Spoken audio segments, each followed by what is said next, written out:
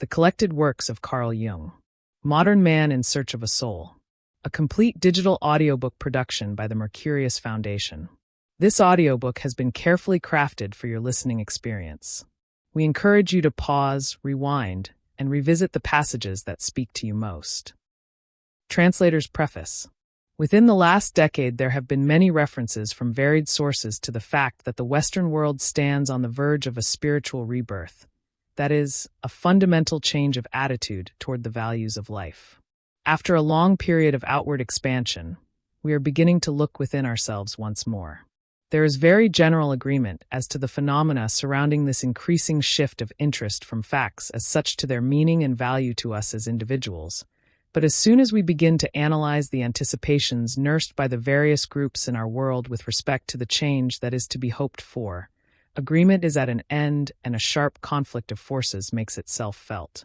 By those who uphold revealed religion, the rebirth that seems imminent is thought of as a renaissance of Catholicism or Protestantism, as the case may be. They see mankind streaming by the million back to the bosom of the Church, there to be comforted for the disillusionments and disasters of our post-war world, there to be taught the paths that will lead out of chaos. Renewal of faith in Christianity, they say, will bring us back to a sure way of life and restore the inspiration the world has lost. Another great group of people think that the new attitude is to be attained by the total destruction of religion as it has up to now been understood. Religion is, they say, a relic of superstitious barbarism, and in its place must come a new and lasting period of enlightenment. Let man but apply his knowledge in the right way, especially his knowledge of economics and technology, and all the great bogies of poverty, ignorance, greed, etc., will vanish into thin air and man will be restored to his lost paradise. To them the rebirth is to be in the realm of reason alone, and the intellect becomes the arbiter of man's fate. Between these two extremes of traditional faith and militant rationalism, every conceivable shade of opinion about this great problem of humanity's next step in psychic evolution is to be found. It may be said that the middle position is held by those people who know that they have outgrown the Church as exemplified in Christianity, but who have not therefore been brought to deny the fact that a religious attitude to life is as essential to them as a belief in the authenticity of science. These people have experienced the soul as vividly as the body as vividly as the soul. And the soul has manifested itself to them in ways not to be explained in terms either of traditional theology or of materialism. They do not wish to sever the real piety they feel within themselves from the body of scientific fact to which reason gives its sanction. They are convinced that if they can attain to more knowledge of the inner workings of their own minds, more information about the subtle but nonetheless perfectly definite laws that govern the psyche, they can achieve the new attitude that is demanded without having on the one hand to regress to what is but a thinly veiled medieval theology, or on the other, to fall victims to the illusions of 19th century ideology. It is to this last group of people that Jung speaks in convincing 8 translators' preface terms. He does not evade the difficult task of synthesizing his knowledge of the soul, gained in his many years of practice as psychiatrist and analyst, into a fund of information available and applicable to everyone. He gives those clues to the nature and functioning of the psyche for which the modern man is painfully groping. The point of view he lays before us is a challenge to the spirit, and evokes an active response in everyone who has felt within himself an urge to grow beyond his inheritance. With one exception, all the essays which make up this volume have been delivered as lectures. The German texts of 4 of them have been brought out in separate publications, and the others are to be found in a volume together with several other essays which have already appeared in English. We are indebted to Mrs. Violet de Laszlo for many helpful suggestions in regard to the essay, Psychotherapists, or the Clergy. Both Dr. Jung and Mrs. Jung have been kind enough to read and criticize the translations in part. Carrie F. Baines. Zurich, March 1933. Modern Man in Search of a Soul. 1. Dream-Analysis in its practical application. The use of dream-analysis in psychotherapy is still a much debated question. Many practitioners find it indispensable in the treatment of neuroses, and ascribe as much importance to the psychic activity manifested in dreams as to consciousness itself. Others, on the contrary, dispute the value of dream analysis and regard dreams as a negligible byproduct of the psyche. Obviously, if a person holds the view that the unconscious plays a leading role in the formation of neuroses, he will attribute practical significance to dreams as direct expressions of the unconscious. If, on the other hand, he denies the unconscious or thinks that it has no part in the development of neuroses, he will minimize the importance of dream analysis. It is regrettable that in this year of grace 1931, more than half a century since Carus formulated the concept of the unconscious, over a century since Kant spoke of the immeasurable field of obscure ideas, and nearly 200 years since Leibniz postulated an unconscious psychic activity, not to mention the achievements of Janet, Flournoy, and Freud, that after all this, the actuality of the unconscious should still be a matter for controversy. Since it is my intention to deal exclusively with questions of practical treatment, I will not attempt in this place a defense of the hypothesis of the unconscious, though it is obvious enough that dream analysis stands or falls with this hypothesis. Without it, the dream appears to be merely a freak of nature, a meaningless conglomerate of memory fragments left over from the happenings of the day. Were the dream nothing more than this, there would be no excuse for the present discussion. We must recognize the unconscious if we are to treat of dream analysis at all, for we do not resort to it as a mere exercise of the wits, but as a method for uncovering hitherto unconscious psychic contents, which are causally related to the neurosis and therefore of importance in its treatment. Anyone who deems this hypothesis unacceptable must simply rule out the question of the practicability of dream analysis. But since, according to our hypothesis, the unconscious plays a causal part in the neurosis, and since dreams are the direct expression of unconscious psychic activity, the attempt to analyze and interpret dreams is entirely justified from a scientific standpoint. Quite apart from therapeutic results, we may expect this line of endeavor to give us scientific insight into psychic causality. For the practitioner, however, scientific discoveries can at most be a gratifying byproduct of his efforts in the field of therapy. He will not feel called upon to apply dream analysis to his patients on the chance that it may throw light upon the problem of psychic causality. He may believe, of course, that the insight so gained is of therapeutic value, in which case he will regard dream analysis as one of his professional duties. It is well known that the Freudian school is of the opinion that important therapeutic effects are achieved by throwing light upon the unconscious causal factors. That is, by explaining them to the patient and thus making him conscious of the sources of his trouble. If we assume, for the time being, that this expectation is borne out by the facts, we can restrict ourselves to the questions whether or not dream analysis enables us to discover the unconscious causes of the neurosis, and whether it can do this unaided, or must be used in conjunction with other methods. The Freudian answer, I may assume, is common knowledge. My own experience confirms this view inasmuch as I have found that dreams not infrequently bring to light in an unmistakable way the unconscious contents that are causal factors in a neurosis. Most often it is the initial dreams that do this. I mean those dreams that a patient reports at the very outset of a treatment. An illustration will perhaps be helpful. I was consulted by a man who held a prominent position in the world.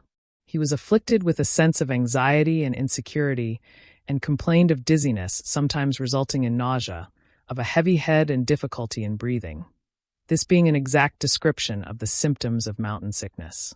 He had had an unusually successful career and had risen, with the help of ambition, industry, and native talent, from a humble origin as the son of a poor peasant. Step by step he had climbed, attaining at last an important post that offered him every opportunity for further social advancement. He had actually reached a place in life from which he could have begun his ascent into the upper regions, when suddenly his neurosis intervened. At this point of his story, the patient could not refrain from that stereotyped exclamation which begins with the familiar words. And just now, the fact that he had all the symptoms of mountain sickness was highly appropriate to the peculiar situation in which he found himself. He had brought with him to the consultation 2 dreams of the preceding night. The first dream was as follows. I am once more in the small village where I was born. Some peasant boys who went to school with me are standing together in the street. I walk past them, pretending not to know them. I hear one of them, who is pointing at me, say, "He doesn't often come back to our village." No tricks of interpretation are needed to recognize and to understand the allusion to the humble beginnings of the dreamer's career.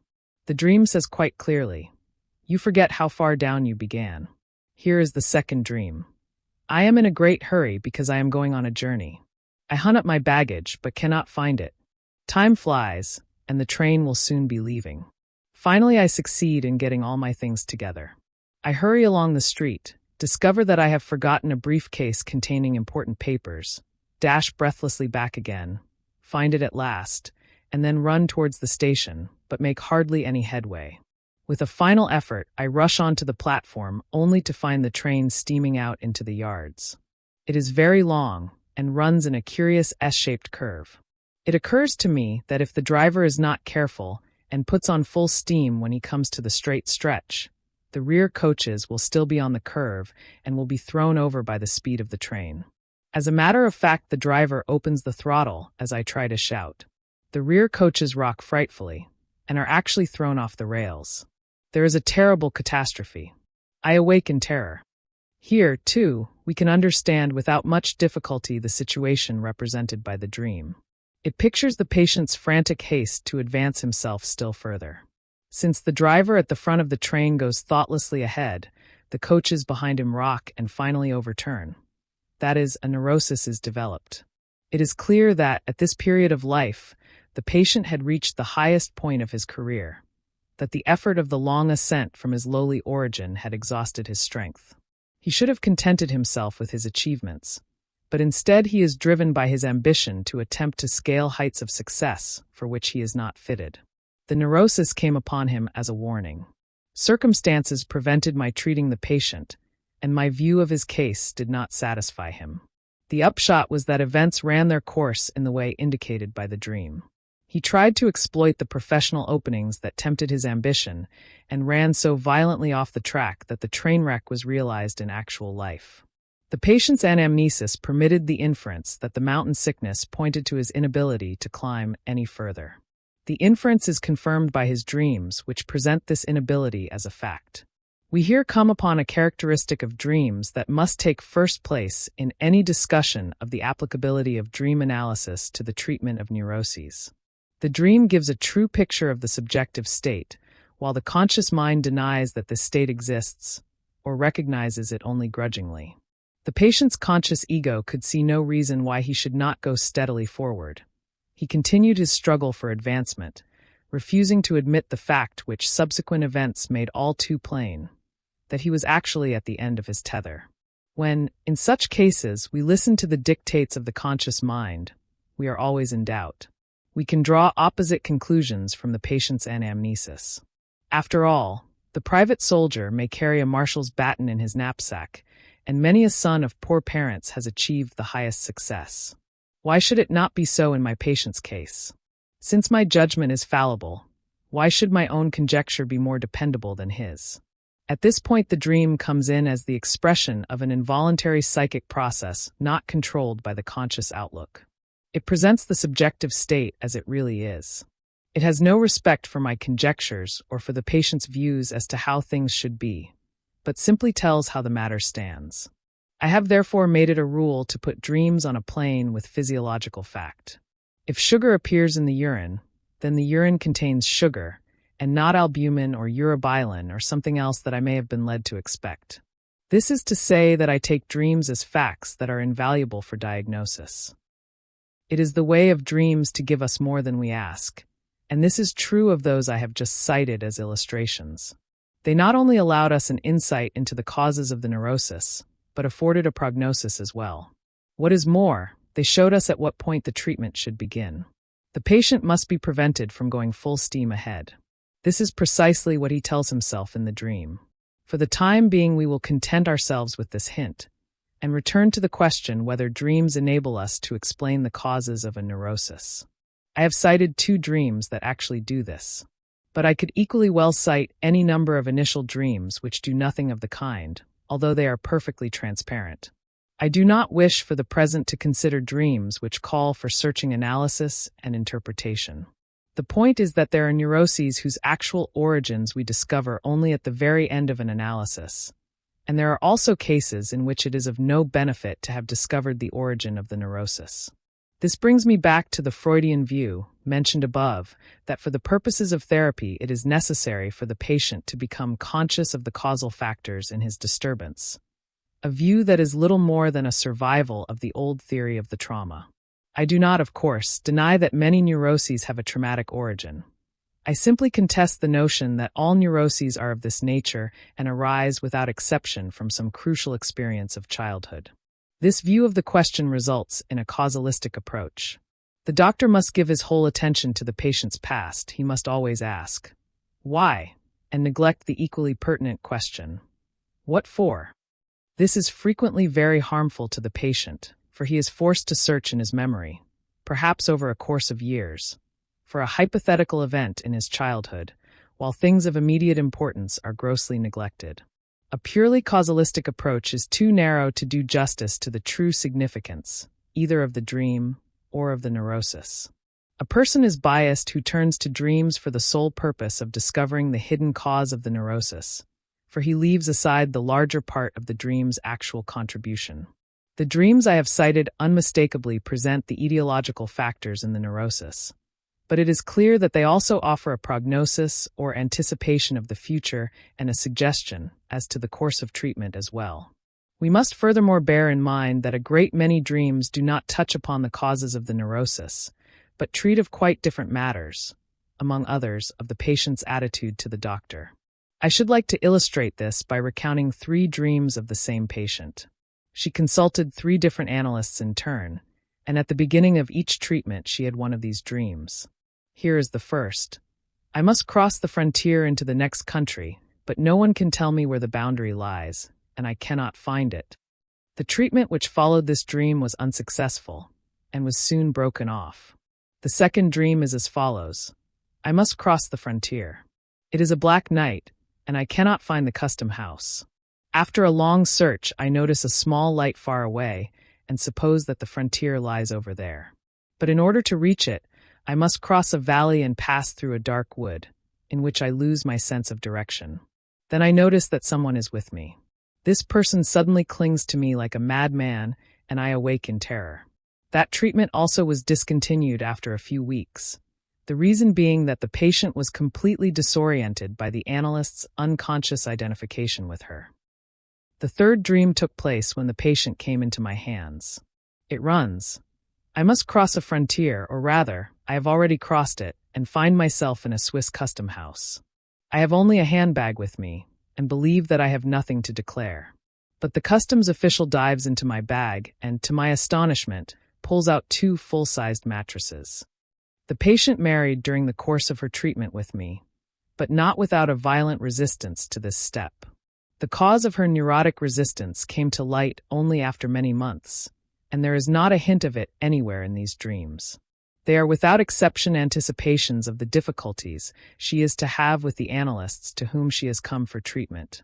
I could cite many other dreams to the same effect, but these may suffice to show that dreams can be anticipatory, and in that case, must lose their particular meaning if they are treated in a purely causalistic way. These 3 dreams give clear information about the analytical situation, and it is extremely important for the purposes of therapy that this be rightly understood. The first doctor understood the situation and sent the patient to the second. Here she drew her own conclusions from her dream and decided to leave. My interpretation of her third dream disappointed her greatly, but she was distinctly encouraged to go on in spite of all difficulties by the fact that it reported the frontier already crossed. Initial dreams are often amazingly transparent and clear-cut. But as the work of analysis progresses, the dreams in a little while cease to be clear. If they should prove exceptional and keep their clarity, we can be sure that the analysis has as yet not touched some important part of the personality. As a rule, the dreams become less transparent and more blurred shortly after the beginning of the treatment. It becomes increasingly difficult to interpret them. A further reason for this being that a point may soon be reached where the doctor is unable, if the truth be told, to understand the situation as a whole. This is how the matter really stands, for to say that the dreams are unintelligible is a mere reflection of the doctor's subjective opinion. Nothing is unclear to the understanding. It is only when we fail to understand that things appear unintelligible and confused. In themselves, dreams are clear. That is, they are just as they must be under the given conditions. If we look back at these unintelligible dreams from a later stage of the treatment or from a distance of some years, we are often astounded at our own blindness. It is a fact that, as an analysis progresses, we come upon dreams that are strikingly obscure in comparison with the initial dreams. But the doctor should not be too sure that these later dreams are really confused, or be too hasty in accusing the patient of deliberate resistance. He would do better to take the fact as an indication of his own growing inability to understand the situation. The psychiatrist likewise is prone to call a patient confused, when he would do well to recognize the projection and admit his own confusion, for it is really his understanding that grows confused in face of the patient's strange behavior. For the purposes of therapy, moreover, it is highly important for the analyst to admit his lack of understanding from time to time, for nothing is more unbearable for the patient than to be always understood. The latter in any case relies too much upon the mysterious insight of the doctor, and by appealing to his professional vanity, lays a dangerous trap for him.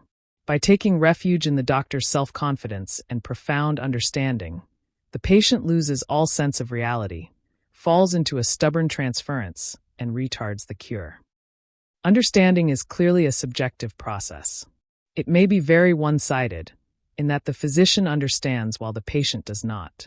In such a case, the doctor sometimes feels it his duty to convince the patient, and if the latter will not allow himself to be convinced, the doctor accuses him of resistance. When the understanding is all on my side, I find it advisable to stress my lack of understanding. It is relatively unimportant whether the doctor understands or not, but everything hangs on the patient's doing so. What is really needed is a mutual agreement, which is the fruit of joint reflection. It is one-sided and therefore dangerous, understanding for the doctor to prejudge the dream from the standpoint of a certain doctrine and to make a pronouncement which may be theoretically sound, but does not win the patient's assent. Insofar as the pronouncement fails in this respect, it is incorrect in the practical sense, and it may also be incorrect in the sense that it anticipates and thereby cripples the actual development of the patient. We appeal only to the patient's brain if we try to inculcate a truth, but if we help him to grow up to this truth in the course of his own development, we have reached his heart, and this appeal goes deeper and acts with greater force. When the doctor's interpretation is based merely upon a one-sided theory or a preconceived opinion, his chances of convincing the patient or of achieving any therapeutic results depend chiefly upon suggestion. And let no one deceive himself as to the effects of suggestion. In itself, suggestion is not to be despised, but it has serious limitations and reacts upon the patient's independence of character in a very undesirable way. A practicing analyst may be supposed to believe in the significance and value of the widening of consciousness. I mean by this the procedure of bringing to light the parts of the personality which were previously unconscious and subjecting them to conscious discrimination and criticism. It is an undertaking which requires the patient to face his problems and taxes his powers of conscious judgment and decision. It is nothing less than a challenge to the ethical sense, a call to arms that must be answered by the whole personality. Therefore, with respect to personal development, the analytical approach is of a higher order than methods of treatment based upon suggestion. This is a kind of magic that works in the dark and makes no ethical demands upon the personality. Methods of treatment based upon suggestion are deceptive makeshifts. They are incompatible with the principles of analytical therapy and should be avoided. But suggestion can of course be avoided only when the doctor is aware of the many doors through which it can enter. There remains in the best of circumstances enough, and more than enough, unconscious suggestion. The analyst who wishes to rule out conscious suggestion must consider any dream interpretation invalid that does not win the assent of the patient, and he must search until he finds a formulation that does. This is a rule which, I believe, must always be observed, especially in dealing with those dreams whose obscurity is evidence of lack of understanding on the part of the doctor as well as of the patient. The doctor should regard every dream as a new departure, as a source of information about unknown conditions concerning which he has as much to learn as the patient. It goes without saying that he should hold no preconceived opinions based upon a particular theory, but stand ready in every single case to construct a totally new theory of dreams. There is still a boundless opportunity for pioneer work in this field. The view that dreams are merely imaginary fulfillments of suppressed wishes has long ago been superseded. It is certainly true that there are dreams which embody suppressed wishes and fears, but what is there which the dream cannot on occasion embody? Dreams may give expression to ineluctable truths, to philosophical pronouncements, illusions, wild fantasies, memories, plans, anticipations, irrational experiences, even telepathic visions, and heaven knows what besides. One thing we ought never to forget: almost the half of our lives is passed in a more or less unconscious state. The dream is specifically the utterance of the unconscious. We may call consciousness the daylight realm of the human psyche, and contrast it with the nocturnal realm of unconscious psychic activity, which we apprehend as dreamlike fantasy. It is certain that consciousness consists not only of wishes and fears, but of vastly more than these, and it is highly probable that the unconscious psyche contains a wealth of contents and living forms equal to or even greater than does consciousness, which is characterized by concentration, limitation, and exclusion. This being the state of affairs, it is imperative that we should not pare down the meaning of a dream to fit some narrow doctrine. We must remember that there are not a few patients who imitate the technical or theoretical jargon of the doctor, and do this even in their dreams. No language exists that cannot be misused. It is hard to realize how badly we are fooled by the abuse of ideas. It even seems as if the unconscious had a way of strangling the physician in the coils of his own theory. All this being so, I leave theory aside as much as possible in analyzing dreams. We cannot, of course, dispense with theory entirely, for it is needed to make things intelligible. It is on the basis of theory, for instance, that I expect dreams to have a meaning. I cannot prove in every case that dreams are meaningful, for there are dreams that neither doctor nor patient understands. But I must regard them as hypothetically meaningful in order to find courage to deal with them at all. To say that dreams contribute in an important way to conscious knowledge, and that a dream which fails to do so is a dream which has not been properly interpreted, this, too, is a theoretical statement. But I must adopt this hypothesis in order to make it clear to myself why I analyze dreams. On the other hand, every hypothesis about the nature of the dream, its function and structure, is merely a rule of thumb and must be subject to constant modifications. We must never forget in dream analysis, even for a moment, that we move on treacherous ground where nothing is certain but uncertainty. A suitable warning to the dream interpreter, if only it were not so paradoxical, would be: do anything you like, only don't try to understand. When we take up an obscure dream, our first task is not to understand and interpret it, but to establish the context with minute care. What I have in mind is not a boundless sweep of free associations, starting from any and every image in the dream, but a careful and conscious illumination of those chains of association that are directly connected with particular images. Many patients have first to be educated to this task, for they resemble the doctor in their urgent desire to understand and to interpret offhand. This is particularly the case when they have already been educated, or rather miseducated, by their reading or by a previous analysis that went wrong. They give associations in accordance with a theory. That is, they try to understand and interpret, and thus they nearly always get stuck. Like the doctor, they wish at once to get behind the dream in the false belief that it is a mere facade concealing the true meaning. Perhaps we may call the dream a facade, but we must remember that the fronts of most houses by no means trick or deceive us, but on the contrary, follow the plan of the building and often betray its inner arrangement. The manifest dream picture is the dream itself, and contains the latent meaning.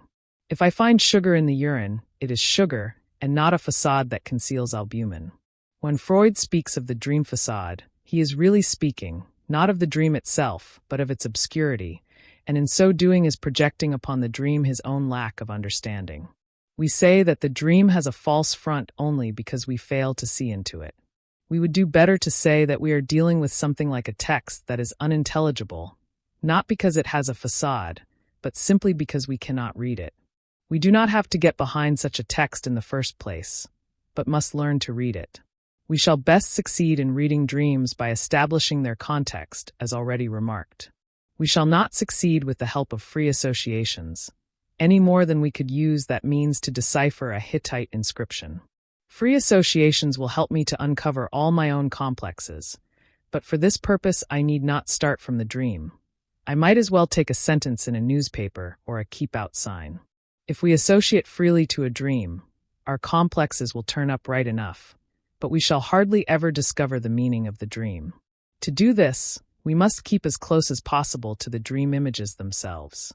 When a person has dreamed of a deal table, little is accomplished by his associating it with his writing desk, which is not made of deal.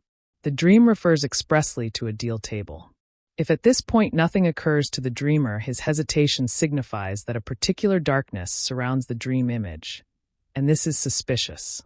We would expect him to have dozens of associations to a deal table, and when he cannot find a single one, this must have a meaning. In such cases we should return again and again to the image. I say to my patients, suppose I had no idea what the words deal table mean. Describe this object and give me its history in such a way that I cannot fail to understand what sort of thing it is. We succeed in this way in establishing a good part of the context of that particular dream image. When we have done this for all the images in the dream, we are ready for the venture of interpretation. Every interpretation is hypothetical, for it is a mere attempt to read an unfamiliar text. An obscure dream, taken by itself, can rarely be interpreted with any certainty, so that I attach little importance to the interpretation of single dreams. With a series of dreams, we can have more confidence in our interpretations, for the later dreams correct the mistakes we have made in handling those that went before. We are also better able, in a dream series, to recognize the important contents and basic themes, and I therefore urge my patients to make a careful record of their dreams and the interpretations given them. I also show them how to work up their dreams in the way I have just indicated, so that they can bring me in writing the dream and the material that forms the context of the dream. In later stages of analysis, I let them work out the interpretations as well. The patient learns in this way how to consult the unconscious without the doctor's help. If dreams did nothing more than inform us about the causal factors in a neurosis, we could safely let the doctor handle them alone. My way of dealing with them, moreover, would be quite superfluous if all that we could expect of them were a collection of hints and insights helpful to the doctor. But since it is probable, as I have shown in a few examples, that dreams contain more than practical helps for the doctor, dream analysis deserves very special consideration. Sometimes, indeed, it is a matter of life and death. Among many cases of this sort, I have been especially impressed with one that concerned a colleague of mine in Zurich. He was a man somewhat older than myself whom I saw from time to time, and who always teased me on these occasions about my interest in dream interpretation. I met him one day in the street, and he called out to me, "How are things going? Are you still interpreting dreams? By the way, I've had another idiotic dream. Does it mean something too?" He had dreamed as follows. I am climbing a high mountain over steep, snow-covered slopes. I mount higher and higher. It is marvelous weather. The higher I climb, the better I feel. I think, if only I could go on climbing like this forever. When I reach the summit, my happiness and elation are so strong that I feel I could mount right up into space. And I discover that I actually can do this. I go on climbing on empty air. I awake in a real ecstasy. When he had told me his dream, I said, "My dear man, I know you can't give up mountaineering, but let me implore you not to go alone from now on. When you go, take 2 guides, and you must promise on your word of honor to follow their directions." "Incorrigible," he replied laughing, and said goodbye. I never saw him again. 2 months later came the first blow. When out alone, he was buried by an avalanche, but was dug out in the nick of time by a military patrol which happened to come along. 3 months after this the end came. He went on a climb accompanied by a younger friend, but without guides. An alpinist standing below saw him literally step out into the air as he was letting himself down a rock wall. He fell on to the head of his friend, who was waiting beneath him, and both were dashed to pieces far below. That was ecstasis in the full meaning of the word. No amount of skepticism and critical reserve has ever enabled me to regard dreams as negligible occurrences. Often enough they appear senseless, But it is obviously we who lack the sense and the ingenuity to read the enigmatical message from the nocturnal realm of the psyche. When we see that at least a half of man's life is passed in this realm, that consciousness has its roots there, and that the unconscious operates in and out of waking existence, it would seem incumbent upon medical psychology to sharpen its perceptions by a systematic study of dreams. No one doubts the importance of conscious experience. Why then should we question the importance of unconscious happenings? They also belong to human life, and they are sometimes more truly a part of it for weal or woe than any events of the day. Dreams give information about the secrets of the inner life and reveal to the dreamer hidden factors of his personality. As long as these are undiscovered, they disturb his waking life and betray themselves only in the form of symptoms. This means that we cannot effectively treat the patient from the side of consciousness alone, but must bring about a change in and through the unconscious. As far as present knowledge goes, there is only one way of doing this. There must be a thoroughgoing conscious assimilation of unconscious contents. By assimilation, I mean a mutual interpenetration of conscious and unconscious contents and not, as is too commonly thought, a one-sided valuation, interpretation, and deformation of unconscious contents by the conscious mind. As to the value and significance of unconscious contents in general, very mistaken views are abroad. It is well known that the Freudian school presents the unconscious in a thoroughly depreciatory light, just as also it looks on primitive man as little better than a wild beast. Its nursery tales about the terrible old man of the tribe and its teachings about the infantile perverse criminal unconscious have led people to make a dangerous monster out of the unconscious, that really very natural thing. As if all that is good, reasonable, beautiful, and worth living for had taken up its abode in consciousness. Have the horrors of the world war really not opened our eyes? Are we still unable to see that man's conscious mind is even more devilish and perverse than the unconscious? I was recently reproached with the charge that my teaching about the assimilation of the unconscious, were it accepted, would undermine culture and exalt primitivity at the cost of our highest values. Such an opinion can have no foundation other than the erroneous belief that the unconscious is a monster. Such a view arises from fear of nature and of life as it actually is. Freud has invented the idea of sublimation to save us from the imaginary claws of the unconscious. But what actually exists cannot be alchemistically sublimated, and if anything is apparently sublimated, it never was what a false interpretation took it to be. The unconscious is not a demonic monster, but a thing of nature that is perfectly neutral as far as moral sense, aesthetic taste, and intellectual judgment go. It is dangerous only when our conscious attitude towards it becomes hopelessly false. And this danger grows in the measure that we practice repressions. But as soon as the patient begins to assimilate the contents that were previously unconscious, the danger from the side of the unconscious diminishes. As the process of assimilation goes on, it puts an end to the dissociation of the personality and to the anxiety that attends and inspires the separation of the two realms of the psyche. That which my critic feared, I mean the overwhelming of consciousness by the unconscious, is most likely to occur when the unconscious is excluded from life by repressions, or is misunderstood and depreciated. A fundamental mistake, and one which is commonly made, is this. It is supposed that the contents of the unconscious are unequivocal and are marked with plus or minus signs that are immutable. As I see the question, this view is too naive. The psyche is a self-regulating system that maintains itself in equilibrium as the body does. Every process that goes too far immediately and inevitably calls forth a compensatory activity. Without such adjustments, a normal metabolism would not exist, nor would the normal psyche. We can take the idea of compensation, so understood, as a law of psychic happening. Too little on one side results in too much on the other. The relation between conscious and unconscious is compensatory. This fact, which is easily verifiable, affords a rule for dream interpretation. It is always helpful when we set out to interpret a dream to ask, what conscious attitude does it compensate? Although compensation may take the form of imaginary wish fulfillment, it generally presents itself as an actuality which becomes the more strikingly actual the more we try to repress it. We know that we do not conquer thirst by repressing it. The dream content is to be taken in all seriousness as something that has actually happened to us.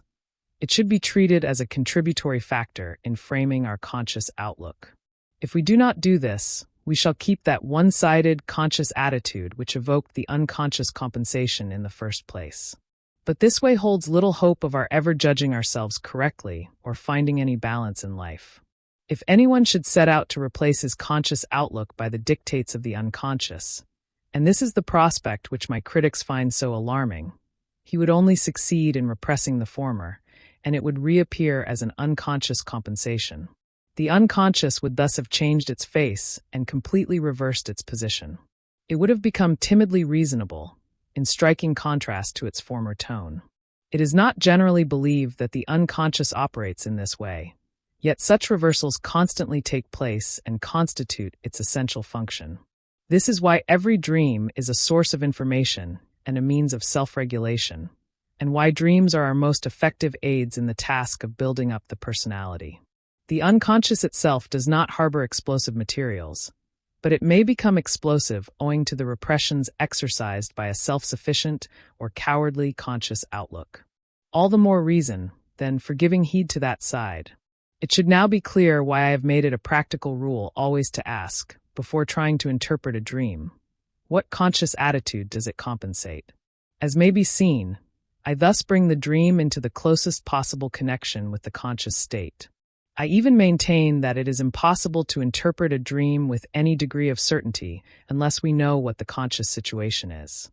For it is only in the light of this knowledge that we can make out whether the unconscious content carries a plus or minus sign. The dream is not an isolated psychic event completely cut off from daily life. If it seems so to us, that is only an illusion that arises from our lack of understanding. In reality, the relation between consciousness and the dream is strictly causal, and they interact in the subtlest of ways.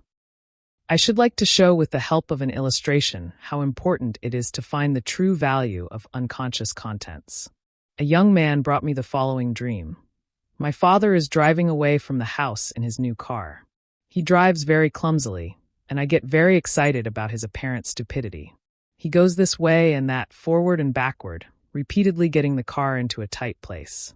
Finally, he runs into a wall and badly damages the car. I shout at him in a perfect rage, telling him he ought to behave himself. My father only laughs, and then I see that he is dead drunk. There is no foundation, in fact, for the dream. The dreamer is convinced that his father would never behave in that way, even if he were drunk. The dreamer himself is used to cars. He is a careful driver and very moderate in the use of alcohol, especially when he has to drive. Bad driving, and even slight injuries to the car, irritate him greatly. The son's relation to his father is good. He admires him for being an unusually successful man. We can say, without any attempt at interpretation, that the dream presents a very unfavorable picture of the father. What, then, should we take its meaning to be as far as the son is concerned? Is his relation to his father good only in appearance? And does it really consist of overcompensated resistances? If this is so, we should attribute a plus sign to the dream content. We should have to tell the young man, this is your actual relation to your father.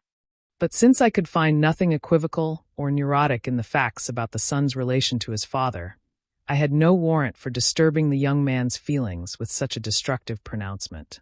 To do so would have prejudiced the outcome of the treatment. But if his relation to his father is really excellent, why must the dream manufacture such an improbable story to discredit the father? The dreamer's unconscious must have a distinct tendency to produce such a dream. Has the young man resistances to his father, after all, which are perhaps fed by jealousy or a certain sense of inferiority? But before we go out of our way to burden his conscience, and with sensitive young people there is always the risk that we do this too lightly, we had better, for once, drop the question of why he had this dream and ask ourselves instead, what for? The answer, in this case, would be that his unconscious clearly tries to depreciate his father. If we take this as a compensation, we are forced to the conclusion that his relation to his father is not only good, but even too good. The young man actually deserves the French sobriquet of fils à papa. His father is still too much the guarantor of his existence, and he is still living what I call a provisional life. He runs the risk of failing to realize himself because there is too much father on every side. This is why the unconscious manufactures a kind of blasphemy. It seeks to lower the Father and to elevate the Son. An immoral business, we may be tempted to say. Every father who lacks insight would be on his guard here. And yet this compensation is entirely to the point. It forces the son to contrast himself with his father, and that is the only way in which he can become aware of himself. The interpretation just outlined was apparently the correct one, for it struck home. It won the spontaneous assent of the young man, and did no violence to his feeling for his father, or to the father's feeling for him. But this interpretation was only possible when the father-son relation had been studied in the light of all the facts that were accessible to consciousness. Without a knowledge of the conscious situation, the true meaning of the dream would have remained in doubt. It is of the first importance for the assimilation of dream contents that no violence be done to the real values of the conscious personality. If the conscious personality is destroyed or even crippled, there is no one left to do the assimilating. When we recognize the importance of the unconscious, we are not embarking upon a Bolshevist experiment which puts the lowest on top. This would only bring about a return of the situation we are trying to correct. We must see to it that the conscious personality remains intact, for we can only turn the unconscious compensations to good account when the conscious personality cooperates in the venture. When it comes to the assimilation of a content, it is never a question of this or that, but of this and that. Just as the interpretation of dreams requires exact knowledge of the conscious status quo, so the treatment of dream symbolism demands that we take into account the dreamer's philosophical, religious, and moral convictions. It is far wiser in practice not to regard the dream symbols as signs or symptoms of a fixed character. We should rather take them as true symbols, that is to say, as expressions of something not yet consciously recognized or conceptually formulated. In addition to this, they must be considered in relation to the dreamer's immediate state of consciousness. I emphasize that this way of treating the dream symbols is advisable in practice because theoretically there do exist relatively fixed symbols whose meaning must on no account be referred to anything whose content is known, or to anything that can be formulated in concepts. If there were no relatively fixed symbols, it would be impossible to determine the structure of the unconscious. There would be nothing in it which could be in any way laid hold of or described. It may seem strange that I should attribute an indefinite content to the relatively fixed symbols, but it is the indefinite content that marks the symbol as against the mere sign or symptom. It is well known that the Freudian school operates with hard and fast sexual symbols, but these are just what I should call signs, for they are made to stand for sexuality, and this is supposed to be something definitive. As a matter of fact, Freud's concept of sexuality is thoroughly elastic and so vague that it can be made to include almost anything. The word itself is familiar, but what it denotes amounts to an indeterminable or variable X that stands for the physiological activity of the glands at one extreme and the highest reaches of the spirit at the other. Instead of taking a dogmatic stand that rests upon the illusion that we know something because we have a familiar word for it, I prefer to regard the symbol as the announcement of something unknown, hard to recognize and not to be fully determined. Take, for instance, the so-called phallic symbols, which are supposed to stand for the membrum virile and nothing more. Psychologically speaking, the membrum is itself, as Cranefelt has recently pointed out, a symbolic image whose wider content cannot easily be determined. As was customary throughout antiquity, primitive people today make a free use of phallic symbols, yet it never occurs to them to confuse the phallus, as a ritualistic symbol, with the penis.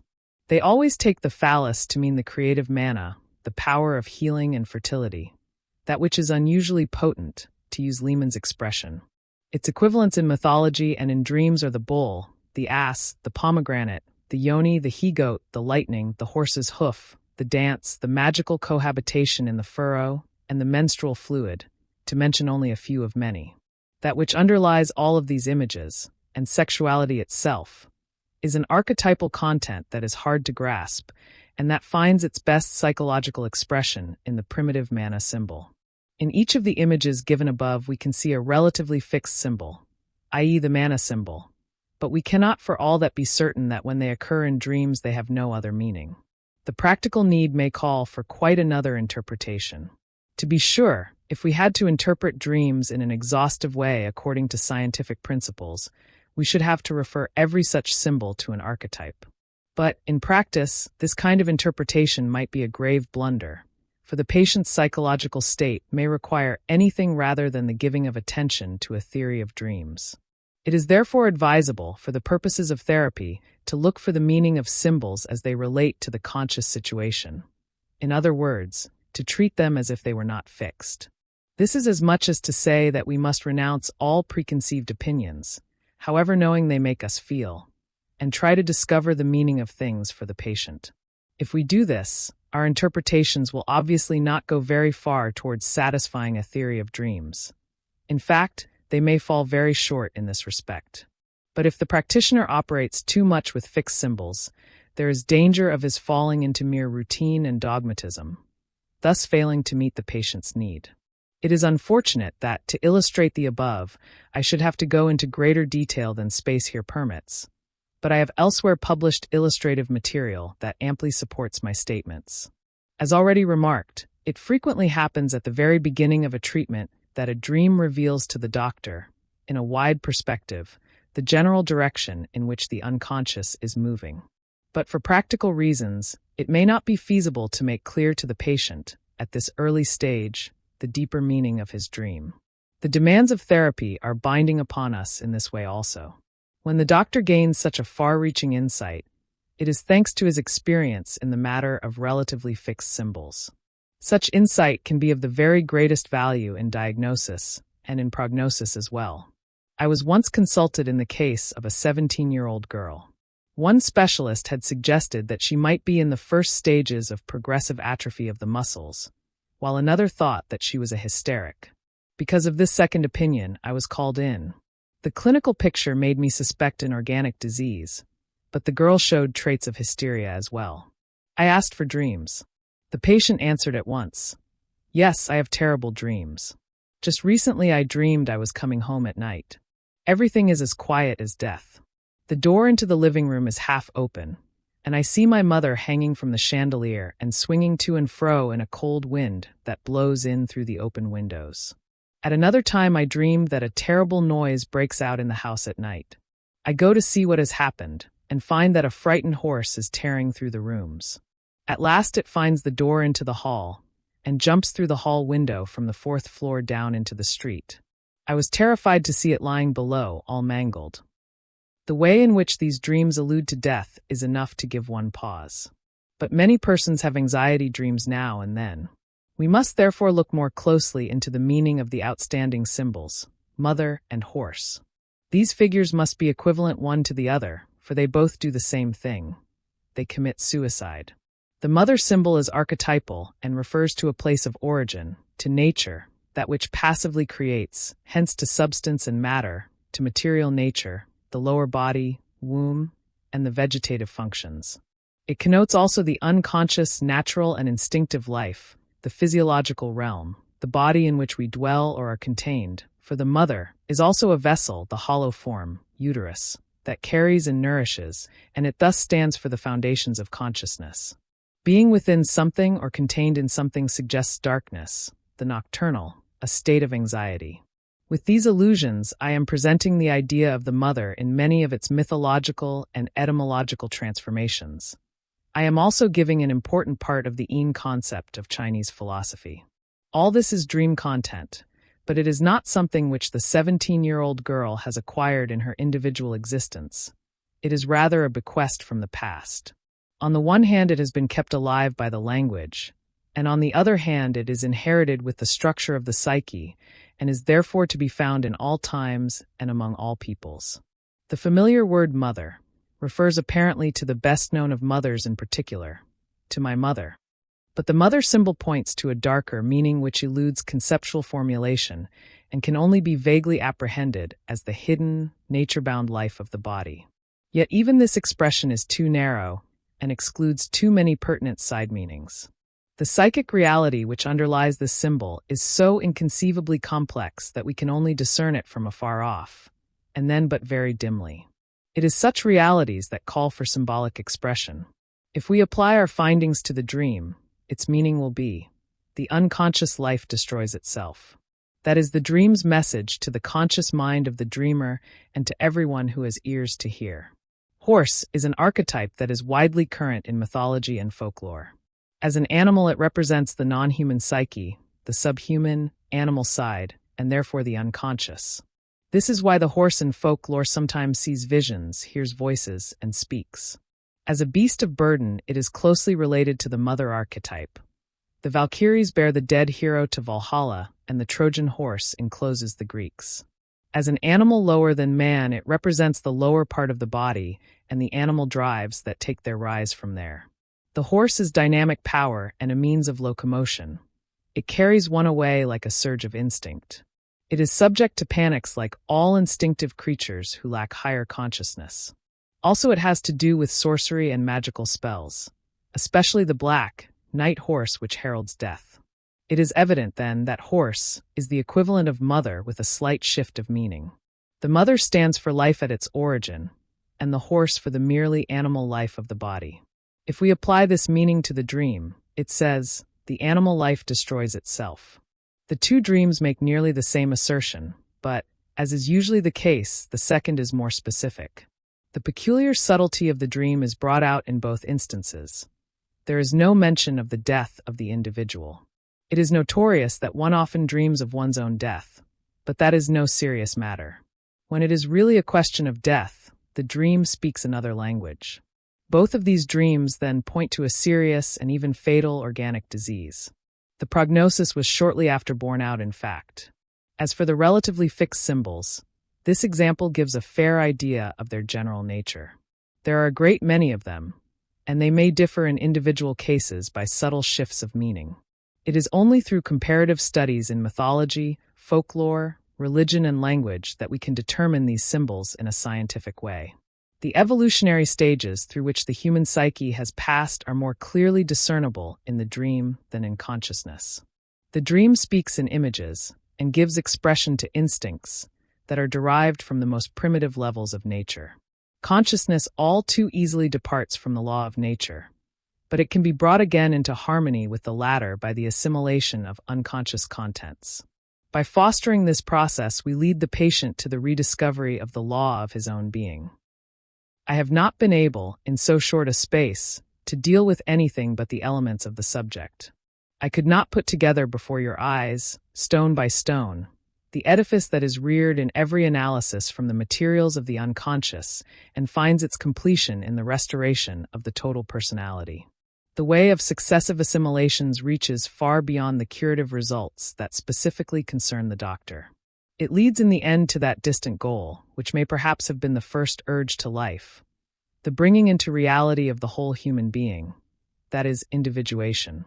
We physicians are without doubt the first scientific observers of these obscure processes of nature. As a rule, we see only a pathological phase of the development and lose sight of the patient as soon as he is cured. But it is only when the cure has been effected that we are in a position to study the normal process of change, itself a matter of years or decades. If we had some knowledge of the ends towards which unconscious psychic growth is tending, and if our psychological insight were not drawn exclusively from the pathological phase, we should have a less confused idea of the processes revealed by dreams and a clearer recognition of what it is that the symbols point to.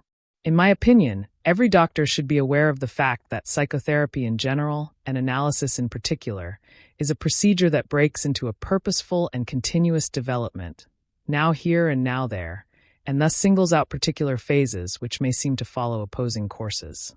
Since every analysis by itself shows only one part or aspect of the deeper course of development, nothing but hopeless confusion can result from casuistic comparisons. For this reason, I have preferred to confine myself to the rudiments of the subject and to practical considerations. It is only in actual contact with the facts as they occur that we can come to anything like a satisfactory agreement. 2. Problems of modern psychotherapy. Psychotherapy, or the treatment of the mind by psychological methods, is identified in popular thought today with psychoanalysis. This word is now so widely accepted that everyone who uses it seems at the same time to grasp its meaning. Yet it is seldom that a layman knows precisely what it covers. According to the intention of its creator, Freud, it can be appropriately applied only to his own particular method of explaining psychic symptoms in terms of certain repressed impulses.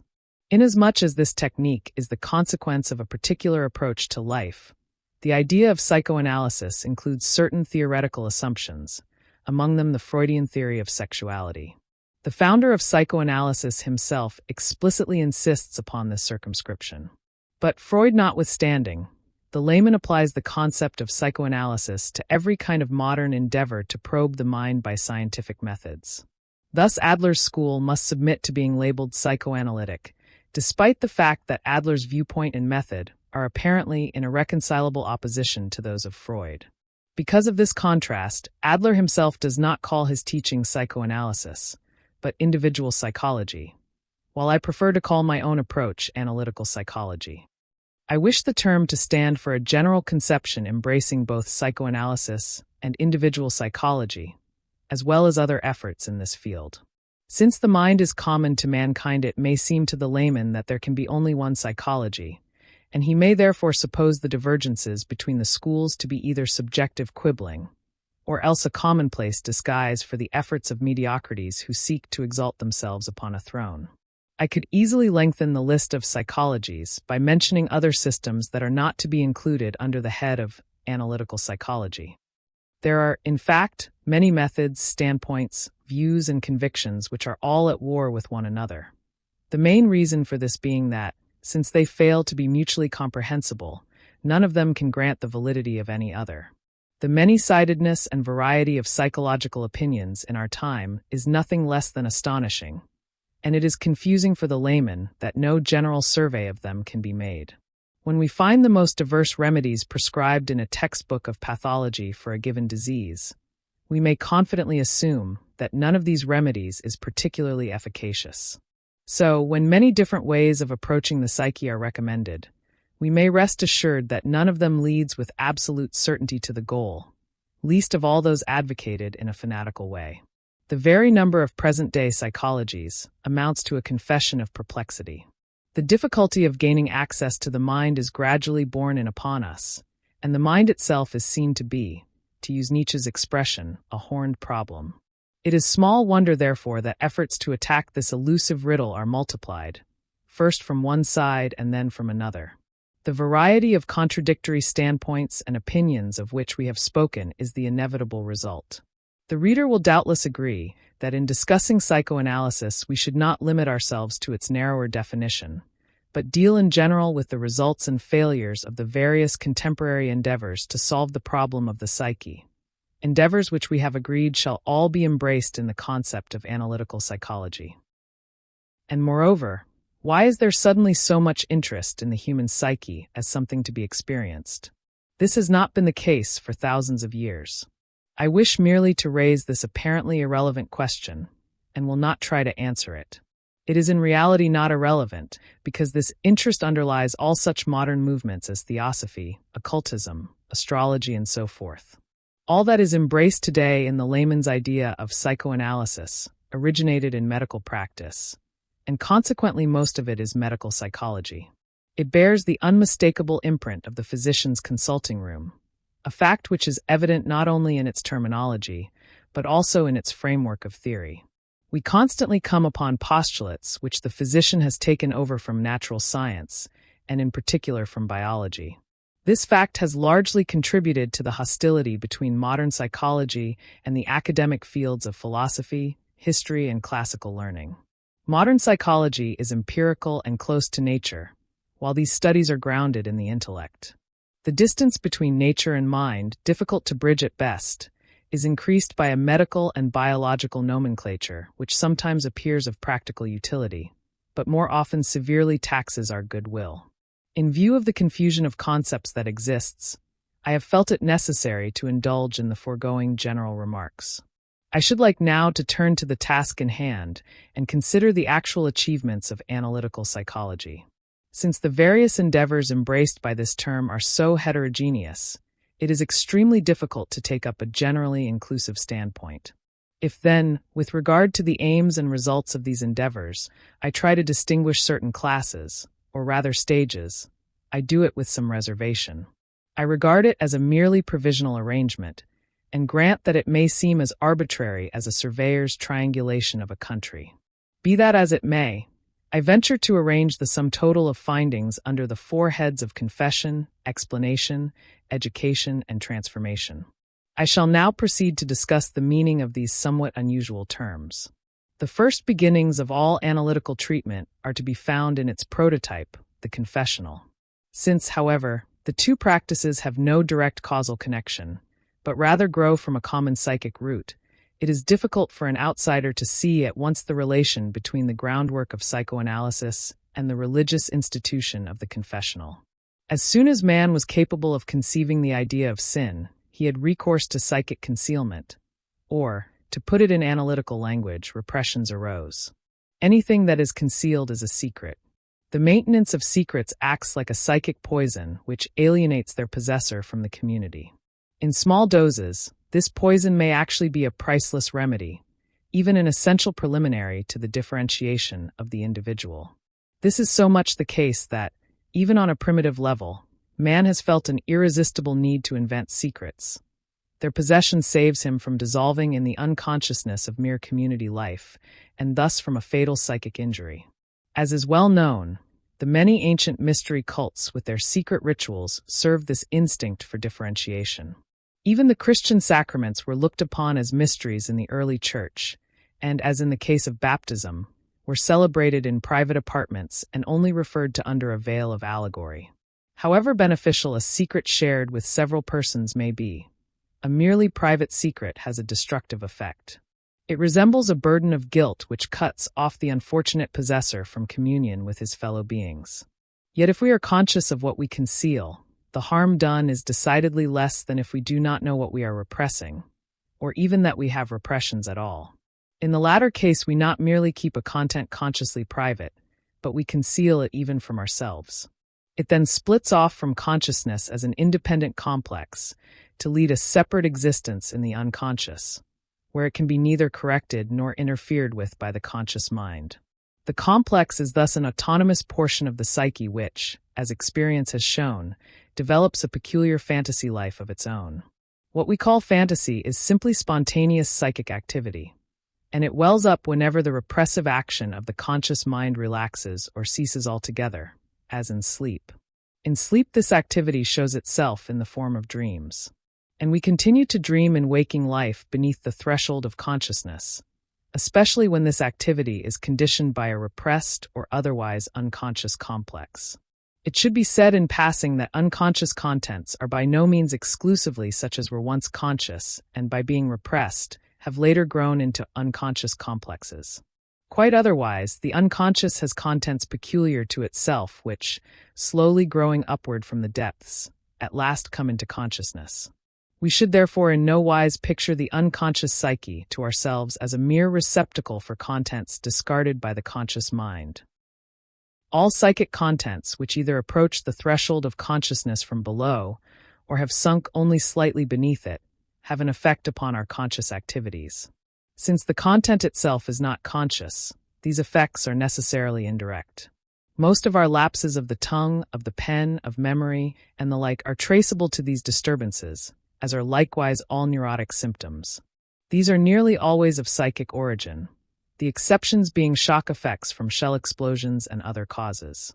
The mildest forms of neurosis are the lapses already referred to, blunders of speech, the sudden forgetting of names and dates, unexpected clumsiness leading to injuries or accidents, misunderstandings of personal motives, or of what we have heard or read, and so-called hallucinations of memory which cause us to suppose erroneously that we have said or done this or that. In all these cases, a thorough investigation can show the existence of a content which in an indirect and unconscious way has distorted the conscious performance. In general, therefore, an unconscious secret is more harmful than one that is conscious.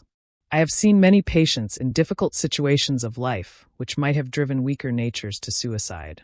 These patients had at times a tendency towards suicide, but, on account of their inherent reasonableness, would not allow the suicidal urge to come into consciousness. But it remained active in the unconscious, and brought about all kinds of dangerous accidents, as for instance an attack of faintness or hesitation in front of an advancing motor car, the swallowing of corrosive sublimate in the belief that it was a cough mixture, a sudden zest for dangerous acrobatics, and so forth. When it was possible to make the suicidal leaning conscious, common sense could helpfully intervene. The patients could then recognize and avoid those situations that tempted them to self-destruction. As we have seen, every personal secret has the effect of a sin or of guilt, whether or not it is, from the standpoint of popular morality, a wrongful secret. Now, another form of concealment is the act of withholding, it being usually emotions that are withheld, as in the case of secrets, so here also we must make a reservation. Self-restraint is healthful and beneficial. It is even a virtue. This is why we find self-discipline to have been one of man's earliest moral attainments. Among primitive peoples, it has its place in the initiation ceremonies, chiefly in the forms of ascetic continence and the stoical endurance of pain and fear. Self-restraint, however, is here practiced within the secret society as something undertaken in company with others. But if self-restraint is only a private matter, and perhaps devoid of any religious aspect, then it may be as harmful as the personal secret. From this kind of self-restraint come our well-known ugly moods and the irritability of the over-virtuous. The emotion withheld is also something we conceal, something which we can hide even from ourselves, an art in which men particularly excel, while women, with very few exceptions, are by nature averse to doing such violence to their emotions. When emotion is withheld, it tends to isolate and disturb us quite as much as an unconscious secret, and is equally guilt-laden. Just as nature bears us ill will, as it were, if we possess a secret to which mankind has not attained, so also has she a grudge against us if we withhold our emotions from our fellow men. Nature decidedly abhors a vacuum in this respect. In the long run, nothing is more unbearable than a tepid harmony in personal relations brought about by withholding emotion. The repressed emotions are often of a kind we wish to keep secret. But more often there is no secret worthy of the name. There are merely quite avowable emotions which, from being withheld at some important juncture, have become unconscious. It is probable that one form of neurosis is conditioned by the predominance of secrets, and another by the predominance of restrained emotions.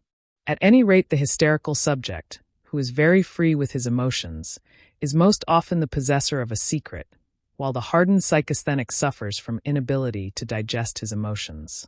To cherish secrets and to restrain emotions are psychic misdemeanors for which nature finally visits us with sickness. That is, when we do these things in private. But when they are done in communion with others, they satisfy nature, and may even count as useful virtues. It is only restraint practiced in and for oneself that is unwholesome. It is as if man had an inalienable right to behold all that is dark, imperfect, stupid, and guilty in his fellow beings. For such, of course, are the things that we keep private to protect ourselves. It seems to be a sin in the eyes of nature to hide our insufficiency, just as much as to live entirely on our inferior side. There appears to be a conscience in mankind which severely punishes the man who does not somehow and at some time, at whatever cost to his pride, cease to defend and assert himself, and instead confess himself fallible and human. Until he can do this, an impenetrable wall shuts him out from the living experience of feeling himself a man among men.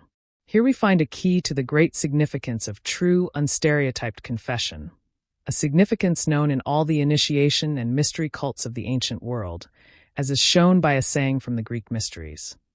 Give up what thou hast, and then thou wilt receive. We may well take this saying as a motto for the first stage in psychotherapeutic treatment. It is a fact that the beginnings of psychoanalysis were fundamentally nothing else than the scientific rediscovery of an ancient truth. Even the name catharsis, or cleansing, which was given to the earliest method of treatment, comes from the Greek initiation rites. The early method of catharsis consisted in putting the patient, with or without hypnotic aid, in touch with the hinterland of his mind. That is to say, into that state which the Eastern yoga systems describe as meditation or contemplation. In contrast to the meditation found in yoga practice, the psychoanalytic aim is to observe the shadowy presentations, whether in the form of images or of feelings, that are spontaneously evolved in the unconscious psyche and appear without his bidding to the man who looks within. In this way, we find once more things that we have repressed or forgotten. Painful though it may be, this is in itself a gain. For what is inferior or even worthless belongs to me as my shadow and gives me substance and mass. How can I be substantial if I fail to cast a shadow? I must have a dark side also if I am to be whole. And inasmuch as I become conscious of my shadow, I also remember that I am a human being like any other. In any case, when I keep it to myself, this rediscovery of that which makes me whole restores the condition which preceded the neurosis, or the splitting off of the complex. In keeping the matter private, I have only attained a partial cure, for I still continue in my state of isolation. It is only with the help of confession that I am able to throw myself into the arms of humanity, freed at last from the burden of moral exile. The goal of treatment by catharsis is full confession, no merely intellectual acknowledgement of the facts, but their confirmation by the heart and the actual release of the suppressed emotions. As can easily be imagined, such confessions have a great effect with simple people, and their curative results are often astonishing. Yet I do not wish to point to the fact that some patients are cured as being the main achievement of psychotherapy at this level. What I wish to call attention to is the systematic emphasis given to the significance of confession. It is this which strikes home to all of us. For we are all in some way or other kept asunder by our secrets. And instead of seeking through confession to bridge the abysses that separate us from one another, we choose the easy byway of deceptive opinions and illusions. In saying this, however, I am far from wishing to enunciate a general maxim. It would be hard to go too far in condemning the bad taste of a common, mutual confession of sins. The fact established by psychology is simply this: we are dealing here with a delicate matter. We cannot handle it directly or by itself, for it offers us a problem with unusually pointed horns. A consideration of the next stage, that of explanation, will make this clear. It is evident enough that the new psychology would have remained at the stage of confession had catharsis proved itself a panacea. First and foremost, it is not always possible to bring certain patients close enough to the unconscious to enable them to perceive the shadows. Indeed, there are many patients, for the most part complicated, highly conscious persons, who are so firmly anchored in consciousness that nothing can pry them loose. They often develop the most violent resistances whenever an attempt is made to push consciousness aside. They wish to talk with the physician of things about which they are fully conscious, to make their difficulties intelligible, and to discuss them. They already have quite enough to confess, they say. They do not have to turn to the unconscious for that. For such patients, a complete technique for effecting the approach to the unconscious is needed. This is one fact which at the outset seriously restricts us in applying the method of catharsis. The other limitation is revealed later on, and its discussion at once leads us to the problems of the second stage, the stage of explanation. Let us suppose that in a given case the confession demanded by the method of catharsis has taken place, that the neurosis has disappeared, or that the symptoms at least have vanished. The patient could now be dismissed as cured if it depended on the physician alone. But he, or especially she, cannot get away. The patient seems bound to the physician by the act of confession. If this apparently meaningless attachment is forcibly severed, there is a bad relapse. It is both curious and significant that there are cases where no attachment develops. The patient goes away apparently cured, but he is now so fascinated by the hinterland of his own mind that he continues to practice catharsis by himself at the expense of his adaptation to life. He is bound to the unconscious, to himself, not to the physician. He has obviously shared the experience of Theseus and his comrade Pirithous in their descent to Hades to bring back the goddess of the underworld. Tiring on the way, they sat down to rest for a while, only to find that they had grown to the rocks and could not rise. These curious and unexpected occurrences must be explained to the patients, while the first-mentioned cases who were inaccessible to catharsis must also be handled by the method of explanation. In spite of the fact that the two classes of patients are apparently quite different, it is at the same point that explanation is called for. That is where the problem of fixation arises, as was recognized by Freud. This fixation is evident enough in patients who have undergone catharsis, and it is especially clear in those who remain attached to the physician. Something similar has already been observed as an unpleasant result of hypnotic treatment, but the inner mechanism of such a tie was not understood. It now appears that the questionable bond essentially corresponds to the relation between father and child. The patient falls into a sort of childish dependence from which he cannot protect himself even by reason and insight. The fixation is at times astonishingly strong, so much so that one suspects it of being fed by forces quite out of the common.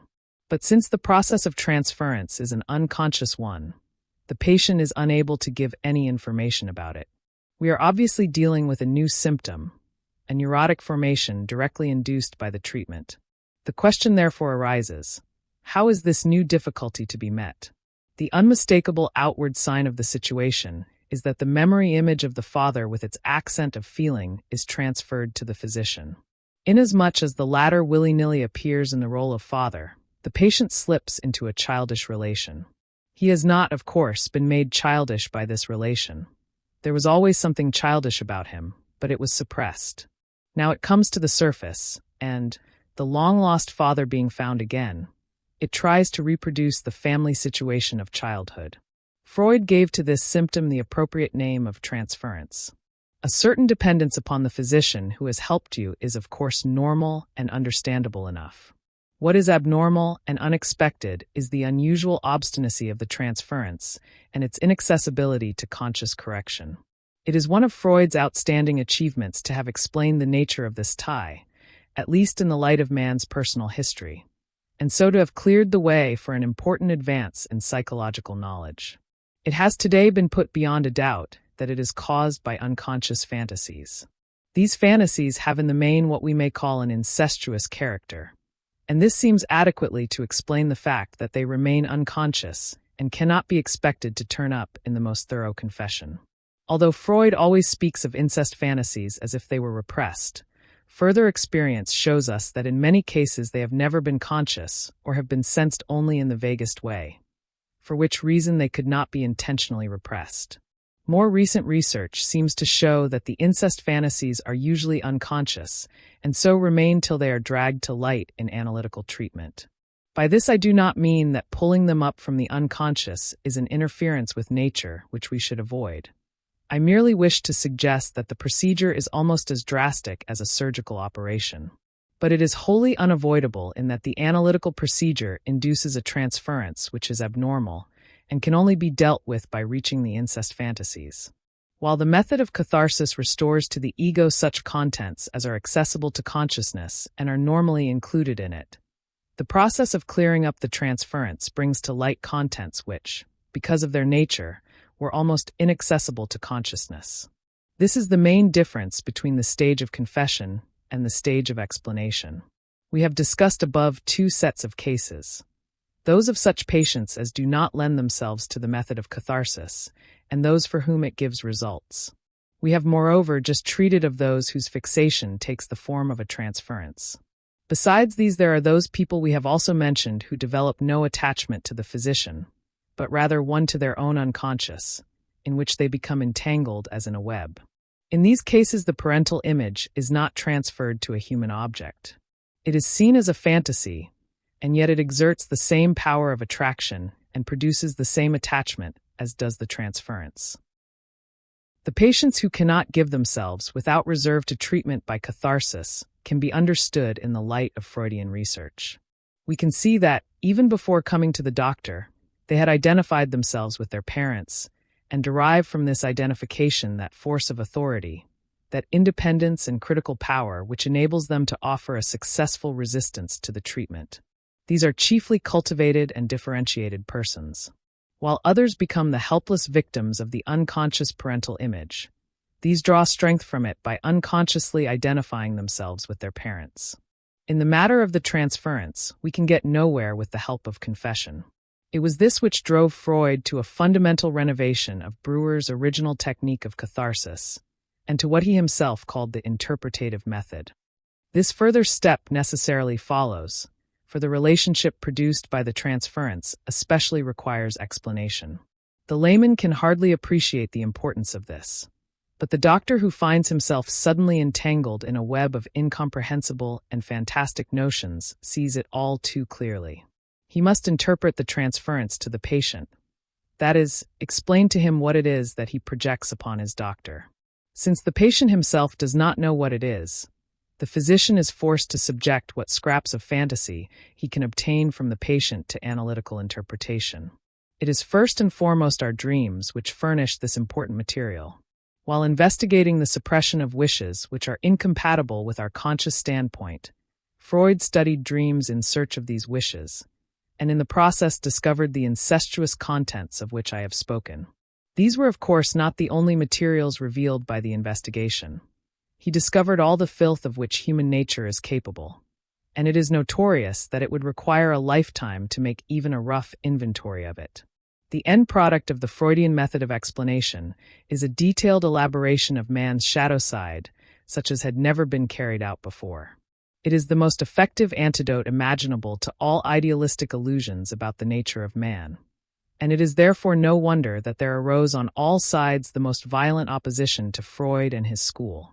We could expect nothing else of those who believe in illusions on principle, but I maintain that there are not a few among the opponents of the method of explanation who have no illusions as to man's shadow side, and who yet object to a biased portrayal of man from the shadow side alone. After all, the essential thing is not the shadow, but the body which casts it. Freud's method of interpretation rests upon reductive explanations which unfailingly lead backward and downward, and it has a destructive effect if it is used in an exaggerated and one-sided way. Nevertheless, psychology has profited greatly from Freud's pioneer work. It has learned that human nature has also a black side, and that not man alone possesses this side, but his works, his institutions, and his convictions as well. Even our purest and holiest beliefs can be traced to the crudest origins. This way of looking at things even has its justification, for the beginning of all living organisms is simple and lowly. We build our houses from the foundation up.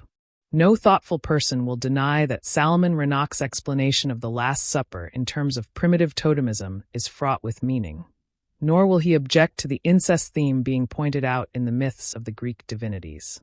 It is painful, there is no denying it, to interpret radiant things from the shadow side, and thus in a measure reduce them to their origins in dreary filth. But it seems to me to be an imperfection in things of beauty, and a weakness in man, if an explanation from the shadow side has a destructive effect. The horror which we feel for Freudian interpretations is entirely due to our own barbaric or childish naivete, which believes that there can be heights without corresponding depths, and which blinds us to the really final truth that, when carried to extremes, opposites meet. Our mistake would lie in supposing that what is radiant no longer exists because it has been explained from the shadow side. This is a regrettable error into which Freud himself has fallen. Yet the shadow belongs to the light as the evil belongs to the good, and vice versa. Therefore I cannot regret the shock that was felt at the exposure of our Occidental illusions and pettiness. On the contrary, I welcome this exposure and attach to it an almost incalculable significance. It is one of those swings of the pendulum which, as history has so often shown, set matters right again.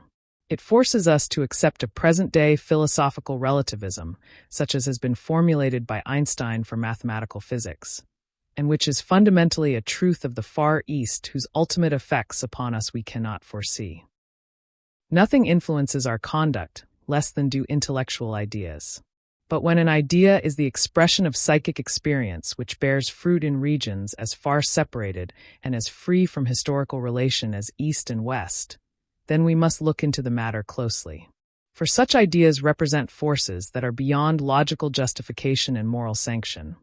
They are always stronger than man and his brain. Man believes indeed that he molds these ideas, but in reality they mold him and make him their unwitting mouthpiece. To return again to the problem of fixation, I should like now to deal with the effects of the process of explanation. The patient becomes aware of the unsoundness of his position with respect to the doctor when his transference has been traced back to its dark origins. He cannot avoid seeing how inappropriate and childish his claims are. If he has been inflated by a sense of authority, he will exchange his elevated position for one that is more modest, and will accept an insecurity which may prove very wholesome. If he has not yet renounced his infantile claims upon the doctor, he will now recognize the inescapable truth that to make claims on others is a childish self-indulgence, which must be replaced by a greater sense of his own responsibility. The man of insight will draw his own moral conclusions. Convinced of his own deficiencies, he will use this knowledge as a means of protection. He will plunge into the struggle for existence and consume in progressive work and experience that force of longing which has caused him to cling obstinately to a child's paradise, or at least to look back at it over his shoulder. A normal adaptation and patience with his own shortcomings will become his guiding moral principles, and he will try to free himself from sentimentality and illusion. The inevitable result will be that he turns away from the unconscious as from a source of weakness and temptation, the field of moral and social defeat. The problem which now faces the patient is that of being educated as a social being, and with this we come to the third stage. Mere insight into themselves is sufficient for morally sensitive persons who have enough driving force to carry them forward. For those with little imagination for moral values, however, it does not suffice. Without the spur of external necessity, self-knowledge is ineffective for them even when they are deeply convinced. To say nothing of those who have been struck by the analyst's interpretation and yet doubt it after all. These last are mentally disciplined people who grasp the truth of a reductive explanation, but cannot accept it when it merely invalidates their hopes and ideals. In these cases also mere insight is insufficient.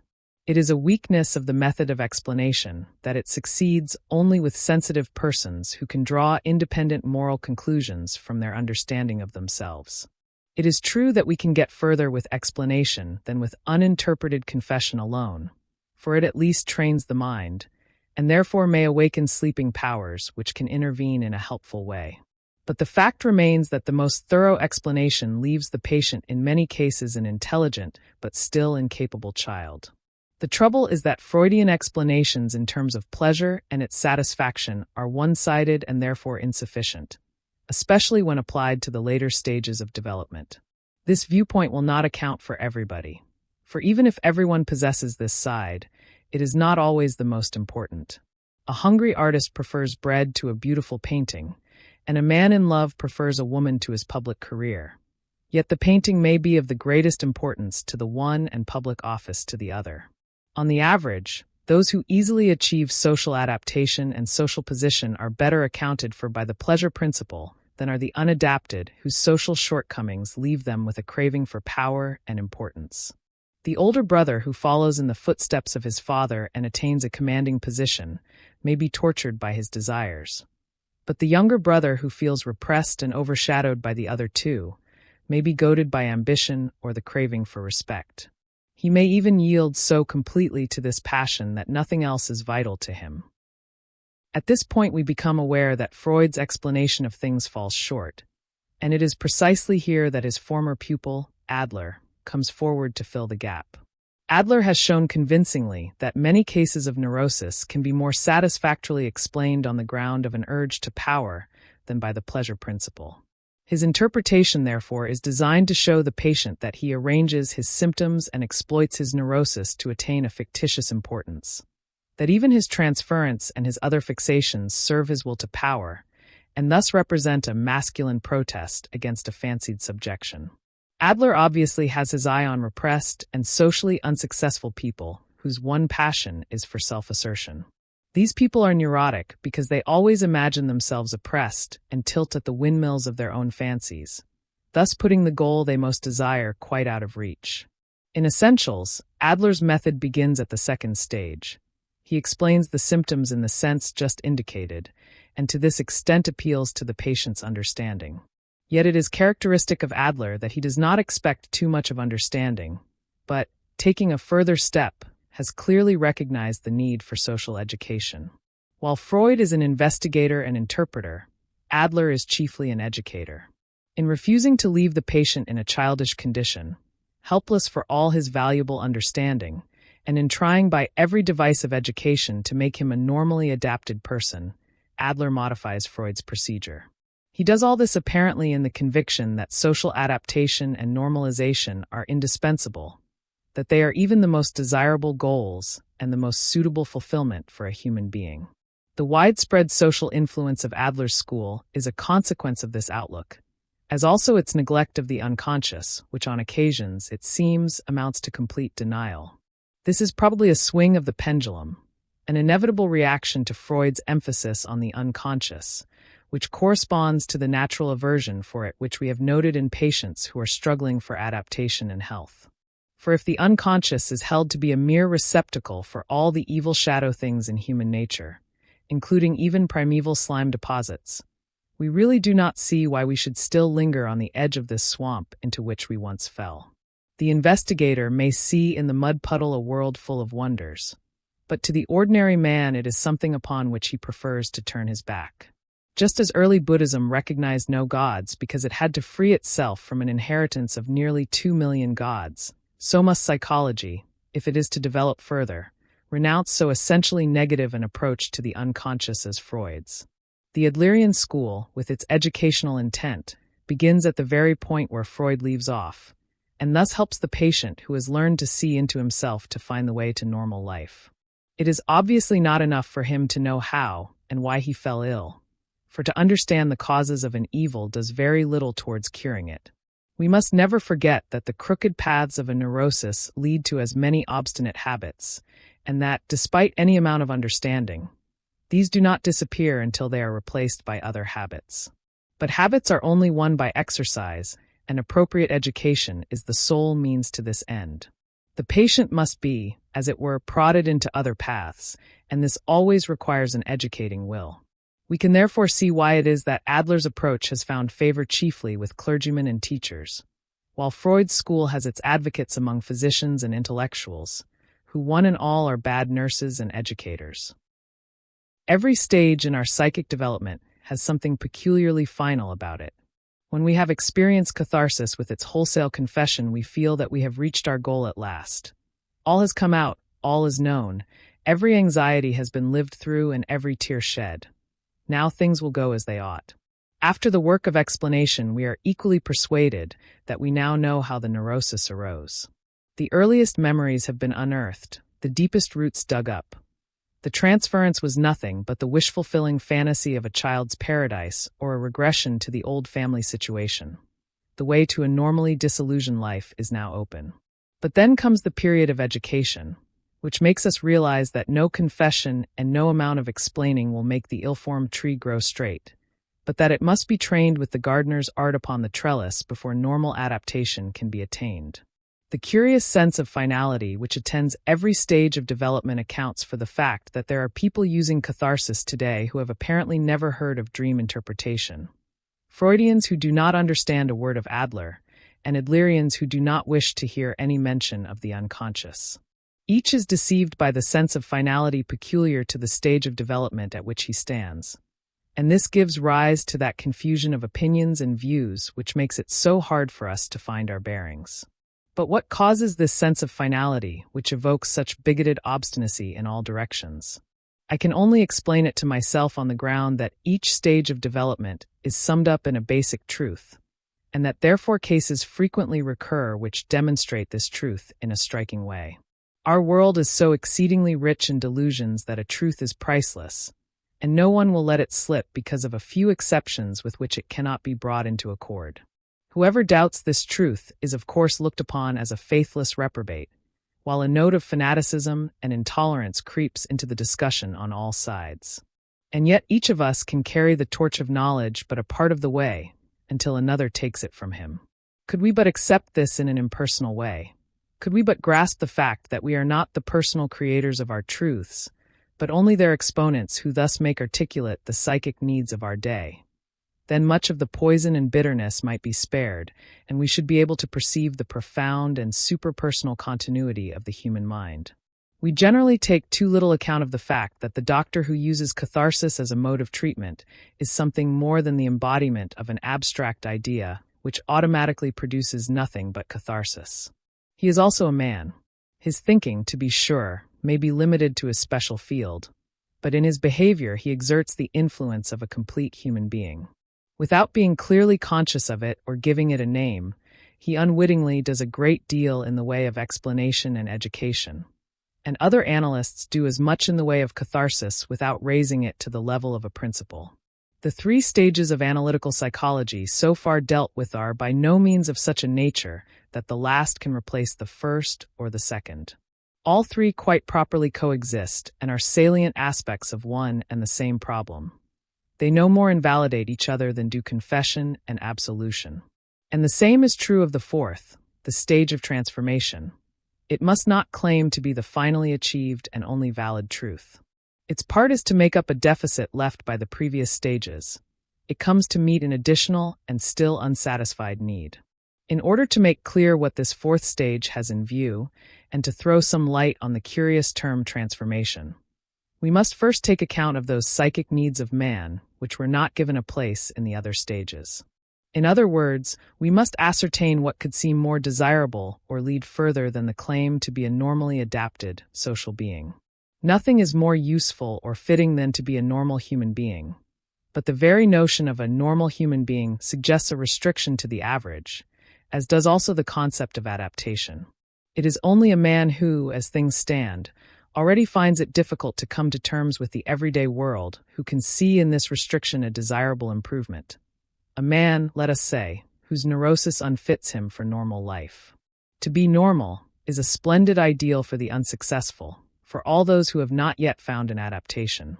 But for people who have far more ability than the average, for whom it was never hard to gain successes and to accomplish their share of the world's work, for them restriction to the normal signifies the bed of procrustes, unbearable boredom, infernal sterility, and hopelessness.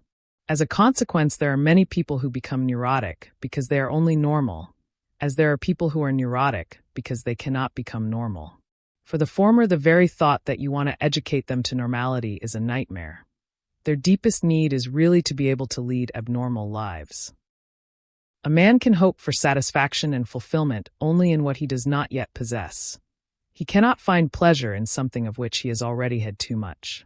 To be a socially adapted being has no charms for one to whom to be so is mere child's play. Always to do what is right becomes a bore for the man who knows how, whereas the eternal bungler cherishes the secret longing to be right for once in some distant future. The needs and necessities of individuals vary. What sets one free is for another a prison, as for instance normality and adaptation. Although it is a biological dictum that man is a herd animal and is only healthy when he lives as a social being, yet the first case we observe may seem to upset this statement, and to prove that man is only healthy when leading an abnormal and unsocial life. It is a terrible misfortune that practical psychology can offer no generally valid recipes and norms. There are only individual cases whose needs and demands are totally different, so different that we really cannot foresee what course a given case will follow. It is therefore wise of the physician to renounce all premature assumptions.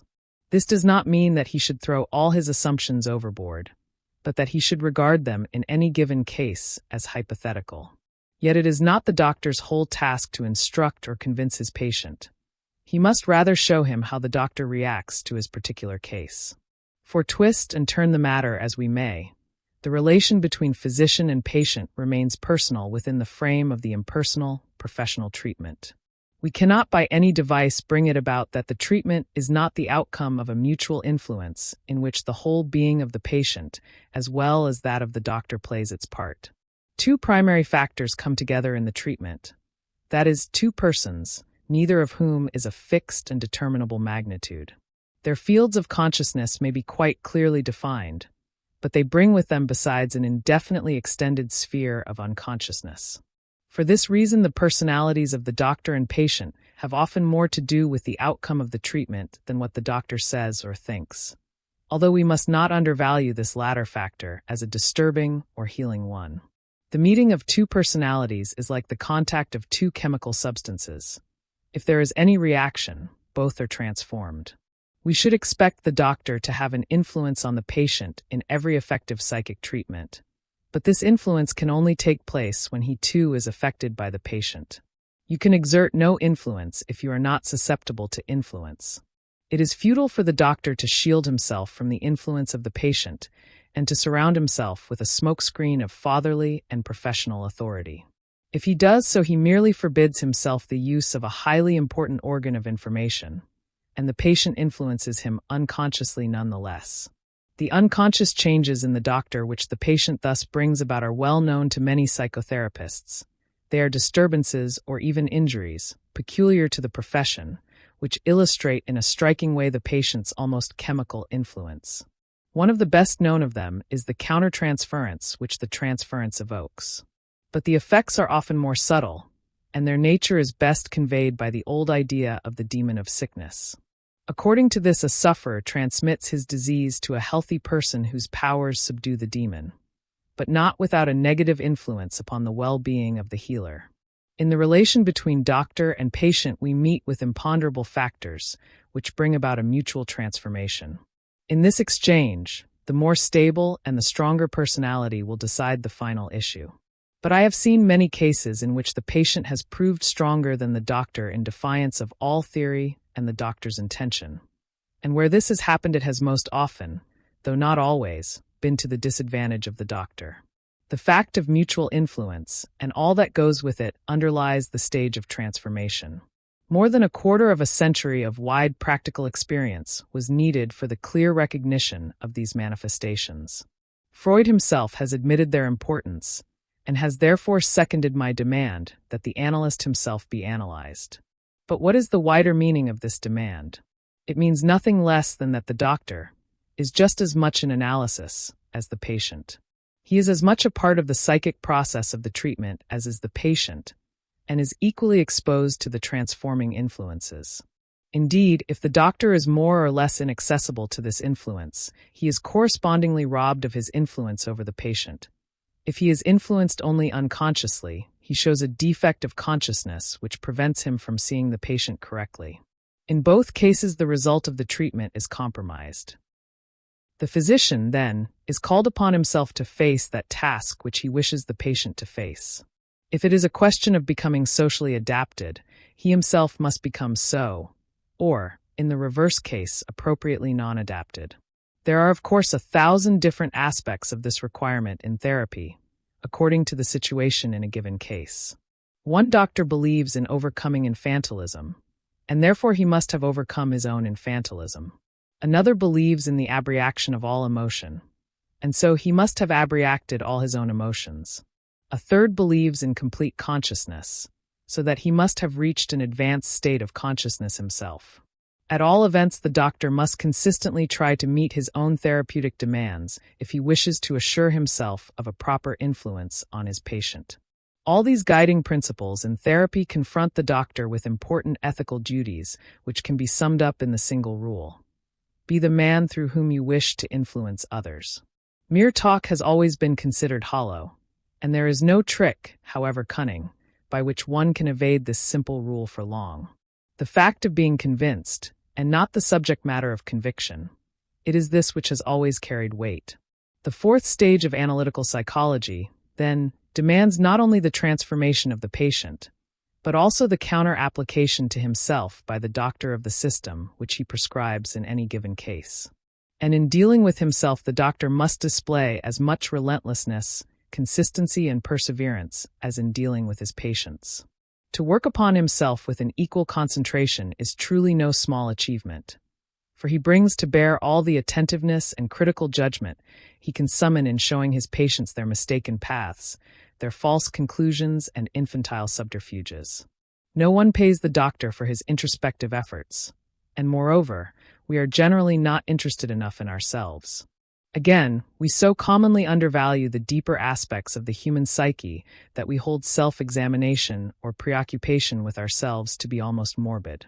We evidently suspect ourselves of harboring rather unwholesome things, all too reminiscent of a sick room. The physician must overcome these resistances in himself, for who can educate others while himself uneducated? Who can enlighten his fellows while still in the dark about himself? And who can purify if he is himself unclean? The step from educating others to self-education is demanded of the doctor in the stage of transformation. It is the corollary of the demand that the patient transform himself, and thus complete the earlier stages of the treatment. This challenge to the doctor to transform himself, in order to effect a change in the patient, meets with scant popular approval, for 3 reasons. First of all, it seems unpractical. Secondly, there is a prejudice against being occupied with ourselves. And thirdly, it is sometimes very painful to make ourselves live up to everything that we expect of the patient. This last is the strongest reason for the unpopularity of the demand that the doctor examine himself. For if he conscientiously doctors himself, he will soon discover things in his nature which are completely opposed to normalization, or which continue to haunt him in the most disturbing way in spite of exhaustive explanations and thorough abreaction. What will he do about these things? He always knows what the patient should do about them. It is his professional duty to do so. But what will he in all sincerity do about them when they involve himself, or perhaps those who stand nearest to him? If he examines himself, he will discover some inferior side which brings him dangerously near to his patient, and perhaps even blights his authority. How will he handle this tormenting discovery? This somewhat neurotic question will touch him on the quick, no matter how normal he deems himself to be. He will also discover that the ultimate questions which oppress him as well as his patients cannot be solved by any amount of treatment. He will let them see that to expect solutions from others is a way of remaining childish. And he will see for himself that, if no solutions can be found, these questions must only be repressed again. I will not discuss further the matter of self-examination and the many problems it raises, because the great obscurity which still surrounds our study of the psyche allows of little interest in them.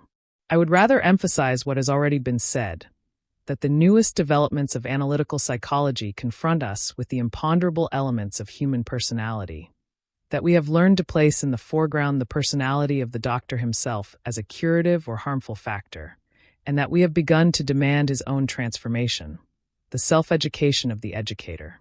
Everything that happened to the patient must now happen to the doctor, and he must pass through the stages of confession, explanation, and education, so that his personality will not react unfavorably on the patient. The physician may no longer slip out of his own difficulties by treating the difficulties of others. He will remember that a man who suffers from a running abscess is not fit to perform a surgical operation. Just as the discovery of the unconscious shadow side once forced the school of Freud to deal even with questions of religion, so the latest advance of analytical psychology makes an unavoidable problem of the doctor's ethical attitude. The self-criticism and self-examination demanded of him radically alter our view of the human psyche. This cannot be grasped from the standpoint of natural science. It is not only the sufferer but the physician as well, not only the object but also the subject, not only a function of the brain, but the sine qua non of consciousness itself. What was formerly a method of medical treatment now becomes a method of self-education, and therewith the horizon of our modern psychology is immeasurably widened. The medical diploma is no longer the crucial thing, but human quality instead. This is a significant step. All the implements of psychotherapy developed in clinical practice, refined and systematized, are now put at our service and can be used for our self-education and self-perfectioning. Analytical psychology is no longer bound to the consulting room of the doctor. Its chains have been severed. We might say that it transcends itself, and now advances to fill that void which hitherto has marked the psychic insufficiency of Western culture as compared with that of the East. We Occidentals had learned to tame and subject the psyche, but we knew nothing about its methodical development and its functions. Our civilization is still young, and we therefore required all the devices of the animal tamer to make the defiant barbarian and the savage in us in some measure tractable. But when we reach a higher cultural level, we must forego compulsion and turn to self-development. For this we must have knowledge of a way or a method, and so far we have known of none. It seems to me that the findings and experiences of analytical psychology can at least provide a foundation. For as soon as psychotherapy requires the self-perfecting of the doctor, it is freed from its clinical origins and ceases to be a mere method for treating the sick. It is now of service to the healthy as well, or at least to those who have a right to psychic health, and whose illness is at most the suffering that tortures us all. For this reason we may hope to see analytical psychology become of general use. More so even than the methods which constitute its preliminary stages and which severally carry a general truth. But between the realization of this hope and the actual present there lies an abyss over which no bridge is to be found. We have yet to build it stone by stone. 3. The Aims of Psychotherapy. It is generally agreed today that neuroses are functional psychic disturbances and are to be cured by psychic methods of treatment. But when we come to the questions of the formation of the neurosis and of the basic principles of therapy, all agreement ends, and we have to acknowledge that we have as yet no fully satisfactory conception of the nature of the neurosis nor of the principles of treatment. While it is true that two trends or schools of thought have gained a special hearing, their teachings by no means exhaust the numerous divergent opinions that have come to be expressed in our time. There are also many non-partisans who, amid the general conflict of opinion, have formulated their own views. If, therefore, we sought to paint a comprehensive picture of the situation, we should have to match upon our palette the subtle color gradations of the rainbow. I would gladly paint such a picture if it lay in my power, for I have always felt the need of comparing the numerous viewpoints. I have never succeeded in the long run in not giving divergent opinions their due.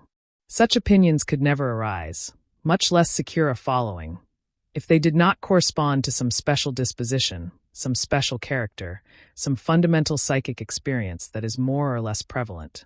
If we were to exclude such opinions as simply wrong and worthless, we should be rejecting this particular disposition or this particular experience as a misinterpretation. That is, we should be doing violence to our own empirical material. The wide approval which greeted Freud's explanation of the neuroses in terms of sexual causation, and his view that the happenings in the psyche turn essentially upon infantile pleasure and its satisfaction, should be instructive to the psychologist.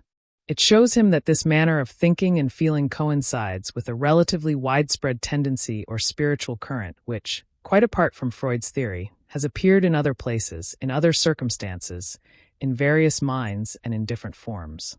I should call it a manifestation of the collective psyche. Let me point first to the works of Havelock Ellis and Auguste Farrell and the contributors to Anthropophatia. Also to the attitude to sexuality in Anglo-Saxon countries during the post-Victorian period, as well as to the widespread discussion of sexual matters in general literature which had already set in with the French realists. Freud is one of the exponents of a present-day psychic predisposition that has a special history of its own. But for obvious reasons we cannot go into that history here. The approbation which Adler, no less than Freud, has met with on both sides of the ocean, permits the same inference. It is undeniable that a great many people find satisfaction in explaining their troubles in terms of an urge to power arising from a sense of inferiority. Nor can it be disputed that this view accounts for actual psychic happenings which are not given their due in the Freudian system. I need hardly mention in detail the forces of the collective psyche and the social factors which underlie the Adlerian view and call for precisely this theoretical formulation. These matters are sufficiently obvious. It would be an unpardonable error to overlook the element of truth in both the Freudian and Adlerian viewpoints, but it would be no less unpardonable to take either of them as the sole truth. Both truths correspond to psychic realities. There are actual cases which, in the main, are best described and explained by one or other of the two theories. I can accuse neither of these investigators of error.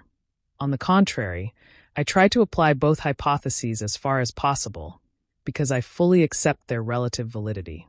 It would certainly never have occurred to me to depart from Freud's path if I had not stumbled upon facts which forced me to modify his theory.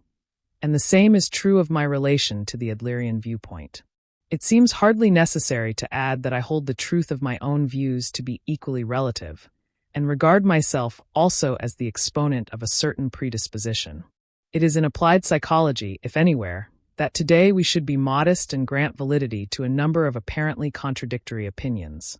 For we are still far from having anything like a thorough knowledge of the human psyche, that most challenging field of scientific inquiry. For the present we have merely more or less plausible opinions that defy reconciliation. When, therefore, I undertake to present my views in a general way, I hope I shall not be misunderstood. I am not recommending a novel truth. Still less am I heralding an ultimate gospel. I can speak only of attempts to throw light upon psychic facts that are obscure to me, or of efforts to overcome therapeutic difficulties. And it is just with this last question that I should like to begin, since it is here that we find the most pressing need for modifications. As is well known, one can get along for quite a time with an inadequate theory, but not with inadequate therapeutic methods. In my psychotherapeutic practice covering nearly 30 years, I have met with a fair number of failures which were far more impressive to me than my successes. Almost anybody, from the primitive medicine man and the prayer healer up, can gain successes in psychotherapy. But the psychotherapist learns little or nothing from his successes. They mainly confirm him in his mistakes, while his failures, on the other hand, are priceless experiences in that they not only open up the way to a deeper truth, but force him to change his views and methods. I certainly recognize how much my work has been furthered first by Freud and then by Adler, and whenever possible I apply their standpoints to my practical treatment of patients. Nevertheless, I insist upon the fact that I have met with failures which I feel could have been avoided had I taken into consideration those empirical data which later forced me into modifications of their views. It is impossible to describe all the situations with which I was confronted, and I must content myself with singling out a few typical cases. It was with older patients that I had the greatest difficulties, that is, with persons over 40. In handling younger people, I generally find the familiar viewpoints of Freud and Adler applicable enough, for they offer a treatment which brings the patient to a certain level of adaptation and normality, apparently without leaving any disturbing after-effects. With older people, according to my experience, this is often not the case. It seems to me that the elements of the psyche undergo in the course of life a very marked change. So much so that we may distinguish between a psychology of the morning of life and a psychology of its afternoon. As a rule, the life of a young person is characterized by a general unfolding and a striving toward concrete ends. His neurosis, if he develops one, can be traced to his hesitation or his shrinking back from this necessity. But the life of an older person is marked by a contraction of forces, by the affirmation of what has been achieved, and the curtailment of further growth. His neurosis comes mainly from his clinging to a youthful attitude which is now out of season. Just as the youthful neurotic is afraid of life, so the older one shrinks back from death. What was a normal goal for the young man inevitably becomes a neurotic hindrance to the older person. In the case of the young neurotic, what was once a normal dependence on his parents inevitably becomes, through his hesitation to face the world, an incest relation which is inimical to life. It must be remembered that, despite all similarities, resistance, repression, transference, guiding fictions, and so forth, have one meaning when we find them in young people, while in older persons they have quite another. The aims of therapy should undoubtedly be modified to meet this fact. The age of the patient seems to me, therefore, a most important indicium. But there are also various indicia which we should note within the period of youth itself. Thus, according to my view, it is a blunder in technique to treat from the Freudian standpoint a patient of the type to whom the Adlerian psychology applies, that is, an unsuccessful person with an infantile need for self-assertion. Conversely, it would be a gross error to force the Adlerian viewpoint upon a successful man whose motives can be understood in terms of the pleasure principle. In doubtful cases, the resistances of the patient may serve as valuable signposts. I am inclined at the start to take deep-seated resistances seriously, strange as this may sound. For I am convinced that the doctor is not necessarily in a better position to know what is wanted than is the patient's own psychic constitution, which may be quite unconscious to the patient himself. This modesty on the part of the doctor is altogether appropriate in view of the situation today. Not only have we as yet no generally valid psychology, but what is more, the variety of psychic constitutions is untold, and there also exist more or less individual psyches which refuse to fit into any general scheme. As to this question of psychic constitution, it is well known that I postulate two different basic attitudes in accordance with the typical differences already suspected by many students of human nature, the extrovert and the introverted attitudes. These attitudes also I take to be important indicia, as likewise the predominance of a particular psychic function over other functions. The great variability of individual life necessitates constant modifications of theory, which are often applied by the doctor quite unconsciously, but which in principle do not at all coincide with his theoretical creed. While we are on this question of psychic constitution, I must not fail to point out that there are some people whose attitude is essentially spiritual and others whose attitude is essentially materialistic. It must not be assumed that such an attitude is accidentally acquired or springs from some misunderstanding. These attitudes show themselves as ingrained passions which no criticism or persuasion can stamp out. There are even cases where an apparently outspoken materialism has its source in the denial of a religious disposition. Cases of the reverse type are better known today, although they are not more frequent than the others. These attitudes also are indicia which, in my opinion, ought not to be overlooked. When we use the word indicium, it might appear to mean, as in medical parlance generally, that this or that treatment is indicated. Perhaps this should be the case, but psychotherapy has assuredly reached no such degree of certainty, for which reason our indicia are unfortunately not much more than mere warnings against one-sidedness. The human psyche is highly equivocal. In every single case, we must consider the question whether an attitude or a so-called habitus exists in its own right, or is perhaps only a compensation for the opposite. I must confess that I have so often been mistaken in this matter, that in any concrete case I am at pains to avoid all theoretical presuppositions as to the structure of the neurosis and as to what the patient can and ought to do. As far as possible, I let pure experience decide the therapeutic aims. This may perhaps seem strange, because it is usually assumed that the therapist should have an aim. But it seems to me that in psychotherapy especially it is advisable for the physician not to have too fixed a goal. He can scarcely know what is wanted better than do nature and the will to live of the sick person. The great decisions of human life have as a rule far more to do with the instincts and other mysterious unconscious factors than with conscious will and well-meaning reasonableness. The shoe that fits one person pinches another. There is no recipe for living that suits all cases. Each of us carries his own life form, an indeterminable form which cannot be superseded by any other. None of these considerations, of course, prevents our doing everything possible to make the lives of patients normal and reasonable. If this brings about a satisfactory result, then we can let it go at that. But if it is insufficient, then, for better or for worse, the therapist must be guided by the data presented through the patient's unconscious. Here we must follow nature as a guide, and the course the physician then adopts is less a question of treatment than of developing the creative possibilities that lie in the patient himself. What I have to say begins with the point where treatment ceases and development sets in. My contribution to psychotherapy is confined to those cases in which rational treatment yields no satisfactory results. The clinical material at my disposal is of a special nature. New cases are decidedly in the minority.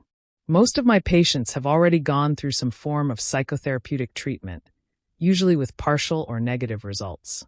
About a third of my cases are suffering from no clinically definable neurosis, but from the senselessness and emptiness of their lives. It seems to me, however, that this can well be described as the general neurosis of our time. Fully 2/3 of my patients have passed middle age. It is difficult to treat patients of this particular kind by rational methods, because they are in the main socially well-adapted individuals of considerable ability, to whom normalization means nothing. As for so-called normal people, I am even worse off in their regard, for I have no ready-made life philosophy to hand out to them. In the majority of my cases, the resources of consciousness have been exhausted. The ordinary expression for this situation is, I am stuck. It is chiefly this fact that forces me to look for hidden possibilities. For I do not know what to say to the patient when he asks me, "What do you advise? What shall I do?" I do not know any better than he. I know only one thing, that when to my conscious outlook there is no possible way of going ahead, and I am therefore stuck, my unconscious will react to the unbearable standstill. This coming to a standstill is a psychic occurrence so often repeated in the evolution of mankind, that it has become the theme of many a fairy tale and myth. We are told of the open sesame to the locked door, or of some helpful animal who finds the hidden way. We might put it in this way.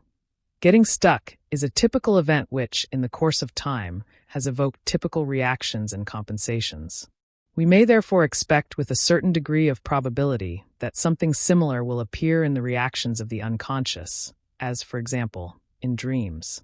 In such cases, therefore, my attention is directed more particularly to dreams. This is not because I am tied to the notion that dreams must always be called to the rescue, or because I possess a mysterious dream theory which tells me how everything must shape itself, but quite simply from perplexity. I do not know where else to go for help, and so I try to find it in dreams. These at least present us with images pointing to something or other, and that is at any rate better than nothing. I have no theory about dreams. I do not know how dreams arise. I am altogether in doubt as to whether my way of handling dreams even deserves the name of method. I share all my readers' prejudices against dream interpretation as being the quintessence of uncertainty and arbitrariness. But on the other hand, I know that if we meditate on a dream sufficiently long and thoroughly, if we take it about with us and turn it over and over, something almost always comes of it. This something is of course not of such a kind that we can boast of its scientific nature or rationalize it, but it is a practical and important hint which shows the patient in what direction the unconscious is leading him. I even may not give first importance to the question whether our study of the dream gives a scientifically verifiable result. If I do this, I am following an exclusively personal aim, and one which is therefore autoerotic. I must content myself with the fact that the result means something to the patient and sets his life into motion again. I may allow myself only one criterion for the validity of my interpretation of the dream, and this is that it works. As for my scientific hobby, my desire to know why it is that the dream works, this I must reserve for my spare time. The contents of the initial dreams are infinitely varied. I mean those dreams which the patient relates to me at the beginning of the treatment. In many cases, they point directly to the past and bring to mind what is forgotten and lost to the personality. It is from these very losses that one-sidedness results, and this causes the standstill and consequent disorientation. In psychological terms, one-sidedness may lead to a sudden loss of libido. All our previous activities become uninteresting, even senseless, and the goals towards which we strove lose their value. What in one person is merely a passing mood may in another become a chronic condition. In these cases, it often happens that other possibilities of development of the personality lie somewhere or other in the past, and no one, not even the patient, knows about them. But the dream may reveal the clue.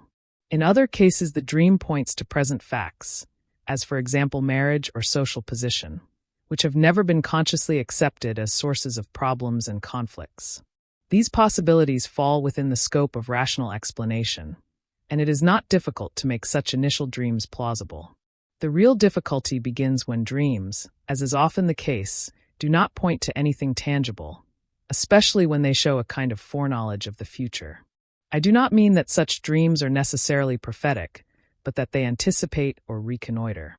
Such dreams contain inklings of possibilities, and therefore can never be made plausible to an outsider. They are often not plausible even to me, and then I say to my patients, I don't believe it, but follow up the clue.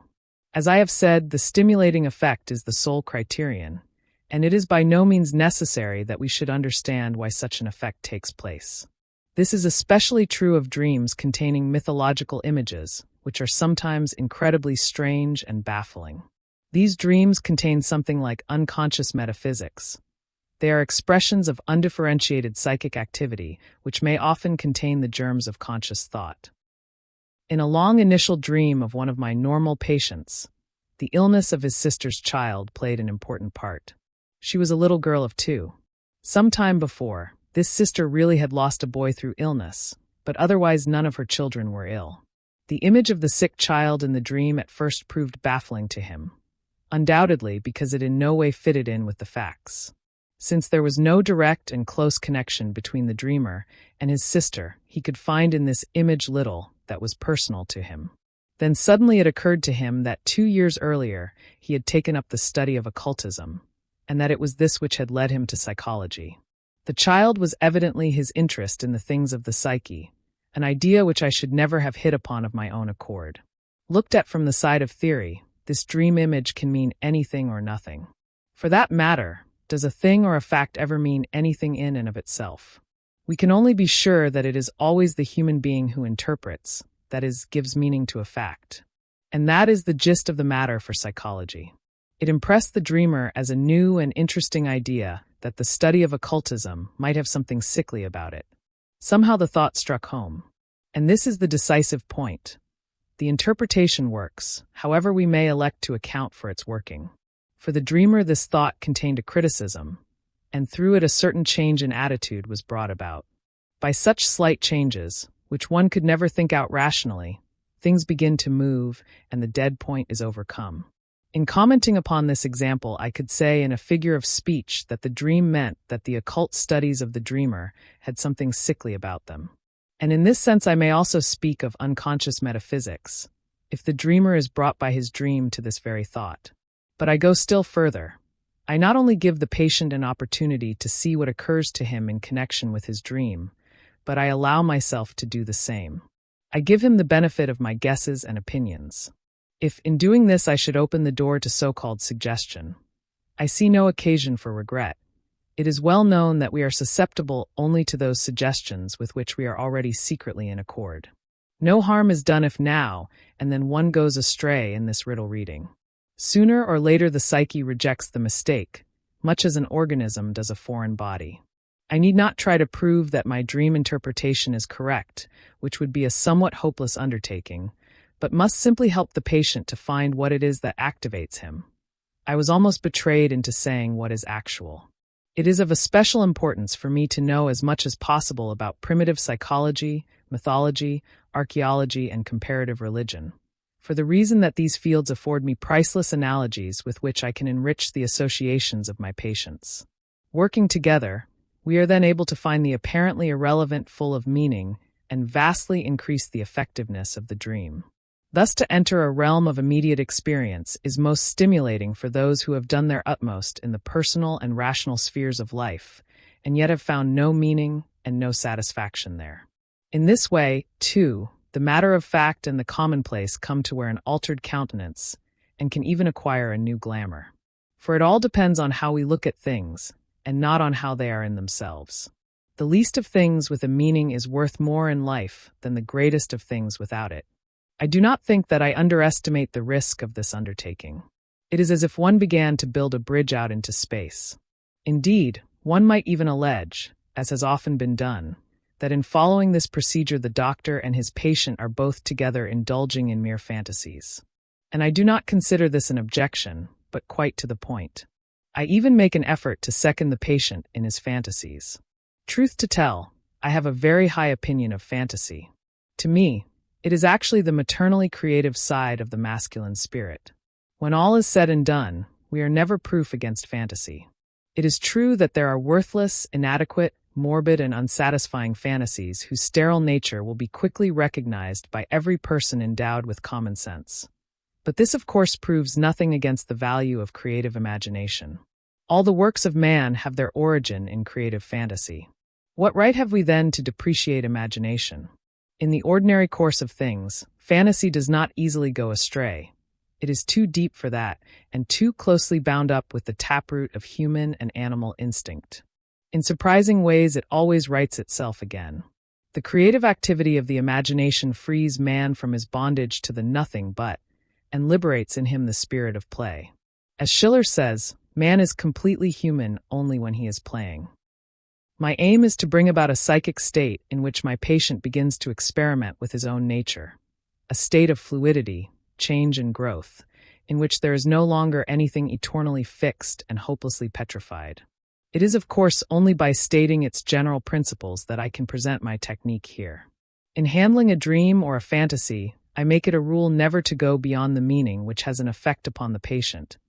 I merely strive in each case to make this meaning as conscious to him as possible, so that he can also become aware of its superpersonal connections.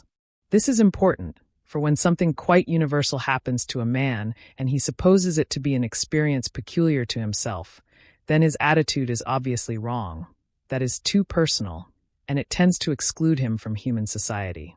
We require not only a present-day personal consciousness, but also a superpersonal consciousness which is open to the sense of historical continuity.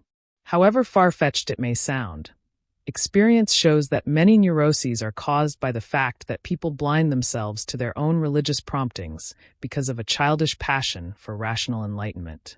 The psychologist of today ought to realize once and for all that we are no longer dealing with questions of dogma and creed. A religious attitude is an element in psychic life whose importance can hardly be overrated. And it is precisely for the religious outlook that the sense of historical continuity is indispensable. To return to the question of my technique, I ask myself to what extent I am indebted to Freud. In any case, I learned it from Freud's method of free association, and I regard my technique as a further development of this method. As long as I help the patient to discover the effective elements in his dream, and as long as I try to show him the general meaning of his symbols, he is still, psychologically speaking, in a state of childhood. For the time being, he depends on his dreams, and is always asking himself whether the subsequent dream will give him new light or not. Moreover, he is dependent on my having ideas about his dreams and on my ability to increase his insight through my knowledge. Thus he is still in an undesirably passive condition in which everything is uncertain and questionable. Neither he nor I know the journey's end. Often it is not much more than a groping about in Egyptian darkness. In this condition we must not expect any very marked effects, for the uncertainty is too great. Moreover, we constantly run the risk that what we have woven by day, the night will unravel. The danger is that nothing comes to pass, that nothing keeps its shape. It not infrequently happens in these circumstances that the patient has an especially colorful or curious dream, and says to me, "Do you know, if only I were a painter, I would make a picture of it." Or the dreams treat of photographs, of paintings, drawings, or illuminated manuscripts, or perhaps of the films. I have turned these hints to practical account, and I now urge my patients at such times actually to paint what they have seen in dream or fantasy. As a rule, I am met with the objection, "I am not a painter." To this I usually reply that neither are modern painters, for which very reason modern painting is absolutely free, and that it is anyhow not a question of the beautiful, but merely of the trouble one takes with the picture. How little my way of painting has to do with art, I saw recently in the case of a talented portraitist. She had to begin all over again with pitiably childish efforts, literally as if she had never had a brush in her hand. To paint what we see before us is a different matter from painting what we see within. Many of my more advanced patients then begin to paint. I can well understand that everyone will consider this as an utterly futile sort of dilettantism. However, it must be remembered that we are speaking not of people who have still to prove their social usefulness, but of those who can no longer find significance in their value to society, and who have come upon the deeper and more dangerous question of the meaning of their individual lives. To be a particle in a mass has meaning and charm only for the man who has not yet advanced to that stage, but none for the man who has experienced it to satiety. The importance of individual life may always be denied by the educator, whose pride it is to breed mass men. But any other person will sooner or later be driven to find this meaning for himself. Although from time to time my patients produce artistically beautiful creations which might very well be shown in modern art exhibitions, I nevertheless treat them as wholly worthless according to the tests of serious art. It is even essential that no such value be allowed them, for otherwise my patients might imagine themselves to be artists, and this would spoil the good effects of the exercise. It is not a question of art, or rather it should not be a question of art, but of something more, something other than mere art, namely the living effect upon the patient himself. The meaning of individual life, whose importance from the social standpoint is negligible, is here accorded the highest value, and for its sake the patient struggles to give form, however crude and childish, to the inexpressible. But why do I encourage patients to express themselves at a certain stage of development by means of brush, pencil, or pen? My purpose is the same here as in my handling of dreams. I wish to produce an effect. In the childish condition described above, the patient remains in a passive state, but now he begins to play an active part. At first he puts on paper what has come to him in fantasy, and thereby gives it the status of a deliberate act. He not only talks about it, but he is actually doing something about it. Psychologically speaking, it is one thing for a person to have an interesting conversation with his doctor twice a week, the results of which hang somewhere or other in mid-air, and quite another thing to struggle for hours at a time with refractory brush and colors, and to produce in the end something which, at its face value, is perfectly senseless. Were his fantasy really senseless to him, the effort to paint it would be so irksome that he could scarcely be brought to perform this exercise a second time. But since his fantasy does not seem to him entirely senseless, his busying himself with it increases its effect upon him. Moreover, the effort to give visible form to the image enforces a study of it in all its parts, so that in this way its effects can be completely experienced. The discipline of drawing endows the fantasy with an element of reality, thus lending it greater weight and greater driving power. And actually these crude pictures do produce effects which, I must admit, are rather difficult to describe. When a patient has seen once or twice how he is freed from a wretched state of mind by working at a symbolical picture, he will thenceforward turn to this means of release whenever things go badly with him. In this way something invaluable is won, namely a growth of independence, a step towards psychological maturity. The patient can make himself creatively independent by this method, if I may call it such. He is no longer dependent on his dreams or on his doctor's knowledge, but can give form to his own inner experience by painting it. For what he paints are active fantasies. It is that which activates him. And that which is active within is himself, but not in the sense of his previous error, when he mistook his personal ego for the self. It is himself in a new sense, for his ego now appears as an object actuated by the life forces within. He strives to represent as fully as possible in his picture series that which works within him, only to discover in the end that it is the eternally unknown and alien, the hidden foundations of psychic life. I cannot possibly picture to you the extent to which these discoveries change a patient's standpoint and values, and how they shift the center of gravity of the personality. It is as though the ego were the earth, and it suddenly discovered that the sun, or the self, was the center of the planetary orbits and of the Earth's orbit as well. But have we not always known all this to be so? I myself believe that we have always known it. But I may know about something with my head which the other man in me is far from knowing, and I may in fact live as though I did not know it. Most of my patients knew the deeper truth, but did not live it. And why did they not live it? Because of that bias which makes us all put the ego in the center of our lives. And this bias comes from the overvaluation of consciousness. It is highly important for a young person who is still unadapted and has as yet achieved nothing, to shape the conscious ego as effectively as possible, that is, to educate the will. Unless he is positively a genius, he even may not believe in anything active within himself that is not identical with his will. He must feel himself a man of will, and he may safely depreciate everything else within himself or suppose it subject to his will. For without this illusion, he can scarcely bring about a social adaptation.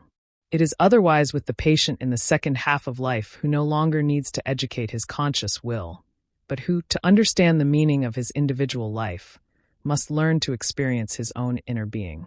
Social usefulness is no longer an aim for him, although he does not question its desirability.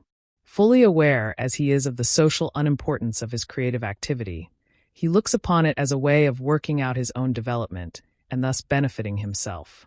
This activity likewise frees him progressively from a morbid dependence, and he thus wins an inner firmness and a new trust in himself. These last achievements in turn serve to further the patient in his social existence. For an inwardly sound and self-confident person will be more adequate to his social tasks than one who is not on good terms with his unconscious. I have purposely avoided weighting down my essay with theory, for which reason many things must remain obscure and unexplained. But in order to make intelligible the pictures produced by my patients, certain theoretical points must at least be mentioned. A feature common to all these pictures is a primitive symbolism which is conspicuous both in the drawing and in the coloring. The colors are usually quite barbaric in their intensity. Often, too, an archaic quality is present. These peculiarities point to the nature of the creative forces which have produced the pictures. They are non-rational, symbolistic currents in the evolution of man, and are so archaic that it is easy to draw parallels between them and similar manifestations in the fields of archaeology and comparative religion. We may therefore readily assume that these pictures originate chiefly in that realm of psychic life, which I have called the collective unconscious. By this term I designate an unconscious psychic activity present in all human beings which not only gives rise to symbolical pictures today, but was the source of all similar products of the past. Such pictures spring from and satisfy a natural need. It is as if, through these pictures, we bring to expression that part of the psyche which reaches back into the primitive past and reconcile it with present-day consciousness, thus mitigating its disturbing effects upon the latter. It is true, I must add, that the mere execution of the pictures is not all that is required. It is necessary besides to have an intellectual and emotional understanding of them. They must be consciously integrated, made intelligible, and morally assimilated. We must subject them to a process of interpretation. But despite the fact that I have so often traveled this path with individual patients, I have not yet succeeded in making the process clear to a wider circle and in working it up in a form suitable for publication. This has so far been accomplished only in a fragmentary way. The truth is, we are here on perfectly new ground, and a ripening of experience is the first requisite. For very important reasons, I should like to avoid over-hasty conclusions. We are dealing with a region of psychic life outside consciousness, and our way of observing it is indirect. As yet, we do not know what depths we are trying to plumb. As I indicated above, it seems to me to be a question of some kind of centering process, for many pictures which patients feel to be a decisive point in this direction.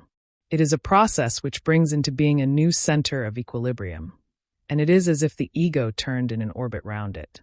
What the aim of this process maybe remains at first obscure. We can only remark its important effect upon the conscious personality. From the fact that the change heightens the feeling for life and maintains the flow of life, we must conclude that a peculiar purposefulness is inherent in it. We might perhaps call this a new illusion. But what is illusion? By what criterion do we judge something to be an illusion? Does there exist for the psyche anything which we may call illusion? What we are pleased to call such may be for the psyche a most important factor of life, something as indispensable as oxygen for the organism, a psychic actuality of prime importance. Presumably the psyche does not trouble itself about our categories of reality, and it would therefore be the better part of wisdom for us to say, everything that acts is actual. He who would fathom the psyche must not confuse it with consciousness, else he veils from his own sight the object he wishes to explore. On the contrary, to recognize the psyche, even he must learn to see how it differs from consciousness. It is highly probable that what we call illusion is actual for the psyche, for which reason we cannot take psychic actuality to be commensurable with conscious actuality. To the psychologist, there is nothing more stupid than the standpoint of the missionary who pronounces the gods of the poor heathen to be illusions. But unfortunately, we keep blundering along in the same dogmatic way, as if what we call the real were not equally full of illusion. In psychic life, as everywhere in our experience, all things that act are actual, regardless of the names man chooses to bestow on them. To understand that these happenings have actuality, that is what is important to us, and not the attempt to give them one name instead of another. To the psyche, the spirit is no less the spirit, even though it be called sexuality. I must repeat that the various technical terms and the changes rung upon them never touch the essence of the process described above. It cannot be compassed by the rational concepts of consciousness any more than life itself. It is because they feel the whole force of this truth that my patients turn to symbolical expression. In the representation and interpretation of symbols, they find something more effective and adequate to their needs than rational explanations. 4. A psychological theory of types. Character is the fixed individual form of a human being. Since there is a form of body as well as of behavior or mind, a general characterology must teach the significance of both physical and psychic features.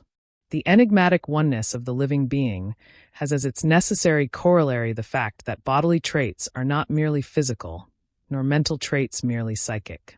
The continuity of nature knows nothing of those antithetical distinctions which the human intellect is forced to set up as helps to understanding. The distinction between mind and body is an artificial dichotomy, a discrimination which is unquestionably based far more on the peculiarity of intellectual understanding than on the nature of things. In fact, so intimate is the intermingling of bodily and psychic traits that not only can we draw far-reaching inferences as to the constitution of the psyche from the constitution of the body, but we can also infer from psychic peculiarities the corresponding bodily characteristics. It is true that the latter process is more difficult, but this is surely not because there is a greater influence of the body over the mind than vice versa, but for quite another reason. In taking the mind as our starting point, we work our way from the relatively unknown to the known, while in the opposite case we have the advantage of starting from something known, that is, from the visible body. Despite all the psychology we think we possess today, The psyche is still infinitely more obscure to us than the visible surface of the body. The psyche is still a foreign, almost unexplored country of which we have only indirect knowledge.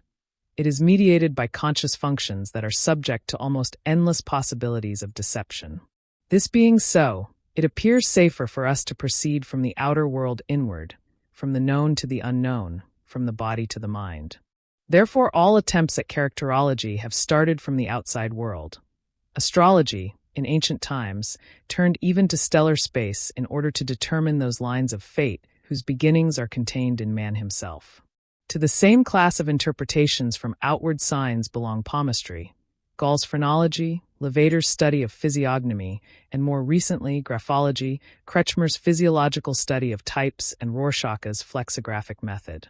As we can see, there are any number of paths leading from without inward, from the physical to the psychic, and it is necessary that research should follow this direction until certain elementary psychic facts are established with sufficient certainty.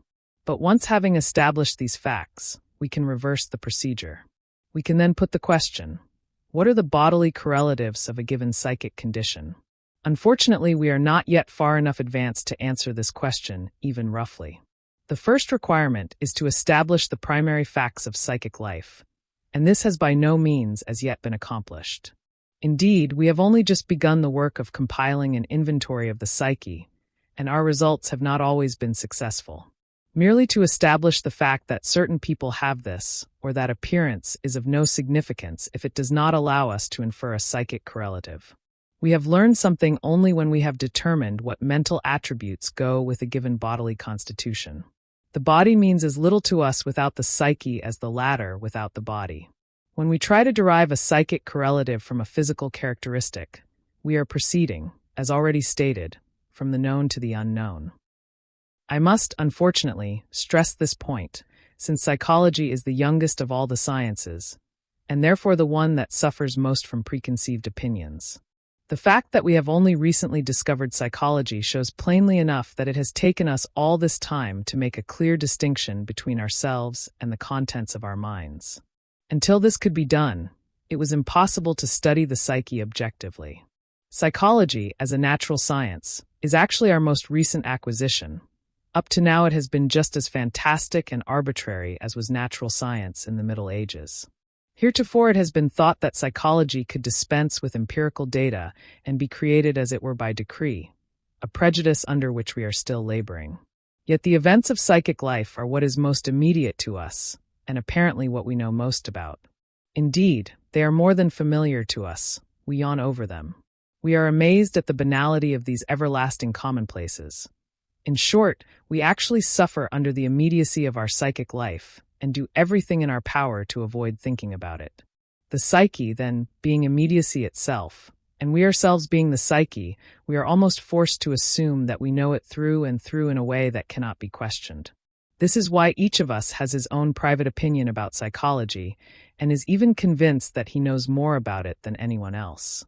Psychiatrists, because they must struggle with their patients' families and guardians whose understanding is proverbial, are perhaps the first as a professional group to become aware of that blind prejudice which encourages every man to take himself as his own best authority in psychological matters. But this, of course, does not prevent the psychiatrist also from becoming a know-all. One of them went so far as to confess, "There are only two normal people in this city, Professor B. is the other." Since this is how matters stand in psychology today, we must admit that what is closest to us is the very thing we know least about, although it seems to be what we know best of all.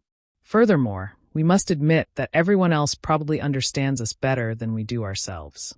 At any rate, as a starting point, this would be a most useful heuristic principle. As I have said, it is just because the psyche is so close to us that psychology has been discovered so late. Being still in its initial stages as a science, we lack the concepts and definitions with which to grasp the facts. If concepts are lacking to us, facts are not. On the contrary, we are surrounded, almost buried, by these facts. This is a striking contrast to the state of affairs in other sciences where the facts have first to be unearthed.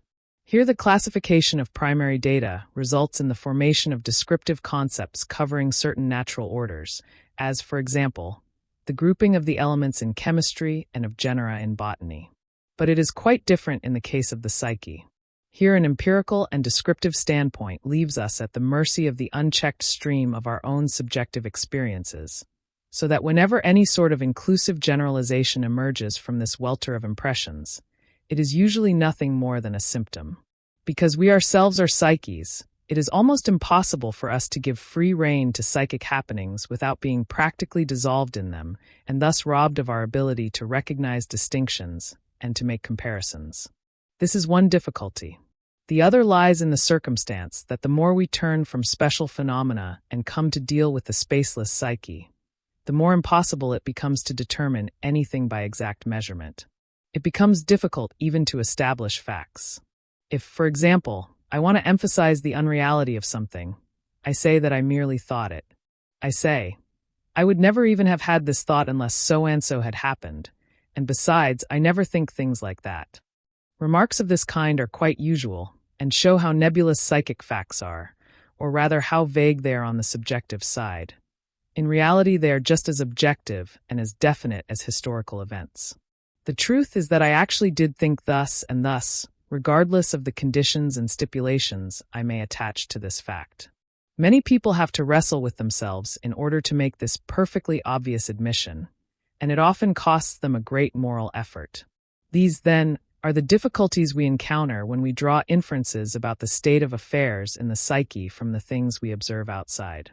Now, my more limited field of work is not the clinical determination of external characteristics, but the investigation and classification of the psychic data, which can be inferred from them. The first result of this work is a descriptive study of the psyche, which enables us to formulate certain theories about its structure.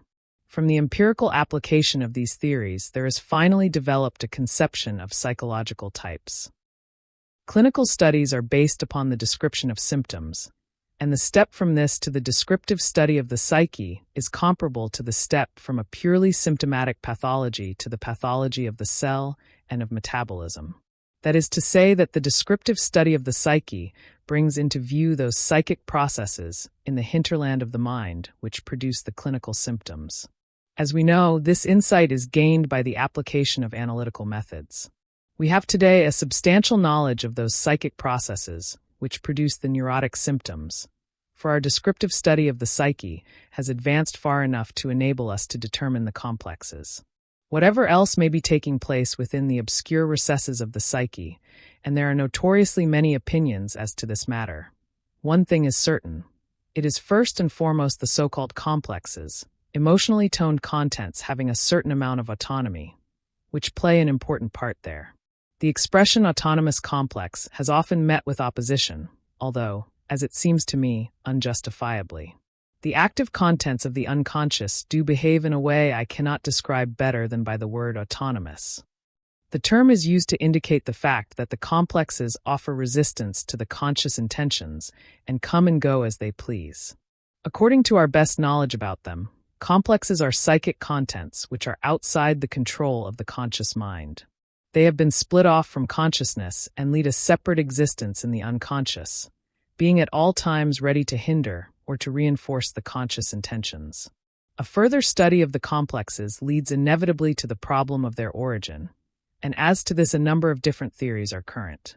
Apart from theories, experience shows us that complexes always contain something like a conflict. They are either the cause or the effect of a conflict. At any rate, the characteristics of conflict, that is, shock, upheaval, mental agony, inner strife, are peculiar to the complexes. They have been called in French bêtes noires, while we refer to them as skeletons in the cupboard.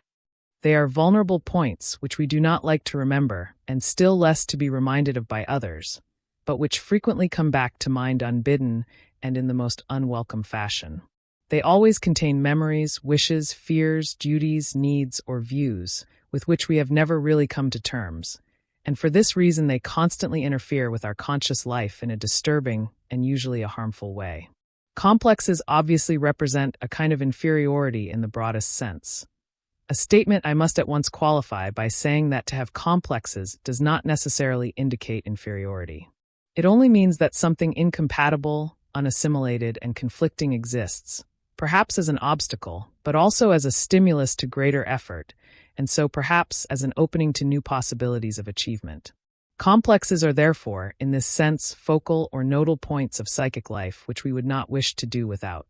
Indeed, they must not be lacking, for otherwise psychic activity would come to a fatal standstill. But they indicate the unresolved problems of the individual, the points at which he has suffered a defeat, at least for the time being, and where there is something he cannot evade or overcome, his weak spots in every sense of the word. Now these characteristics of the complex throw a significant light on its genesis. It obviously arises from the clash between a requirement of adaptation and the individual's constitutional inability to meet the challenge. Seen in this light, the complex is a symptom which helps us to diagnose an individual disposition. Experience shows us that complexes are infinitely varied, yet careful comparison reveals a relatively small number of typical primary patterns, all of which have their origins in the first experiences of childhood.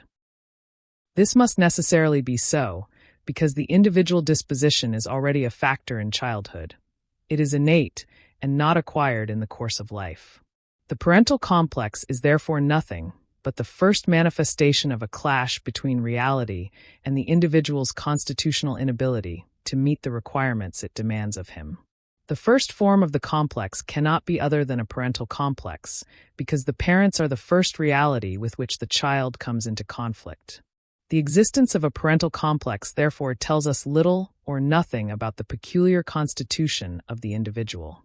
Practical experience soon teaches us that the crux of the matter does not lie in the presence of a parental complex, but rather in the special way in which the complex works itself out in the life of the individual. As to this we observe the most striking variations, and only a very small number can be attributed to the special traits of parental influence. There are often several children who are exposed to the same influence, and yet each reacts to it in a totally different way. I have turned my attention to these very differences because I believe that it is through them that specifically individual dispositions can be recognized.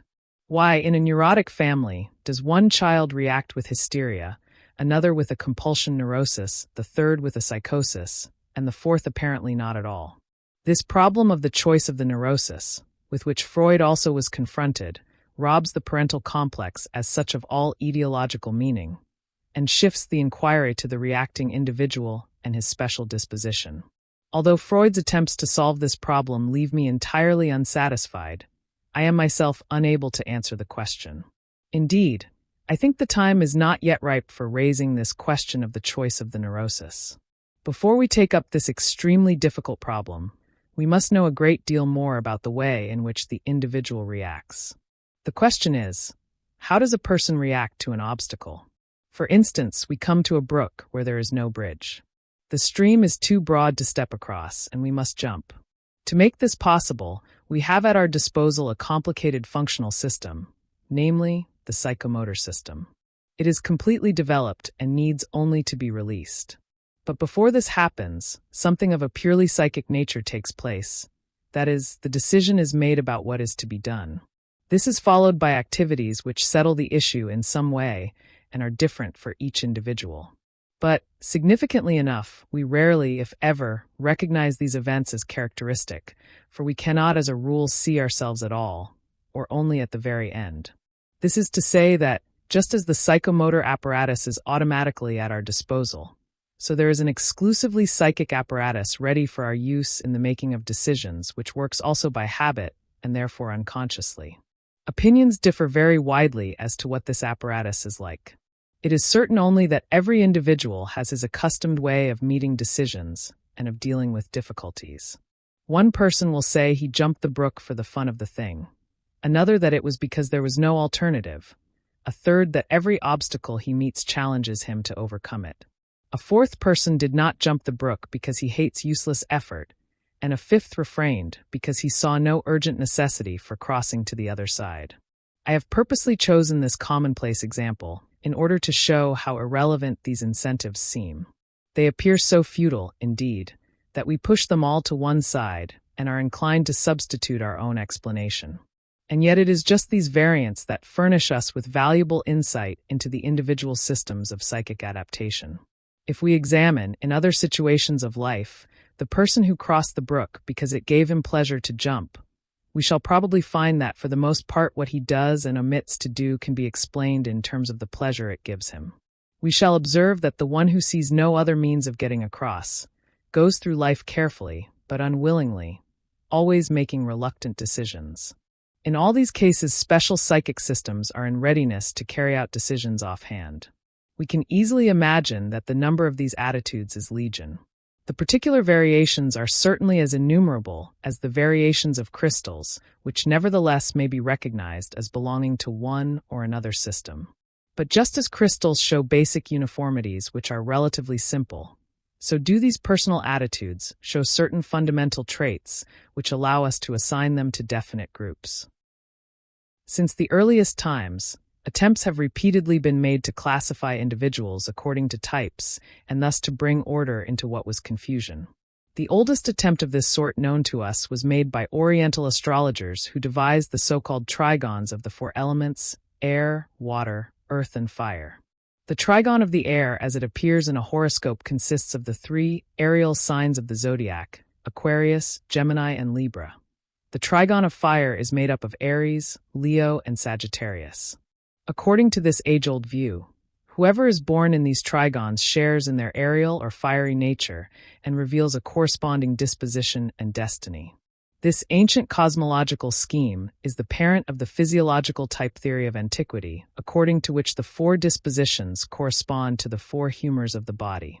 What was first represented by the signs of the zodiac was later expressed in the physiological terms of Greek medicine, giving us the classification into phlegmatic, sanguine, choleric, and melancholic.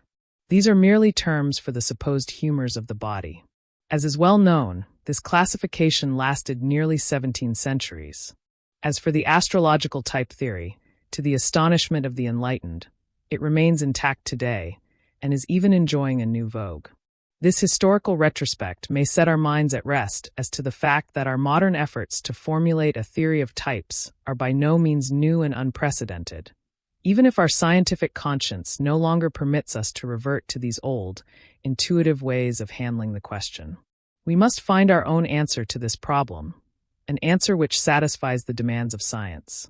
And here we meet the chief difficulty of the problem of types, that is, the question of standards or criteria.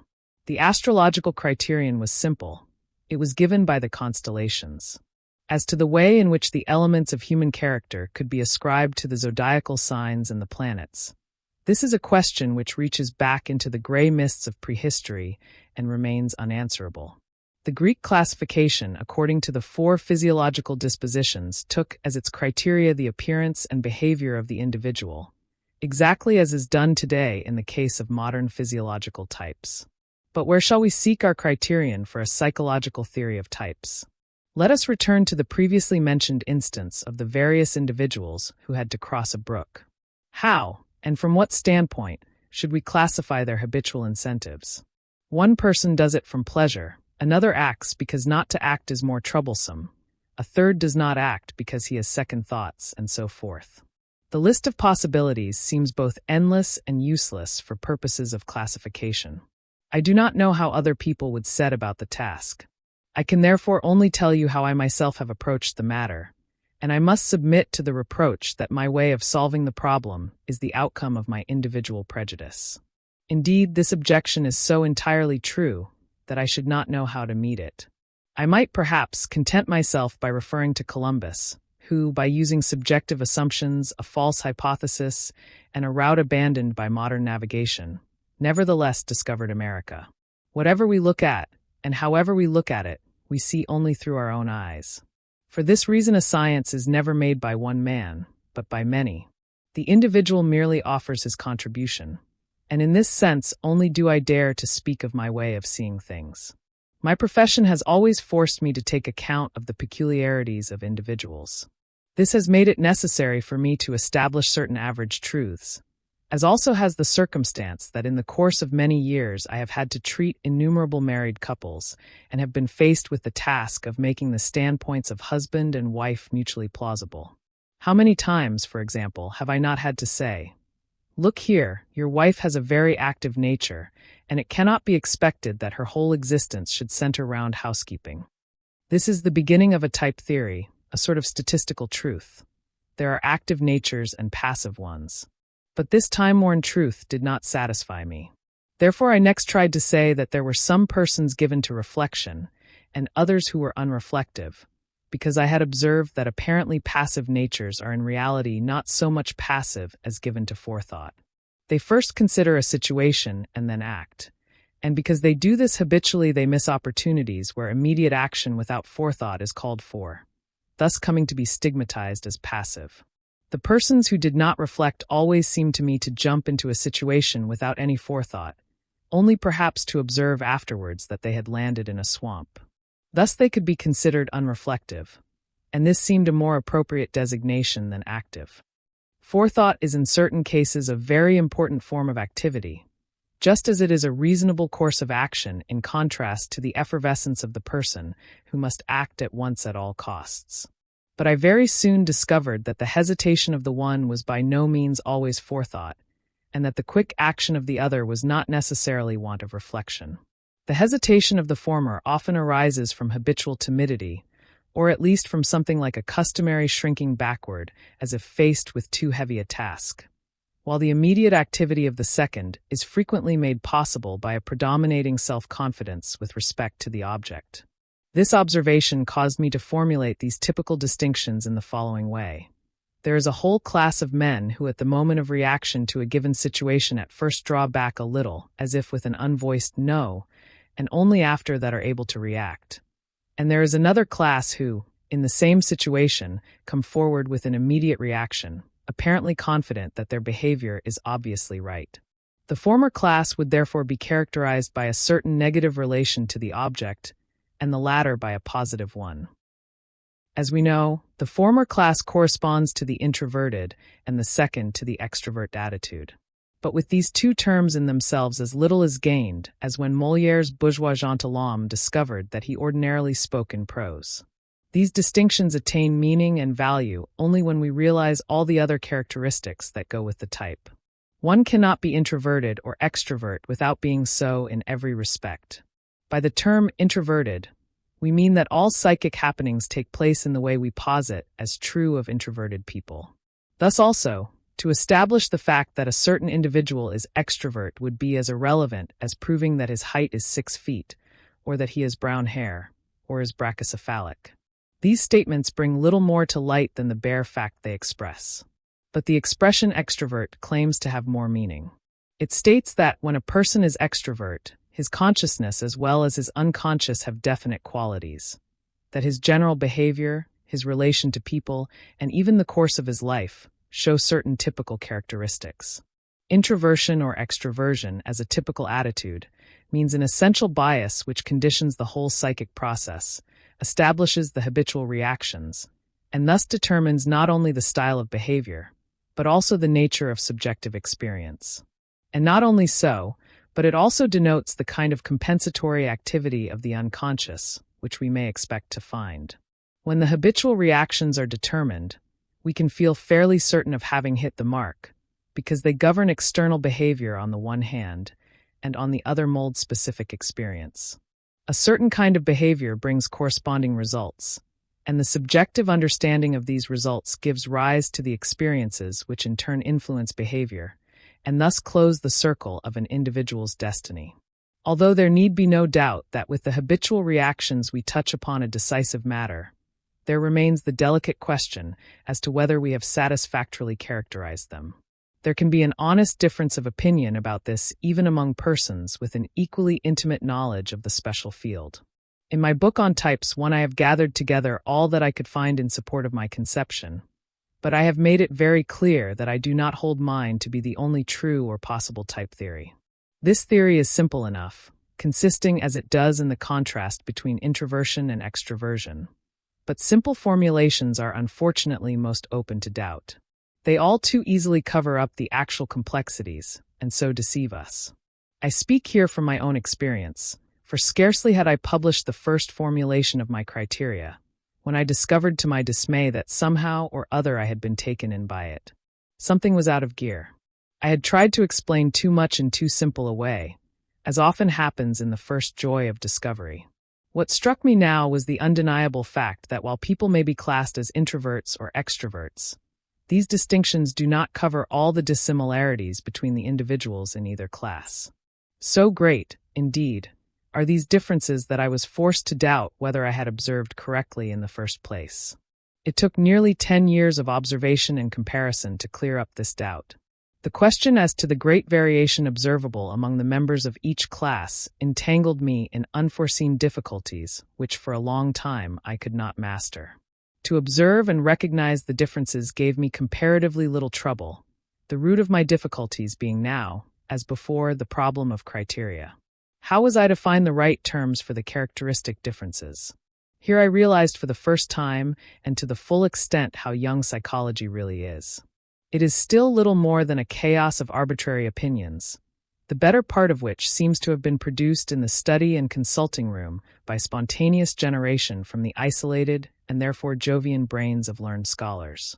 Without wishing to be irreverent, I cannot refrain from confronting the professor of psychology with the mentality of women, of the Chinese, and of Australian Negroes. Our psychology must embrace all life, otherwise we simply remain enclosed in the Middle Ages. I have realized that no sound criteria are to be found in the chaos of contemporary psychology.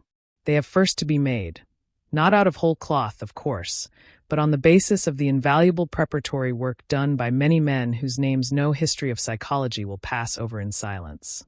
Within the limits of an essay, I cannot possibly mention all the separate observations that led me to pick out certain psychic functions as criteria for the designation of the differences under discussion. I wish only to show how they appear to me, as far as I have been able to grasp them.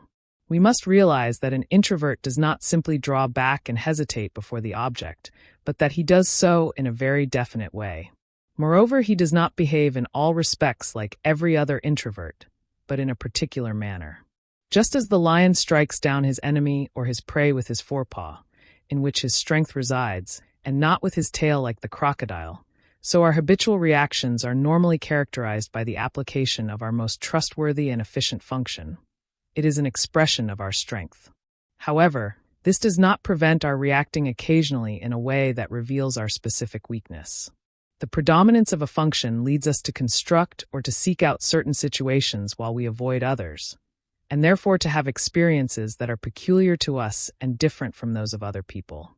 An intelligent man will make his adaptation to the world through his intelligence, and not in the manner of a sixth-rate pugilist, even though now and then, in a fit of rage, he may make use of his fists. In the struggle for existence and adaptation, everyone instinctively uses his most developed function, which thus becomes the criterion of his habitual reactions. The question now becomes, how is it possible to subsume all these functions under general concepts, so that they can be distinguished in the welter of merely contingent events? In social life, a rough grouping of this sort has long ago come about, and as a result we have types like the peasant, the worker, the artist, the scholar, the warrior, and so forth down the list of the various professions. But this sort of typification has very little to do with psychology, because, as a well-known scholar has maliciously remarked, there are savants who are merely intellectual porters. A type theory must be more subtle. It is not enough, for example, to speak of intelligence, for this is too general and too vague a concept. Almost any behavior can be called intelligent if it works smoothly, quickly, effectively, and to a purpose. Intelligence, like stupidity, is not a function but a modality. The term tells us nothing more than how a function works. The same holds true of moral and aesthetic criteria. We must be able to designate what it is that functions outstandingly in the individual's habitual way of reacting. We are thus forced to resort to something which at first glance alarmingly resembles the old faculty psychology of the 18th century. In reality, however, we are only returning to current ideas in daily speech, perfectly accessible and comprehensible to everyone. When, for instance, I speak of thinking, it is only the philosopher who does not know what I mean. No layman will find it incomprehensible. He uses this word every day, and always in the same general sense, though it is true enough that he is not a little embarrassed if he is called upon suddenly to give an unequivocal definition of thinking. The same is true of memory or feeling. However difficult it is to define such notions scientifically, and thus make of them psychological concepts, they are easily intelligible in current speech.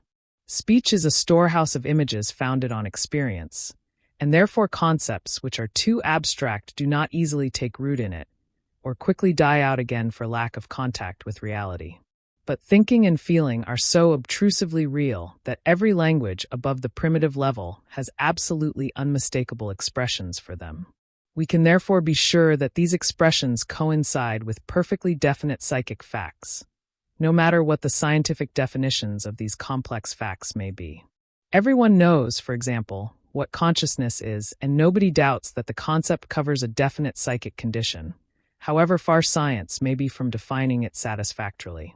So it came about that I simply formed my concepts of the psychic functions from the notions expressed in current speech, and used them as my criteria in judging the differences between persons of the same attitude type.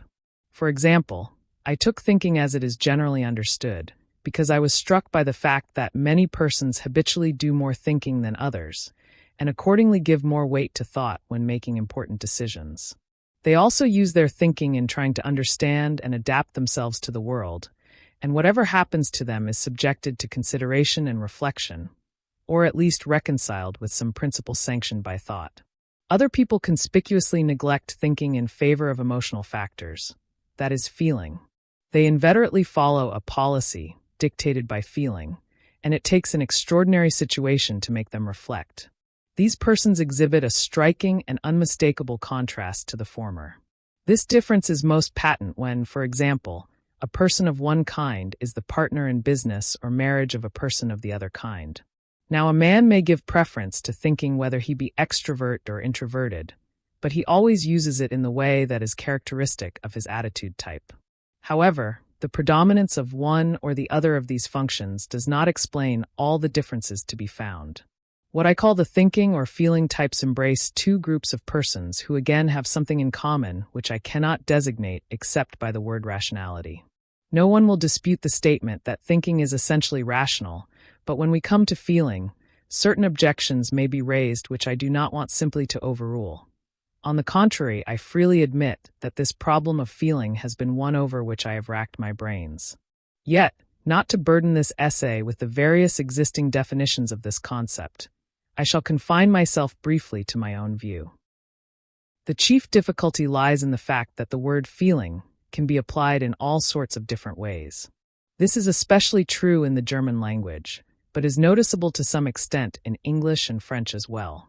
First of all, then, we must make a careful distinction between the concepts of feeling and sensation, the latter being taken to cover the sensory processes. And in the second place, we must recognize that a feeling of regret is something quite different from a feeling that the weather will change or that the price of our aluminium shares will go up. I have therefore proposed using the term feeling in the first instance and dropping it, so far as psychological terminology is concerned, in the other two instances. Here we should speak of sensation, when the sense organs are involved, and of intuition if we are dealing with a kind of perception which cannot be traced directly to conscious sensory experience. I have therefore defined sensation as perception through conscious sensory processes, and intuition as perception by way of unconscious contents and connections.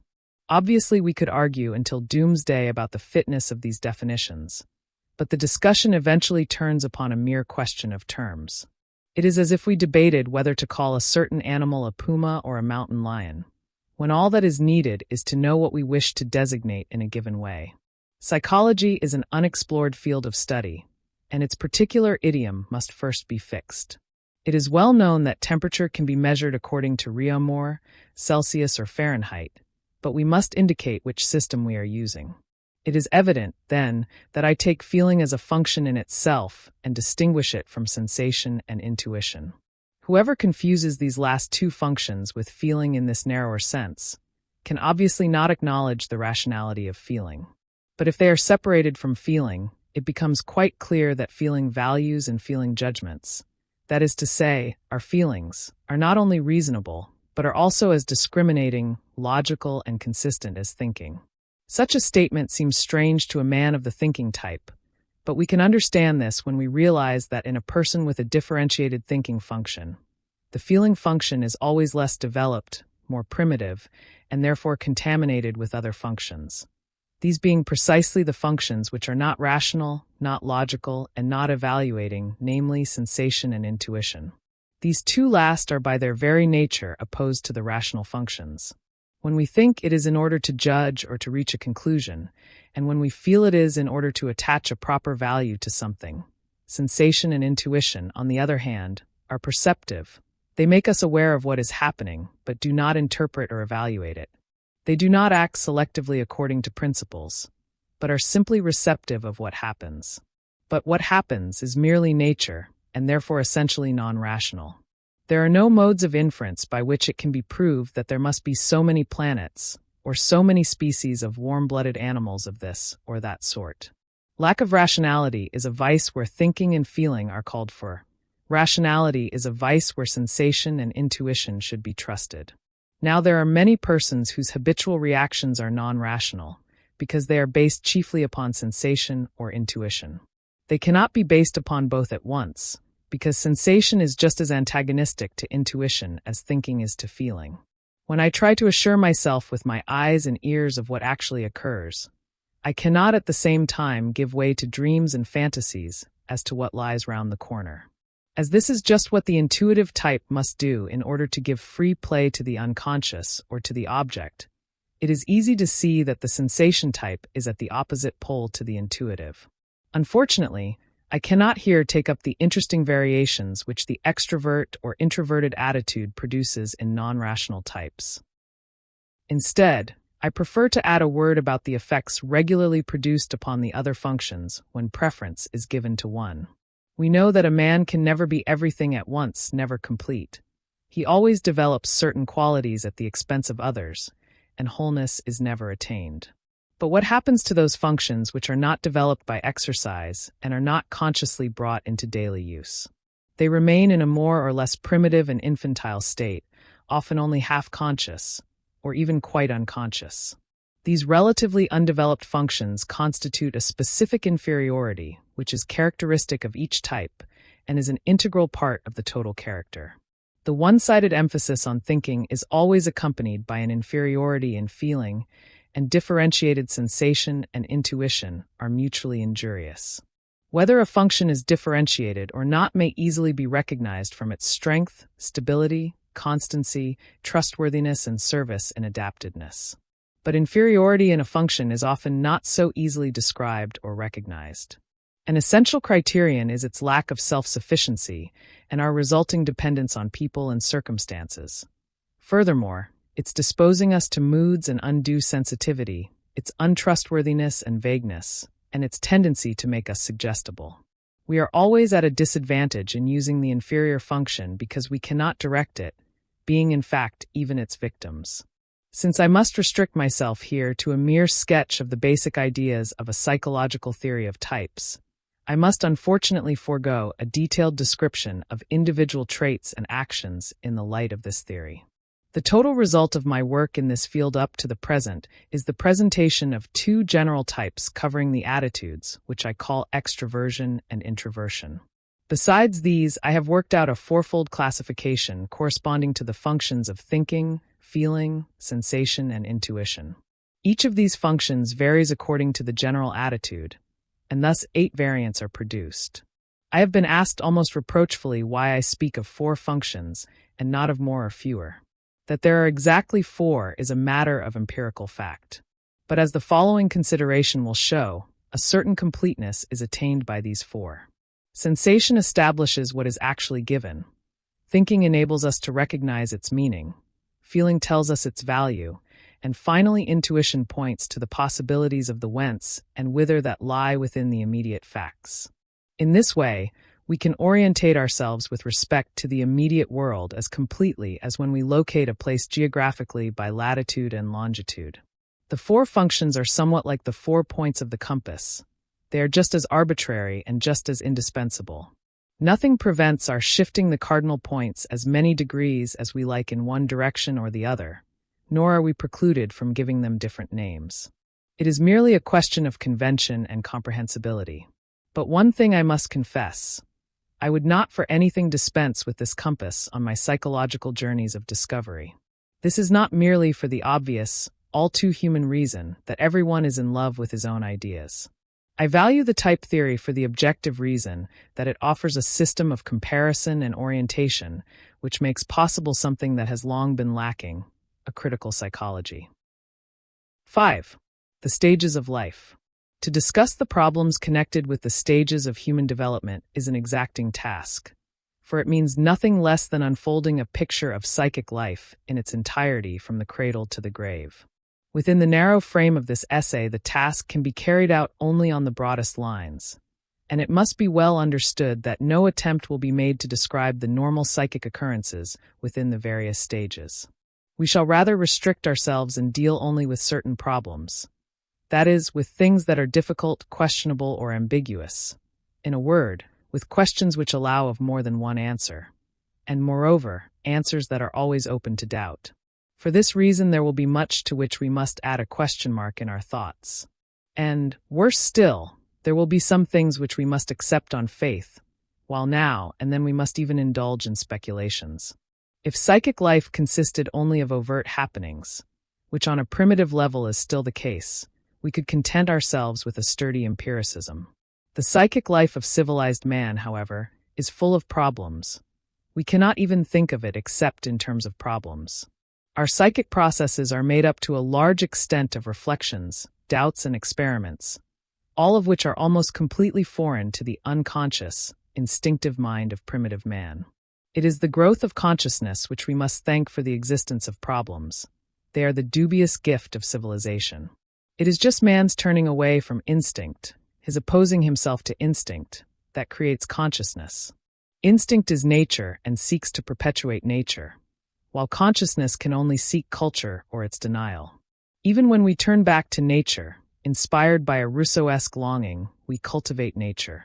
As long as we are still submerged in nature, we are unconscious, and we live in the security of instinct that knows no problems. Everything in us that still belongs to nature shrinks away from a problem, for its name is doubt, and wherever doubt holds sway, there is uncertainty and the possibility of divergent ways. And where several ways seem possible, there we have turned away from the certain guidance of instinct and are handed over to fear. For consciousness is now called upon to do that which nature has always done for her children, namely, to give a certain unquestionable and unequivocal decision. And here we are beset by an all too human fear that consciousness, our Promethean conquest, may in the end not be able to serve us in the place of nature. Problems thus draw us into an orphaned and isolated state where we are abandoned by nature and are driven to consciousness. There is no other way open to us. We are forced to resort to decisions and solutions where we formerly trusted ourselves to natural happenings. Every problem, therefore, brings the possibility of a widening of consciousness, but also the necessity of saying goodbye to childlike unconsciousness and trust in nature. This necessity is a psychic fact of such importance that it constitutes one of the essential symbolic teachings of the Christian religion. It is the sacrifice of the merely natural man, of the unconscious, ingenuous being whose tragic career began with the eating of the apple in paradise. The biblical fall of man presents the dawn of consciousness as a curse. And as a matter of fact, it is in this light that we first look upon every problem that forces us to greater consciousness and separates us even further from the paradise of unconscious childhood. Every one of us gladly turns away from his problems. If possible, they must not be mentioned, or better still, their existence is denied. We wish to make our lives simple, certain, and smooth. And for that reason, problems are taboo. We choose to have certainties and no doubts, results and no experiments, without even seeing that certainties can arise only through doubt and results through experiment. The artful denial of a problem will not produce conviction. On the contrary, a wider and higher consciousness is called for to give us the certainty and clarity we need. This introduction, long as it is, seemed to me necessary in order to make clear the nature of our subject. When we must deal with problems, we instinctively refuse to try the way that leads through darkness and obscurity. We wish to hear only of unequivocal results, and completely forget that these results can only be brought about when we have ventured into and emerged again from the darkness. But to penetrate the darkness, we must summon all the powers of enlightenment that consciousness can offer. As I have already said, we must even indulge in speculations. For in treating of the problems of psychic life, we perpetually stumble over questions of principle belonging to the private domains of the most different branches of knowledge. We disturb and anger the theologian no less than the philosopher, the physician no less than the educator. We even grope about in the field of the biologist and of the historian. This extravagant behavior is not to be charged to our arrogance, but to the circumstance that man's psyche is a unique combination of factors which also make up the special subjects of far-reaching lines of research. For it is out of himself and out of his peculiar constitution that man produced his sciences. They are symptoms of his psyche. If therefore we ask ourselves the unavoidable question, why does man, in obvious contrast to the animal world, have problems? We run into that inextricable tangle of thoughts which many thousands of incisive minds have brought about in the course of centuries. I shall not perform the labors of a Sisyphus upon this masterpiece of confusion, but will try to present quite simply my contribution toward man's attempt to answer this basic question. There are no problems without consciousness. We must therefore put the question in another way. In what way does consciousness arise? Nobody can say with certainty, but we can observe small children in the process of becoming conscious. Every parent can see it, if he pays attention. And this is what we are able to observe. When the child recognizes someone or something, when he knows a person or a thing, then we feel that the child has consciousness. That, no doubt, is also why in paradise it was the tree of knowledge which bore such fateful fruit. But what is recognition or knowledge in this sense? We speak of knowing something when we succeed in linking a new perception to an already established context in such a way that we hold in consciousness not only the new perception, but this context as well. Knowing is based, therefore, upon a conscious connection between psychic contents. We cannot have knowledge of disconnected contents, and we cannot even be conscious of them.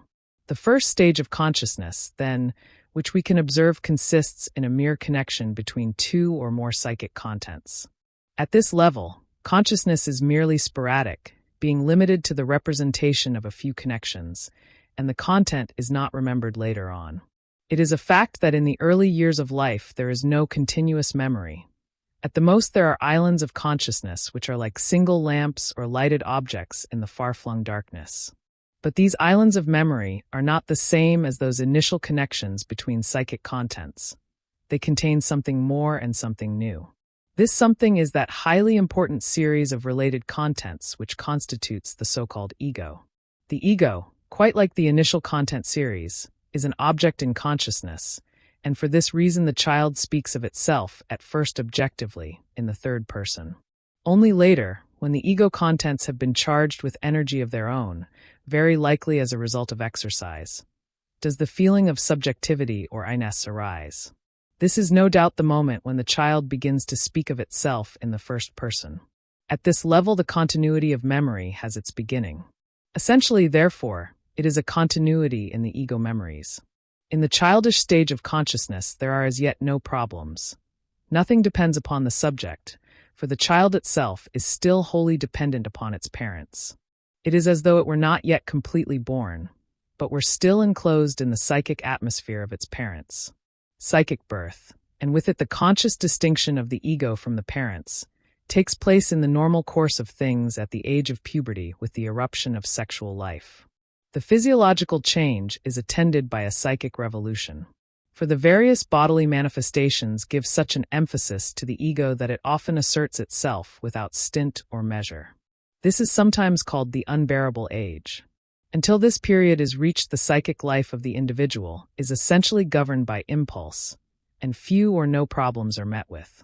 Even when external limitations oppose the subjective impulses, these restraints do not put the individual at variance with himself.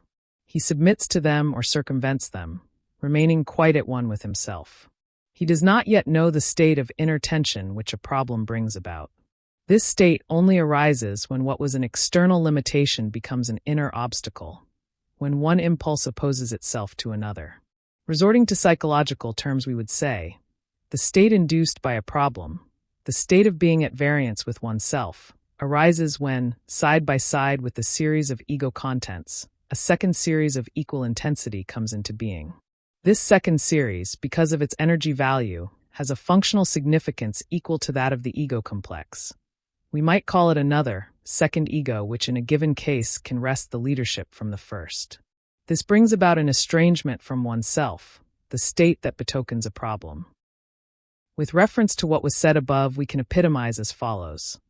The first stage of consciousness, which consists of recognizing or knowing, is an anarchic or chaotic state. The second, that of the developed ego complex, is a monarchic or monistic phase. The third is another step forward in consciousness and consists in the awareness of one's divided state. It is a dualistic phase. And here we take up our actual theme, namely the question of the stages of life. First of all, we must deal with the period of youth. It extends roughly from the years just after puberty to middle life, which itself begins between the 35th and 40th year. I might well be asked why I choose to begin with the second period of human existence.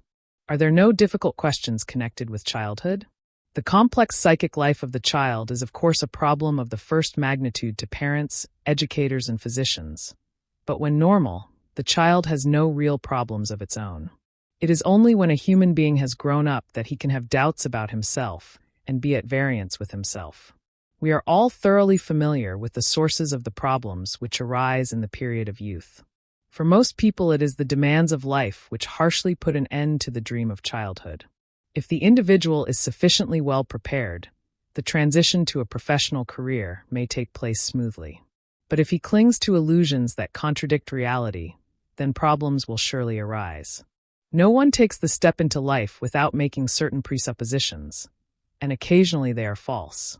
That is, they may not fit the conditions into which one is thrown. It is often a question of exaggerated expectations, of underestimation of difficulties, of unjustified optimism, or of a negative attitude.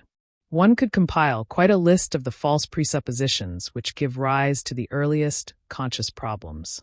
But it is not always the contrast of subjective presuppositions with external facts that gives rise to problems. It may as often be inner psychic disturbances. They may exist even when things run smoothly enough in the outer world. Very often it is the disturbance of the psychic equilibrium by the sexual impulse. And perhaps just as often it is the feeling of inferiority which springs from an unbearable sensitivity. These inner difficulties may exist even when adaptation to the outer world has been achieved without apparent effort. It even seems as if young people who have had to struggle hard for their existence are spared inner problems, while those for whom adaptation for some reason or other is made easy run into problems of sex or conflicts growing from the sense of inferiority. People whose own temperaments offer problems are often neurotic, but it would be a serious misunderstanding to confuse the existence of problems with neurosis. There is a marked distinction between the two in that the neurotic is ill because he is unconscious of his problems, while the man with a difficult temperament suffers from his conscious problems without being ill. If we try to extract the common and essential factors from the almost inexhaustible variety of individual problems found in the period of youth, we meet in nearly all cases with a particular feature: a more or less patent clinging to the childhood level of consciousness, a rebellion against the fateful forces in and around us which tend to involve us in the world. Something in us wishes to remain a child, to be unconscious or at most conscious only of the ego, to reject everything foreign, or at least subject it to our will, to do nothing, or in any case indulge our own craving for pleasure or power. In this leaning we observe something like the inertia of matter. It is persistence in a hitherto existing state whose level of consciousness is smaller, narrower, and more egoistic than that of the dualistic stage. For in the latter the individual finds himself compelled to recognize and to accept what is different and strange as a part of his own life, as a kind of also-I. It is the extension of the horizon of life which is the essential feature of the dualistic stage, and to which resistance is offered. To be sure, this enlargement, or this diastole, to use Goethe's expression, had started long before this. It begins at birth, when the child abandons the narrow confinement of the mother's womb, and from then on it gains steadily until it reaches a critical point in that phase when, beset by problems, the individual begins to struggle against it. What would happen to him if he simply changed himself into that other, foreign, also I, and allowed the earlier ego to vanish into the past? We might suppose this to be a quite practicable course. The very aim of religious education, from the exhortation to put off the old Adam, backward in time to the rebirth rituals of primitive races, is to transform a human being into a future, man, and to allow the old forms of life to die away. Psychology teaches us that, in a certain sense, there is nothing in the psyche that is old, nothing that can really definitively die away. Even Paul was left with a sting in his flesh. Whoever protects himself against what is new and strange, and thereby regresses to the past, falls into the same neurotic condition as the man who identifies himself with the new and runs away from the past. The only difference is that the one has estranged himself from the past, and the other from the future. In principle, both are doing the same thing. They are salvaging a narrow state of consciousness. The alternative is to shatter it with the tension inherent in the play of opposites, in the dualistic stage, and thereby to build up a state of wider and higher consciousness. This outcome would be ideal if it could be brought about in the second stage of life. But here is the rub. For one thing, nature cares nothing whatsoever about a higher level of consciousness. Quite the contrary. And then society does not value these feats of the psyche very highly. Its prizes are always given for achievement and not for personality, the latter being rewarded, for the most part, posthumously. This being so, a particular solution of the difficulty becomes compulsive. We are forced to limit ourselves to the attainable and to differentiate particular aptitudes, for in this way the capable individual discovers his social being. Achievement, usefulness, and so forth are the ideals which appear to guide us out of the confusion of crowding problems. They may be our lodestars in the adventure of extending and solidifying our psychic existences. They may help us in striking our roots in the world. But they cannot guide us in the development of that wider consciousness to which we give the name of culture. In the period of youth, at any rate, this course is the normal one, and in all circumstances preferable to merely tossing about in the welter of problems. The dilemma is often solved, therefore, in this way. Whatever is given to us by the past is adapted to the possibilities and the demands of the future. We limit ourselves to the attainable, and this means the renunciation of all other potentialities. One man loses a valuable piece of his past, another a valuable piece of his future. Everyone can call to mind friends or schoolmates who were promising and idealistic youngsters, but who, when met with years later, seem to have grown dry and cramped in a narrow mold. These are examples of the solution given above. The serious problems of life, however, are never fully solved.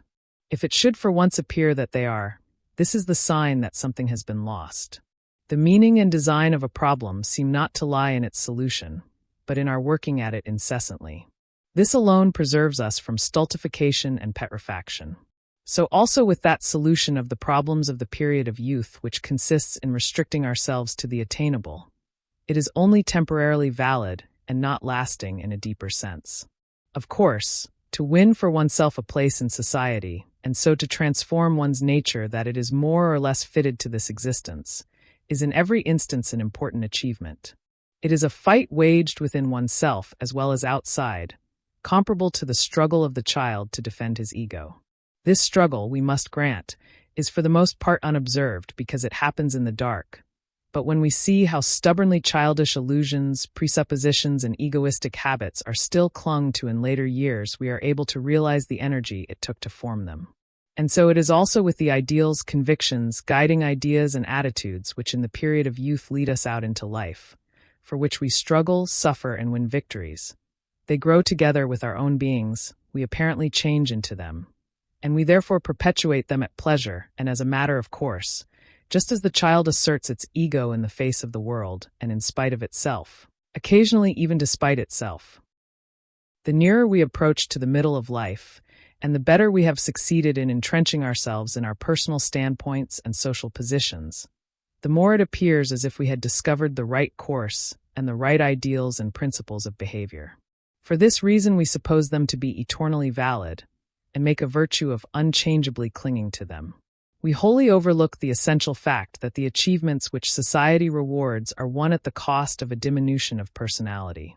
Many, far too many, aspects of life which should also have been experienced lie in the lumber room among dusty memories. Sometimes even they are glowing coals under gray ashes. Statistical tables show a rise in the frequency of cases of mental depression in men about 40. In women, the neurotic difficulties generally begin somewhat earlier. We see that in this phase of life, between 35 and 40, a significant change in the human psyche is in preparation. At first, it is not a conscious and striking change. It is rather a matter of indirect signs of a change which seems to take its rise from the unconscious. Often it is something like a slow change in a person's character. In another case, certain traits may come to light which had disappeared in childhood.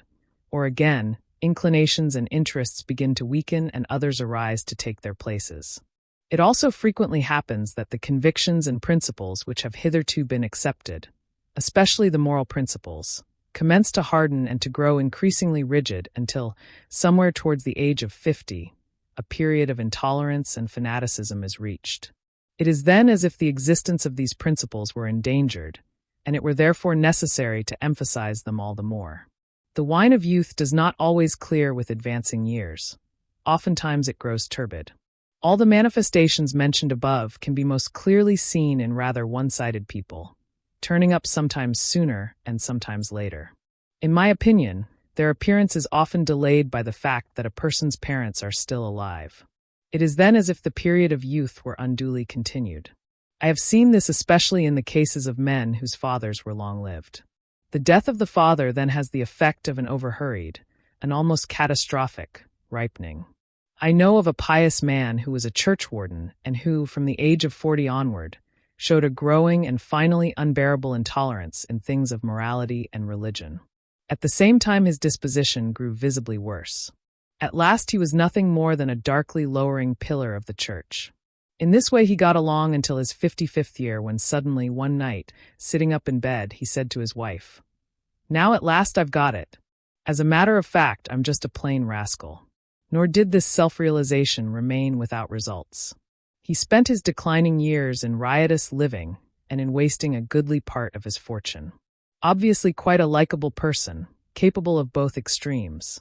The very frequent neurotic disturbances of adult years have this in common, that they betray the attempt to carry the psychic dispositions of youth beyond the threshold of the so-called years of discretion. Who does not know those touching old gentlemen who must always warm up the dish of their student days, who can fan the flames of life only by reminiscences of their heroic youth, and who, for the rest, are stuck in a hopelessly wooden Philistinism? As a rule, to be sure, they have this one merit which it would be wrong to undervalue. They are not neurotic, but only boring or stereotyped. The neurotic is rather a person who can never have things as he would like them in the present, and who can therefore never enjoy the past. As formerly the neurotic could not escape from childhood, so now he cannot part with his youth. He shrinks from the gray thoughts of approaching age, and, feeling the prospect before him unbearable, is always straining to look behind him. Just as a childish person shrinks back from the unknown in the world and in human existence, so the grown man shrinks back from the second half of life. It is as if unknown and dangerous tasks were expected of him, or as if he were threatened with sacrifices and losses which he does not wish to accept, or as if his life up to now seemed to him so fair and so precious that he could not do without it. Is it perhaps at bottom the fear of death?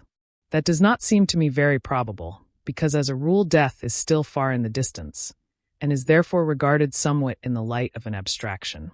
Experience shows us rather that the basis and cause of all the difficulties of this transition are to be found in a deep-seated and peculiar change within the psyche. In order to characterize it, I must take for comparison the daily course of the sun, but a sun that is endowed with human feeling and man's limited consciousness. In the morning it arises from the nocturnal sea of unconsciousness and looks upon the wide, bright world which lies before it in an expanse that steadily widens the higher it climbs in the firmament. In this extension of its field of action caused by its own rising, the sun will discover its significance. It will see the attainment of the greatest possible height, the widest possible dissemination of its blessings, as its goal. In this conviction the sun pursues its unforeseen course to the zenith. Unforeseen, because its career is unique and individual, and its culminating point could not be calculated in advance. At the stroke of noon, the descent begins. And the descent means the reversal of all the ideals and values that were cherished in the morning. The sun falls into contradiction with itself. It is as though it should draw in its rays, instead of emitting them. Light and warmth decline, and are at last extinguished. All comparisons are lame, but this simile is at least not lamer than others. A French aphorism sums it up with cynical resignation. Si jeunesse s'éveille, si vieillesse pavate. Fortunately, we men are not rising and setting suns, for then it would fare badly with our cultural values. But there is something sun-like within us, and to speak of the morning and spring, of the evening and autumn of life, is not mere sentimental jargon. We thus give expression to a psychological truth, even more, to physiological facts, for the reversal at noon changes even bodily characteristics. Especially among southern races, one can observe that older women develop rough and deep voices, incipient mustaches, hard facial expressions, and other masculine traits. On the other hand, the masculine physique is toned down by feminine features, as for instance adiposity and softer facial expressions. There is an interesting report in ethnological literature about an Indian warrior chief, to whom in middle age the Great Spirit appeared in a dream. The spirit announced to him that from then on he must sit among the women and children, wear women's clothes, and eat the food of women. He obeyed the dream without suffering a loss of prestige. This vision is a true expression of the psychic revolution of life's noon, of the beginning of life's decline. Man's values, and even his body, tend to undergo a reversal into the opposite. We might compare masculinity and femininity with their psychic components to a particular store of substances of which, in the first half of life, unequal use is made. A man consumes his large supply of masculine substance and has left over only the smaller amount of feminine substance, which he must now put to use. It is the other way round with a woman. She allows her unused supply of masculinity to become active. This transformation weighs more heavily still in the psychic realm than in the physical. How often it happens that a man of 40 or 50 years winds up his business, and that his wife then dons the trousers and opens a little shop where he sometimes performs the duties of handyman. There are many women who only awake to social responsibility and to social consciousness after their 40th year. In modern business life, especially in the United States, nervous breakdown in the 40s or after is a very common occurrence. If one studies the victims a little closely, one sees that the thing which has broken down is the masculine style of life, which held the field up to now. What is left over is an effeminate man. Contrariwise, one can observe women in these self-same business spheres who have developed in the second half of life an uncommon masculinity and an incisiveness which push the feelings and the heart aside. Very often the reversal is accompanied by all sorts of catastrophes in marriage. For it is not hard to imagine what may happen when the husband discovers his tender feelings and the wife her sharpness of mind. The worst of it all is that intelligent and cultivated people have these leanings without even knowing of the possibility of such transformations. Wholly unprepared, they embark upon the second half of life. Or are there perhaps colleges for 40-year-olds which prepare them for their coming life, and its demands as the ordinary colleges introduce our young people to a knowledge of the world and of life? No, there are none. Thoroughly unprepared, we take the step into the afternoon of life. Worse still, we take this step with the false presupposition that our truths and ideals will serve us as hitherto. But we cannot live the afternoon of life according to the program of life's morning. For what was great in the morning will be little at evening, and what in the morning was true will at evening have become a lie. I have given psychological treatment to too many people of advancing years, and have looked too often into the secret chambers of their souls, not to be moved by this fundamental truth. Aging people should know that their lives are not mounting and unfolding, but that an inexorable inner process forces the contraction of life. For a young person it is almost a sin, and certainly a danger, to be too much occupied with himself.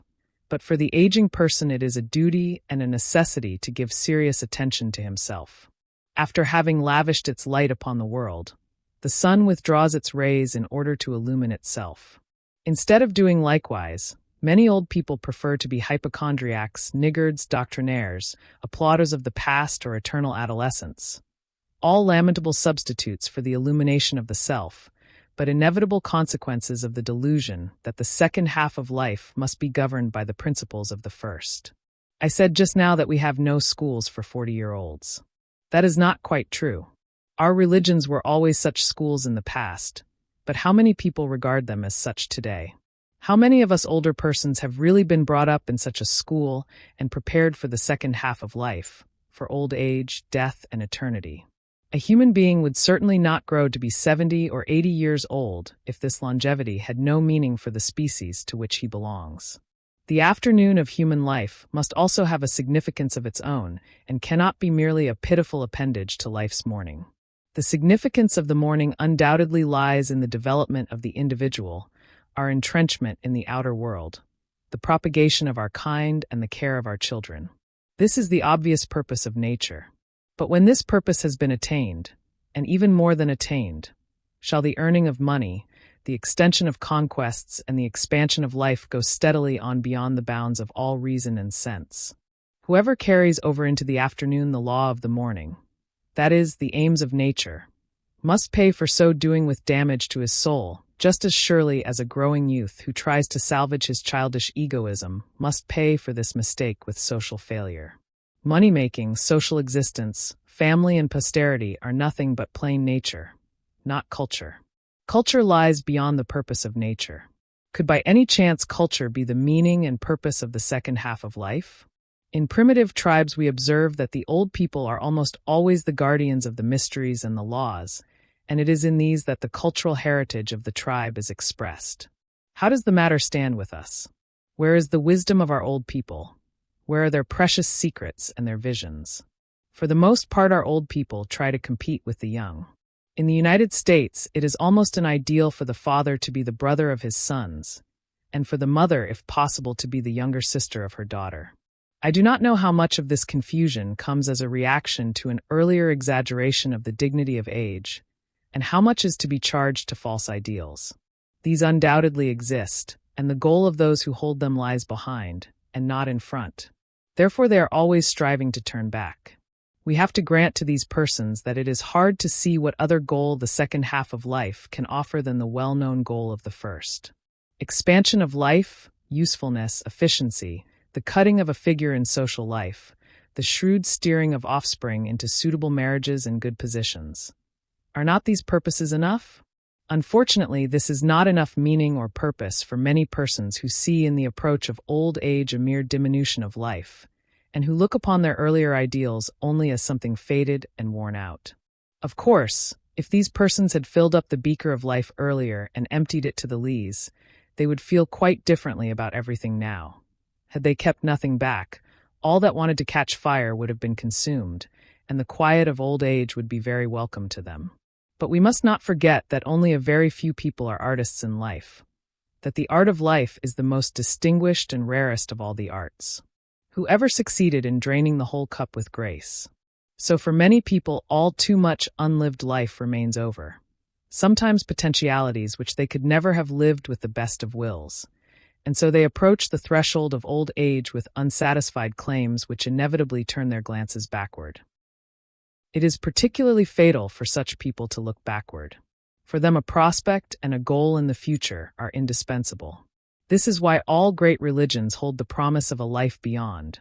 It makes it possible for mortal man to live the second half of life with as much perseverance and aim as the first.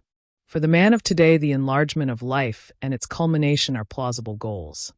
But the idea of life after death seems to him questionable or beyond belief. And yet life's cessation, that is death, can only be accepted as a goal when existence is so wretched that we are glad for it to end, or when we are convinced that the sun strives to its setting, to illumine distant races, with the same perseverance it showed in rising to the zenith. But to believe has become today such a difficult art that people, and particularly the educated part of humanity, can hardly find their way there. They have become too accustomed to the thought that, with regard to immortality and such questions, there are many contradictory opinions and no convincing proofs. Since science has become the catchword which carries the weight of conviction in the contemporary world, we ask for scientific proofs. But educated people who can think know that proof of this kind is out of the question. We simply know nothing whatever about it. May I remark that, for the same reasons, we cannot know whether anything happens to a person after he is dead? The answer is neither yes nor no. We simply have no definite scientific proofs about it one way or another, and are therefore in the same position as when we ask whether the planet Mars is inhabited or not. And the inhabitants of Mars, if there are any, are certainly not concerned whether we affirm or deny their existence. They may exist or not. And that is how it stands with so-called immortality, with which we may shelve the problem. But here my physician's conscience awakes and urges me to say a word which is essential to this question. I have observed that a directed life is in general better, richer, and healthier than an aimless one, and that it is better to go forwards with the stream of time than backwards against it. To the psychotherapist, an old man who cannot bid farewell to life appears as feeble and sickly as a young man who is unable to embrace it. And as a matter of fact, in many cases it is a question of the selfsame childish covetousness, of the same fear, the same obstinacy and willfulness, in the one as in the other. As a physician, I am convinced that it is hygienic, if I may use the word, to discover in death a goal towards which one can strive, and that shrinking away from it is something unhealthy and abnormal which robs the second half of life of its purpose. I therefore consider the religious teaching of a life hereafter consonant with the standpoint of psychic hygiene.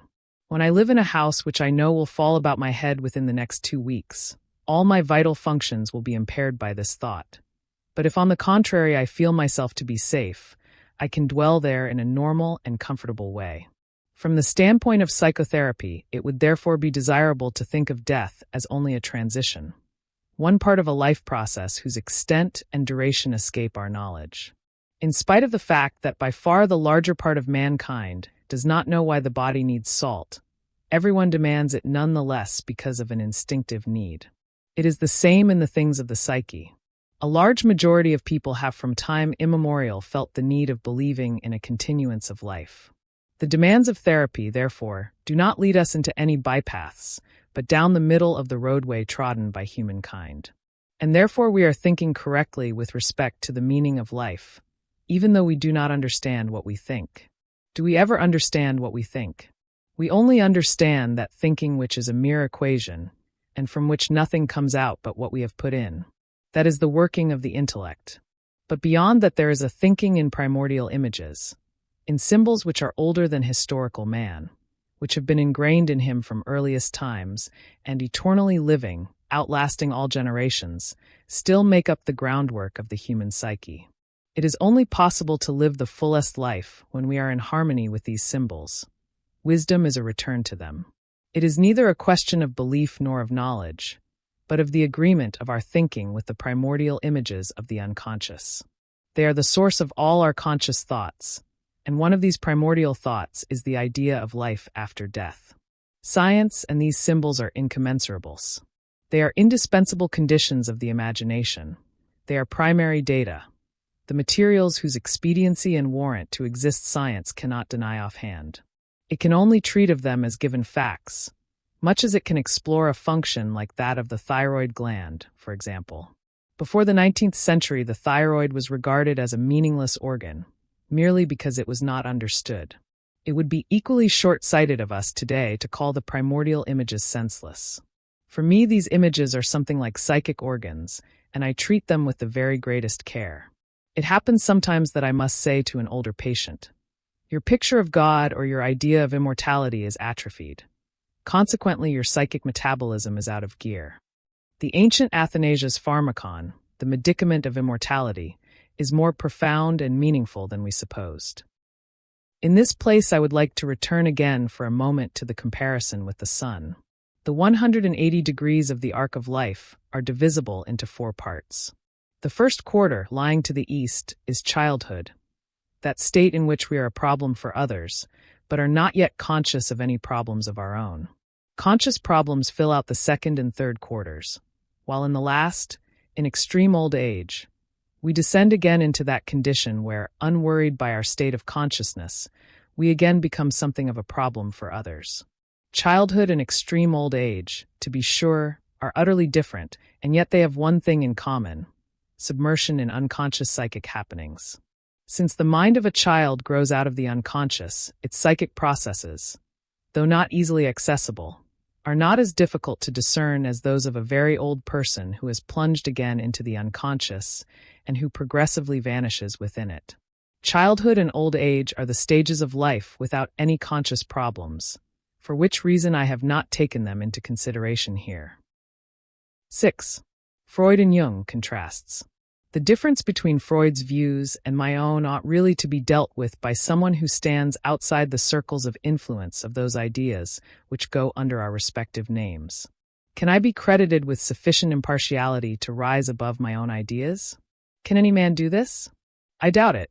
If I were told that someone had rivaled Baron Munchausen by accomplishing such a feat, I should feel sure that his ideas were borrowed ones. It is true that widely accepted ideas are never the personal property of their so-called author. On the contrary, he is the bond-servant of his ideas. Impressive ideas which are hailed as truths have something peculiar to themselves. Although they come into being at a definite time, they are and have always been timeless. They arise from that realm of procreative, psychic life out of which the ephemeral mind of the single human being grows like a plant that blossoms, bears fruit and seed, and then withers and dies. Ideas spring from a source that is not contained create us.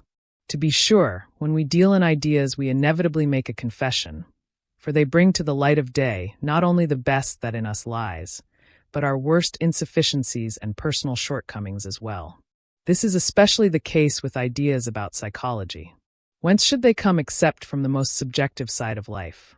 Can experience with the objective world save us from subjective prejudgments? Is not every experience, even in the best of circumstances, to a large extent subjective interpretation? On the other hand, the subject also is an objective fact, a piece of the world.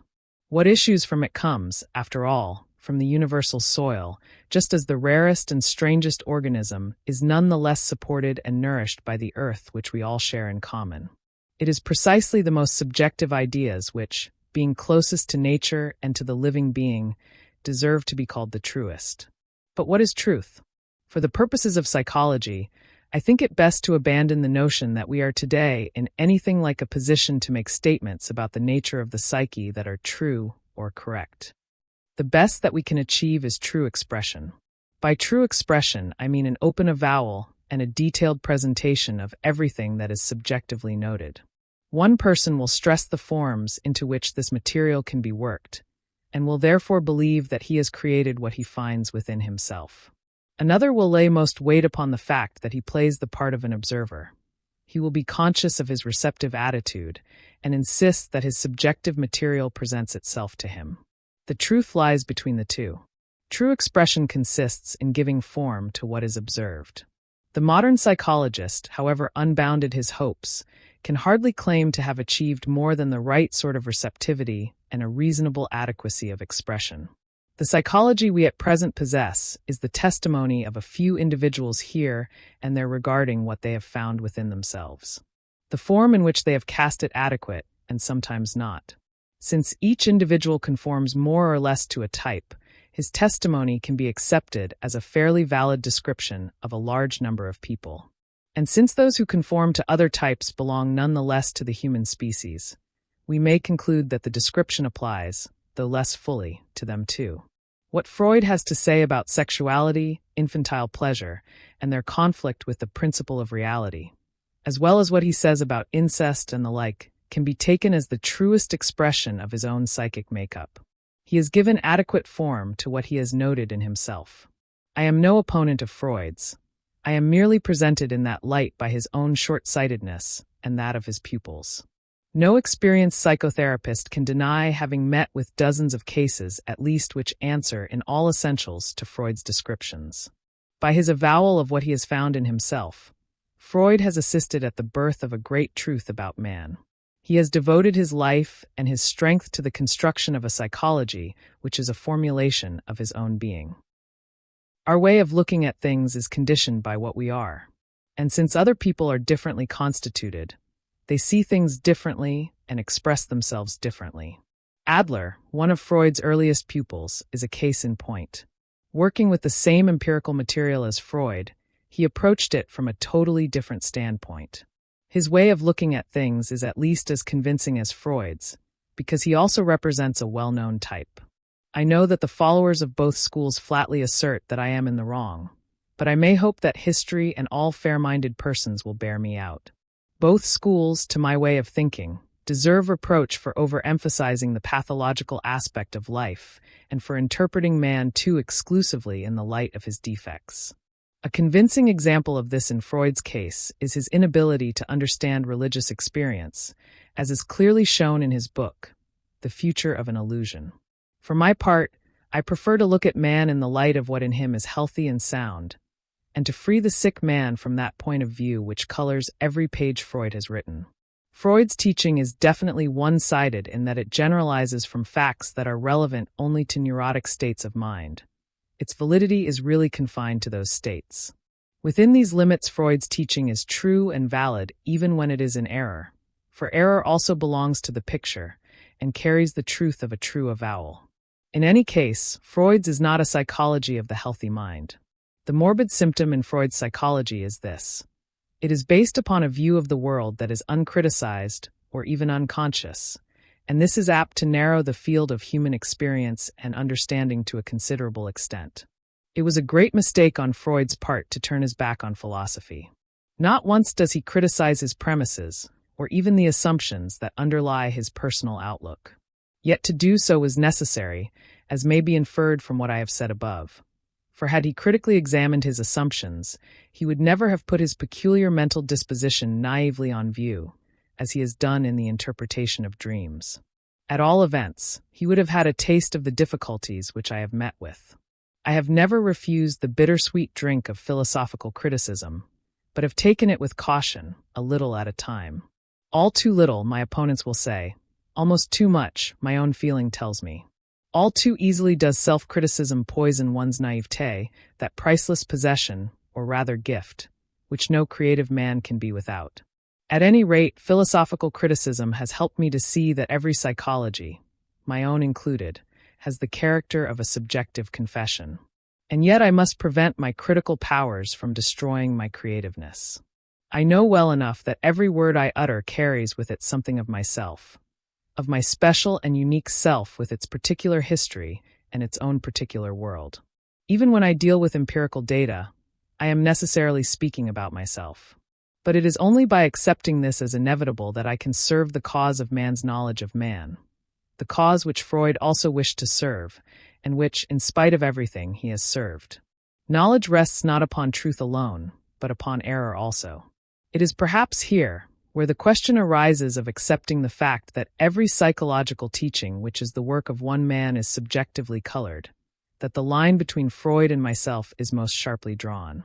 A further difference seems to me to consist in this, that I try to free myself from all unconscious and therefore uncriticized assumptions as to the world in general. I say I try, for who can be sure that he has freed himself from all his unconscious assumptions? I try to save myself at least from the crassest prejudices, and am therefore inclined to recognize all manner of gods provided only that they are active in the human psyche. I do not doubt that the natural instincts or drives are forces of propulsion in human life, whether we call them sexuality or the will to power. But I also do not doubt that these instincts come into collision with the spirit, for they are continually colliding with something. And why should not this something be called spirit? I am far from knowing what spirit is in itself, and equally far from knowing what instincts are. The one is as mysterious to me as the other, yet I am unable to dismiss the one by explaining it in terms of the other. That would be to treat it as a mere misunderstanding. The fact that the earth has only one moon is not a misunderstanding. There are no misunderstandings in nature. They are only to be found in the realms that man calls understanding. Certainly instinct and spirit are beyond my understanding. They are terms that we allow to stand for powerful forces whose nature we do not know. As may be seen, I attribute a positive value to all religions. In their symbolism, I recognize those figures which I have met with in the dreams and fantasies of my patients. In their moral teachings, I see efforts that are the same as or similar to those made by my patients, when, guided by their own insight or inspiration, they seek the right way of dealing with the forces of the inner life. Ceremonial, ritual, initiation rites, and ascetic practices, in all their forms and variations, interest me profoundly as so many techniques for bringing about a proper relation to these forces. I likewise attribute a positive value to biology and to the empiricism of natural science in general, in which I see a Herculean attempt to understand the human psyche by approaching it from the outer world. I regard the Gnostic religions as an equally prodigious undertaking in the opposite direction, as an attempt to draw knowledge of the cosmos from within. In my picture of the world, there is a vast outer realm and an equally vast inner realm.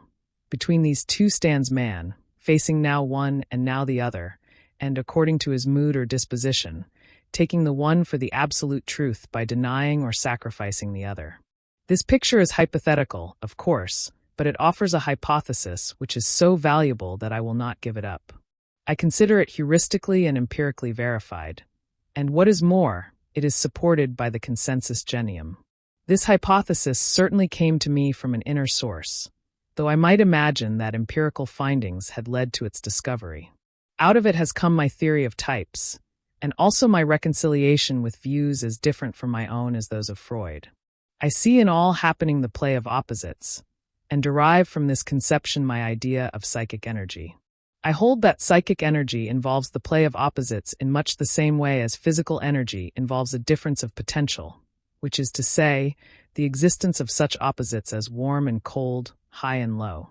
Freud began by taking sexuality as the only psychic driving power, and only after my break with him did he grant an equal status to other psychic activities as well. For my part, I have subsumed the various psychic drives or forces under the concept of energy in order to avoid the arbitrariness of a psychology that deals with drives or impulses alone. I therefore speak not of separate drives or forces, but of value intensities. By what has just been said, I do not mean to deny the importance of sexuality in psychic life, though Freud stubbornly maintains that I do deny it. What I seek is to set bounds to the rampant terminology of sex which threatens to vitiate all discussion of the human psyche. I wish to put sexuality itself in its proper place. Common sense will always return to the fact that sexuality is only one of the life instincts, only one of the psychophysiological functions, the one that is without doubt very far-reaching and important. Beyond all question, there is a marked disturbance today in the realms of sexual life. It is well known that when we have a bad toothache, we can think of nothing else. The sexuality which Freud describes is unmistakably that sexual obsession which shows itself whenever a patient has reached the point where he needs to be forced or tempted out of a wrong attitude or situation. It is an overemphasized sexuality piled up behind a dam, and it shrinks at once to normal proportions as soon as the way to development is opened. It is being caught in the old resentments against parents and relations, and in the boring emotional tangles of the family situation, which most often brings about the damming up of the energies of life. And it is this stoppage which shows itself unfailingly in that kind of sexuality which is called infantile. It is really not sexuality proper, but an unnatural discharge of tensions that belong to quite another province of life. This being so, what is the use of paddling about in this flooded country? Surely, straight thinking will grant that it is more important to open up drainage canals. We should try to find, in a change of attitude or in new ways of life, that difference of potential which the pent-up energy requires. If this is not achieved, a vicious circle is set up, and this is in fact the menace which Freudian psychology appears to offer. It points no way that leads beyond the inexorable cycle of biological events. This hopelessness would drive one to exclaim with Paul, "Wretched man that I am, who will deliver me from the body of this death?" And our man of intellect comes forward, shaking his head, and says in Faust's words, "Thou art conscious only of the single urge, namely of the fleshly bond leading back to father and mother or forward to the children that have sprung from our flesh. Incest with the past and incest with the future, the original sin of the perpetuation of the family situation. There is nothing that can free us from this bond except that opposite urge of life, the spirit. It is not the children of the flesh, but the children of God, who know freedom." In Ernst Barlach's tragic novel of family life, Der Tod Tag, the mother demon says at the end, "The strange thing is that man will not learn that God is his father." That is what Freud would never learn, and what all those who share his outlook forbid themselves to learn. At least, they never find the key to this knowledge. Theology does not help those who are looking for the key, because theology demands faith, and faith cannot be made. It is in the truest sense a gift of grace. We moderns are faced with the necessity of rediscovering the life of the Spirit. We must experience it anew for ourselves. It is the only way in which we can break the spell that binds us to the cycle of biological events. My position on this question is the third point of difference between Freud's views and my own. Because of it, I am accused of mysticism. I do not, however, hold myself responsible for the fact that man has everywhere and always spontaneously developed religious forms of expression, and that the human psyche from time immemorial has been shot through with religious feelings and ideas. Whoever cannot see this aspect of the human psyche is blind, and whoever chooses to explain it away or to enlighten it away has no sense of reality. Or should we see in the father complex, which shows itself in all the members of the Freudian school, and in its founder as well, convincing evidence of any release worth mentioning from the inexorable family situation? This father complex, fanatically defended with such stubbornness and oversensitivity, is a cloak for religiosity misunderstood. It is a mysticism expressed in terms of biology and the family relation. As for Freud's idea of the superego, it is a furtive attempt to smuggle in his time-honored image of Jehovah in the dress of psychological theory. When one does things like that, it is better to say so openly. For my part, I prefer to call things by the names under which they have always been known. The wheel of history must not be turned back, and man's advance toward a spiritual life, which began with the primitive rites of initiation, must not be denied. It is permissible for science to divide its field of inquiry and to set up limited hypotheses, for science must work in that way, but the human psyche may not be parceled out. It is a whole which embraces consciousness, and is the mother of consciousness. Scientific thought, being only one of its functions, can never exhaust all the possibilities of life. The psychotherapist must not allow his vision to be colored by the glasses of pathology. He must never allow himself to forget that the ailing mind is a human mind, and that, for all its ailments, it shares in the whole of the psychic life of man. The psychotherapist must even be able to admit that the ego is ill for the very reason that it is cut off from the whole, and has lost its connection with mankind as well as with the spirit. The ego is indeed the place of fears, as Freud says in The Ego and the ID, but only so long as it has not returned to the father and mother. Freud shipwrecks on the question of Nicodemus. Can a man enter his mother's womb a second time and be born again? To compare small things with great, we might say that history repeats itself here, for the question once more comes to the front today in a domestic quarrel of modern psychology. For thousands of years, rites of initiation have been teaching spiritual rebirth. Yet, strangely enough, man forgets again and again the meaning of divine procreation. This is surely no evidence of a strong life of the spirit, and yet the penalty of misunderstanding is heavy, for it is nothing less than neurotic decay, embitterment, atrophy, and sterility. It is easy enough to drive the spirit out of the door, but when we have done so, the salt of life grows flat. It loses its savor. Fortunately, we have proof that the spirit always renews its strength in the fact that the central teaching of the ancient initiations is handed on from generation to generation. Ever and again, human beings arise who understand what is meant by the fact that God is our Father. The equal balance of the flesh and the spirit is not lost to the world. The contrast between Freud and myself goes back to essential differences in our basic assumptions. Assumptions are unavoidable, and this being so, it is wrong to pretend that we have made no assumptions. That is why I have dealt with fundamental questions. With these as a starting point, the manifold and detailed differences between Freud's views and my own can best be understood. 7. Archaic Man. The word archaic means primal, original. While it is one of the most difficult and thankless of tasks to say anything of importance about civilized man of today, we are apparently in a more favorable position with regard to archaic man. In the first case, we try to reach a commanding point of view, but actually are caught in the same presuppositions and blinded by the same prejudices as are those about whom we wish to speak. In the case of the archaic man, however, we are far removed from his world and time, and our mental capacities are more differentiated than his. It is therefore apparently possible for us to occupy a point of vantage from which we can overlook his world and the meaning it held for him. This sentence delimits the subject to be covered in the present essay. Save by restricting myself to the psychic life of Archaic Man, I could hardly paint his picture in so small a space. I shall confine myself to the task of making this picture sufficiently inclusive, and shall not consider the findings of anthropology with regard to primitive races. When we speak of man in general, we do not have his anatomy, the shape of his skull or the color of his skin, in mind, but mean rather his psychic world, his state of consciousness, and his mode of life. Since all this belongs to the subject matter of psychology, we shall be dealing here chiefly with archaic or primitive mentality. Despite this limitation, it turns out that we have actually widened our theme, because it is not only primitive man whose psychic processes are archaic.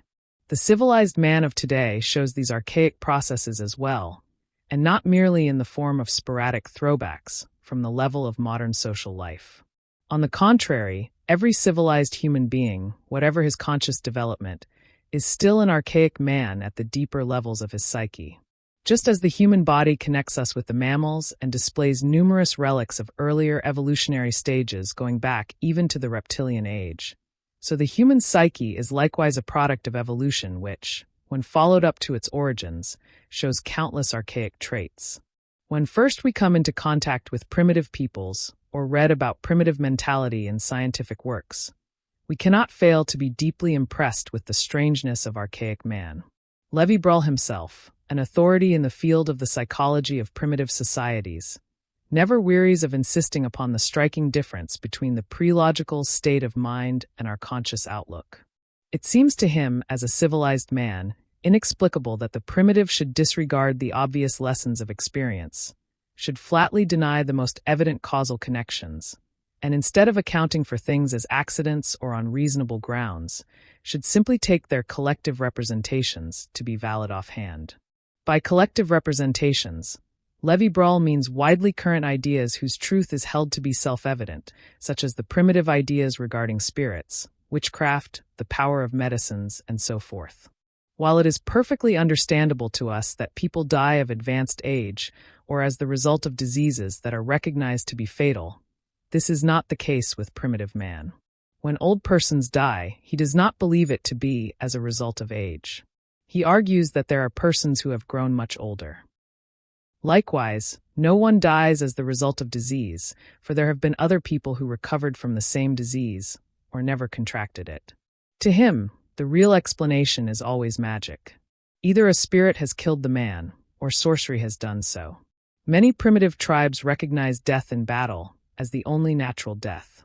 Still other tribes regard even death in battle as unnatural, holding that the adversary who brought it about must either have been a sorcerer or have used a charmed weapon. This grotesque idea can on occasions take an even more impressive form. For instance, 2 anklets were found in the stomach of a crocodile shot by a European. The natives recognized the anklets as the property of 2 women who some time before had been devoured by a crocodile. At once the charge of witchcraft was raised, for this quite natural occurrence, which would never have aroused the suspicions of a European, was given an unexpected interpretation in the light of one of those presuppositions which Lévi-Brühl calls collective representations. The natives said that an unknown sorcerer had summoned the crocodile and had bidden it to bring him the 2 women. The crocodile had carried out the command. But what about the anklets in the beast's stomach? The natives maintained that crocodiles never ate people unless bidden to do so. The crocodile had received the anklets from the sorcerer as a reward.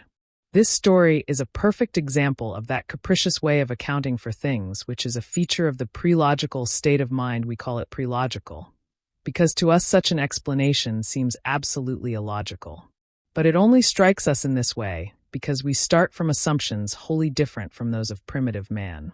If we were as convinced as he is of the existence of sorcerers and of mysterious powers, instead of believing in so-called natural causes, his inferences would seem to us perfectly reasonable. As a matter of fact, primitive man is no more logical or illogical than we are. His presuppositions are not the same as ours, and that is what distinguishes him from us. His thinking and his conduct are based on assumptions other than our own. To all that is in any way out of the ordinary and that therefore disturbs, frightens, or astonishes him, he ascribes what we should call a supernatural origin.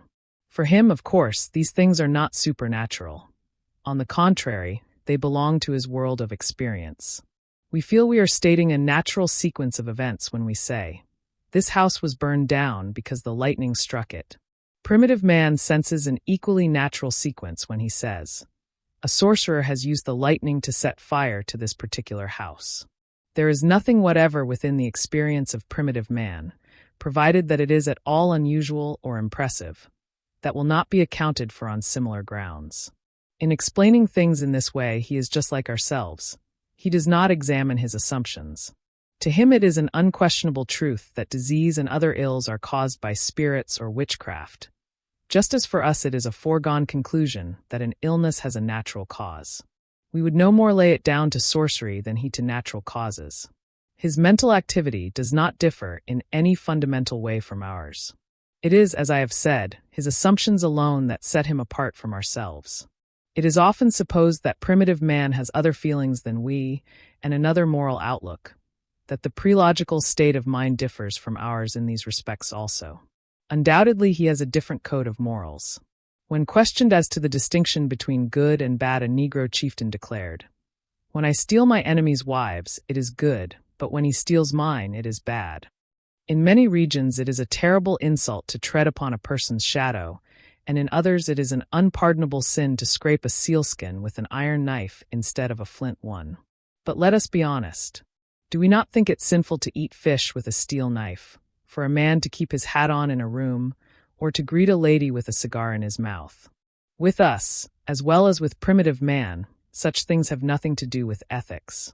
There are true and loyal headhunters, and there are men who piously and conscientiously practice cruel rites, or commit murder from righteous conviction. Primitive man is no less prompt than we are to value an ethical attitude. His good is just as good as ours, and his evil is just as bad as ours.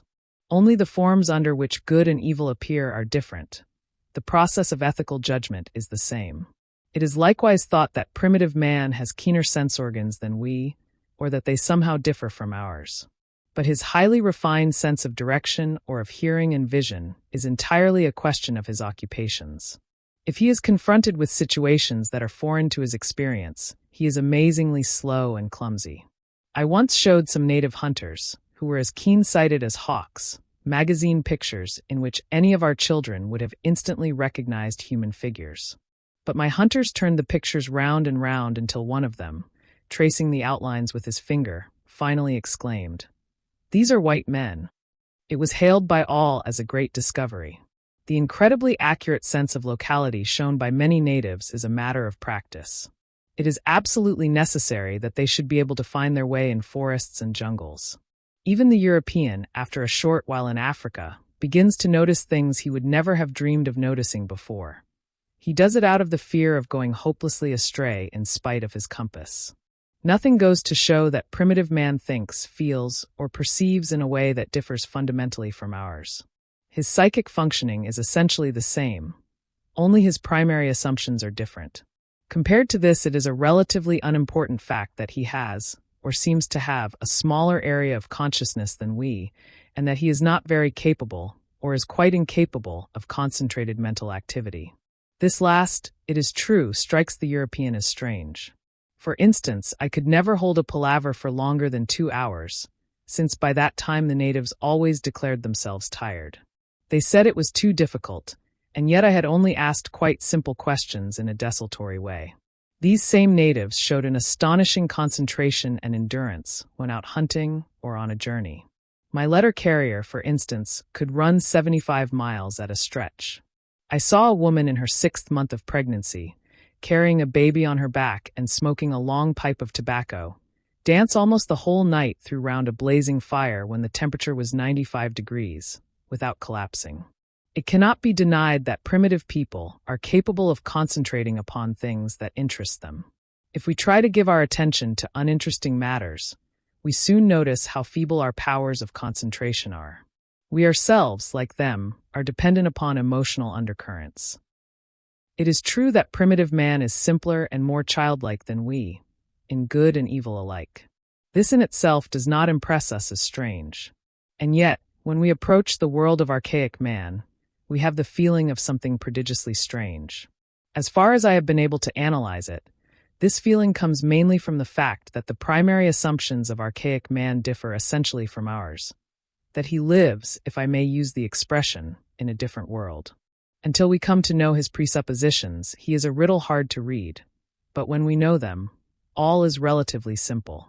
We might equally well say that primitive man ceases to be a riddle when we have come to know our own presuppositions. It is a rational presupposition of ours that everything has a natural and perceptible cause. We are convinced of this. Causality, so understood, is one of our most sacred dogmas. There is no legitimate place in our world for invisible, arbitrary, and so-called supernatural forces. Unless, indeed, we follow the modern physicist in his scrutiny of the minute and secret world of the atom wherein, as it appears, curious things come to pass. But that lies far from the beaten track. We distinctly resent the idea of invisible and arbitrary forces, for it is not so long ago that we made our escape from that frightening world of dreams and superstitions, and constructed for ourselves a picture of the cosmos worthy of rational consciousness, that latest and greatest achievement of man. We are now surrounded by a world that is obedient to rational laws. It is true that we do not know the causes of everything, but they will in time be discovered, and these discoveries will accord with our reasoned expectations. That is our hope, and we take it as much for granted as primitive man does his own assumptions. There are also chance occurrences, to be sure, but these are merely accidental, and we have granted them a causality of their own. Chance occurrences are repellent to the mind that loves order. They have a laughable and therefore irritating way of throwing out of gear the predictable course of events. We resent the idea of chance occurrences as much as that of invisible forces, for they remind us too much of satanic imps or of the caprice of a deus ex machina. They are the worst enemies of our careful calculations and a continual threat to all our undertakings. Being admittedly contrary to reason, they deserve contempt, and yet we should not fail to give them their due. The Arab shows them greater respect than we. He writes on every letter inshallah, if please God, for only then will the letter arrive. In spite of our reluctance to admit chance, and in spite of the fact that events run true to general laws, it is undeniable that we are always and everywhere exposed to incalculable accidents. And what is more invisible and arbitrary than chance? What is more unavoidable and more annoying? If we consider the matter, we might as well say that the causal connection of events according to general laws is a theory which is borne out about half the time, while for the rest the demon of chance has his way. A chance occurrence also has its natural causes, and we must often discover to our sorrow that they are commonplace enough. It is not the fact that the cause of the accidents is unknown to us that annoys us. The irritating thing about them is that they befall us here and now in an apparently arbitrary way. That is how it strikes us, at least. An accident is always irritating, and even the most dyed-in-the-wool rationalist may be moved to curse it. However we interpret an accidental event, we cannot alter the fact that it has the power to affect us. The more the conditions of existence become subject to regulation, the more is chance excluded, and the less do we need to protect ourselves against it. Nonetheless, everyone takes account of the possibility of accidental occurrences, or counts upon them, even though the official credo does not countenance this belief. It is our assumption, amounting to a positive conviction, that everything has causes which we call natural and which we at least suppose to be perceptible.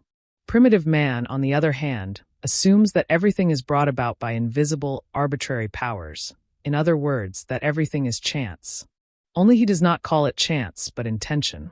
Natural causation is to him a mere semblance and not worthy of mention. If 3 women go to the river to draw water, and a crocodile seizes the one in the center and pulls her under, our view of things leads us to the verdict that it was pure chance that that particular woman was seized. The fact that the crocodile seized her seems to us natural enough, for these beasts occasionally do eat human beings. For primitive man, such an explanation completely obliterates the facts, and accounts for no aspect of the whole exciting story. Archaic man is right in holding our view of the matter to be superficial or even absurd, for the accident might not have happened and still the same interpretation would fit the case. The prejudice of the European does not allow him to see how little he really explains things in such a way. Primitive man expects more of an explanation. What we call chance is to him arbitrary power. It was therefore the intention of the crocodile, as everyone could observe, to seize the woman who stood between the other two. If it had not had this intention, it would have taken one of the others. But why did the crocodile have this intention? These animals do not ordinarily eat human beings. This assertion is correct, quite as correct as the statement that there is no rainfall in the Sahara. Crocodiles are really timid animals and are easily frightened. Considering their numbers, they kill astonishingly few people, and it is an unexpected and unnatural event when they devour a man. Such an event calls for explanation. Of his own accord, the crocodile would not take a human life. By whom, then, was he ordered to do so? It is on the facts of the world around him that primitive man bases his verdicts. When the unexpected occurs, he is justifiably astonished and wishes to know the specific causes. To this extent, he behaves exactly as we do. But he goes further than we. He has one or more theories about the arbitrary power of chance. We say, nothing but chance. He says, calculating intention. He lays the chief stress upon the confusing and confused breaks in the chain of causation, upon those occurrences that fail to show the causal connections which science expects, and that constitute the other half of happenings in general. He has long ago adapted himself to nature in so far as it conforms to general laws. What he fears is unpredictable chance, whose power makes him see in it an arbitrary and incalculable agent. Here again he is right. It is quite understandable that everything out of the ordinary should frighten him. Anteaters are fairly numerous in the regions south of Mount Elgon, where I stayed for some time. The anteater is a shy, nocturnal animal that is rarely seen. If one happens to be seen by day, it is an extraordinary and unnatural event which astonishes the natives as much as the discovery of a brook that occasionally flows uphill would astonish us. If we knew of actual cases in which water suddenly overcame the force of gravity, such knowledge would cause us no little anxiety. We know that tremendous masses of water surround us, and can easily imagine what would happen if water no longer conformed to gravitational law. This is the situation in which primitive man finds himself with respect to the happenings in his world. He is thoroughly familiar with the habits of anteaters, but when one of them transgresses the laws of nature, it acquires an incalculable sphere of action. Primitive man is so strongly impressed by things as they are, that a transgression of the laws of his world exposes him to unforeseen possibilities. Such an exception is a portent, an omen, comparable to a comet or an eclipse. Since in his view such an unnatural event as the appearance of an anteater by day can have no natural causes, some invisible power must be behind it. And the alarming manifestation of a power which can annul cosmic laws calls, of course, for extraordinary measures of placation or self-defense. The neighboring villages must be aroused, and the anteater must be dug up with the utmost pains and killed. The oldest maternal uncle of the man who saw the anteater must then sacrifice a bull. The man descends into the sacrificial pit and receives the first piece of the animal's flesh, whereupon the uncle and the other participants in the ceremony also eat. In this way, the dangerous caprice of nature is expiated. As for us, we should certainly be alarmed enough if water began to run uphill for unknown reasons, but are not when an anteater is seen by day, or an albino is born, or an eclipse takes place. We know the meaning and the sphere of action of such happenings, while primitive man does not. Ordinary events constitute for him a coherent whole in which he and all other creatures are embraced. He is therefore extremely conservative, and does what others have always done. If something happens, no matter where, to break the coherence of this whole, he feels there is a rift in his well-ordered world. Then anything may happen, heaven knows what. All occurrences that are in any way striking are at once brought into connection with the unusual event. For instance, a missionary set up a flagstaff in front of his house so that he could raise the Union Jack on Sundays. But this innocent pleasure cost him dear.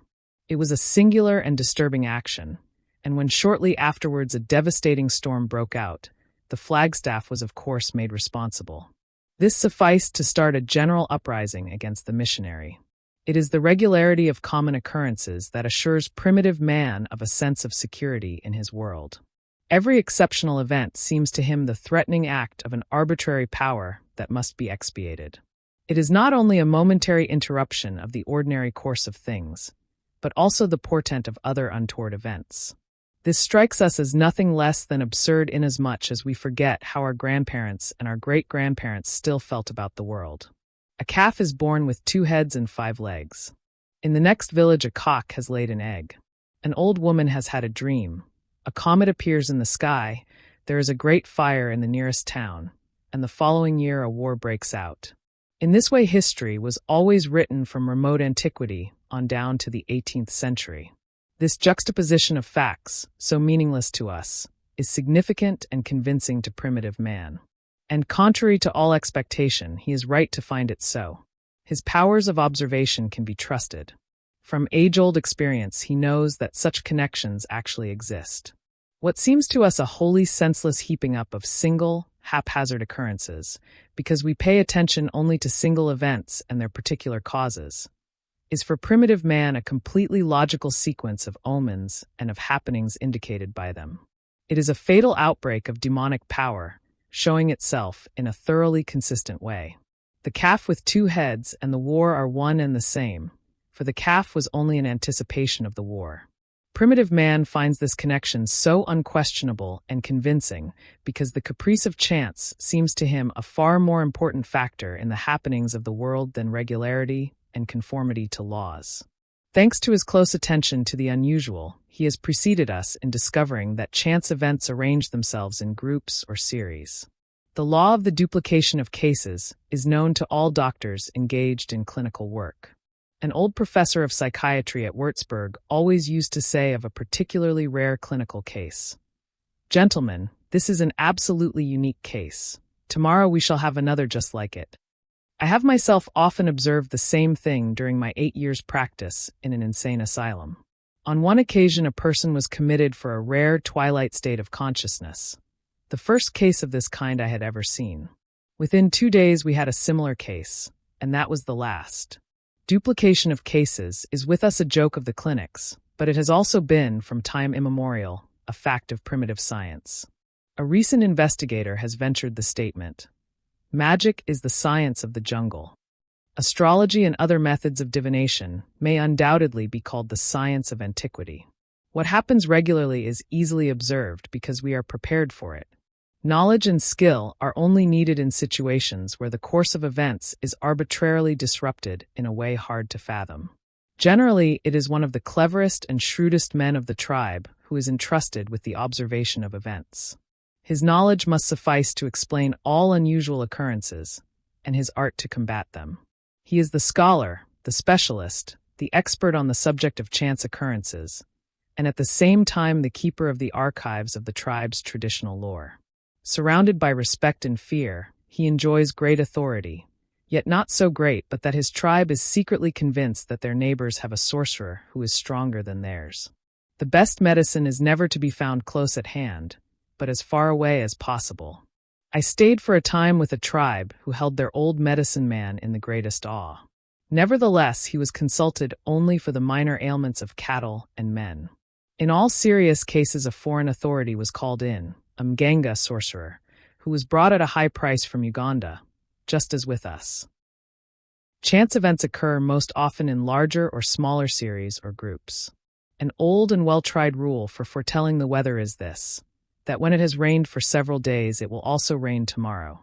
A proverb says, "Misfortunes never come singly."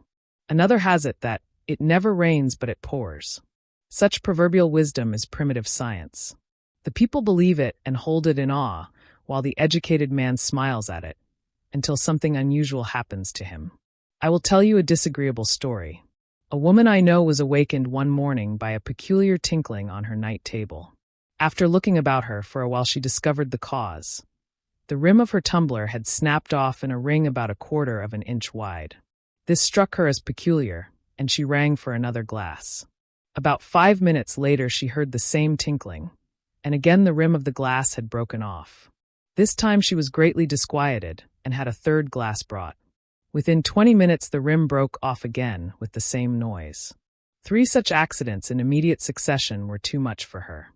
She gave up her belief in natural causes on the spot and brought out in its place a collective representation, the conviction that an arbitrary power was at work.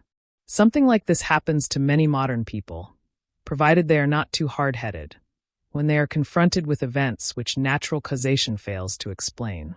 We naturally prefer to deny such occurrences. They are unpleasant because they disrupt the orderly course of our world and make anything seem possible. Their effect upon us shows that the primitive mind is not yet dead. Primitive man's belief in arbitrary power does not arise out of thin air, as was always supposed, but is grounded in experience. What we have always called his superstition is justified by the grouping of chance occurrences. There is a real measure of probability that unusual events will coincide in time and place. We must not forget that our experience is not fully to be trusted in this regard. Our observation is inadequate because our point of view leads us to overlook these matters. For instance, in a serious mood it would never occur to us to take the following events as a sequence. In the morning a bird flies into your room. An hour later you witness an accident in the street. In the afternoon a relative dies. In the evening your cook drops the soup tureen. And on coming home late at night, you find that you have lost your key. Primitive man would not have overlooked a single item in this chain of events, for every new link would have answered to his expectations. And he is right. He is much more nearly right than we are willing to admit. His anxious expectations are justified and serve a purpose. Such a day, he holds, is ill-omened, and on it nothing should be undertaken. In our world this would be reprehensible superstition, but in the world of primitive man it is highly appropriate shrewdness. In that world man is far more exposed to accidents than we in our protected and well-regulated existence. When you are in the wilderness, you dare not take too many chances. The European soon comes to appreciate this. When a Pueblo Indian does not feel in the right mood, he stays away from the men's council. When an ancient Roman stumbled on the threshold as he left his house, he gave up his plans for the day. This seems to us senseless, but under primitive conditions of life, such an omen inclines one at least to be cautious. When I am not in full control of myself, my bodily movements may be under a certain constraint. My attention is easily distracted. I am somewhat absent-minded. As a result, I knock against something, stumble, let something fall, or forget something. Under civilized conditions, these are mere trifles, but in the primeval forest, they mean mortal danger. It is fatal to make a false step upon the rain-soaked trunk of a tree that serves as a bridge high over a river teeming with crocodiles. Suppose I lose my compass in the deep grass, or forget to load my rifle and blunder into a rhinoceros trail in the jungle. If I am preoccupied with my thoughts, I may tread upon a puff adder. At nightfall, I forget to put on my mosquito boots in time, and 11 days later I die from an onset of tropical malaria. To forget to shut one's mouth while bathing suffices to bring on a fatal attack of dysentery. For us, a distracted state of mind is the natural cause of such accidents. For primitive man, they are objectively conditioned omens or sorcery. But it may be more than a question of inattention. In the Kitoshi region south of Mount Elgon, I went for an excursion into the Cabras forest. There, in the thick grass, I nearly stepped on a puff adder and only managed to jump away just in time. In the afternoon, my companion returned from a hunt, deathly pale and trembling in every limb. He had almost been bitten by a 7-foot mamba which darted at his back from a termite hill. Without a doubt, he would have been killed had he not been able at the last moment to wound the animal with a shot. At 9 o'clock that night our camp was attacked by a pack of ravenous hyenas which had surprised and mauled a man in his sleep the day before. In spite of the fire, they swarmed into the hut of our cook, who fled screaming over the stockade. Thenceforth there were no accidents throughout the whole of our journey. Such a day gave our Negroes food for thought. For us it was a simple multiplication of accidents, but for them the inevitable fulfillment of an omen that had occurred upon the first day of our journey into the wilds. It so happened that we had fallen, car, bridge and all, into a stream we were trying to cross. Our boys had exchanged glances on that occasion as if to say, "Well, that's a fine start." To cap the climax, a tropical thunderstorm blew up and soaked us so thoroughly that I was prostrated with fever for several days. On the evening of the day when my friend had had such a narrow escape out hunting, I could not help saying to him, as we white men sat looking at one another, It seems to me as if the trouble had begun still further back. Do you remember the dream you told me in Zurich just before we left? At that time, he had had a very impressive nightmare. He dreamed that he was hunting in Africa and was suddenly attacked by a huge mamba, so that he woke up with a cry of terror. The dream had greatly disturbed him, and he now confessed to the thought that it had portended the death of one of us. He had of course assumed that I was to die, because we always hope it is the other fellow. But it was he who later fell ill of a severe malarial fever that brought him to the edge of the grave. To read of such a conversation in a corner of the world where there are no snakes and no malaria-bearing mosquitoes means very little. One must imagine the velvety blue of a tropical night, the overhanging black masses of gigantic trees standing in a virgin forest, the mysterious voices of the nocturnal spaces, a lonely fire with loaded rifles stacked beside it, mosquito nets, boiled swamp water to drink, and above all the conviction expressed by an old Afrikander who knew what he was saying. This isn't man's country, it's God's country. Their man is not king. It is rather nature, the animals, plants, and microbes. Given the mood that goes with the place, one understands how it is that we found a dawning significance in things that anywhere else would provoke a smile. That is the world of unrestrained, capricious powers with which primitive man has to deal day by day. The extraordinary event is no joke to him. He draws his own conclusions. It is not a good place, the day is unfavorable, and who knows what dangers he avoids by following such warnings. Magic is the science of the jungle. A portent affects the immediate modification of a course of action, the abandonment of a planned undertaking, a change of psychic attitude. These are all highly expedient reactions in view of the fact that chance occurrences tend to fall in sequences and that primitive man is wholly unconscious of psychic causality. Thanks to our one-sided emphasis upon so-called natural causation, we have learned to distinguish what is subjective and psychic from what is objective and natural. For primitive man, on the contrary, the psychic and the objective coalesce in the external world. In the face of something extraordinary, it is not he who is astonished, but rather the thing which is astonishing. It is manna, endowed with magic power. What we would call the powers of imagination, and suggestions seem to him invisible forces which act upon him from without. His country is neither a geographical nor a political entity. It is that territory which contains his mythology, his religion, all his thinking and feeling in so far as he is unconscious of these functions. His fear is localized in certain places that are not good. The spirits of the departed inhabit such or such a wood. That cave harbors devils which strangle any man who enters. In yonder mountain lives the great serpent. That hill is the grave of the legendary king. Near this spring or rock or tree every woman becomes pregnant. That ford is guarded by snake demons. This towering tree has a voice that can call certain people. Primitive man is unpsychological. Psychic happenings take place outside him in an objective way. Even the things he dreams about seem to him real. That is his only reason for paying attention to dreams. Our Elgonii porters seriously maintained that they never had dreams. Only the sorcerer had them. When I questioned the sorcerer, he declared that he had stopped having dreams when the British entered the land.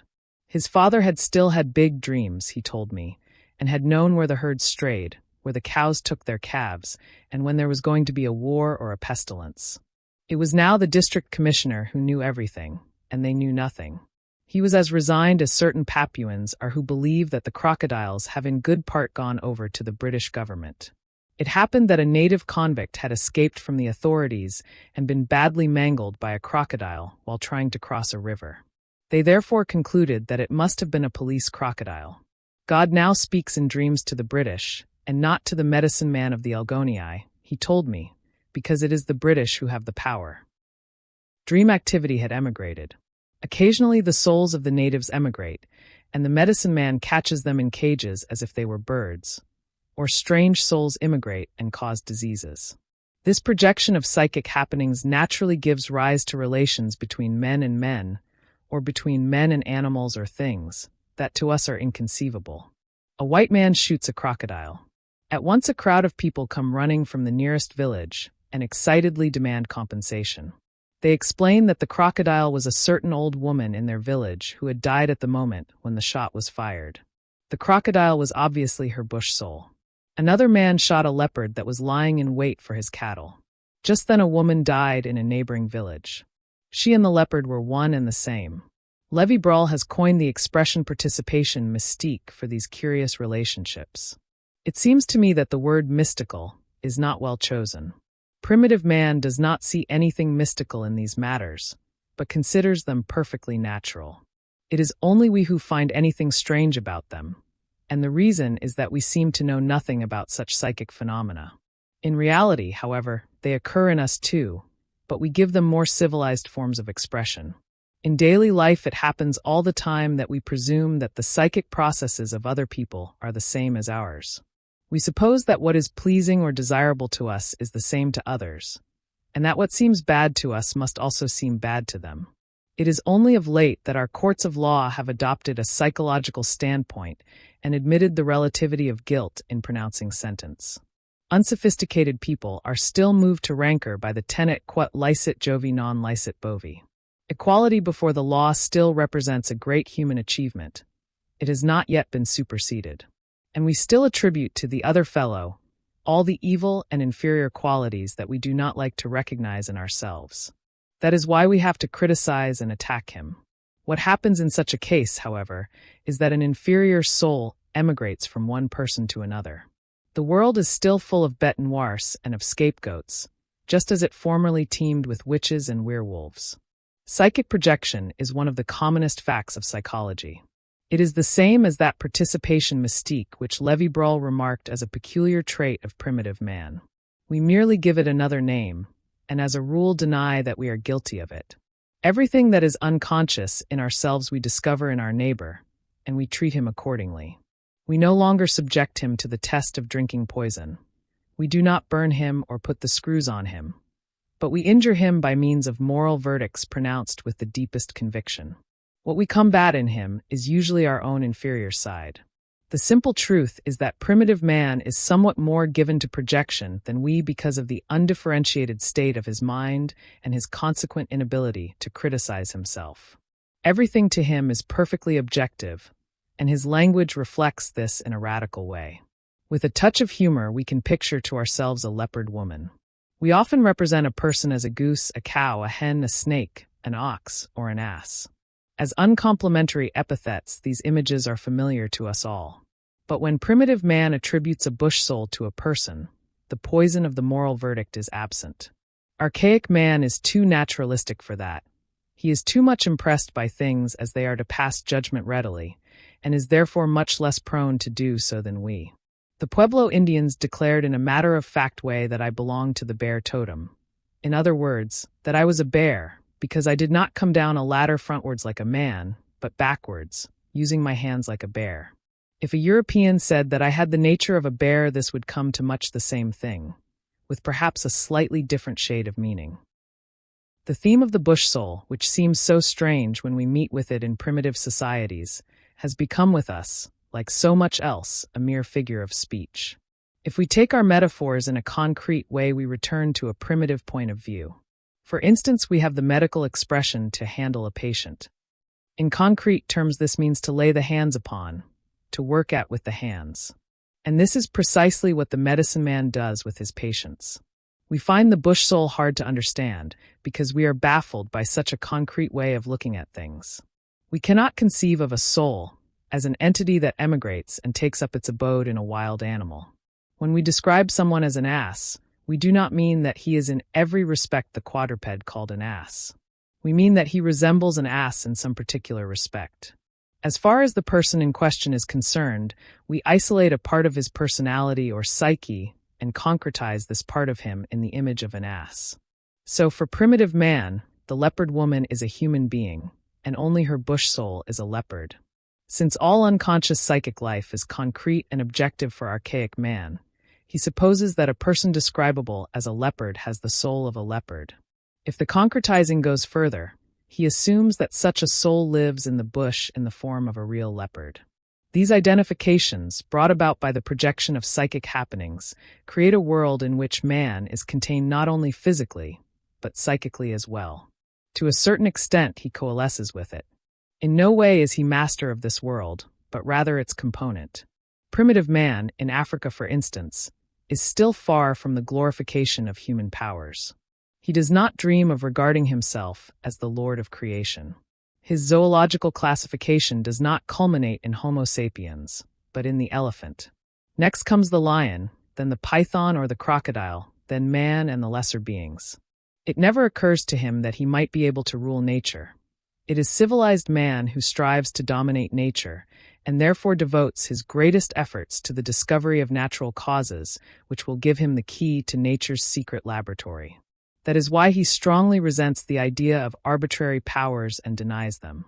Their existence would amount to proof that his attempt to dominate nature is futile after all. Summing up, we may say that the outstanding trait of archaic man is his attitude towards the capriciousness of chance, which he considers a far more important factor in cosmic happening than natural causes. Chance occurrences have two aspects. On the one hand, it is a fact that they tend to take place in series, and on the other that they are endowed with an apparent purposefulness through the projection of unconscious psychic contents, in other words by participation mystique. Archaic man, to be sure, does not draw this distinction, for he projects psychic happenings so completely that they coalesce with physical events. An accident seems to him to be an arbitrary and intentional act, an interference by an animated being, because he does not realize that unusual events move him only in so far as he invests them with the force of his own astonishment or fear. Here, it is true, we move on treacherous ground. Is a thing beautiful because I attribute beauty to it? It is well known that great minds have wrestled with the question whether it is the glorious sun that illumines the worlds, or whether it is the human eye by virtue of its relation to the sun. Archaic man believes it to be the sun, and civilized man believes it is the eye. So far, at any rate, as he reflects at all and does not suffer from the disease of poets. He must strip nature of psychic attributes in order to dominate it. To see his world objectively, he must take back all his archaic projections. In the primitive world, everything has psychic qualities. Everything is endowed with the elements of man's psyche, or let us say, of the human psyche, of the collective unconscious, for there is as yet no individual psychic life. Let us not forget, in this connection, that what the Christian sacrament of baptism purports to do is of the greatest importance for the psychic development of mankind. Baptism endows the human being with a unique soul. I do not mean, of course, the baptismal rite in itself as a magical act that is effective at one performance. I mean that the idea of baptism lifts a man out of his archaic identification with the world and changes him into a being who stands above it. The fact that mankind has risen to the level of this idea is baptism in the deepest sense, for it means the birth of spiritual man who transcends nature. It is an axiom in the study of the unconscious that every relatively independent, psychic content is personified whenever the opportunity arises. We find the clearest instances of this in the hallucinations of the insane and in mediumistic communications. An invisible person arises wherever and whenever an autonomous psychic component is projected. This explains the spirits of an ordinary spiritualistic séance and the ghosts which appear to primitive man. If an important psychic content is projected upon a human being, he becomes mana, that is, endowed with the power of producing unusual effects. He or she becomes a sorcerer, a witch, a werewolf, or the like. The primitive belief that the medicine man catches the souls that have wandered away by night and puts them into cages like birds strikingly illustrates this. Psychic projections endow the medicine man with mana. They cause animals, trees, and stones to speak. Because they are psychic activities, they compel the individual to obey them. For this reason, an insane person is hopelessly at the mercy of his voices. That which is projected is his own psychic activity. Without knowing it, he is the one who speaks through his voices, just as he is the one who hears, sees, and obeys. From the psychological point of view, primitive man's belief that the arbitrary power of chance answers to the intentions of spirits and of sorcerers is perfectly natural, because it is an unavoidable inference from the facts as he sees them. And let us not delude ourselves in this connection. If we explain our scientific views to an intelligent native, he will credit us with a ludicrous superstitiousness and a disgraceful want of logic. He believes that the world is lighted by the sun and not by the human eye. My friend Mountain Lake, a Pueblo chief, once called me sharply to account because I had given voice to the Augustinian tenet. Non est hic sol dominus noster, said que illum facit. Pointing to the sun, he declared indignantly, He who goes there is our Father. You can see him. From him comes all light, all life. There is nothing that he has not made. He became greatly excited, struggled for words, and finally exclaimed, Even a man in the mountains who goes alone cannot make his fire without him. The archaic standpoint can hardly be more beautifully expressed than by these words. The power that rules us comes from the external world, and through it alone are we permitted to live. With us, religious thought still keeps alive the archaic state of mind, even though our time is bereft of gods. Untold millions of people still think in this way. In speaking of primitive man's outlook upon the caprice of chance, I express the view that this attitude serves a purpose, and therefore has a meaning. Shall we, for the moment at least, venture the hypothesis that the primitive belief in arbitrary powers is justified by the facts and not merely from a psychological point of view?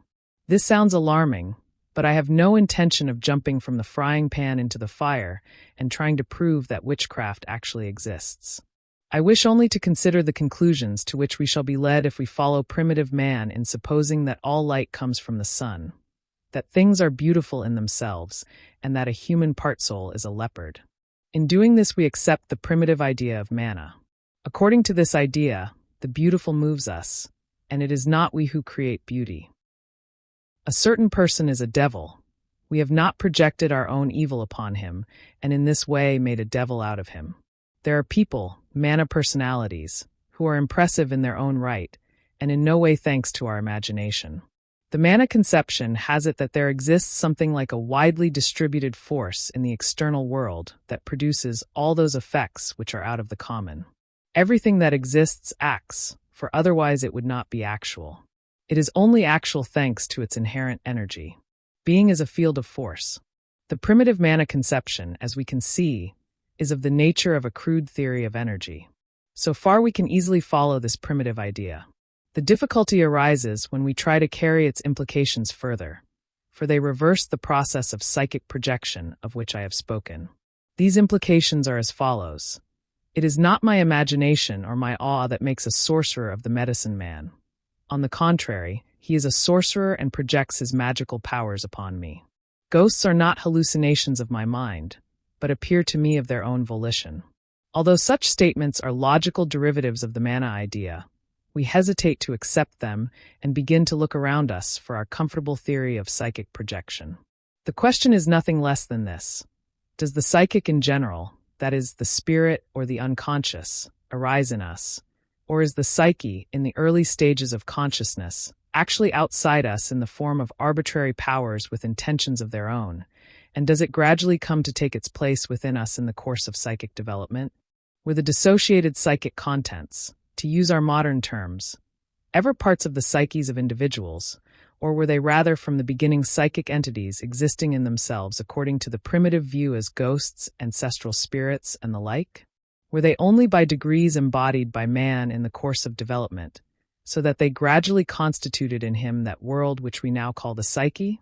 This whole idea strikes us as dangerously paradoxical, and yet we are able to conceive something of the kind.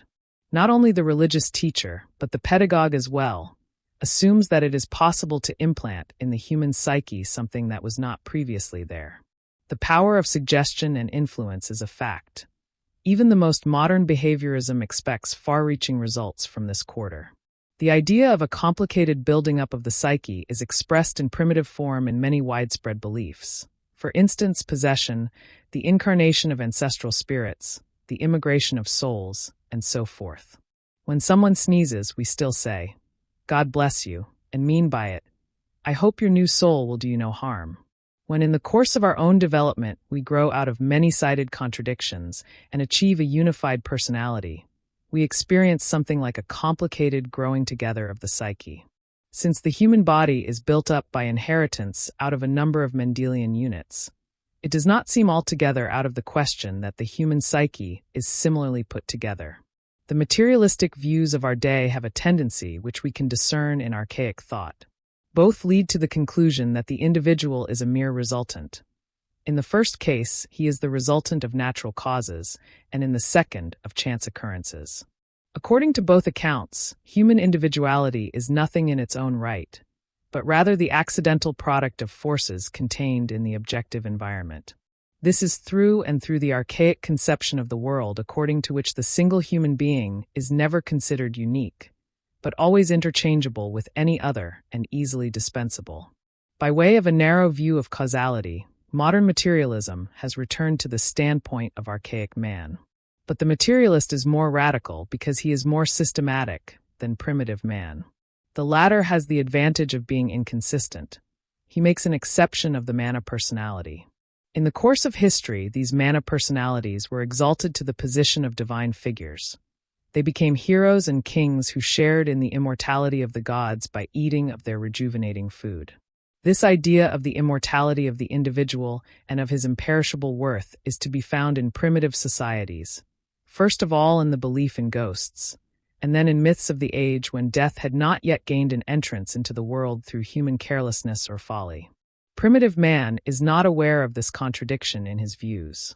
Our Negro porters assured me that they had no idea what would happen to them after death. According to them, a man is simply dead. He does not breathe any longer, and the corpse is carried into the bush where the hyenas eat it.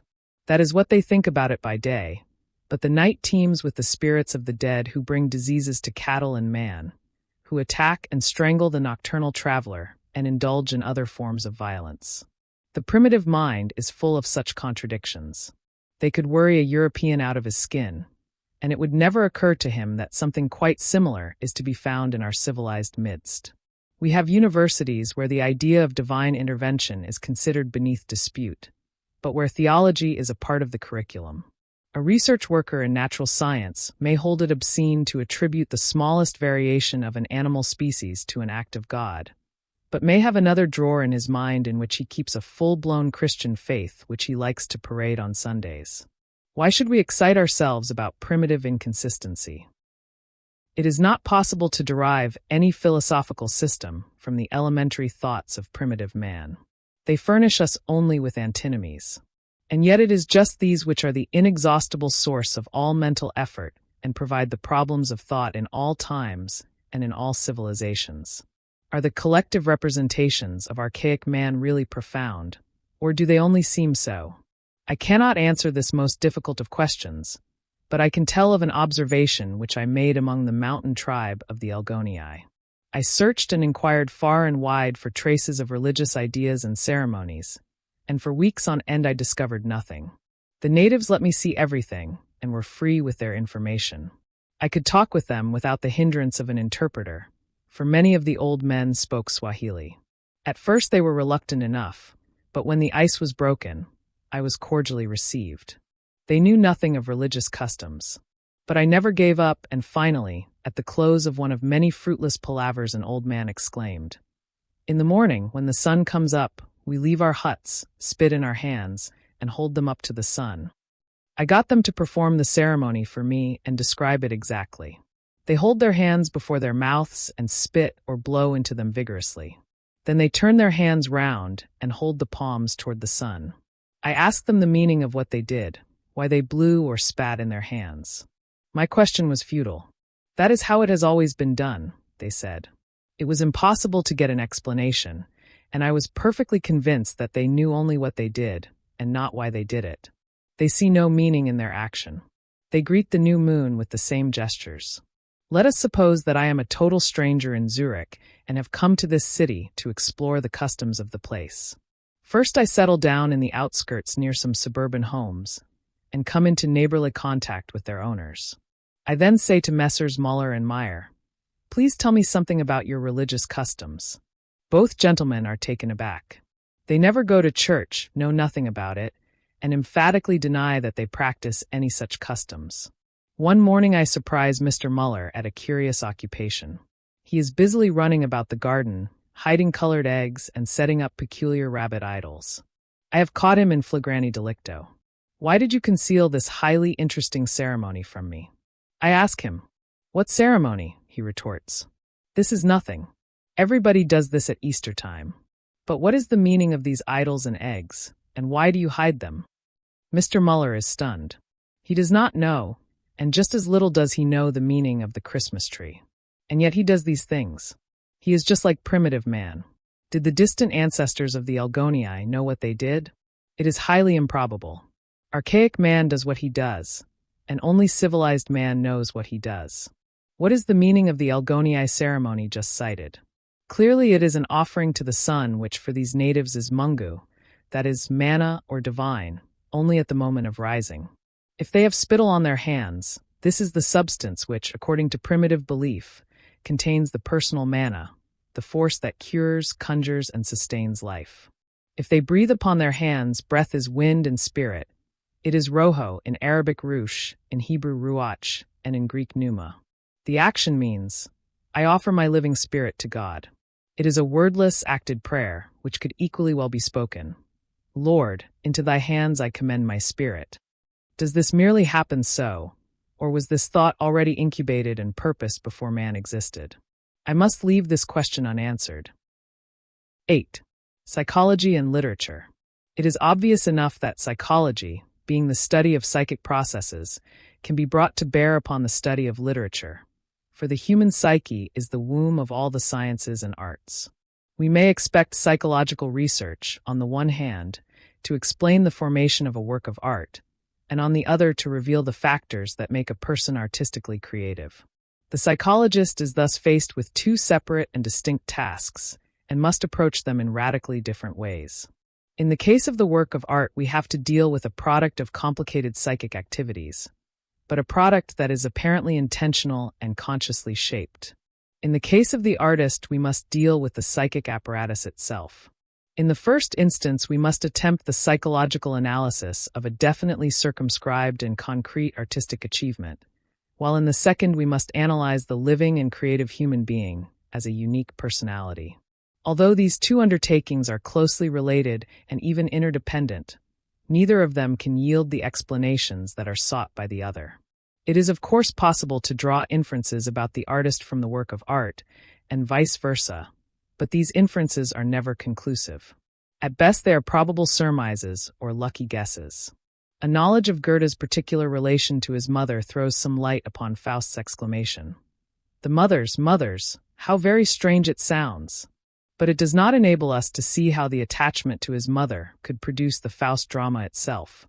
However, unmistakably we sense in the man Goethe a deep connection between the two. Nor are we more successful in reasoning in the reverse direction.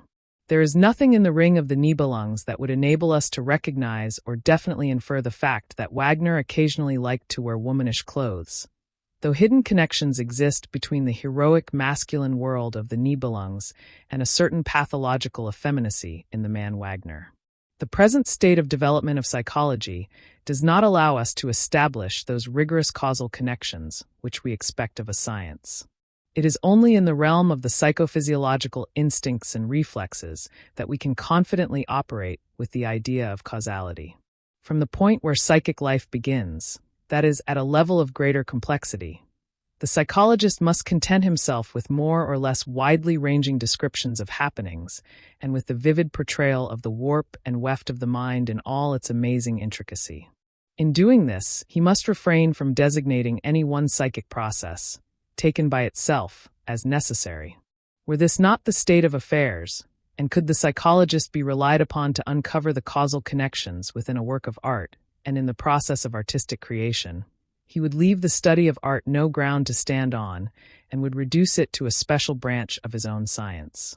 The psychologist, to be sure, may never abandon his claim to investigate and establish causal relations in complicated psychic events.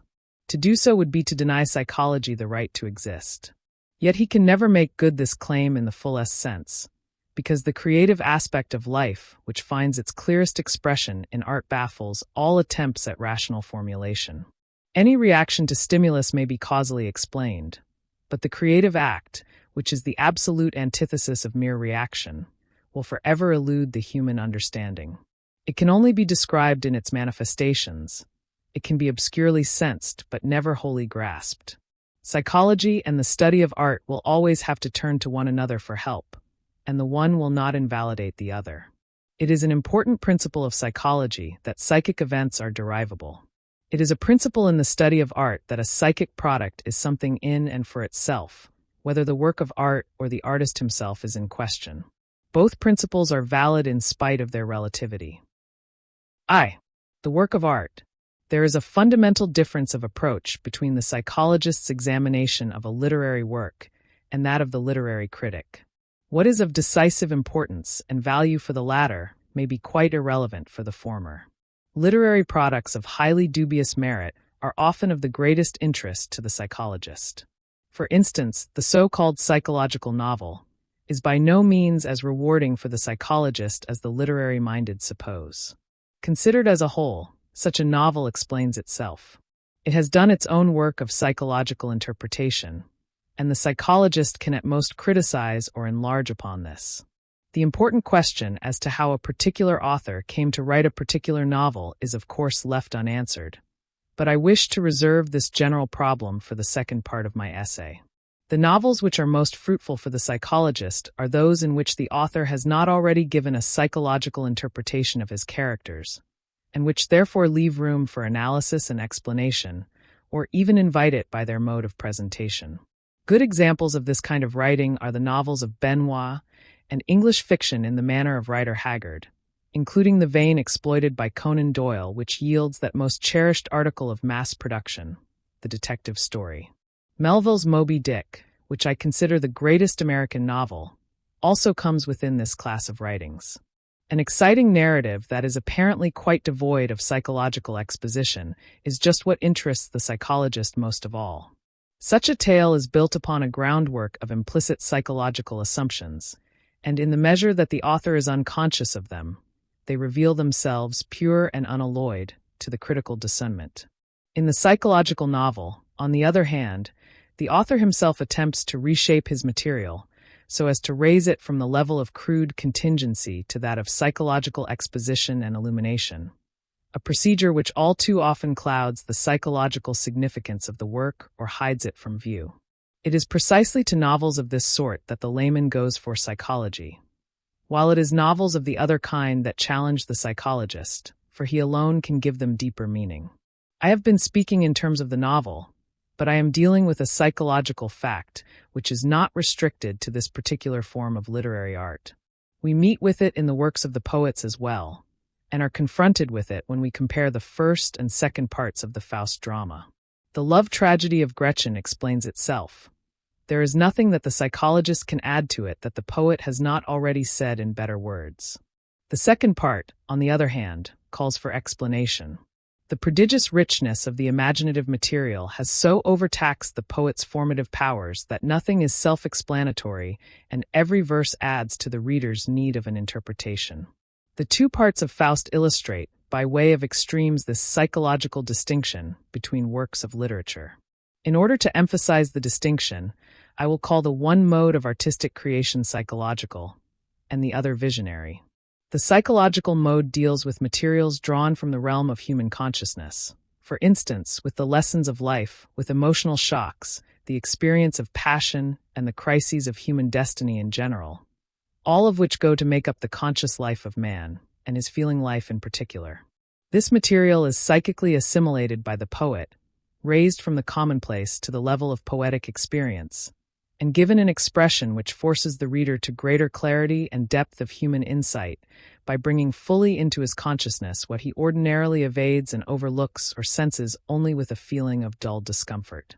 The poet's work is an interpretation and illumination of the contents of consciousness, of the ineluctable experiences of human life with its eternally recurrent sorrow and joy. He leaves nothing over for the psychologist, unless, indeed, we expect the latter to expound the reasons for which Faust falls in love with Gretchen, or which drive Gretchen to murder her child. Such themes go to make up the lot of humankind. They repeat themselves millions of times and are responsible for the monotony of the police court and of the penal code. No obscurity whatever surrounds them, for they fully explain themselves. Countless literary works belong to this class. The many novels dealing with love, the environment, the family, crime, and society, as well as didactic poetry, the larger number of lyrics, and the drama, both tragic and comic. Whatever its particular form may be, The psychological work of art always takes its materials from the vast realm of conscious human experience, from the vivid foreground of life, we might say. I have called this mode of artistic creation psychological because in its activity it nowhere transcends the bounds of psychological intelligibility. Everything that it embraces, the experience as well as its artistic expression, belongs to the realm of the understandable. Even the basic experiences themselves, though non-rational, have nothing strange about them. On the contrary, they are that which has been known from the beginning of time. Passion and its fated outcome, man's subjection to the turns of destiny, eternal nature with its beauty and its horror. The profound difference between the first and second parts of Faust marks the difference between the psychological and the visionary modes of artistic creation. The latter reverses all the conditions of the former. The experience that furnishes the material for artistic expression is no longer familiar. It is a strange something that derives its existence from the hinterland of man's mind, that suggests the abyss of time separating us from pre-human ages, or evokes a superhuman world of contrasting light and darkness. It is a primordial experience which surpasses man's understanding, and to which he is therefore in danger of succumbing.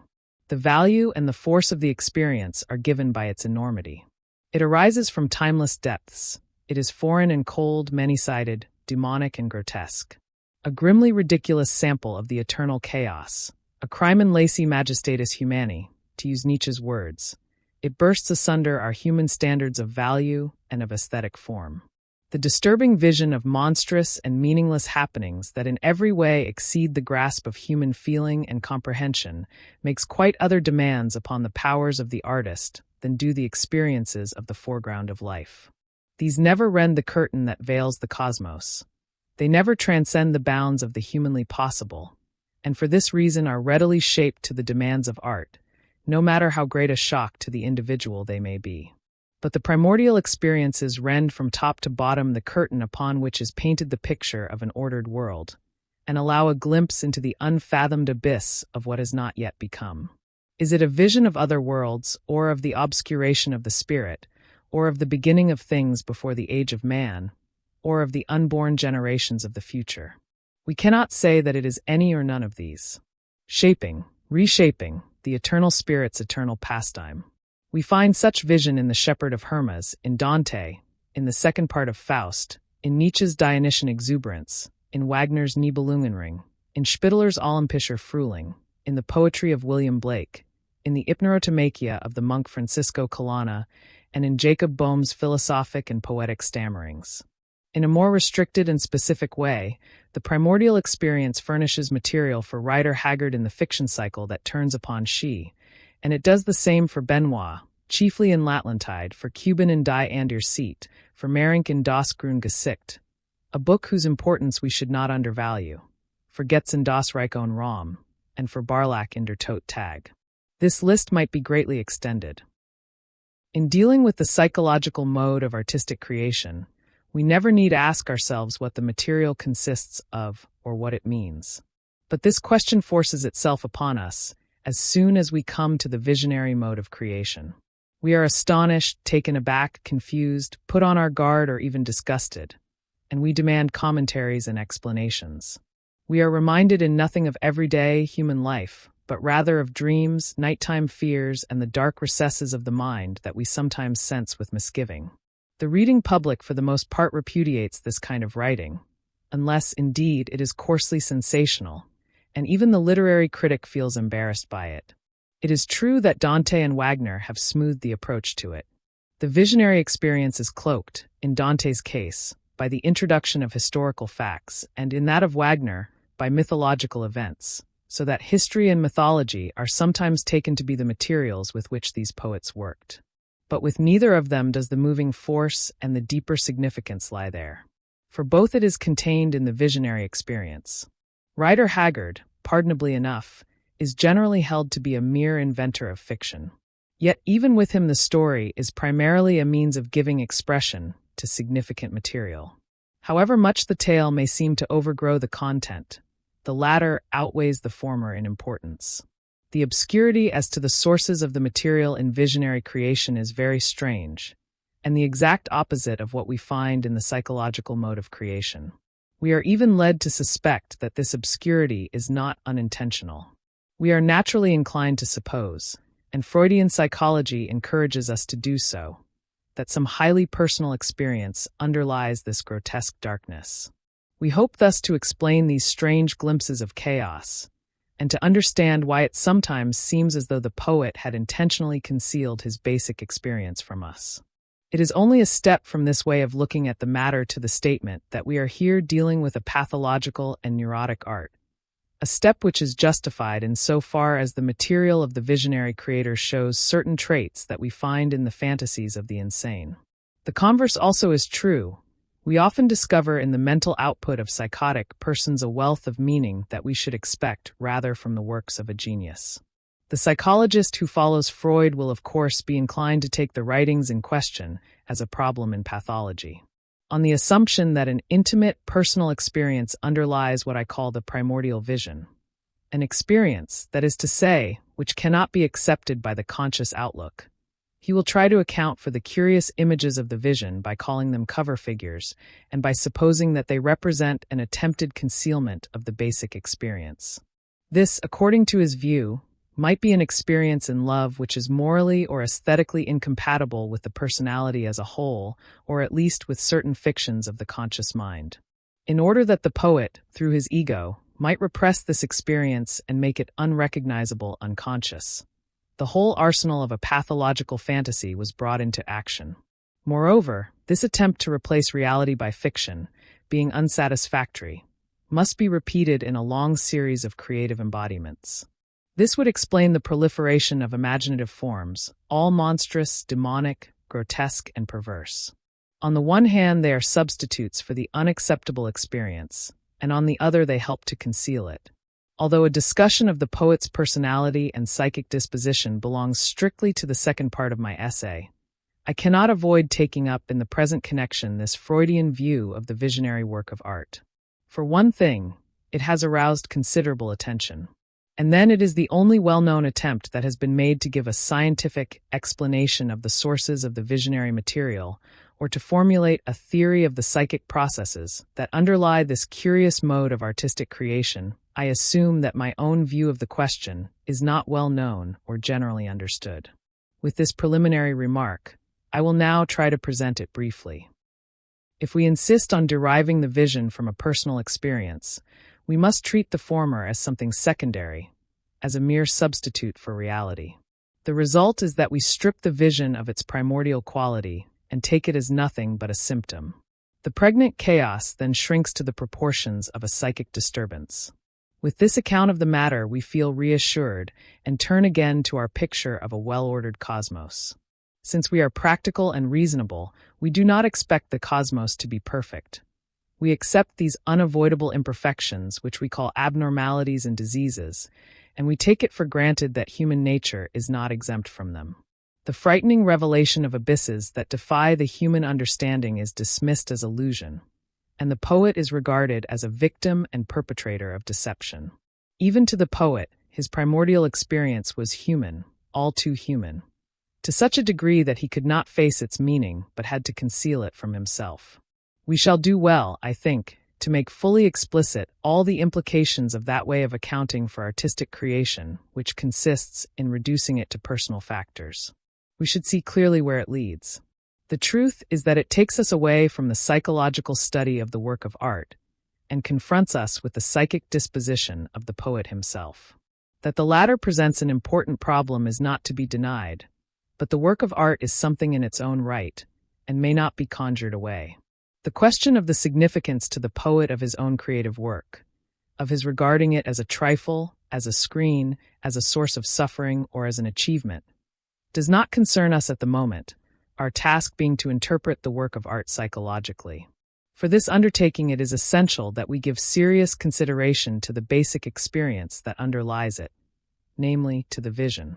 We must take it at least as seriously as we do the experiences that underlie the psychological mode of artistic creation, and no one doubts that they are both real and serious.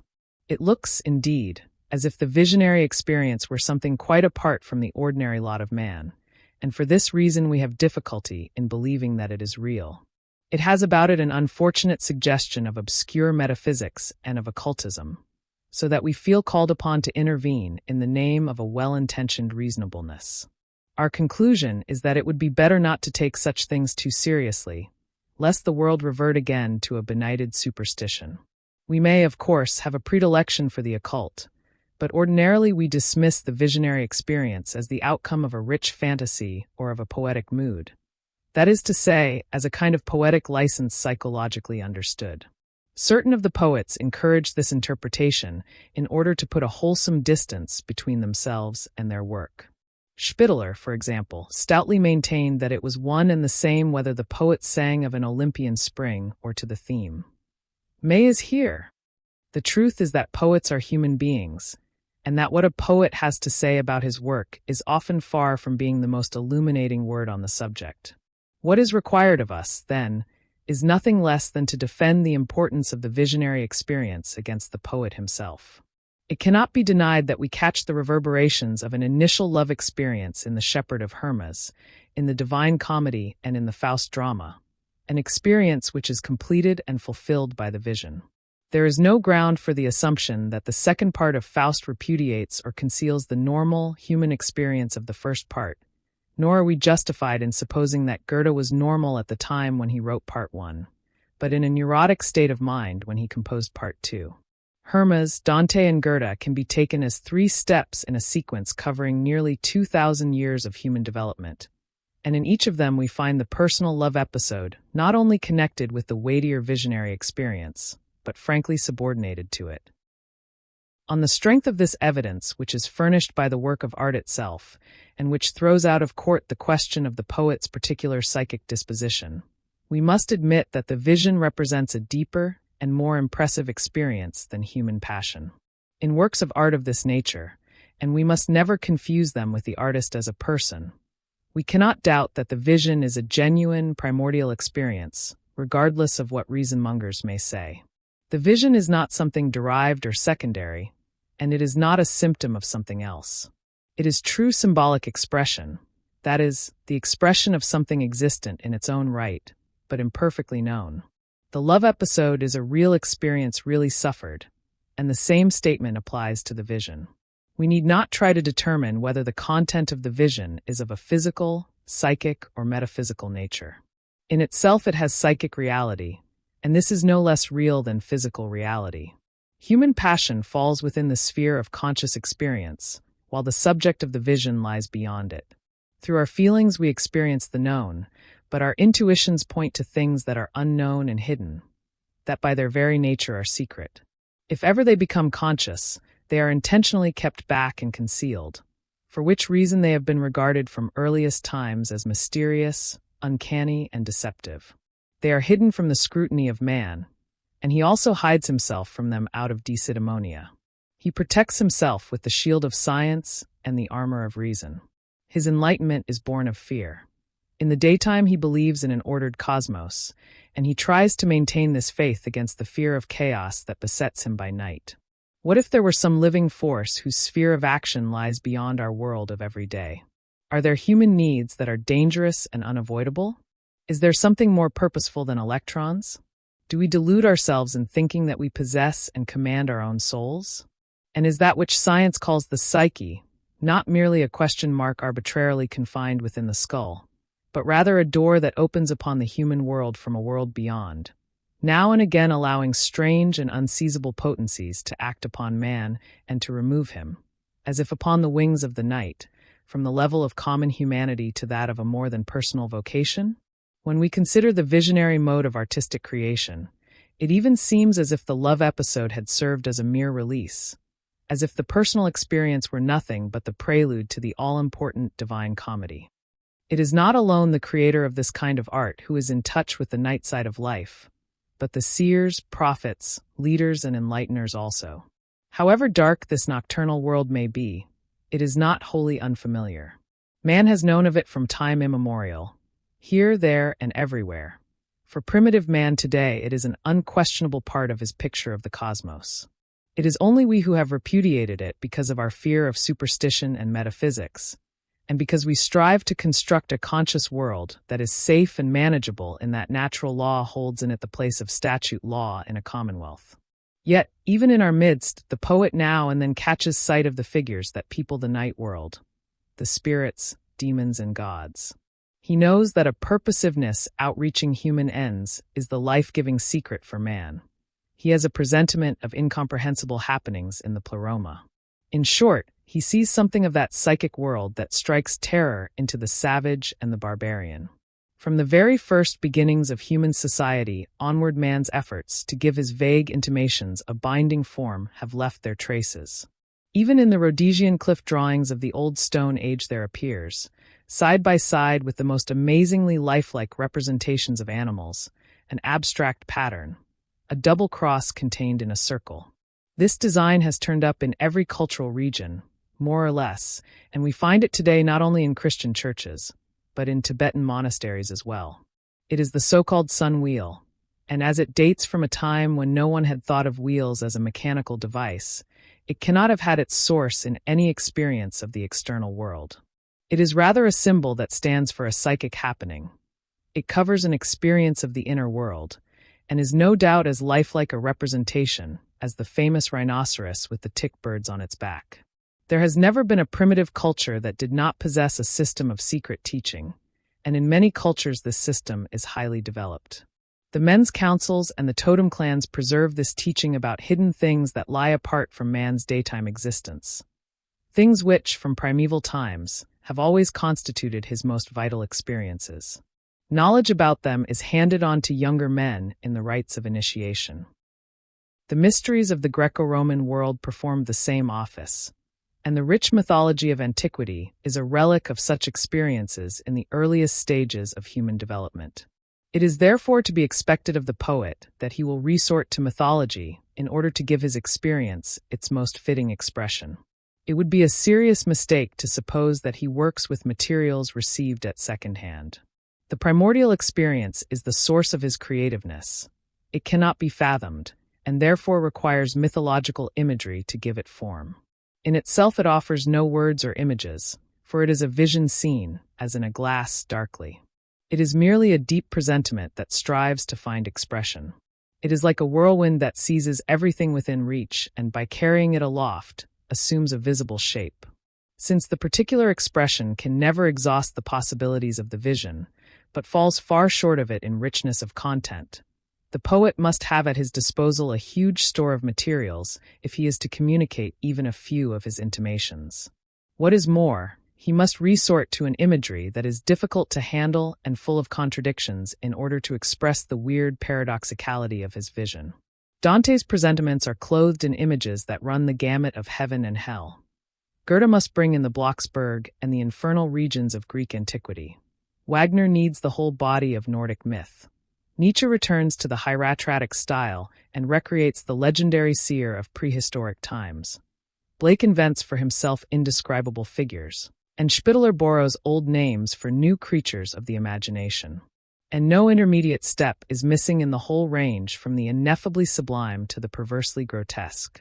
Psychology can do nothing towards the elucidation of this colorful imagery except bring together materials for comparison and offer a terminology for its discussion. According to this terminology, that which appears in the vision is the collective unconscious. We mean by collective unconscious a certain psychic disposition shaped by the forces of heredity. From it consciousness has developed. In the physical structure of the body we find traces of earlier stages of evolution, and we may expect the human psyche also to conform in its makeup to the law of phylogeny. It is a fact that in eclipses of consciousness, in dreams, narcotic states, and cases of insanity, there come to the surface psychic products or contents that show all the traits of primitive levels of psychic development.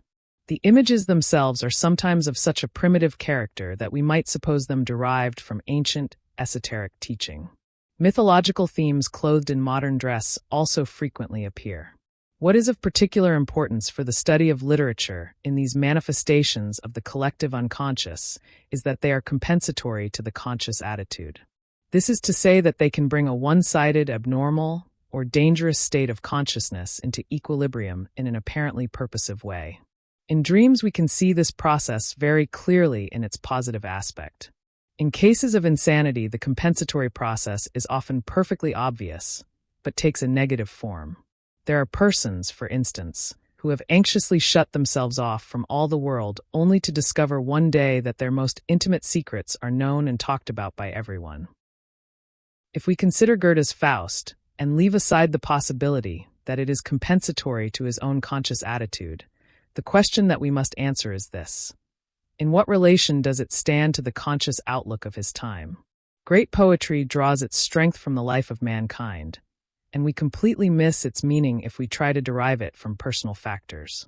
Whenever the collective unconscious becomes a living experience and is brought to bear upon the conscious outlook of an age, this event is a creative act which is of importance to everyone living in that age. A work of art is produced that contains what may truthfully be called a message to generations of men. So Faust touches something in the soul of every German. So also Dante's fame is immortal, while the Shepherd of Hermas just failed of inclusion in the New Testament canon. Every period has its bias, its particular prejudice, and its psychic ailment. An epoch is like an individual. It has its own limitations of conscious outlook, and therefore requires a compensatory adjustment. This is affected by the collective unconscious in that a poet, a seer, or a leader allows himself to be guided by the unexpressed desire of his times and shows the way, by word or deed, to the attainment of that which everyone blindly craves and expects. Whether this attainment results in good or evil, the healing of an epoch or its destruction. It is always dangerous to speak of one's own times, because what is at stake in the present is too vast for comprehension. A few hints must therefore suffice. Francesco Colonna's book is cast in the form of a dream, and is the apotheosis of natural love taken as a human relation. Without countenancing a wild indulgence of the senses, he leaves completely aside the Christian sacrament of marriage. The book was written in 1453. Rider Haggard, whose life coincides with the flowering time of the Victorian era, takes up this subject and deals with it in his own way. He does not cast it in the form of a dream, but allows us to feel the tension of moral conflict. Goethe weaves the theme of Gretchen Helen Mater Gloriosa like a red thread into the colorful tapestry of Faust. Nietzsche proclaims the death of God, and Spitaler transforms the waxing and waning of the gods into a myth of the seasons. Whatever his importance, each of these poets speaks with the voice of thousands and 10,000s, foretelling changes in the conscious outlook of his time. 2. The poet. Creativeness, like the freedom of the will, contains a secret. The psychologist can describe both these manifestations as processes, but he can find no solution of the philosophical problems they offer. Creative man is a riddle that we may try to answer in various ways, but always in vain, a truth that has not prevented modern psychology from turning now and again to the question of the artist and his art. Freud thought that he had found a key in his procedure of deriving the work of art from the personal experiences of the artist. It is true that certain possibilities lay in this direction, for it was conceivable that a work of art, no less than a neurosis, might be traced back to those knots in psychic life that we call the complexes. It was Freud's great discovery that neuroses have a causal origin in the psychic realm, that they take their rise from emotional states and from real or imagined childhood experiences. Certain of his followers, like Rank and Steckel, have taken up related lines of inquiry and have achieved important results. It is undeniable that the poet's psychic disposition permeates his work root and branch. Nor is there anything new in the statement that personal factors largely influence the poet's choice and use of his materials. Credit, however, must certainly be given to the Freudian school for showing how far-reaching this influence is and in what curious ways it comes to expression. Freud takes the neurosis as a substitute for a direct means of gratification. He therefore regards it as something inappropriate, a mistake, a dodge, an excuse, a voluntary blindness. To him it is essentially a shortcoming that should never have been. Since a neurosis, to all appearances, is nothing but a disturbance that is all the more irritating because it is without sense or meaning, few people will venture to say a good word for it. And a work of art is brought into questionable proximity with the neurosis when it is taken as something which can be analyzed in terms of the poet's repressions. In a sense, it finds itself in good company, for religion and philosophy are regarded in the same light by Freudian psychology. No objection can be raised if it is admitted that this approach amounts to nothing more than the elucidation of those personal determinants without which a work of art is unthinkable. But should the claim be made that such an analysis accounts for the work of art itself, then a categorical denial is called for. The personal idiosyncrasies that creep into a work of art are not essential. In fact, the more we have to cope with these peculiarities, the less is it a question of art. What is essential in a work of art is that it should rise far above the realm of personal life and speak from the spirit and heart of the poet as man to the spirit and heart of mankind. The personal aspect is a limitation, and even a sin, in the realm of art. When a form of art is primarily personal, it deserves to be treated as if it were a neurosis. There may be some validity in the idea held by the Freudian school that artists without exception are narcissistic, by which is meant that they are undeveloped persons with infantile and autoerotic traits. The statement is only valid, however, for the artist as a person, and has nothing to do with the man as an artist. In his capacity of artist, he is neither autoerotic, nor heteroerotic, nor erotic in any sense. He is objective and impersonal, even inhuman, for as an artist he is his work and not a human being. Every creative person is a duality or a synthesis of contradictory aptitudes. On the one side, he is a human being with a personal life, while on the other side, he is an impersonal creative process. Since as a human being he may be sound or morbid, we must look at his psychic makeup to find the determinants of his personality. But we can only understand him in his capacity of artist by looking at his creative achievement. We should make a sad mistake if we tried to explain the mode of life of an English gentleman, a Prussian officer, or a cardinal in terms of personal factors. The gentleman, the officer, and the cleric function as such in an impersonal role, and their psychic makeup is qualified by a peculiar objectivity. We must grant that the artist does not function in an official capacity. The very opposite is nearer the truth. He nevertheless resembles the types I have named in one respect, for the specifically artistic disposition involves an overweight of collective psychic life as against the personal. Art is a kind of innate drive that seizes a human being and makes him its instrument. The artist is not a person endowed with free will who seeks his own ends, but one who allows art to realize its purposes through him. As a human being, he may have moods and a will and personal aims, but as an artist he is man in a higher sense. He is collective man, one who carries and shapes the unconscious psychic life of mankind. To perform this difficult office, it is sometimes necessary for him to sacrifice happiness and everything that makes life worth living for the ordinary human being. All this being so, it is not strange that the artist is an especially interesting case for the psychologist who uses an analytical method. The artist's life cannot be otherwise than full of conflicts, for two forces are at war within him. On the one hand, the common human longing for happiness, satisfaction, and security in life, and on the other, a ruthless passion for creation which may go so far as to override every personal desire.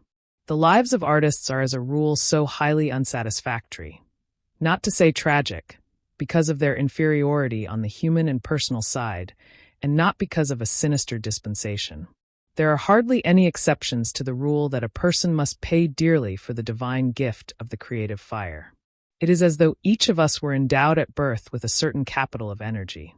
The strongest force in our makeup will seize and all but monopolize this energy, leaving so little over that nothing of value can come of it.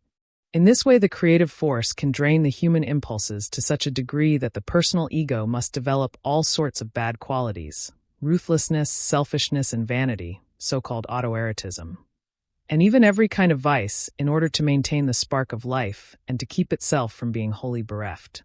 The autoerotism of artists resembles that of illegitimate or neglected children, who from their tenderest years must protect themselves from the destructive influence of people who have no love to give them, who develop bad qualities for that very purpose and later maintain an invincible egocentrism by remaining all their lives infantile and helpless or by actively offending against the moral code or the law. How can we doubt that it is his art that explains the artist, and not the insufficiencies and conflicts of his personal life? These are nothing but the regrettable results of the fact that he is an artist, that is to say, a man who from his very birth has been called to a greater task than the ordinary mortal.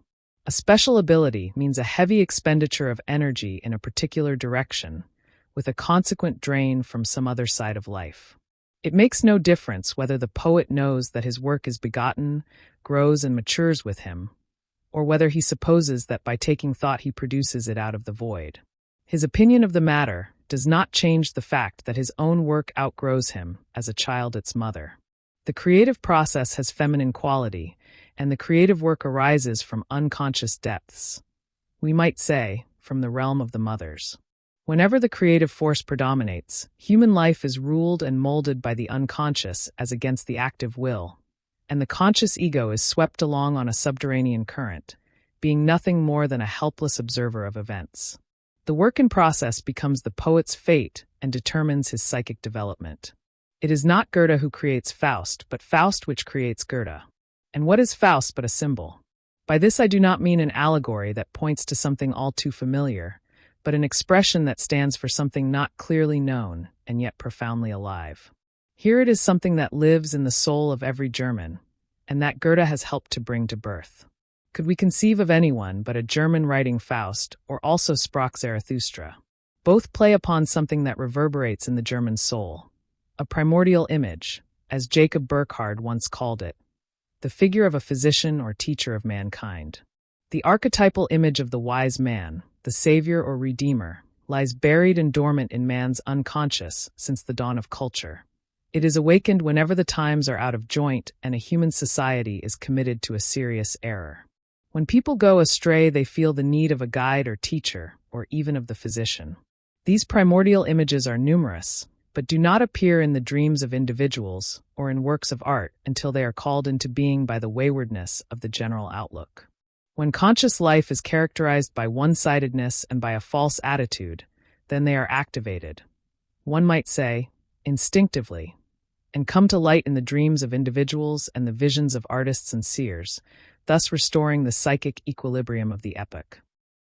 In this way, the work of the poet comes to meet the spiritual need of the society in which he lives, and for this reason his work means more to him than his personal fate, whether he is aware of this or not. Being essentially the instrument for his work, he is subordinate to it, and we have no reason for expecting him to interpret it for us. He has done the best that in him lies in giving it form, and he must leave the interpretation to others and to the future. A great work of art is like a dream. For all its apparent obviousness, it does not explain itself and is never unequivocal. A dream never says, "You ought," or "This is the truth." It presents an image in much the same way as nature allows a plant to grow, and we must draw our own conclusions. If a person has a nightmare, it means either that he is too much given to fear, or else that he is too exempt from it. And if he dreams of the old wise man, it may mean that he is too pedagogical, as also that he stands in need of a teacher. In a subtle way, both meanings come to the same thing, as we perceive when we are able to let the work of art act upon us as it acted upon the artist. To grasp its meaning, we must allow it to shape us as it once shaped him. Then we understand the nature of his experience. We see that he has drawn upon the healing and redeeming forces of the collective psyche that underlies consciousness with its isolation and its painful errors. That he has penetrated to that matrix of life in which all men are embedded, which imparts a common rhythm to all human existence, and allows the individual to communicate his feeling and his striving to mankind as a whole. The secret of artistic creation and of the effectiveness of art is to be found in a return to the state of participation mystique, to that level of experience at which it is man who lives and not the individual, and at which the weal or woe of the single human being does not count, but only human existence. This is why every great work of art is objective and impersonal, but nonetheless profoundly moves us each and all. And this is also why the personal life of the poet cannot be held essential to his art, but at most a help or a hindrance to his creative task. He may go the way of a Philistin, a good citizen, a neurotic, a fool, or a criminal. His personal career may be inevitable and interesting, but it does not explain the poet. 9. The basic postulates of analytical psychology.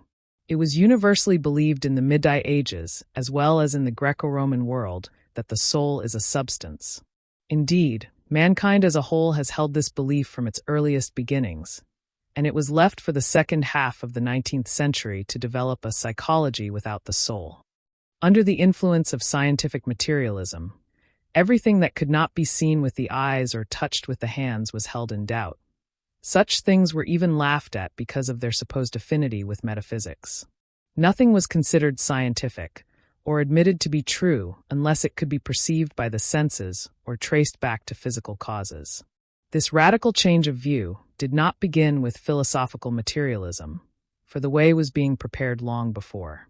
When the spiritual catastrophe of the Reformation put an end to the Gothic age with its impetuous yearning for the heights, its geographical confinement, and its restricted view of the world, the vertical outlook of the European mind was forthwith intersected by the horizontal outlook of modern times.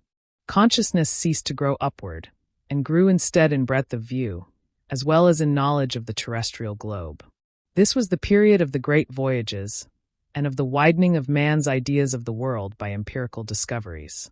Belief in the substantiality of the spirit yielded more and more to the obtrusive conviction that material things alone have substance, till at last, after nearly 400 years, the leading European thinkers and investigators came to regard the mind as wholly dependent on matter and material causation. We are certainly not justified in saying that philosophy or natural science has brought about this complete volte-face. There were always a fair number of intelligent philosophers and scientists who had enough insight and depth of thought to accept this irrational reversal of standpoint only under protest. A few even resisted it, but they had no following and were powerless against the popular attitude of unreasoned, not to say emotional, surrender to the all-importance of the physical world. Let no one suppose that so radical a change in man's outlook could be brought about by reasoning and reflection, for no chain of reasoning can prove or disprove the existence of either mind or matter.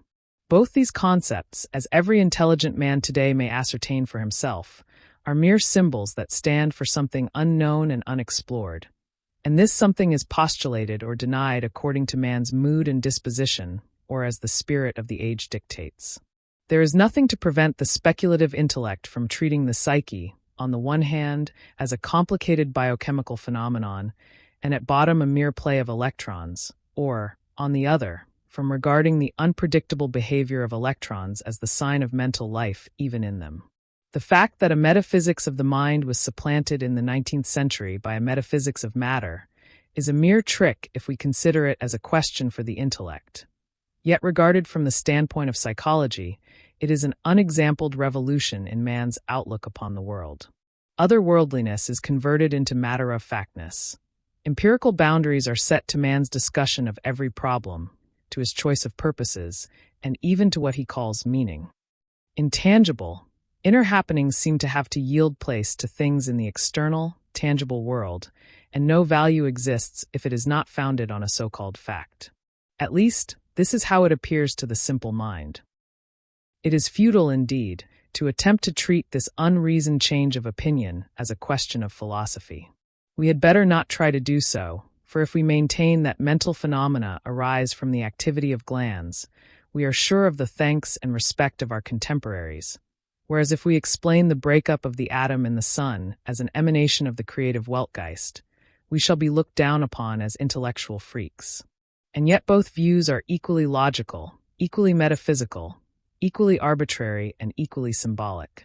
From the standpoint of epistemology, it is just as admissible to derive animals from the human species as man from animal species. But we know how ill Professor Dack fared in his academic career because of his sin against the spirit of the age, which will not let itself be trifled with. It is a religion, or, even more, a creed which has absolutely no connection with reason, but whose significance lies in the unpleasant fact that it is taken as the absolute measure of all truth, and is supposed always to have common sense upon its side. The spirit of the age cannot be compassed by the processes of human reason. It is an inclination, an emotional tendency that works upon weaker minds, through the unconscious, with an overwhelming force of suggestion that carries them along with it. To think otherwise than our contemporaries think is somehow illegitimate and disturbing. It is even indecent, morbid, or blasphemous, and therefore socially dangerous for the individual. He is stupidly swimming against the social current. Just as formerly the assumption was unquestionable that everything that exists takes its rise from the creative will of a God who is spirit, so the 19th century discovered the equally unquestionable truth that everything arises from material causes. Today the psyche does not build itself a body, but on the contrary, matter, by chemical action, produces the psyche. This reversal of outlook would be ludicrous if it were not one of the outstanding features of the spirit of the age. It is the popular way of thinking, and therefore it is decent, reasonable, scientific, and normal. Mind must be thought to be an epiphenomenon of matter. The same conclusion is reached even if we say not mind, but psyche, and in place of matter speak of brain, hormones, instincts, or drives. To grant the substantiality of the soul or psyche is repugnant to the spirit of the age, for to do so would be heresy.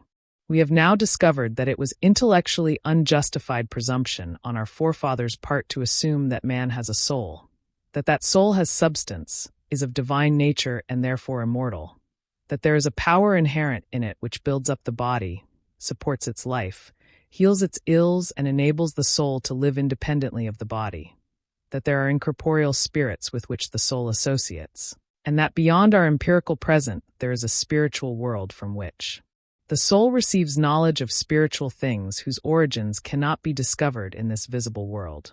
But people who are not above the general level of consciousness have not yet discovered that it is just as presumptuous and fantastic for us to assume that matter produces spirit, that apes give rise to human beings, that from the harmonious interplay of the drives of hunger, love, and power Kant's critique of pure reason should have arisen, that the brain cells manufacture thoughts, and that all this could not possibly be other than it is.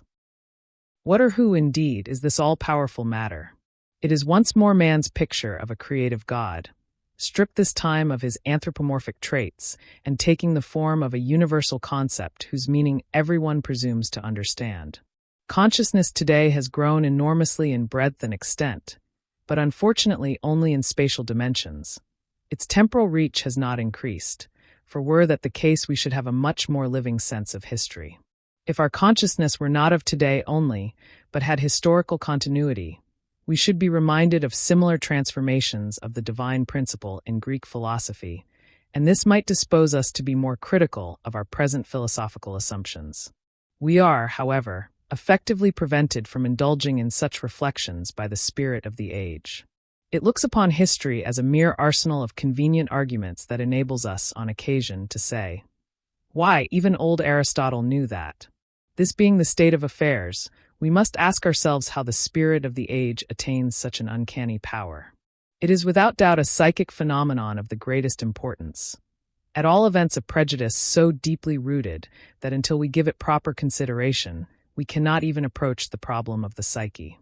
As I have said, the irresistible tendency to account for everything on physical grounds corresponds to the horizontal development of consciousness in the last 4 centuries, and this horizontal perspective is a reaction against the exclusively vertical perspective of the Gothic age.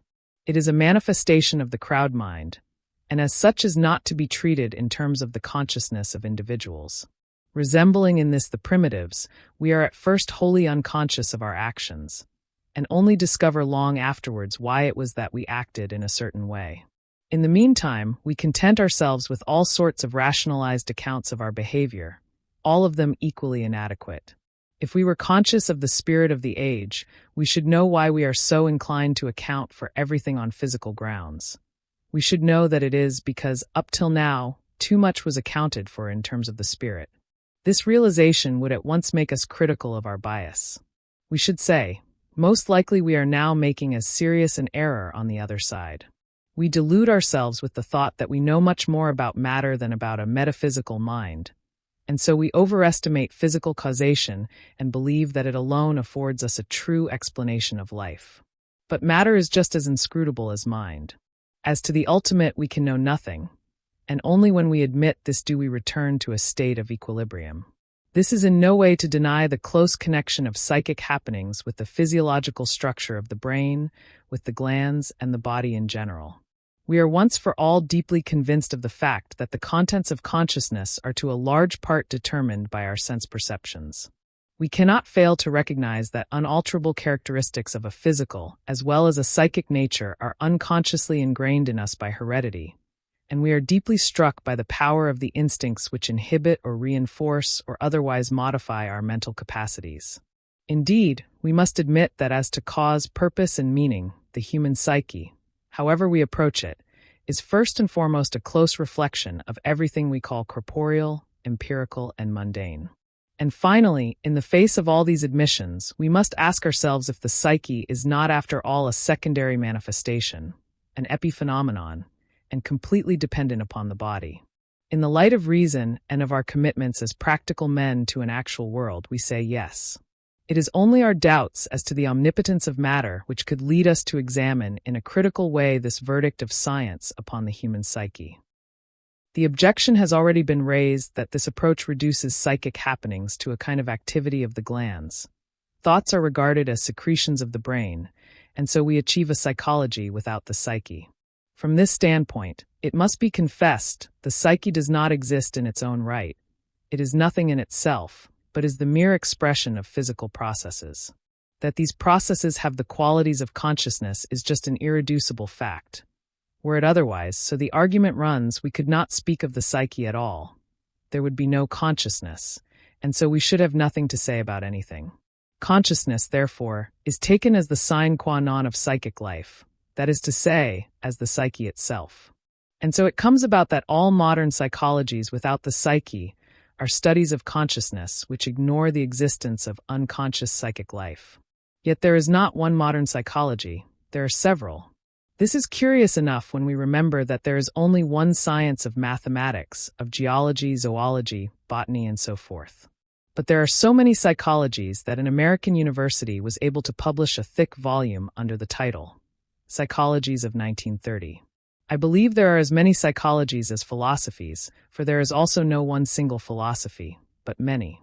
I mention this for the reason that philosophy and psychology are linked by indissoluble bonds, which are kept in being by the interrelation of their subject matters.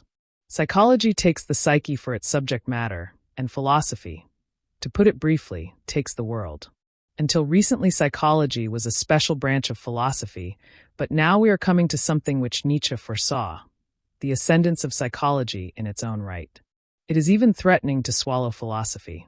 The inner resemblance of the two disciplines consists in this, that both are systems of opinion about subject matter, which cannot be fully experienced and therefore cannot be comprehended by a purely empirical approach. Both fields of study thus encourage speculation, with the result that opinions are formed in such variety and profusion that heavy volumes are needed to contain them all, whether they belong to the one field or to the other. Neither discipline can do without the other, and the one always furnishes the implicit, and frequently even unconscious, primary assumptions of the other. The modern preference for physical grounds of explanation leads, as already remarked, to a psychology without the psyche. I mean to the view that the psyche is nothing but a product of biochemical processes. As for a modern scientific psychology which starts from the mind as such, there simply is none. No one today would venture to found a scientific psychology upon the postulate of an independent psyche that is not determined by the body. The idea of spirit in and for itself, of a self-contained world system of the spirit, that is the only adequate postulate for the belief in autonomous individual souls, is extremely unpopular with us, to say the least. But I must remark that in 1914, I attended at Bedford College, London, a joint session of the Aristotelian Society, the Mind Association, and the British Psychological Society, at which a symposium was held on the question, are individual minds contained in God or are they not? Should anyone in England dispute the scientific standing of these societies, he would not receive a very cordial hearing, for their membership includes the outstanding minds of the country. And perhaps I was the only person in the audience who listened with surprise to arguments that had the ring of the 13th century. This instance may serve to show that the idea of an autonomous spirit whose existence is taken for granted has not died out everywhere in Europe or become a mere fossil left over from the Middle Ages. If we keep this in mind, we can perhaps summon up the courage to consider the possibility of a psychology with the psyche. That is, of a field of study based on the assumption of an autonomous psyche. We need not be alarmed at the unpopularity of such an undertaking, for to postulate mind is no more fantastic than to postulate matter. Since we have literally no idea of the way in which what is psychic can arise from physical elements, and yet cannot deny the reality of psychic events, we are free to frame our assumptions the other way about for once, and to hold that the psyche arises from a spiritual principle which is as inaccessible to our understanding as matter. To be sure, this will not be a modern psychology, for to be modern is to deny such a possibility. For better or worse, therefore, we must turn back to the teachings of our forefathers, for they it was who made such assumptions.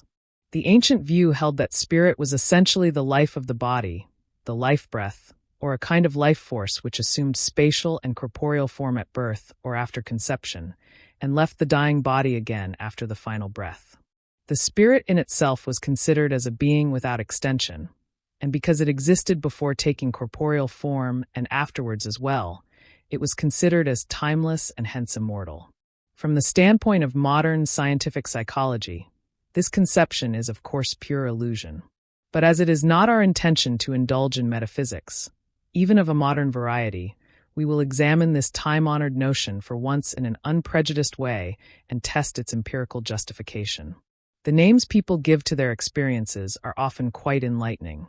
What is the origin of the word seal? Like the English word soul, it comes from the Gothic Saiwala and the Old German Saiwalo, and these can be connected with the Greek iolos, mobile, colored, iridescent. The Greek word psyche also means butterfly. Saiwalo is related on the other side to the Old Slavonic word sila, meaning strength. From these connections, light is thrown on the original meaning of the word seal. It is moving force, that is life force. The Latin words animus, spirit, and anima, soul, are the same as the Greek animos, wind. The other Greek word for wind, pneuma, means also spirit. In Gothic we find the same word in aseinen, to breathe out, and in Latin and hilare, to pant. In Old High German, spiritus sanctus was rendered by aten, breath. In Arabic, wind is h and ruh is soul, spirit. There is a quite similar connection with the Greek psyche, which is related to psycho, to breathe, psychos, cool, psychros, cold, and fusa, bellows. These affinities show clearly how in Latin, Greek, and Arabic the names given to the soul are related to the notion of moving air, the cold breath of the spirit. And this also is why the primitive point of view endows the soul with an invisible breath body. It is quite evident that, since breath is the sign of life, breath is taken for life, as are also movement and moving force. According to another primitive view, the soul is regarded as fire or flame, because warmth also is a sign of life. A very curious, but by no means rare, primitive conception identifies the soul with the name. The name of an individual is his soul, and hence arises the custom of using the ancestor's name to reincarnate the ancestral soul in the newborn child. We can infer from this that the ego consciousness was recognized as an expression of the soul.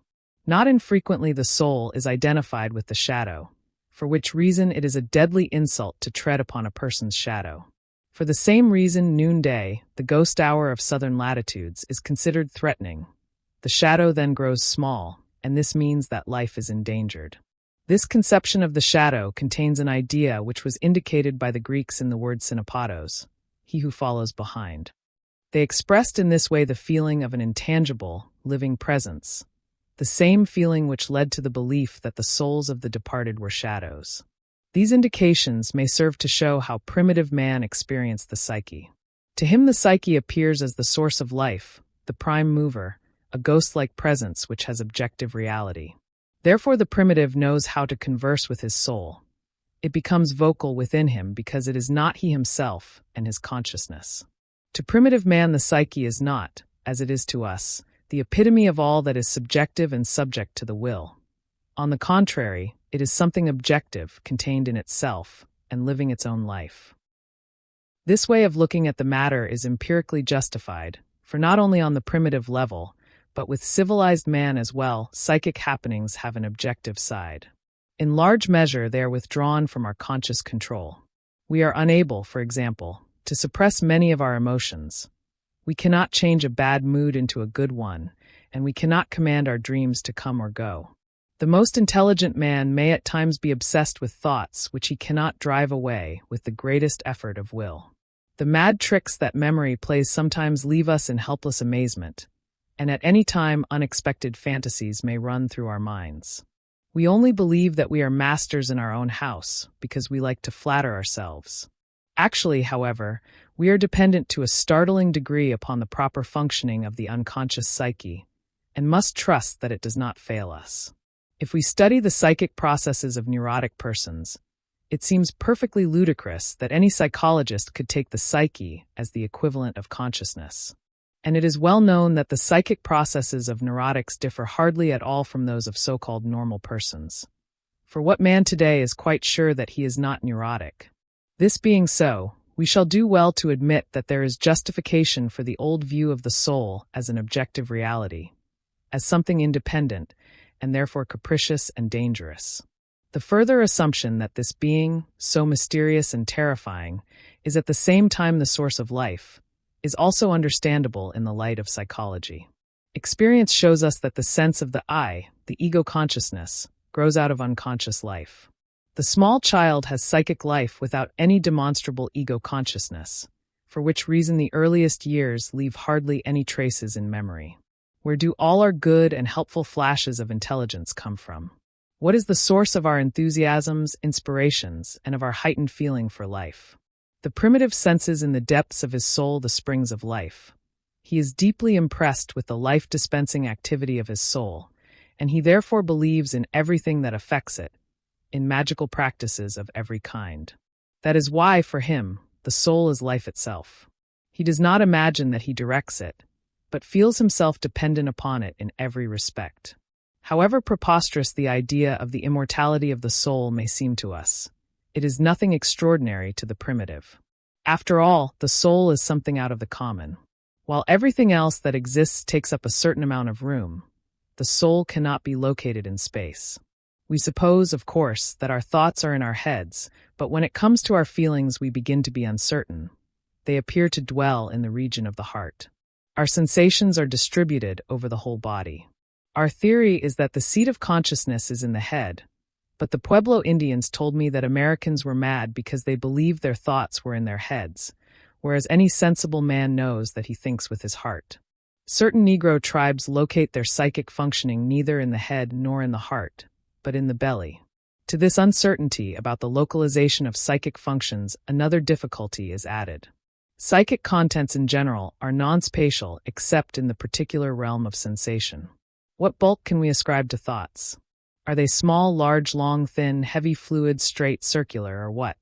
If we wish to form a vivid picture of a non-spatial being of the fourth dimension, we should do well to take thought as a being for our model.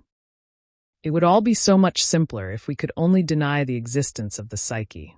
But here we are with our immediate experiences of something that has taken root in the midst of our measurable, ponderable, three-dimensional reality, that differs bafflingly from this in every respect and in all its parts, and yet reflects it. The psyche may be regarded as a mathematical point, and at the same time as a universe of fixed stars.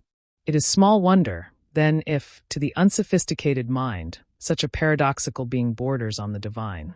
If it occupies no space, it has no body.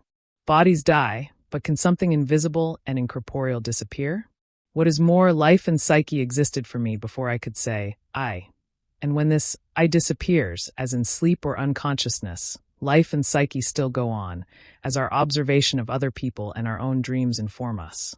Why should the simple mind deny, in the face of such experiences, that the soul lives in a realm beyond the body? I must admit that I can see as little nonsense in this so-called superstition as in the findings of research regarding heredity or the basic instincts. We can easily understand why higher and even divine knowledge was formerly ascribed to the psyche if we remember that in ancient cultures, beginning with primitive times, man always resorted to dreams and visions as a source of information.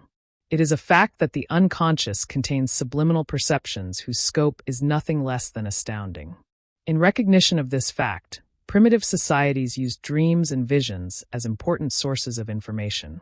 Great and enduring civilizations like those of the Hindus and Chinese built upon this foundation and developed from it a discipline of self-knowledge, which they brought to a high pitch of refinement both in philosophy and in practice. A high regard for the unconscious psyche as a source of knowledge is by no means such a delusion as our Western rationalism likes to suppose. We are inclined to assume that, In the last resort, all knowledge comes from without. Yet today we know for certain that the unconscious contains contents which would mean an immeasurable increase of knowledge if they could only be made conscious. Modern investigation of animal instinct, as for example in insects, has brought together a rich fund of empirical findings which show that if man acted as certain insects do, he would possess a higher intelligence than at present. It cannot, of course, be proved that insects possess conscious knowledge, but common sense cannot doubt that their unconscious action patterns are psychic functions. Man's unconscious likewise contains all the patterns of life and behavior inherited from his ancestors, so that every human child, prior to consciousness, is possessed of a potential system of adapted psychic functioning. In the conscious life of the adult, as well, this unconscious, instinctive functioning is always present and active. In this activity, all the functions of the conscious psyche are prepared for. The unconscious perceives, has purposes and intuitions, feels and thinks as does the conscious mind. We find sufficient evidence for this in the field of psychopathology and the investigation of dream processes. Only in one respect is there an essential difference between the conscious and the unconscious functioning of the psyche. While consciousness is intensive and concentrated, it is transient and is directed upon the immediate present and the immediate field of attention. Moreover, it has access only to material that represents one individual's experience stretching over a few decades. A wider range of memory is artificially acquired and consists mostly of printed paper. But matters stand very differently with the unconscious. It is not concentrated and intensive, but shades off into obscurity. It is highly extensive and can juxtapose the most heterogeneous elements in the most paradoxical way. More than this, it contains, besides an indeterminable number of subliminal perceptions, an immense fund of accumulated inheritance factors left by one generation of men after another, whose mere existence marks a step in the differentiation of the species. If it were permissible to personify the unconscious, we might call it a collective human being combining the characteristics of both sexes, transcending youth and age, birth and death, and from having at his command a human experience of 1 or 2 million years, almost immortal. If such a being existed, he would be exalted above all temporal change. The present would mean neither more nor less to him than any year in the 100th century before Christ. He would be a dreamer of age-old dreams, and, owing to his immeasurable experience, he would be an incomparable prognosticator. He would have lived countless times over the life of the individual, of the family, tribe, and people, and he would possess the living sense of the rhythm of growth, flowering, and decay. Unfortunately, or rather let us say fortunately, this being dreams. At least it seems to us as if the collective unconscious, which appears to us in dreams, had no consciousness of its own contents. Though of course we cannot be sure of this, any more than we are in the case of insects. The collective unconscious, moreover, seems not to be a person, but something like an unceasing stream or perhaps an ocean of images and figures which drift into consciousness in our dreams or in abnormal states of mind. It would be positively grotesque for us to call this immense system of experience of the unconscious psyche an illusion, for our visible and tangible body itself is just such a system. It still carries within it the discernible traces of primeval evolution, and it is certainly a whole that functions purposively, for otherwise we could not live. It would never occur to anyone to look upon comparative anatomy or physiology as nonsense. And so we cannot dismiss the collective unconscious as illusion, or refuse to recognize and study it as a valuable source of knowledge. Looked at from without, the psyche appears to us to be essentially a reflection of external happenings, to be not only occasioned by them, but to have its origin in them. And it also seems to us that the unconscious can be understood only from without and from the side of consciousness. It is well known that Freud has attempted an explanation from this side, an undertaking which could only succeed if the unconscious were actually something which came into being with the existence and consciousness of the individual. But the truth is that the unconscious is always there beforehand as a potential system of psychic functioning handed down by generations of man. Consciousness is a late-born descendant of the unconscious psyche. It would certainly show perversity if we tried to explain the lives of our ancestors in terms of their late descendants. And it is just as wrong, in my opinion, to regard the unconscious as a derivative of consciousness. We are nearer the truth if we put it the other way round.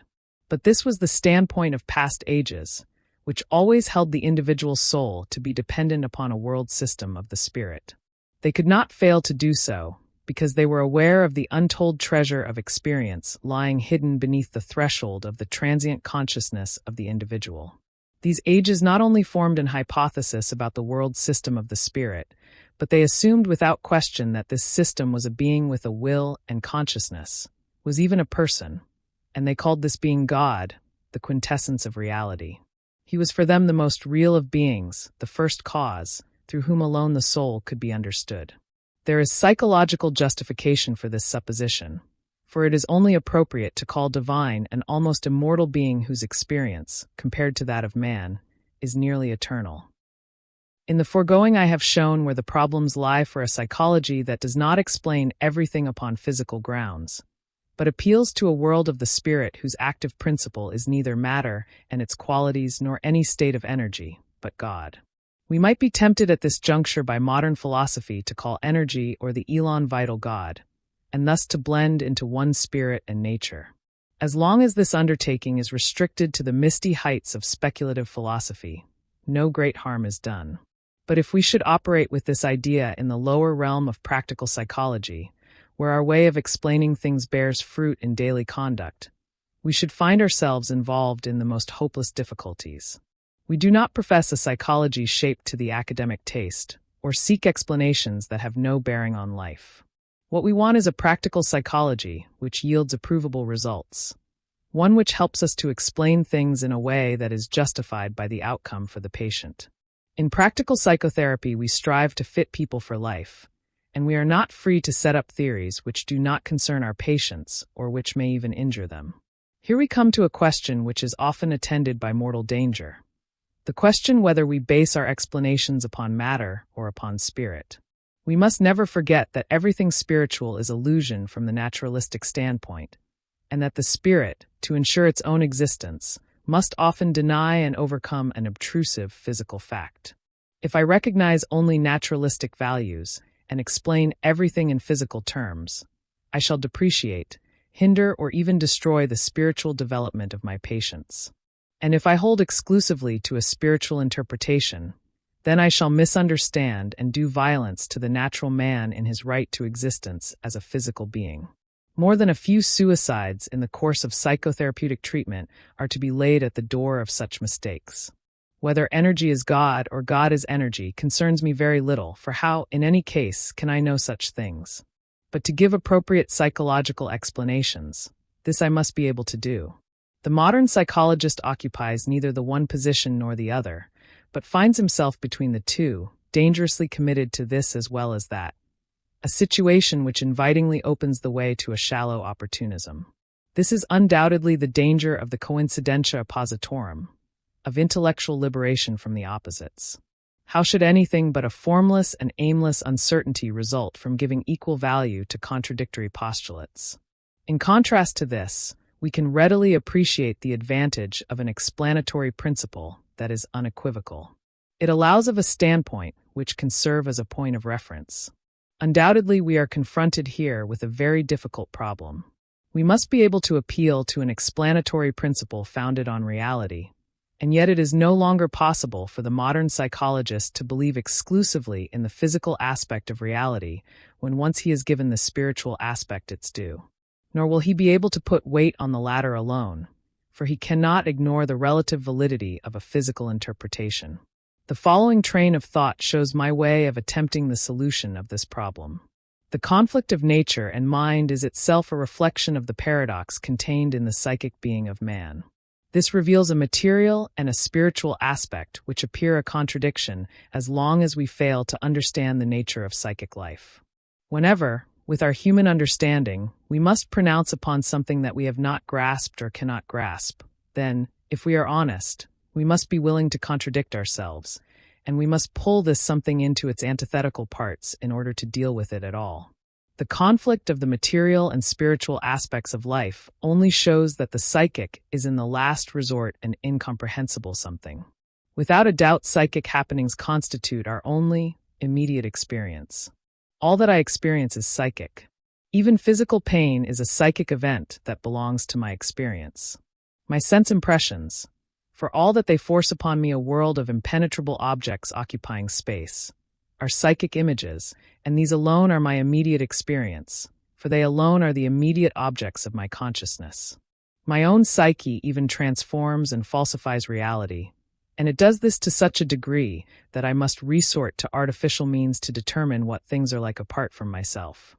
Then I discover that a tone is a vibration of the air of such and such a frequency, or that a color is a wavelength of light of such and such a length. We are in all truth so enclosed by psychic images that we cannot penetrate to the essence of things external to ourselves. All our knowledge is conditioned by the psyche which, because it alone is immediate, is superlatively real. Here there is a reality to which the psychologist can appeal, namely psychic reality. If we go more deeply into the meaning of this concept, it seems to us that certain psychic contents or images are derived from a material environment to which our bodies also belong, while others, which are in no way less real, seem to come from a mental source which appears to be very different from the physical environment. Whether I picture to myself the car I wish to buy, or try to imagine the state in which the soul of my dead father now is, whether it is an external fact or a thought that occupies me, both happenings are psychic reality. The only difference is that one psychic happening refers to the physical world, and the other to the mental world. If I change my concept of reality in such a way as to admit that all psychic happenings are real, and no other use of the concept is valid, this puts an end to the conflict of matter and mind as contradictory explanatory principles. Each becomes a mere designation for the particular source of the psychic contents that crowd into my field of consciousness.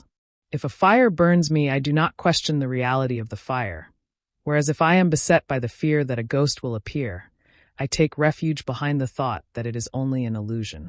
But just as the fire is the psychic image of a physical process whose nature is unknown, so my fear of the ghost is a psychic image from a mental source.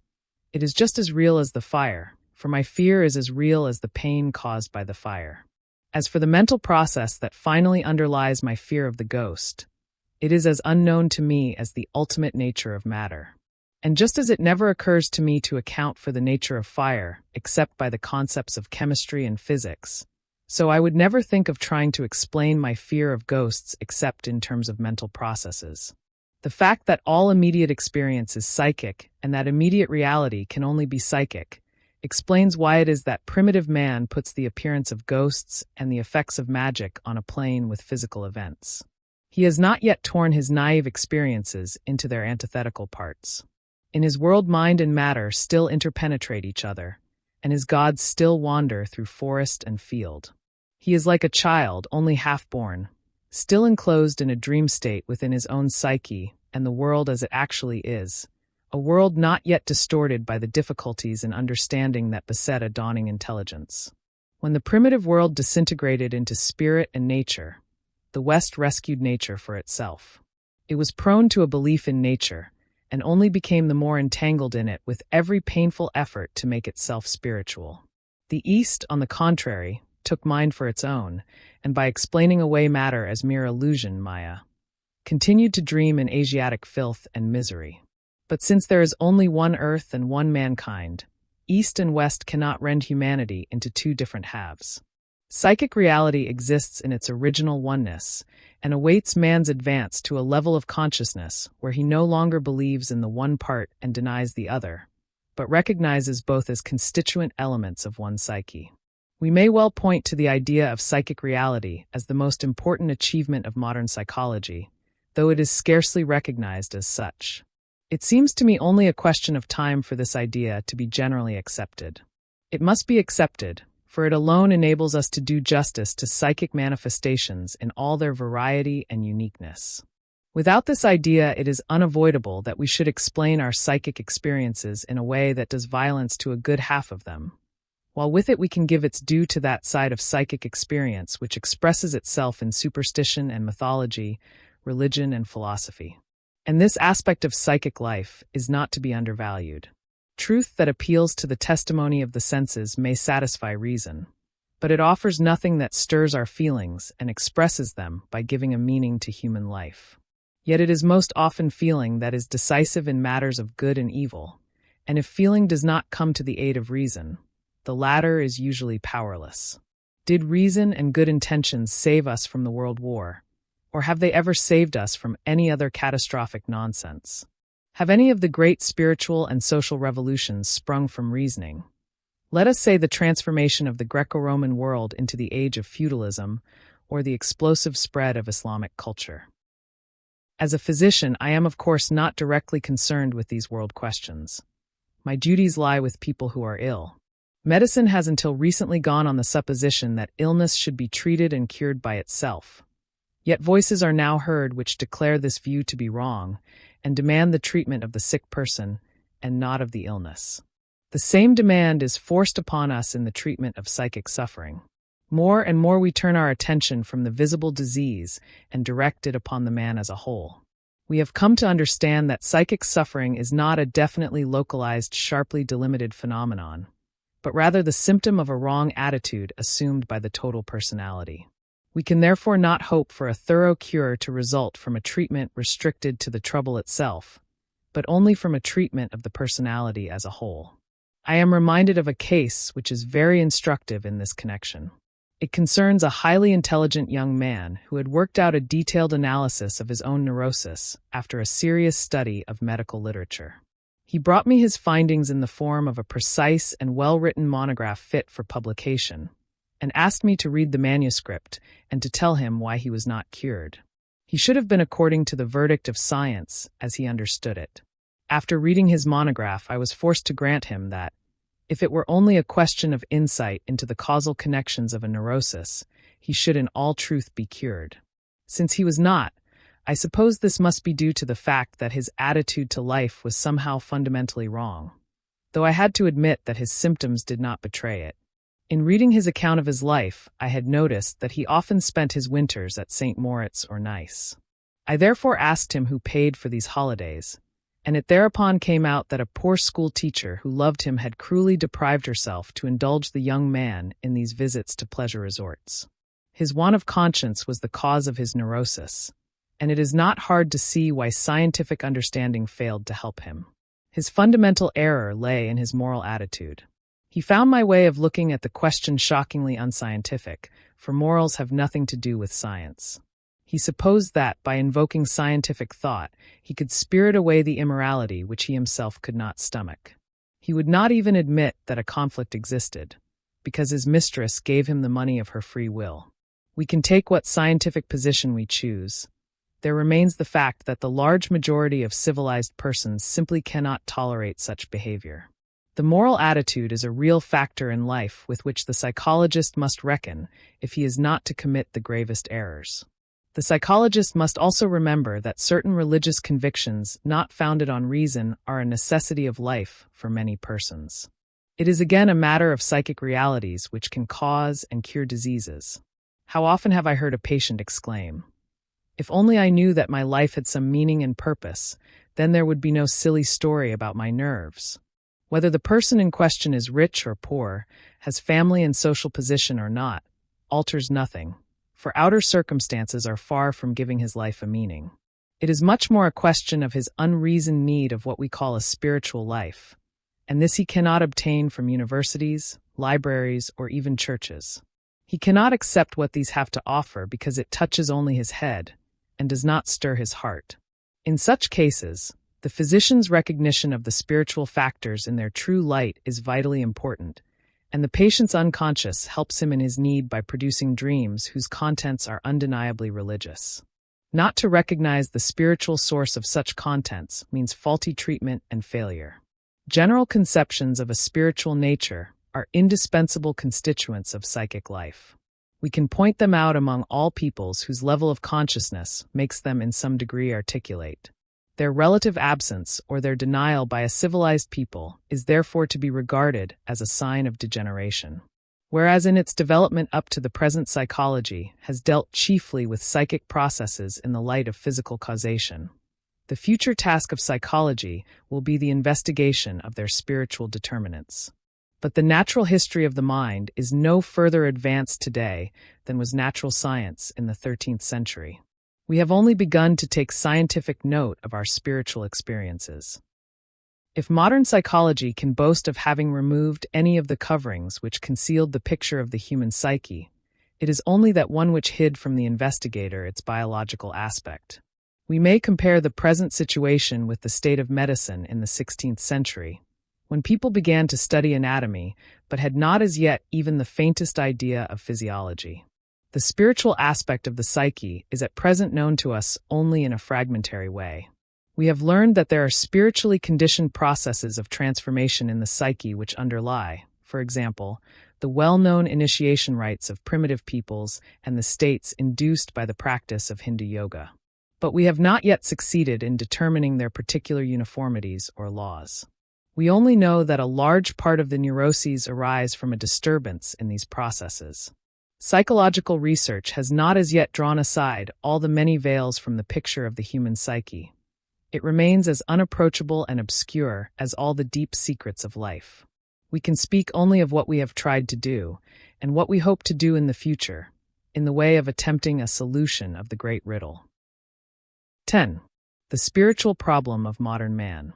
The spiritual problem of modern man is one of those questions which belong so intimately to the present in which we are living that we cannot judge of them fully. The modern man is a newly formed human being. A modern problem is a question which has just arisen and whose answer lies in the future. In speaking, therefore, of the spiritual problem of modern man, we can at most state a question. And we should perhaps put this statement in different terms if we had but the faintest inkling of the answer. The question, moreover, seems rather vague, but the truth is that it has to do with something so universal that it exceeds the grasp of any single human being.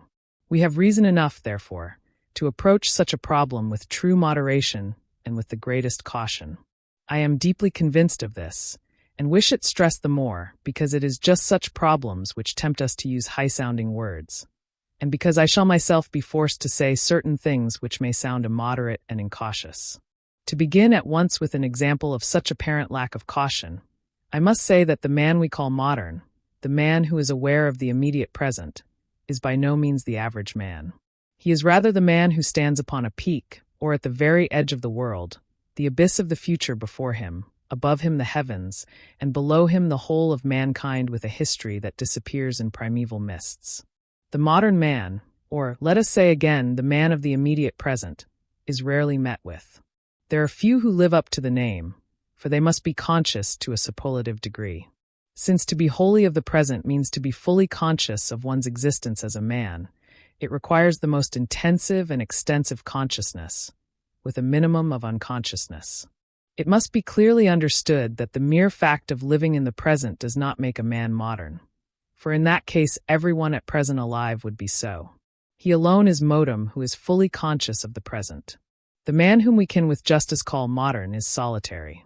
He is so of necessity and at all times, for every step towards a fuller consciousness of the present removes him further from his original participation mystique with the mass of men, from submersion in a common unconsciousness. Every step forward means an act of tearing himself loose from that all-embracing, pristine unconsciousness which claims the bulk of mankind almost entirely. Even in our civilizations, the people who form, psychologically speaking, the lowest stratum, live almost as unconsciously as primitive races. Those of the succeeding stratum manifest a level of consciousness which corresponds to the beginnings of human culture, while those of the highest stratum have a consciousness capable of keeping step with the life of the last few centuries. Only the man who is modern in our meaning of the term really lives in the present. He alone has a present-day consciousness, and he alone finds that the ways of life which correspond to earlier levels pall upon him. The values and strivings of those past worlds no longer interest him save from the historical standpoint.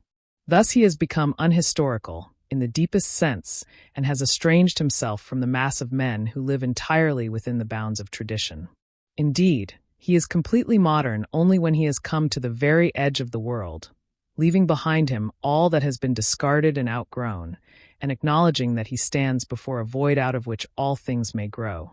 These words may be thought to be but empty sound, and their meaning reduced to mere banality. Nothing is easier than to affect a consciousness of the present. As a matter of fact, a great horde of worthless people give themselves the air of being modern by overleaping the various stages of development and the tasks of life they represent. They appear suddenly by the side of the truly modern man as uprooted human beings, blood-sucking ghosts, whose emptiness is taken for the unenviable loneliness of the modern man and casts discredit upon him. He and his kind, few in number as they are hidden from the undiscerning eyes of mass men by those clouds of ghosts, the pseudo-moderns. It cannot be helped. The modern man is questionable and suspect, and has always been so, even in the past. An honest profession of modernity means voluntarily declaring bankruptcy, taking the vows of poverty and chastity in a new sense, and, what is still more painful, renouncing the halo which history bestows as a mark of its sanction. To be unhistorical is the Promethean sin, and in this sense modern man lives in sin. A higher level of consciousness is like a burden of guilt. But, as I have said, only the man who has outgrown the stages of consciousness belonging to the past and has amply fulfilled the duties appointed for him by his world can achieve a full consciousness of the present. To do this he must be sound and proficient in the best sense, a man who has achieved as much as other people, and even a little more. It is these qualities which enable him to gain the next highest level of consciousness. I know that the idea of proficiency is especially repugnant to the pseudo-moderns, for it reminds them unpleasantly of their deceits. This, however, cannot prevent us from taking it as our criterion of the modern man. We are even forced to do so, for unless he is proficient, the man who claims to be modern is nothing but an unscrupulous gambler. He must be proficient in the highest degree, for unless he can atone by creative ability for his break with tradition, he is merely disloyal to the past. It is sheer juggling to look upon a denial of the past as the same thing as consciousness of the present. Today stands between yesterday and tomorrow, and forms a link between past and future. It has no other meaning. The present represents a process of transition, and that man may account himself modern, who is conscious of it in this sense. Many people call themselves modern, especially the pseudo-moderns. Therefore, the really modern man is often to be found among those who call themselves old-fashioned. He takes this stand for sufficient reasons. On the one hand, he emphasizes the past in order to hold the scales against his break with tradition and that effect of guilt of which I have spoken. On the other hand, he wishes to avoid being taken for a pseudo-modern. Every good quality has its bad side, and nothing that is good can come into the world without directly producing a corresponding evil. This is a painful fact. Now there is the danger that consciousness of the present may lead to an elation based upon illusion. The illusion, namely, that we are the culmination of the history of mankind, the fulfillment and the end product of countless centuries. If we grant this, we should understand that it is no more than the proud acknowledgement of our destitution. We are also the disappointment of the hopes and expectations of the ages. Think of nearly 2,000 years of Christian ideals followed, instead of by the return of the Messiah and the heavenly millennium, by the world war among Christian nations and its barbed wire and poison gas. What a catastrophe in heaven and on earth! In the face of such a picture, we may well grow humble again. It is true that modern man is a culmination, but tomorrow he will be surpassed. He is indeed the end product of an age-old development, but he is at the same time the worst conceivable disappointment of the hopes of humankind. The modern man is aware of this. He has seen how beneficent are science, technology, and organization, but also how catastrophic they can be. He has likewise seen that well-meaning governments have so thoroughly paved the way for peace on the principle, in time of peace prepare for war, that Europe has nearly gone to rack and ruin.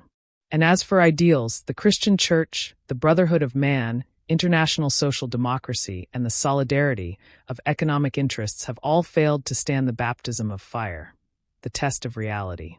Today, 15 years after the war, we observe once more the same optimism, the same organization, the same political aspirations, the same phrases and catchwords at work. How can we but fear that they will inevitably lead to further catastrophes? Agreements to outlaw war leave us skeptical, even while we wish them all possible success. At bottom, behind every such palliative measure, there is a gnawing doubt. On the whole, I believe I am not exaggerating when I say that modern man has suffered an almost fatal shock, psychologically speaking, and as a result has fallen into profound uncertainty. These statements, I believe, make it clear enough that my being a physician has colored my views.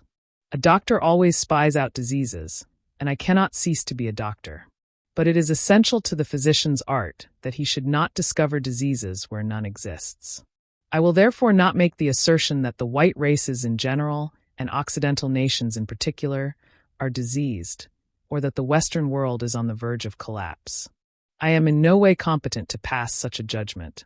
It is of course only from my own experience with other persons and with myself that I draw my knowledge of the spiritual problem of modern man.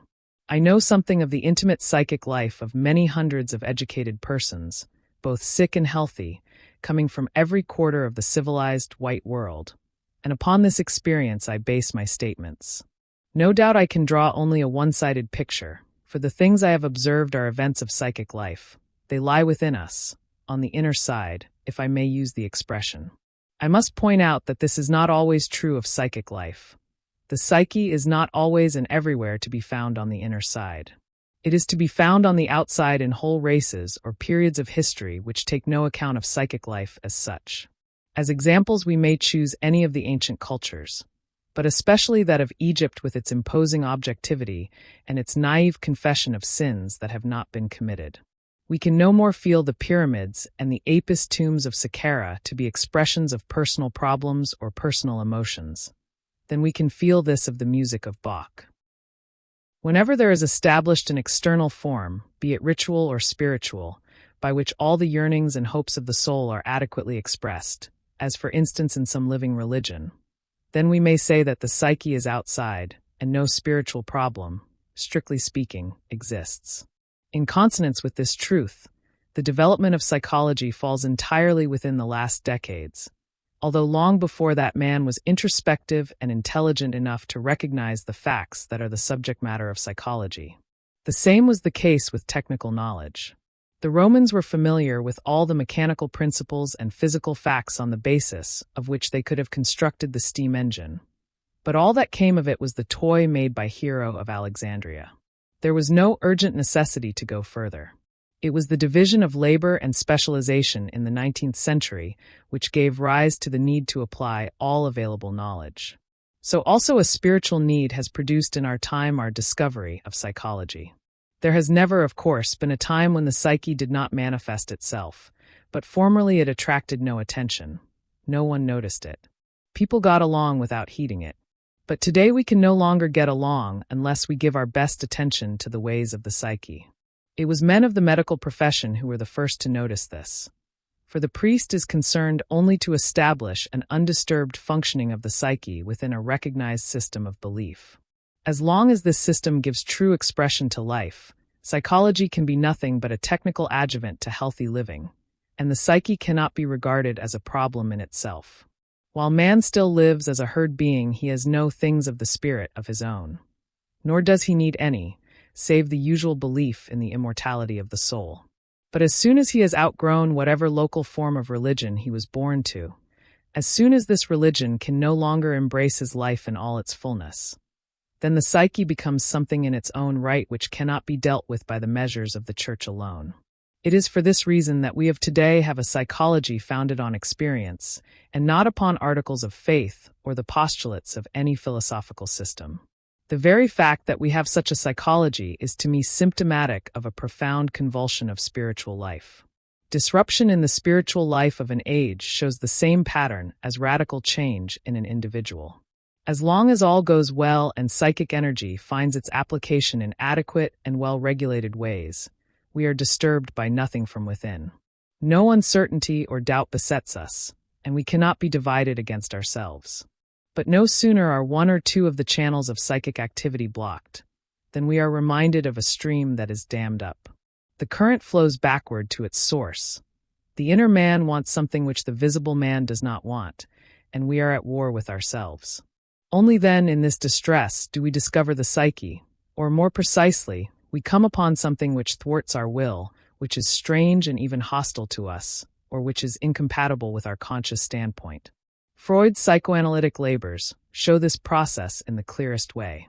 The very first thing he discovered was the existence of sexually perverse and criminal fantasies, which at their face value are wholly incompatible with the conscious outlook of a civilized man. A person who was activated by them would be nothing less than a mutineer, a criminal, or a madman. We cannot suppose that this aspect of the unconscious, or of the hinterland of man's mind, is something totally new. Probably it has always been there, in every culture. Each culture gave birth to its destructive opposite, but no culture or civilization before our own was ever forced to take these psychic undercurrents in deadly earnest. Psychic life always found expression in a metaphysical system of some sort. But the conscious modern man, despite his strenuous and dogged efforts to do so, can no longer refrain from acknowledging the might of psychic forces. This distinguishes our time from all others. We can no longer deny that the dark stirrings of the unconscious are effective powers, that psychic forces exist which cannot, for the present at least, be fitted in with our rational world order. We have even enlarged our study of these forces to a science, one more proof of the earnest attention we bring to them. Previous centuries could throw them aside unnoticed. For us they are a shirt of Nessus which we cannot strip off. The revolution in our conscious outlook, brought about by the catastrophic results of the World War, shows itself in our inner life by the shattering of our faith in ourselves and our own worth. We used to regard foreigners, the other side, as political and moral reprobates. But the modern man is forced to recognize that he is politically and morally just like anyone else. Whereas I formerly believed it to be my bounden duty to call other persons to order, I now admit that I need calling to order myself. I admit this the more readily because I realize only too well that I am losing my faith in the possibility of a rational organization of the world. That old dream of the millennium, in which peace and harmony should rule, has grown pale. The modern man's skepticism regarding all such matters has chilled his enthusiasm for politics and world reform. More than that, it does not favor any smooth application of psychic energies to the outer world. Through his skepticism, the modern man is thrown back upon himself. His energies flow towards their source and wash to the surface those psychic contents which are at all times there, but lie hidden in the silt as long as the stream flows smoothly in its course. How totally different did the world appear to medieval man. For him the earth was eternally fixed and at rest in the center of the universe, encircled by the course of a sun that solicitously bestowed its warmth. Men were all children of God under the loving care of the Most High, who prepared them for eternal blessedness, and all knew exactly what they should do and how they should conduct themselves in order to rise from a corruptible world to an incorruptible and joyous existence. Such a life no longer seems real to us, even in our dreams. Natural science has long ago torn this lovely veil to shreds. That age lies as far behind as childhood, when one's own father was unquestionably the handsomest and strongest man on earth. The modern man has lost all the metaphysical certainties of his medieval brother, and set up in their place the ideals of material security, general welfare, and humaneness. But it takes more than an ordinary dose of optimism to make it appear that these ideals are still unshaken. Material security even has gone by the board, for the modern man begins to see that every step in material progress adds just so much force to the threat of a more stupendous catastrophe. The very picture terrorizes the imagination. What are we to imagine when cities today perfect measures of defense against poison gas attacks and practice them in dress rehearsals? We cannot but suppose that such attacks have been planned and provided for, again on the principle, in time of peace prepare for war. Let man but accumulate his materials of destruction, and the devil within him will soon be unable to resist putting them to their fated use. It is well known that firearms go off of themselves if only enough of them are together. An intimation of the law that governs blind contingency, which Heraclitus called the rule of enantiodromia, conversion into the opposite, now steals upon the modern man through the byways of his mind, chilling him with fear and paralyzing his faith in the lasting effectiveness of social and political measures in the face of these monstrous forces. If he turns away from the terrifying prospect of a blind world in which building and destroying successively tip the scale, and if he then turns his gaze inward upon the recesses of his own mind, he will discover a chaos and a darkness there which he would gladly ignore. Science has destroyed even the refuge of the inner life. What was once a sheltering haven has become a place of terror. And yet it is almost a relief for us to come upon so much evil in the depths of our own minds. We are able to believe, at least, that we have discovered the root of the evil in mankind. Even though we are shocked and disillusioned at first, we yet feel, because these things are manifestations of our own minds, that we hold them more or less in our own hands, and can therefore correct or at least effectively suppress them. We like to assume that, if we succeeded in this, we should have rooted out some fraction of the evil in the world. We like to think that, on the basis of a widespread knowledge of the unconscious and its ways, no one could be deceived by a statesman who was unaware of his own bad motives. The very newspapers would pull him up. Please have yourself analyzed. You are suffering from a repressed father complex. I have purposely chosen this grotesque example to show to what absurdities we are led by the illusion that because something is psychic, it is under our control. It is, however, true that much of the evil in the world is due to the fact that man in general is hopelessly unconscious, as it is also true that with increasing insight we can combat this evil at its source in ourselves. As science enables us to deal with injuries inflicted from without, so it helps us to treat those arising from within. The rapid and worldwide growth of a psychological interest over the last 2 decades shows unmistakably that modern man has to some extent turned his attention from material things to his own subjective processes. Should we call this mere curiosity? At any rate, art has a way of anticipating future changes in man's fundamental outlook, and expressionist art has taken this subjective turn well in advance of the more general change. This psychological interest of the present time shows that man expects something from psychic life which he has not received from the outer world. Something which our religions, doubtless, ought to contain, but no longer do contain, at least for the modern man. The various forms of religion no longer appear to the modern man to come from within, to be expressions of his own psychic life. For him they are to be classed with the things of the outer world. He is vouchsafed no revelation of a spirit that is not of this world. But he tries on a number of religions and convictions, as if they were Sunday attire, only to lay them aside again like worn-out clothes. Yet he is somehow fascinated by the almost pathological manifestations of the unconscious mind. We must admit the fact, however difficult it is for us to understand, that something which previous ages have discarded should suddenly command our attention. That there is a general interest in these matters is a truth which cannot be denied, their offense to good taste notwithstanding. I am not thinking merely of the interest taken in psychology as a science, or of the still narrower interest in the psychoanalysis of Freud, but of the widespread interest in all sorts of psychic phenomena as manifested in the growth of spiritualism, astrology, theosophy, and so forth. The world has seen nothing like it since the end of the 17th century. We can compare it only to the flowering of Gnostic thought in the 1st and 2nd centuries after Christ. The spiritual currents of the present have, in fact, a deep affinity with Gnosticism. There is even a Gnostic church in France today, and I know of 2 schools in Germany which openly declare themselves Gnostic. The modern movement which is numerically most impressive is undoubtedly Theosophy, together with its continental sister, Anthroposophy. These are pure Gnosticism in a Hindu dress. Compared with these movements, the interest in scientific psychology is negligible. What is striking about Gnostic systems is that they are based exclusively upon the manifestations of the unconscious, and that their moral teachings do not balk at the shadow side of life. Even in the form of its European revival, the Hindu Kundalini Yoga shows this clearly. And as every person informed on the subject of occultism will testify, the statement holds true in this field as well. The passionate interest in these movements arises undoubtedly from psychic energy which can no longer be invested in obsolete forms of religion. For this reason, such movements have a truly religious character, even when they pretend to be scientific. It changes nothing when Rudolf Steiner calls his anthroposophy spiritual science, or Mrs. Eddy discovers a Christian science. These attempts at concealment merely show that religion has grown suspect, almost as suspect as politics and world reform.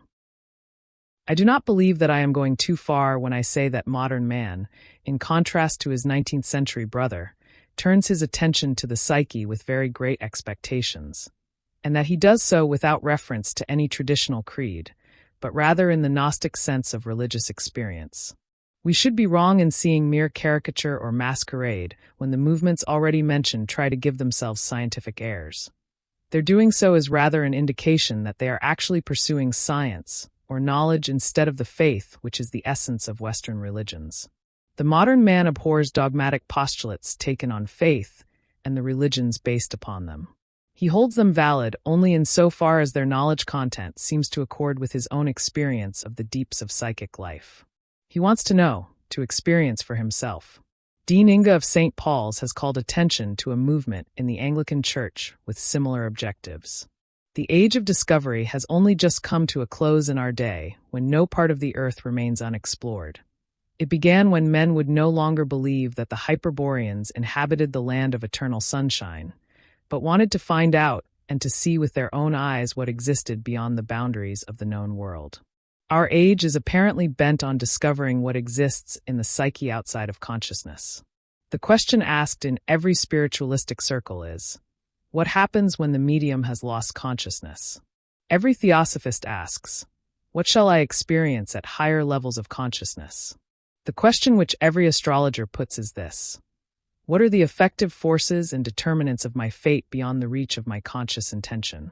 And every psychoanalyst wants to know, what are the unconscious drives behind the neurosis? Our age wishes to have actual experiences in psychic life. It wants to experience for itself, and not to make assumptions based on the experience of other ages. Yet this does not preclude its trying anything in a hypothetical way. For instance, the recognized religions and the genuine sciences. The European of yesterday will feel a slight shudder run down his spine when he gazes at all deeply into these delvings. Not only does he consider the subject of this research all too obscure and uncanny, but even the methods employed seem to him a shocking misuse of man's finest intellectual attainments. What can we expect an astronomer to say when he is told that at least 1,000 horoscopes are drawn today to one 300 years ago? What will the educator and the advocate of philosophical enlightenment say to the fact that the world has not been freed of one single superstition since Greek antiquity? Freud himself, the founder of psychoanalysis, has thrown a glaring light upon the dirt, darkness, and evil of the psychic hinterland, and has presented these things as so much refuse and slag. He has thus taken the utmost pains to discourage people from seeking anything behind them. He did not succeed, and his warning has even brought about the very thing he wished to prevent. It has awakened in many people an admiration for all this filth. We are tempted to call this sheer perversity, and we could hardly explain it save on the ground that it is not a love of dirt, but the fascination of the psyche, which draws these people. There can be no doubt that from the beginning of the 19th century, from the memorable years of the French Revolution onwards, man has given a more and more prominent place to the psyche, his increasing attentiveness to it being the measure of its growing attraction for him. The enthronement of the goddess of reason in Notre Dame seems to have been a symbolic gesture of great significance to the Western world, rather like the hewing down of Wotan's oak by the Christian missionaries. For then, as at the Revolution, no avenging bolt from heaven struck the blasphemer down.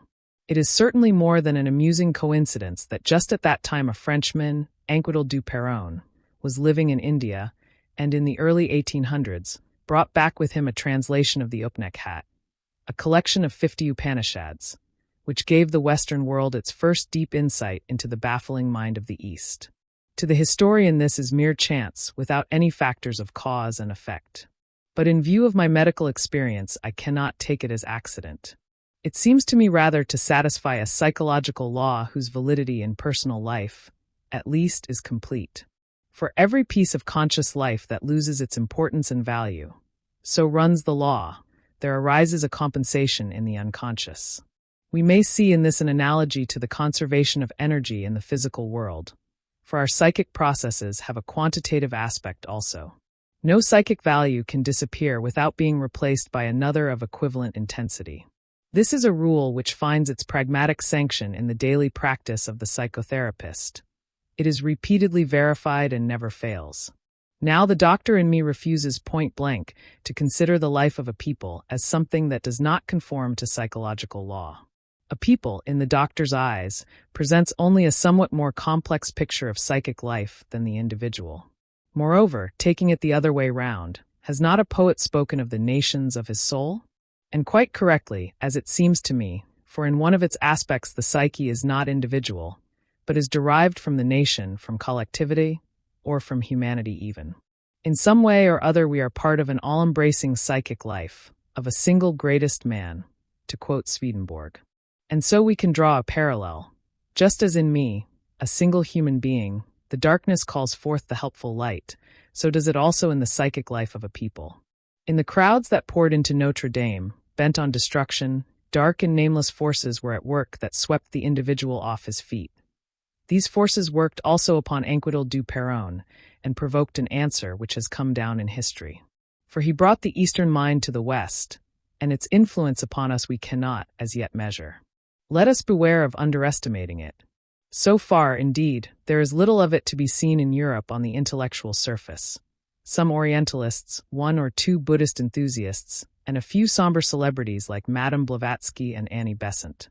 These manifestations make us think of tiny, scattered islands in the ocean of mankind. In reality, they are like the peaks of submarine mountain ranges of considerable size. The Philistin believed until recently that astrology had been disposed of long since, and was something that could be safely laughed at. But today, rising out of the social deeps, it knocks at the doors of the universities from which it was banished some 300 years ago. The same is true of the thought of the East. It takes root in the lower social levels and slowly grows to the surface.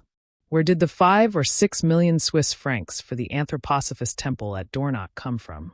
Certainly not from one individual. Unfortunately, there are no statistics to tell us the exact number of avowed theosophists today, not to mention the unavowed.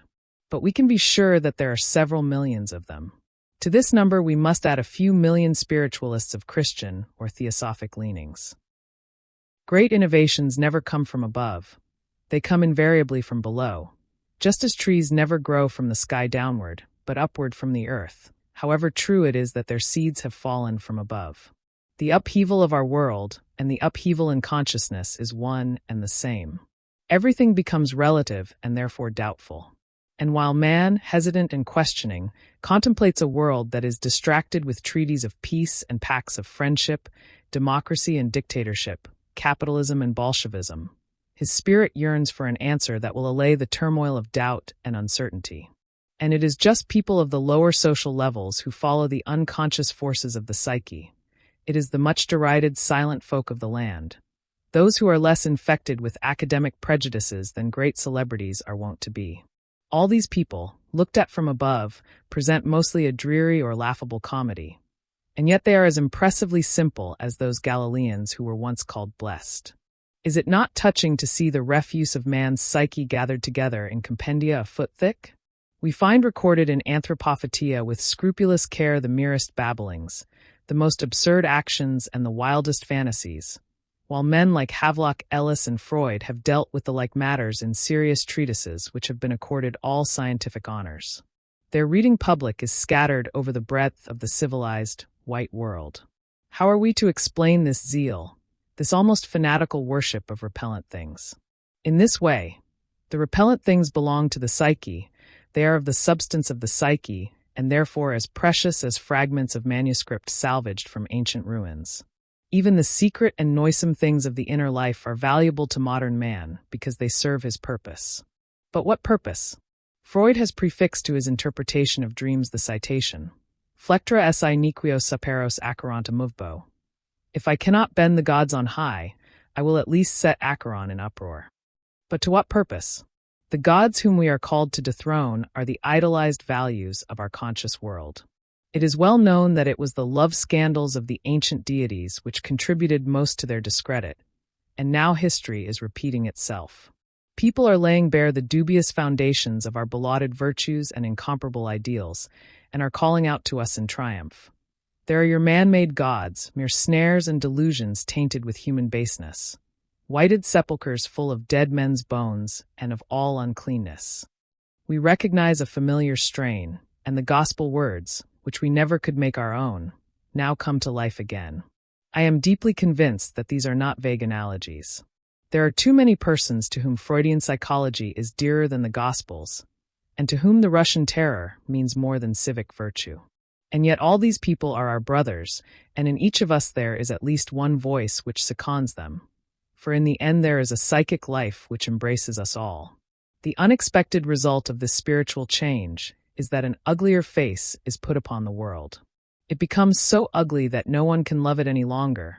We cannot even love ourselves.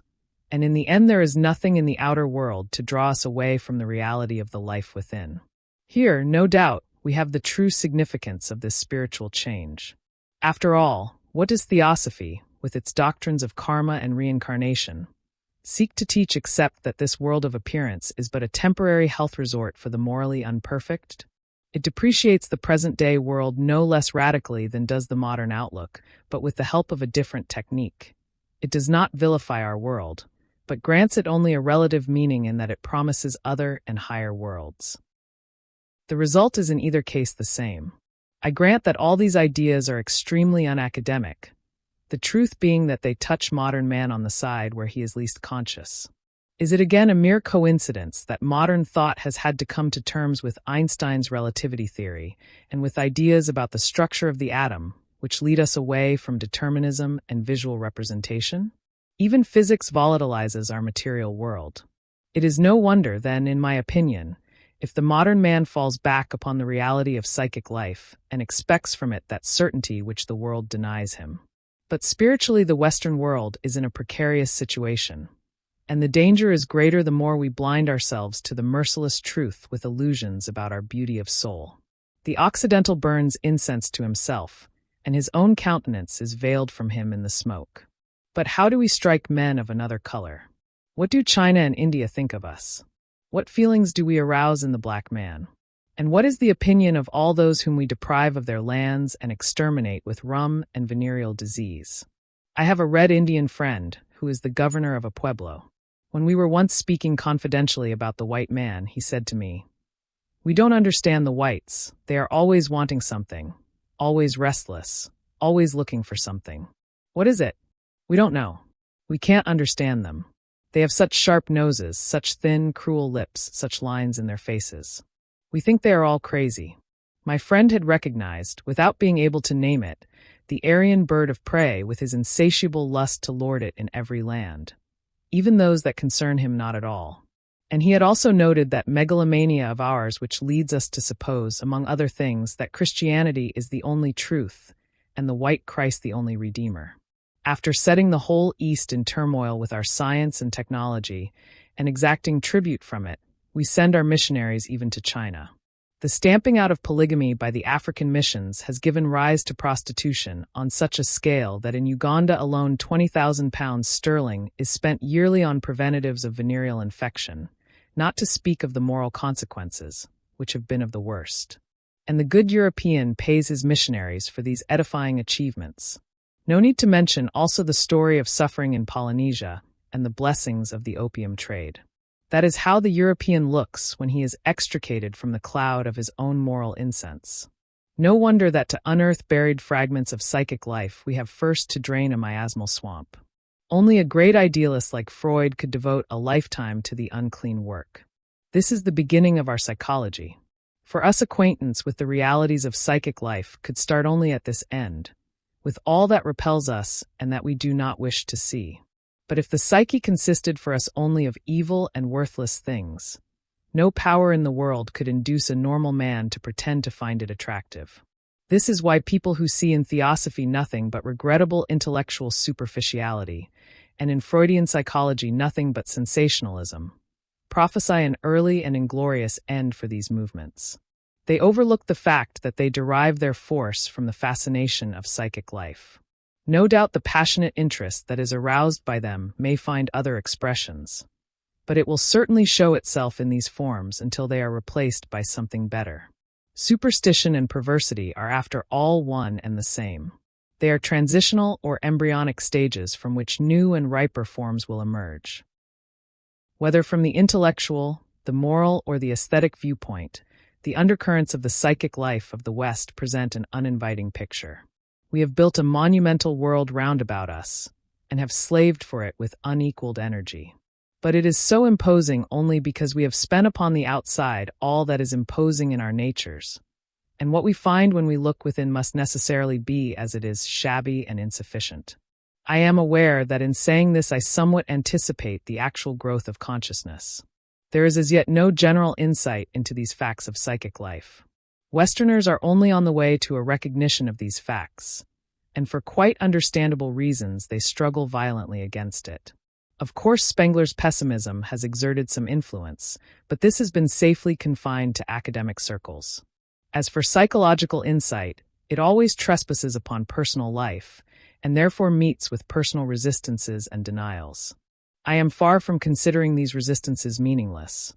On the contrary, I see in them a healthy reaction to something which threatens destruction. Whenever relativism is taken as a fundamental and final principle, it has a destructive effect. When, therefore, I call attention to the dismal undercurrents of the psyche, it is not in order to sound a pessimistic note. I wish rather to emphasize the fact that the unconscious has a strong attraction not only for the sick, but for healthy, constructive minds as well. And this in spite of its alarming aspect. The psychic depths are nature, and nature is creative life. It is true that nature tears down what she has herself built up, yet she builds it once again. Whatever values in the visible world are destroyed by modern relativism, the psyche will produce their equivalents. At first we cannot see beyond the path that leads downward to dark and hateful things. But no light or beauty will ever come from the man who cannot bear this sight. Light is always born of darkness, and the sun never yet stood still in heaven to satisfy man's longing or to still his fears. Does not the example of Enquedel du Perron show us how psychic life survives its own eclipse? China hardly believes that European science and technology are preparing her ruin. Why should we believe that we must be destroyed by the secret spiritual influence of the East? But I forget that we do not yet realize that while we are turning upside down the material world of the East with our technical proficiency, the East with its psychic proficiency is throwing our spiritual world into confusion. We have never yet hit upon the thought that while we are overpowering the Orient from without, it may be fastening its hold upon us from within. Such an idea strikes us as almost insane, because we have eyes only for gross material connections, and fail to see that we must lay the blame for the intellectual confusion of our middle class at the doors of Max Muller, Oldenburg, Newman, Deussen, Wilhelm, and others like them. What does the example of the Roman Empire teach us? After the conquest of Asia Minor, Rome became Asiatic. Even Europe was infected by Asia, and remains so today. Out of Cilicia came the Mithraic cult, the religion of the Roman army, and it spread from Egypt to fog-bound Britain. Need I point to the Asiatic origin of Christianity? We have not yet clearly grasped the fact that Western theosophy is an amateurish imitation of the East. We are just taking up astrology again, and that to the Oriental is his daily bread. Our studies of sexual life, originating in Vienna and in England, are matched or surpassed by Hindu teachings on this subject. Oriental texts 10 centuries old introduce us to philosophical relativism, while the idea of indetermination, newly broached in the West, furnishes the very basis of Chinese science. Richard Wilhelm has even shown me that certain complicated processes discovered by analytical psychology are recognizably described in ancient Chinese texts. Psychoanalysis itself, and the lines of thought to which it gives rise, surely a distinctly Western development, are only a beginner's attempt compared to what is an immemorial art in the East. It should be mentioned that the parallels between psychoanalysis and yoga have already been traced by Oscar A. H. Schmitz. The Theosophists have an amusing idea that certain Mahatmas, seated somewhere in the Himalayas or Tibet, inspire or direct every mind in the world. So strong, in fact, can be the influence of the Eastern belief in magic upon Europeans of a sound mind, that some of them have assured me that I am unwittingly inspired by the Mahatmas with every good thing I say, my own inspirations being of no account whatever. This myth of the Mahatmas, widely circulated and firmly believed in the West, far from being nonsense, is, like every myth, an important psychological truth. It seems to be quite true that the East is at the bottom of the spiritual change we are passing through today. Only this East is not a Tibetan monastery full of Mahatmas, but in a sense lies within us. It is from the depths of our own psychic life that new spiritual forms will arise. They will be expressions of psychic forces which may help to subdue the boundless lust for prey of Aryan man. We shall perhaps come to know something of that circumscription of life which has grown in the East into a dubious quietism, Also something of that stability which human existence acquires when the claims of the spirit become as imperative as the necessities of social life. Yet in this age of Americanization, we are still far from anything of the sort, and it seems to me that we are only at the threshold of a new spiritual epoch. I do not wish to pass myself off as a prophet, but I cannot outline the spiritual problem of modern man without giving emphasis to the yearning for rest that arises in a period of unrest, or to the longing for security that is bred of insecurity. It is from need and distress that new forms of life take their rise, and not from mere wishes or from the requirements of our ideals. To me, the crux of the spiritual problem of today is to be found in the fascination which psychic life exerts upon modern man.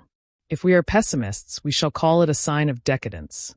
If we are optimistically inclined, we shall see in it the promise of a far-reaching spiritual change in the Western world. At all events, it is a significant manifestation. It is the more noteworthy because it shows itself in broad sections of every people.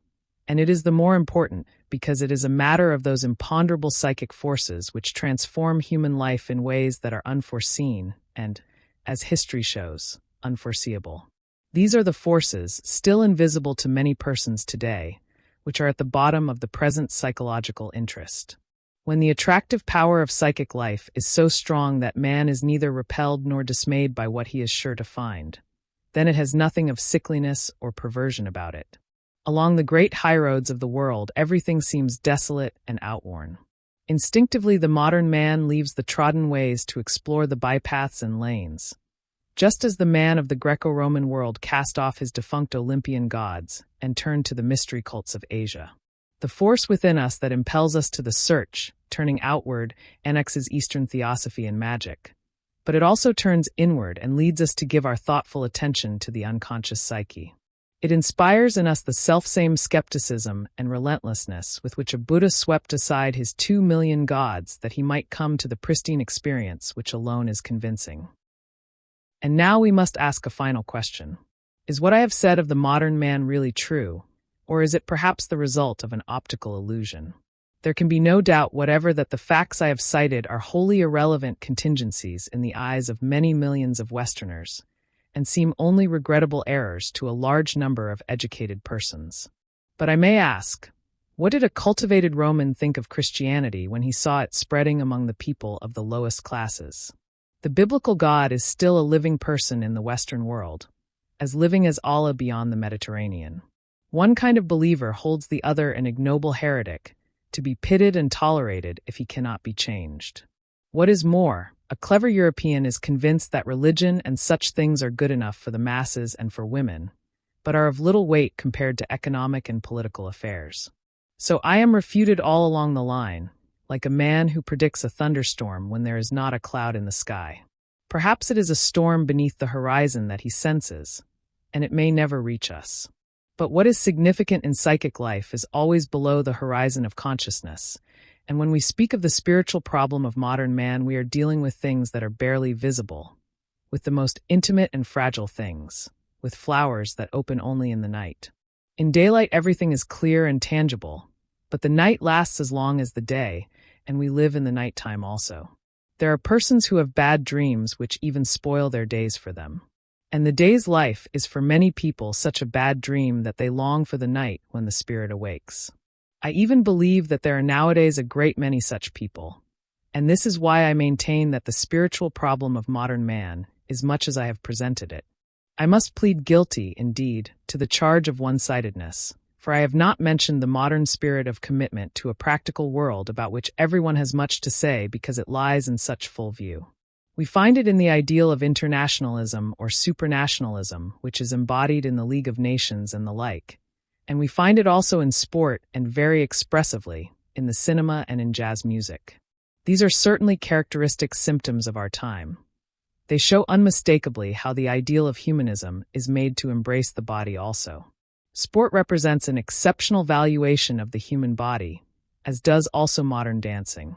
The cinema, on the other hand, like the detective story, makes it possible to experience without danger all the excitement, passion, and desirousness which must be repressed in a humanitarian ordering of life. It is not difficult to see how these symptoms are connected with the psychic situation. The attractive power of the psyche brings about a new self-estimation, a re-estimation of the basic facts of human nature. We can hardly be surprised if this leads to the rediscovery of the body after its long depreciation in the name of the spirit. We are even tempted to speak of the body's revenge upon the spirit. When Kaiserling sarcastically singles out the chauffeur as the culture hero of our time, he has struck, as he often does, close to the mark. The body lays claim to equal recognition. Like the psyche, it also exerts a fascination. If we are still caught by the old idea of an antithesis between mind and matter, the present state of affairs means an unbearable contradiction. It may even divide us against ourselves.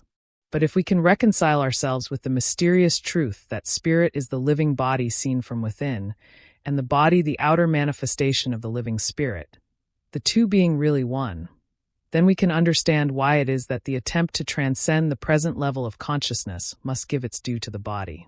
We shall also see that belief in the body cannot tolerate an outlook that denies the body in the name of the spirit. These claims of physical and psychic life are so pressing compared to similar claims in the past, that we may be tempted to see in this a sign of decadence. Yet it may also signify a rejuvenation, for as Holderlin says, danger itself fosters the rescuing power. What we actually see is that the Western world strikes up a still more rapid tempo, the American tempo, the very opposite of quietism and resigned aloofness. An enormous tension arises between the opposite poles of outer and inner life, between objective and subjective reality. Perhaps it is a final race between aging Europe and young America. Perhaps it is a desperate or a wholesome effort of conscious man to cheat the laws of nature of their hidden might and to wrest a yet greater, more heroic victory from the sleep of the nations. This is a question which history will answer. In coming to a close after so many bold assertions, I would like to return to the promise made at the outset to be mindful of the need for moderation and caution. Indeed, I do not forget that my voice is but one voice, my experience a mere drop in the sea, my knowledge no greater than the visual field in a microscope, my mind's eye a mirror that reflects a small corner of the world, and my ideas a subjective confession. 11. Psychotherapists or the clergy.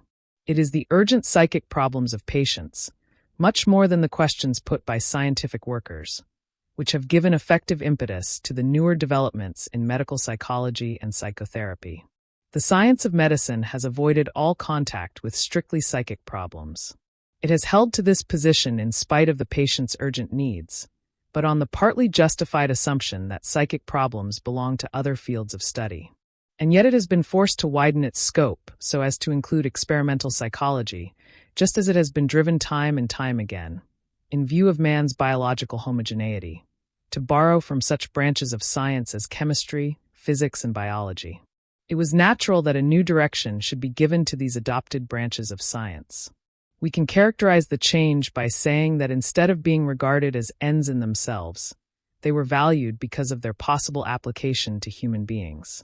Psychiatry, for example, helped itself out of the treasure chest of experimental psychology and funded its borrowings in that inclusive body of knowledge called psychopathology, a general name for the study of complex psychic manifestations.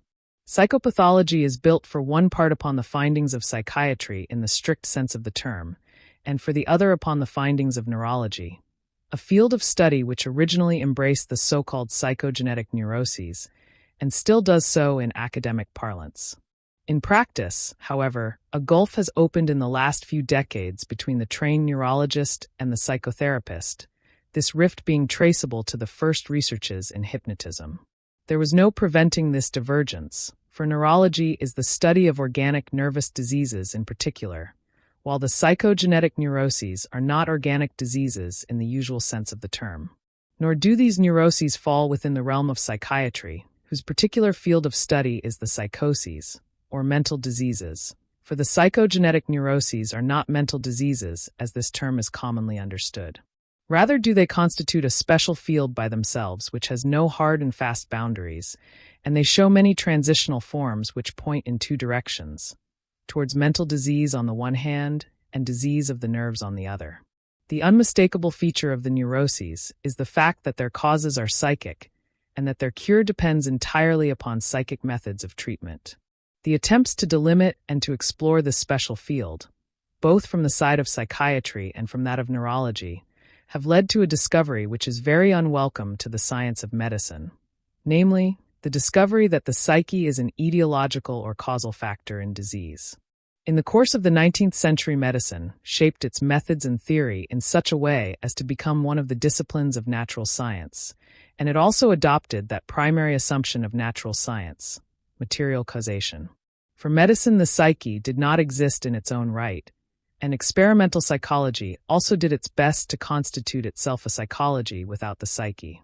Investigation, however, has established beyond a doubt that the crux of the psychoneuroses is to be found in the psychic factor, that this is the essential cause of the pathological state, and must therefore be recognized in its own right along with other admitted pathogenic factors, such as inheritance, disposition, bacterial infection, and so forth.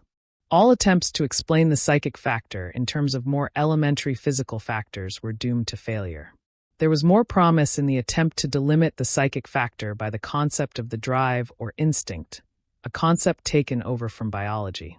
It is well known that instincts are observable physiological urges which are traceable to the functioning of the glands, and that, as experience shows, they condition or influence psychic processes. What could seem more plausible, therefore, than to seek the specific cause of the psychoneuroses, not in the mystical notion of the soul, but in a disturbance of the impulses which might possibly be curable in the last resort by medicinal treatment of the glands. As a matter of fact, this is Freud's standpoint when establishing his well-known theory, which explains the neuroses in terms of disturbances of the sexual impulse. Adler likewise resorts to the concept of the drive, and explains the neuroses in terms of disturbances of the urge to power. We must admit, indeed, that this concept is further removed from physiology and is of a more psychic nature than that of the sexual drive. The concept of instinct is anything but well defined in the scientific sense. It applies to a biological manifestation of great complexity and is not much more than a notion of quite indefinite content standing for an unknown quantity. I do not wish to enter here upon a critical discussion of the concept of instinct. Instead, I will consider the possibility that the psychic factor is just a combination of instincts which, for their part, may again be reduced to the functioning of the glands. We may even discuss the possibility that everything that is usually called psychic is embraced in the sum total of instincts, and that the psyche itself is therefore only an instinct or a conglomerate of instincts, being in the last analysis nothing but the functioning of the glands.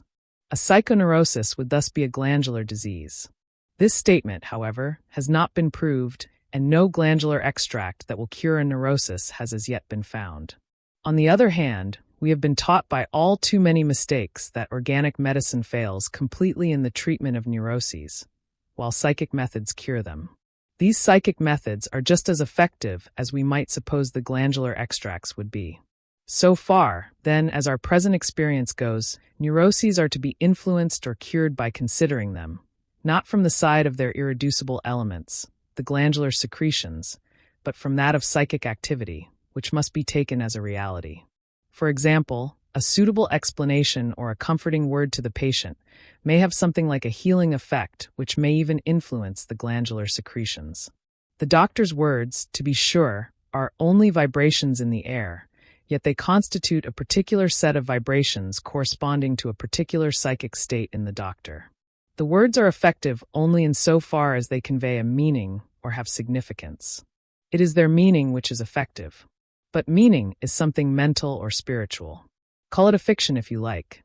Nonetheless, it enables us to influence the course of the disease in a far more effective way than with chemical preparations. We can even influence the biochemical processes of the body by it. Whether the fiction arises in me spontaneously, or reaches me from without by way of human speech, it can make me ill or cure me. Nothing is surely more intangible and unreal than fictions, illusions, and opinions. And yet nothing is more effective in the psychic and even the psychophysical realm. It was by recognizing these facts that science discovered the psyche, and we are now in honor bound to admit its reality. It has been shown that the drive, or instinct, is a condition of psychic activity, while at the same time the psychic processes seem to condition the instincts. It is no reproach to the Freudian and Adlerian theories that they are based upon the drives. The only trouble is that they are one-sided. The kind of psychology they represent leaves out the psyche, and is suited to people who believe that they have no spiritual needs or aspirations. In this matter, both the doctor and the patient deceive themselves. Although the theories of Freud and Adler come much nearer to getting at the bottom of the neuroses than does any earlier approach to the question from the side of medicine, they still fail, because of their exclusive concern with the drives, to satisfy the deeper spiritual needs of the patient. They are still bound by the premises of 19th century science, and they are too self-evident. They give too little value to fictional and imaginative processes. In a word, they do not give meaning enough to life. And it is only the meaningful that sets us free. Everyday reasonableness, sound human judgment, and science as a compendium of common sense certainly help us over a good part of the road. Yet they do not go beyond that frontier of human life which surrounds the commonplace and matter of fact, the merely average and normal. They afford, after all, no answer to the question of spiritual suffering and its innermost meaning. A psychoneurosis must be understood as the suffering of a human being who has not discovered what life means for him. But all creativeness in the realm of the spirit, as well as every psychic advance of man, arises from a state of mental suffering, and it is spiritual stagnation, psychic sterility, which causes this state. The doctor who realizes this truth sees a territory opened before him which he approaches with the greatest hesitation. He is now confronted with the necessity of conveying to his patient the healing fiction, the meaning that quickens. For it is this that the patient longs for, over and above all that reason and science can give him. The patient is looking for something that will take possession of him and give meaning and form to the confusion of his neurotic mind. Is the doctor equal to this task? To begin with, he will probably hand over his patient to the clergyman or the philosopher, or abandon him to that perplexity, which is the special note of our day. As a doctor, he is not required to have a finished outlook on life, and his professional conscience does not demand it of him. But what will he do when he sees only too clearly why his patient is ill? When he sees that it arises from his having no love, but only sexuality, no faith, because he is afraid to grope in the dark, no hope, because he is disillusioned by the world and by life, and no understanding, because he has failed to read the meaning of his own existence. There are many well-educated patients who flatly refuse to consult the clergyman. With the philosopher they will have even less to do, for the history of philosophy leaves them cold, and intellectual problems seem to them more barren than the desert. And where are the great and wise men who do not merely talk about the meaning of life and of the world, but really possess it? Human thought cannot conceive any system or final truth that could give the patient what he needs in order to live. That is faith, hope, love, and insight. These four highest achievements of human effort are so many gifts of grace, which are neither to be taught nor learned, neither given nor taken, neither withheld nor earned, since they come through experience, which is something given, and therefore beyond the reach of human caprice. Experiences cannot be made. They happen. Yet fortunately their independence of man's activity is not absolute but relative. We can draw closer to them. That much lies within our human reach. There are ways which bring us nearer to living experience, yet we should beware of calling these ways methods. The very word has a deadening effect. The way to experience, moreover, is anything but a clever trick. It is rather a venture which requires us to commit ourselves with our whole being. Thus, in trying to meet the demands made upon him, the doctor is confronted by a question which seems to contain an insuperable difficulty. How can he help the sufferer to attain the liberating experience which will bestow upon him the four great gifts of grace and heal his sickness? We can of course advise the patient with the very best intentions that he should have true love or true faith or true hope, and we can admonish him with the phrase, "Know thyself." But how is the patient, before he has come to experience, to obtain that which only experience can give him? Saul owed his conversion neither to true love, nor to true faith, nor to any other truth. It was solely his hatred of the Christians that set him upon the road to Damascus, and to that decisive experience which was to decide the whole course of his life. He was brought to this experience by following with conviction the course in which he was most completely mistaken. This opens up for us an approach to the problems of life which we can hardly take too seriously. And it confronts the psychotherapist with a question which brings him shoulder to shoulder with the clergyman: the question of good and evil. It is in reality the priest or the clergyman, rather than the doctor, who should be most concerned with the problem of spiritual suffering. But in most cases the sufferer consults the doctor in the first place, because he supposes himself to be physically ill, and because certain neurotic symptoms can be at least alleviated by drugs. But if, on the other hand, the clergyman is consulted, he cannot persuade the sick man that the trouble is psychic. As a rule, he lacks the special knowledge which would enable him to discern the psychic factors of the disease, and his judgment is without the weight of authority. There are, however, persons who, while well aware of the psychic nature of their complaint, nevertheless refuse to turn to the clergyman. They do not believe that he can really help them. Such persons distrust the doctor for the same reason, and they are justified by the fact that both doctor and clergyman stand before them with empty hands, if not, what is even worse, with empty words. We can hardly expect the doctor to have anything to say about the ultimate questions of the soul. It is from the clergyman, not from the doctor, that the sufferer should expect such help. But the Protestant clergyman often finds himself face to face with an almost impossible task, for he has to cope with practical difficulties that the Catholic priest is spared. Above all, the priest has the authority of his church behind him, and his economic position is secure and independent. This is far less true of the Protestant clergyman, who may be married and burdened with the responsibility of a family, and cannot expect, if all else fails, to be supported by his community or taken into a monastery. But the priest, if he is also a Jesuit, even has at his disposal the psychological teaching of the present day. I know, for instance, that my own writings were seriously studied in Rome long before any Protestant pastor thought them worthy of a glance. We have come to a serious pass. The exodus from the German Protestant Church is only one of many symptoms which should make it plain to the clergy that mere admonitions to believe, or to perform acts of charity, do not give modern man what he is looking for. The fact that many clergymen seek support or practical help from Freud's theory of sexuality or Adler's theory of power is astonishing, inasmuch as both these theories are hostile to spiritual values, being, as I have said, psychology without the psyche. They are rational methods of treatment which actually hinder the realization of meaningful experience. By far the larger number of psychotherapists are disciples of Freud or of Adler. This means that the great majority of patients are necessarily alienated from a spiritual standpoint, a fact which cannot be a matter of indifference to one who has the realization of spiritual values much at heart. The wave of interest in psychology which at present is sweeping over the Protestant countries of Europe is far from receding. It is coincident with the general exodus from the Church. Quoting a Protestant minister, I may say, "Nowadays people go to the psychotherapist rather than to the clergyman." I am convinced that this statement is true only of relatively educated persons, not of mankind in the mass. However, we must not forget that it will be some 20 years before the ordinary run of people begin to think the thoughts of the educated person of today.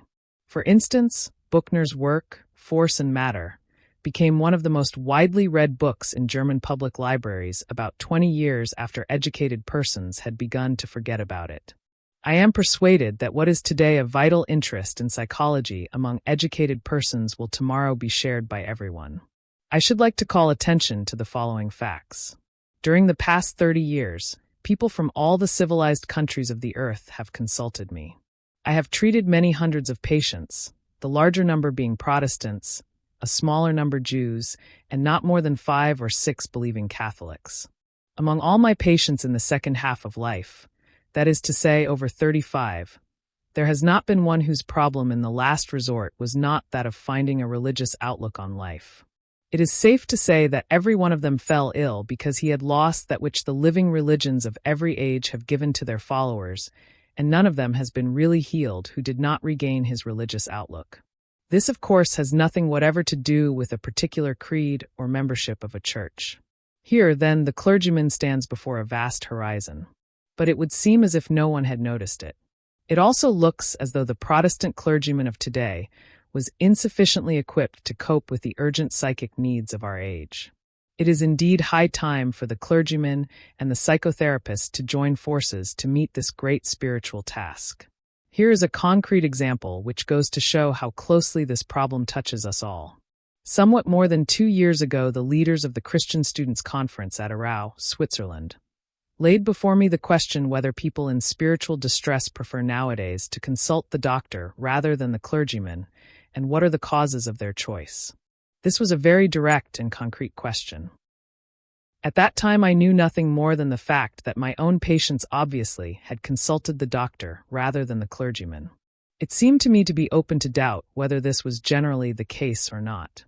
At any rate, I was unable to give a definite reply. I therefore set on foot an inquiry, through acquaintances of mine, among people whom I did not know. I sent out a questionnaire which was answered by Swiss, German, and French Protestants, as well as by a few Catholics.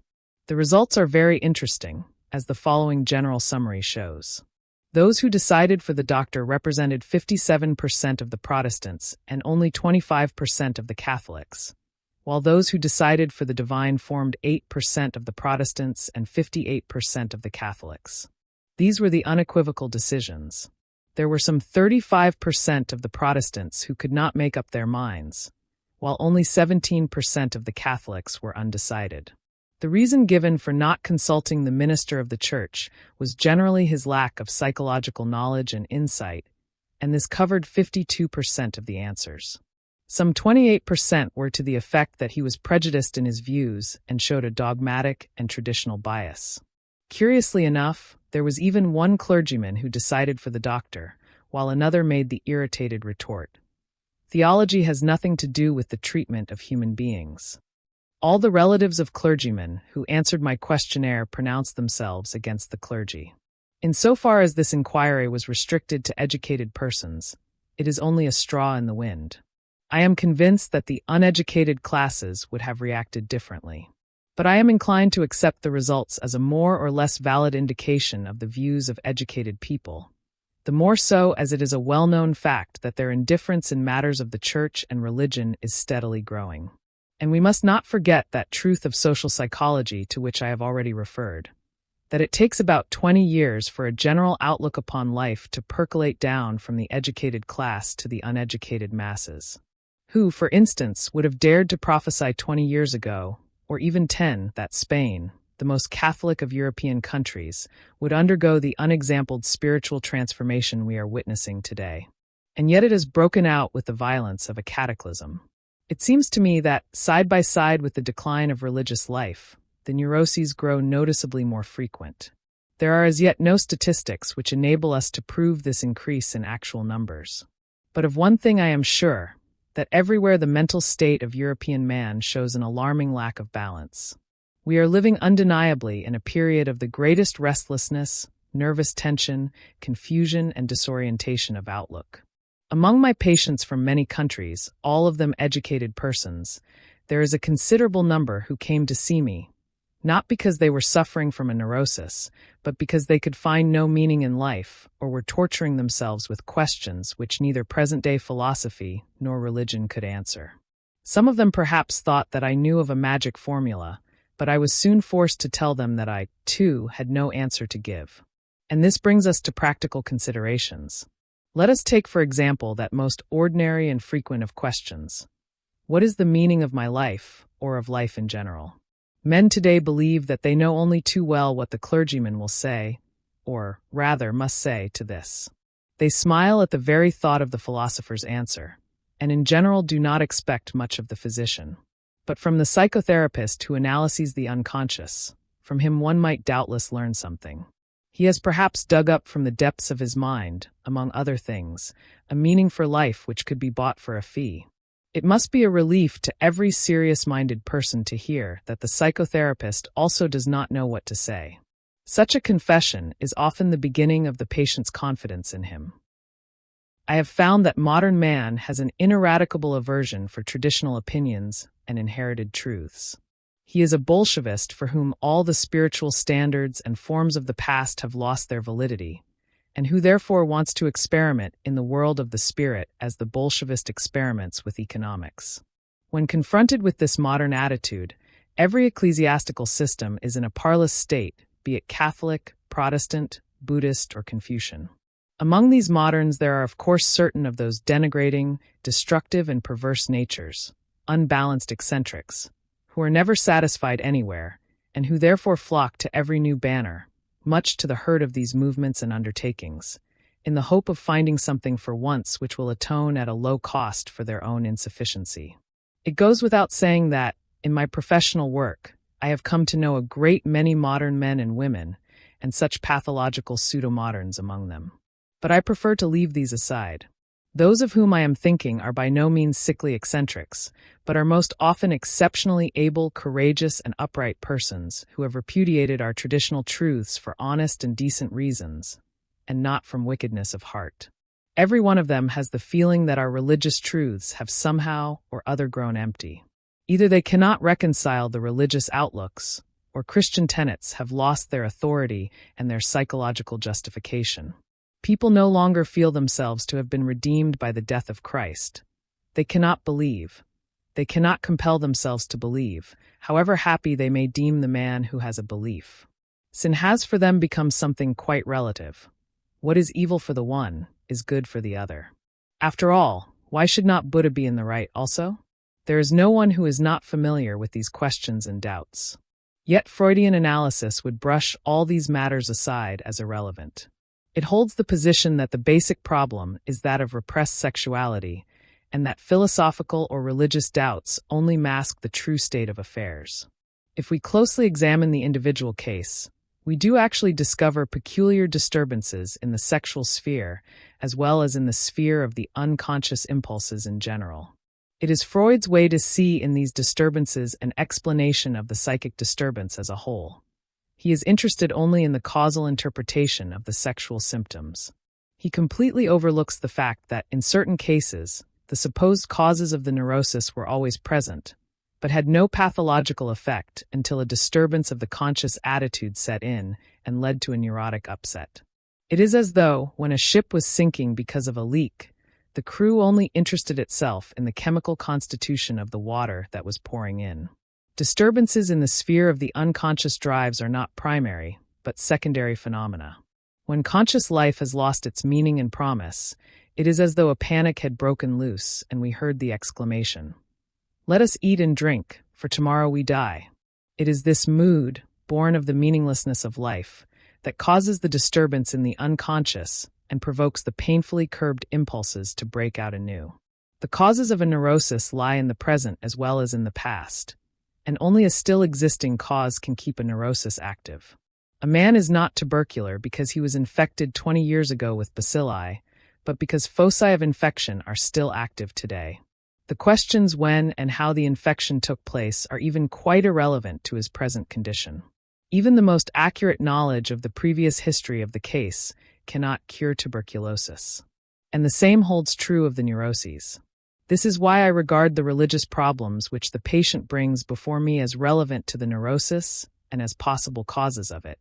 But if I take them seriously, I must admit to the patient that his feelings are justified. Yes, I agree, Buddha may be right as well as Jesus. Sin is only relative, and it is difficult to see how we can feel ourselves in any way redeemed by the death of Christ. As a doctor, I can easily admit these doubts, while it is hard for the clergyman to do so. The patient feels my attitude to be one of understanding, while the pastor's hesitation strikes him as a traditional prejudice, which estranges them from one another. He asks himself, what would the pastor say if I began to tell him of the painful details of my sexual disturbances? He rightly suspects that the pastor's moral prejudice is even stronger than his dogmatic bias. In this connection, there is a good story about the American president, Silent Cal Coolidge. When he returned after an absence, one Sunday morning his wife asked him where he had been. "To church," he replied. "What did the minister say?" "He talked about sin." "And what did he say about sin?" "He was against it." It might be supposed that it is easy for the doctor to show understanding in this respect. But people forget that even doctors have moral scruples, and that certain patients' confessions are hard even for a doctor to swallow. Yet the patient does not feel himself accepted unless the very worst in him is accepted too. No one can bring this about by mere words. It comes only through the doctor's sincerity and through his attitude towards himself and his own evil side. If the doctor wants to offer guidance to another, or even to accompany him a step of the way, he must be in touch with this other person's psychic life. He is never in touch when he passes judgment. Whether he puts his judgments into words or keeps them to himself makes not the slightest difference. To take the opposite position and to agree with the patient offhand is also of no use, but estranges him as much as condemnation. We can get in touch with another person only by an attitude of unprejudiced objectivity. This may sound like a scientific precept, and may be confused with a purely intellectual and detached attitude of mind. But what I mean to convey is something quite different. It is a human quality, a kind of deep respect for facts and events and for the person who suffers from them, a respect for the secret of such a human life. The truly religious person has this attitude. He knows that God has brought all sorts of strange and inconceivable things to pass, and seeks in the most curious ways to enter a man's heart. He therefore senses in everything the unseen presence of the divine will. This is what I mean by unprejudiced objectivity. It is a moral achievement on the part of the doctor, who ought not to let himself be repelled by illness and corruption. We cannot change anything unless we accept it. Condemnation does not liberate, it oppresses. I am the oppressor of the person I condemn, not his friend and fellow sufferer. I do not in the least mean to say that we must never pass judgment in the cases of persons whom we desire to help and improve. But if the doctor wishes to help a human being, he must be able to accept him as he is. And he can do this in reality only when he has already seen and accepted himself as he is. Perhaps this sounds very simple, but simple things are always the most difficult. In actual life, it requires the greatest discipline to be simple, and the acceptance of oneself is the essence of the moral problem and the epitome of a whole outlook upon life. That I feed the hungry, that I forgive an insult, that I love my enemy in the name of Christ. All these are undoubtedly great virtues. What I do unto the least of my brethren, that I do unto Christ. But what if I should discover that the least amongst them all, the poorest of all the beggars, the most impudent of all the offenders, the very enemy himself, that these are within me, and that I myself stand in need of the aims of my own kindness, that I myself am the enemy who must be loved? What then? As a rule, the Christian's attitude is then reversed. There is no longer any question of love or long-suffering.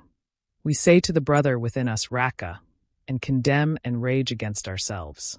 We hide it from the world. We refuse to admit ever having met this least among the lowly in ourselves.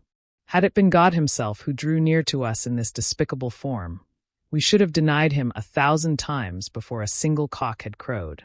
The man who uses modern psychology to look behind the scenes not only of his patients' lives, but more especially of his own. And the modern psychotherapist must do this if he is not to be merely an unconscious fraud. Will admit that to accept himself in all his wretchedness is the hardest of tasks, and one which it is almost impossible to fulfill. The very thought can make us livid with fear. We therefore do not hesitate, but light-heartedly choose the complicated course of remaining in ignorance about ourselves while busying ourselves with other people and their troubles and sins. This activity lends us an air of virtue, and we thus deceive ourselves and those around us. In this way, thank God, we can escape from ourselves.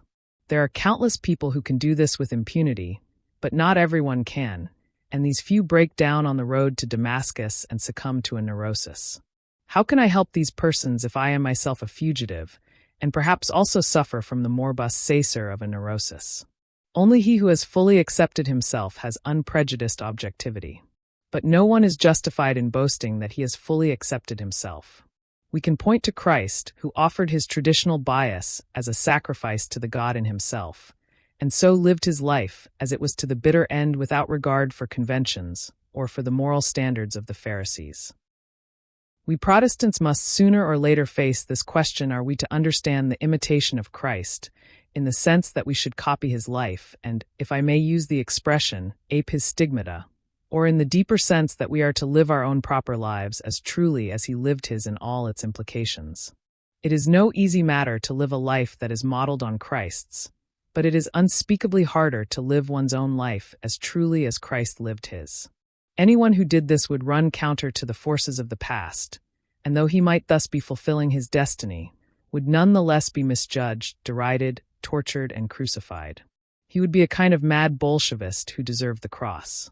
We therefore prefer the historically sanctioned imitation of Christ, which is transfigured by holiness.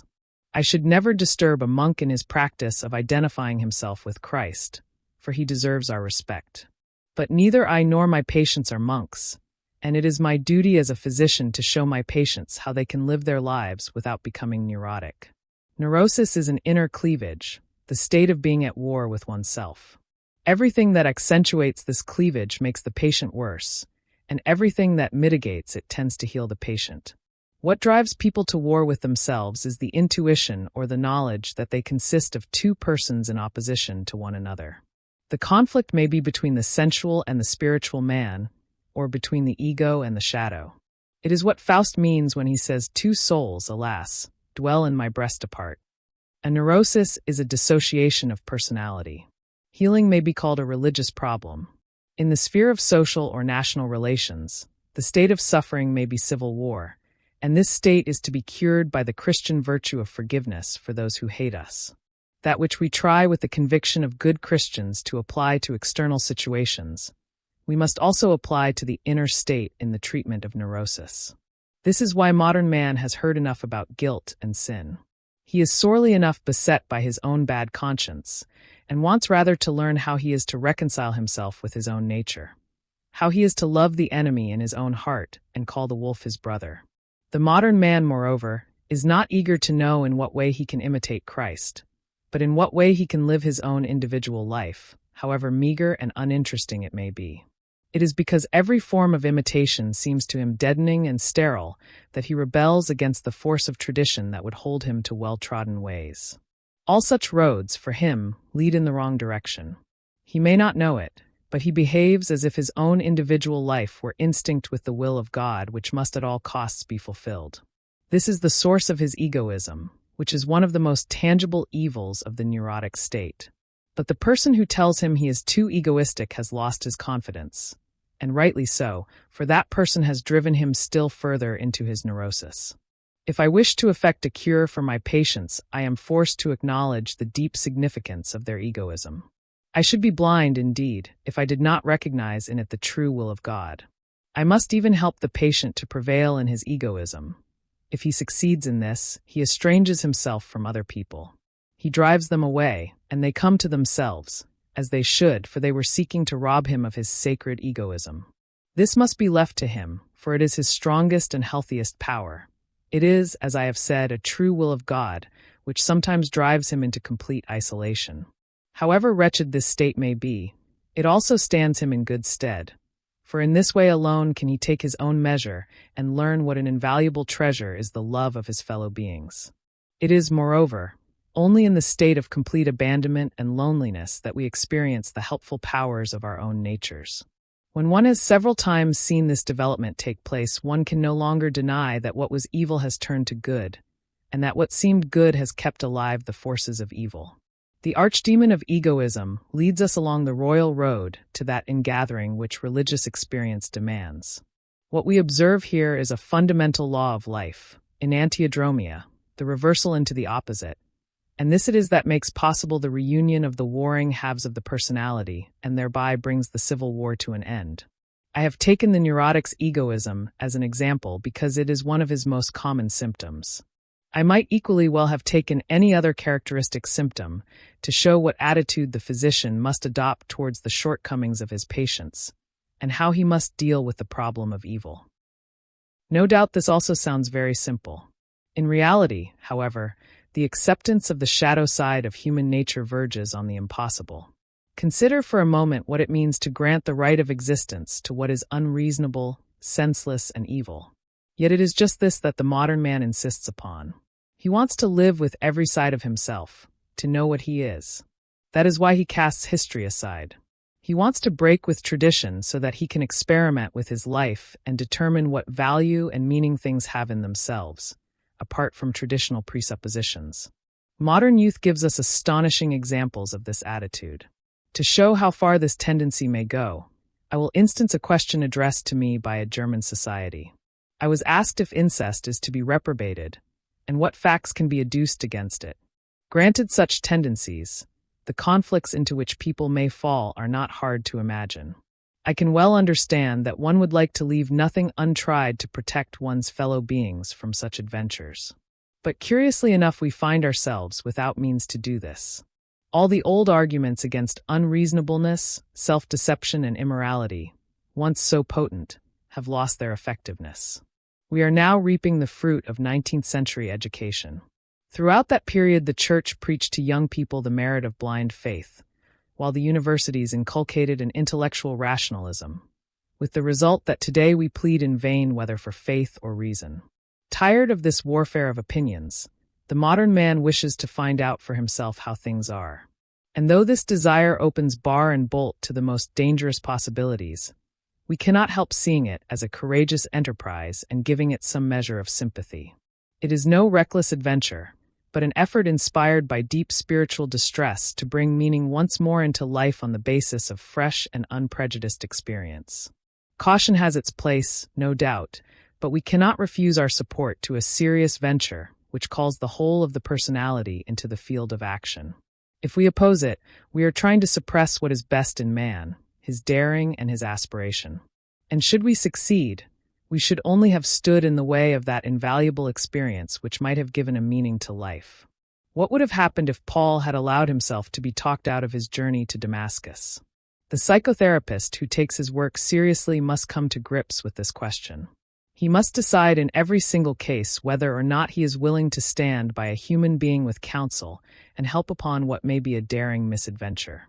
He must have no fixed ideas as to what is right, nor must he pretend to know what is right and what not. Otherwise, he takes something from the richness of the experience. He must keep in view what actually happens, and only that which acts is actual. If something which seems to me an error shows itself to be more effective than a truth, then I must first follow up the error, for in it lie power and life which I lose if I hold to what seems to me true. Light has need of darkness. Otherwise, how could it appear as light? It is well known that Freudian psychoanalysis is limited to the task of making conscious the shadow side and the evil within us. It simply brings into action the civil war that was latent, and lets it go at that. The patient must deal with it as best he can. Freud has unfortunately overlooked the fact that man has never yet been able single-handed to hold his own against the powers of darkness, that is, of the unconscious. Man has always stood in need of the spiritual help which each individual's own religion held out to him. The opening up of the unconscious always means the outbreak of intense spiritual suffering. It is as when a flourishing civilization is abandoned to invading hordes of barbarians, or when fertile fields are exposed by the bursting of a dam to a raging torrent. The World War was such an eruption which showed, as nothing else could, how thin are the walls which separate a well-ordered world from lurking chaos. But it is the same with every single human being and his reasonably ordered world. His reason has done violence to natural forces which seek their revenge and only await the moment when the partition falls to overwhelm the conscious life with destruction. Man has been aware of this danger since the earliest times, even in the most primitive stages of culture. It was to arm himself against this threat and to heal the damage done that he developed religious and magical practices. This is why the medicine man is also the priest. He is the savior of the body as well as of the soul, and religions are systems of healing for psychic illness. This is especially true of the two greatest religions of man, Christianity and Buddhism. Man is never helped in his suffering by what he thinks for himself, but only by revelations of a wisdom greater than his own. It is this which lifts him out of his distress. Today, this eruption of destructive forces has already taken place, and man suffers from it in spirit. That is why patients force the psychotherapist into the role of a priest, and expect and demand of him that he shall free them from their distress. That is why we psychotherapists must occupy ourselves with problems which, strictly speaking, belong to the theologian. But we cannot leave these questions for theology to answer. The urgent psychic needs of suffering people confront us with them day after day. Since, as a rule, every concept and viewpoint handed down from the past fails us, we must first tread with the patient the path of his illness, the path of his mistake that sharpens his conflicts and increases his loneliness till it grows unbearable. hoping that from the psychic depths which cast up the powers of destruction the rescuing forces will come also. When first I took this direction, I did not know where it would lead. I did not know what lay hid in the depths of the psyche, that region which I have since called the collective unconscious, and whose contents I designate as archetypes. Since time immemorial, eruptions of the unconscious have taken place, and ever and again they have repeated themselves. Consciousness did not exist from the beginning, and in every child it has to be built up anew in the first years of life. Consciousness is very weak in this formative period, and history shows us that the same is true of mankind. The unconscious easily seizes power. These struggles have left their marks. To put it in scientific terms, instinctive defense mechanisms have been developed which automatically intervene when the danger is greatest, and their coming into action is represented in fantasy by helpful images which are ineradicably fixed in the human psyche. These mechanisms come into play whenever the need is great. Science can only establish the existence of these psychic factors and attempt a rational explanation by offering an hypothesis as to their sources. This, however, only thrusts the problem a stage back and in no way answers the riddle. We thus come to those ultimate questions. Whence does consciousness come? What is the psyche? And at this point all science ends. It is as though, at the culmination of the illness, the destructive powers were converted into healing forces. This is brought about by the fact that the archetypes come to independent life and serve as spiritual guides for the personality, thus supplanting the inadequate ego with its futile willing and striving. As the religious-minded person would say, guidance has come from God. With most of my patients I have to avoid this formulation, for it reminds them too much of what they have to reject. I must express myself in more modest terms, and say that the psyche has awakened to spontaneous life. And indeed this formula more closely fits the observable facts. The transformation takes place at that moment when in dreams or fantasies themes appear whose source in consciousness cannot be shown. To the patient it is nothing less than a revelation when, from the hidden depths of the psyche, something arises to confront him. Something strange that is not the I, and is therefore beyond the reach of personal caprice. He has gained access to the sources of psychic life, and this marks the beginning of the cure. This process, if it is to be made clear, should undoubtedly be discussed with the help of suitable examples. But it is almost impossible to find one or more convincing illustrations, for it is usually a most subtle and complicated matter. That which is so effective is often simply the deep impression made on the patient by the independent way in which his dreams treat of his difficulties. Or it may be that his fantasy points to something for which his conscious mind was quite unprepared. Most often it is contents of an archetypal nature, connected in a certain way, that exert a strong influence of their own whether or not they are understood by the conscious mind. This spontaneous activity of the psyche often becomes so intense that visionary pictures are seen or inner voices heard.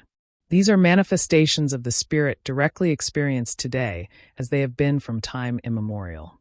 Such experiences reward the sufferer for the pains of the labyrinthine way. From this point forward a light shines through his confusion. He can reconcile himself with the warfare within, and so come to bridge the morbid split in his nature upon a higher level. The fundamental problems of modern psychotherapy are so important and far-reaching that their discussion in an essay precludes any presentation of details, however desirable this might be for clarity's sake. My main purpose was to set forth the attitude of the psychotherapist in his work. A proper understanding of this is after all more rewarding than to cull a few precepts and pointers as to methods of treatment, for these are in any case not effective unless they are applied with the right understanding. The attitude of the psychotherapist is infinitely more important than the theories and methods of psychotherapy, and that is why I have been concerned to make this attitude known. I believe that I have given a trustworthy account. As for the questions in what way and how far the clergyman can join the psychotherapist in his efforts and endeavors, I can only impart information which will allow others to decide. I also believe that the picture I have drawn of the spiritual outlook of modern man corresponds to the actual state of affairs. Though, of course, I make no claim to infallibility. In any case, what I have had to say about the cure of the neuroses and the problems involved is the unvarnished truth. We doctors would naturally welcome the sympathetic understanding of the clergy in our endeavors to heal psychic suffering, but we are also fully aware of the fundamental difficulties which stand in the way of a full cooperation.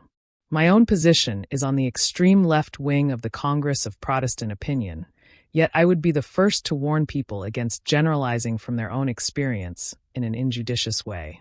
As a Swiss, I am an inveterate Democrat, yet I recognize that nature is aristocratic and, what is even more, esoteric.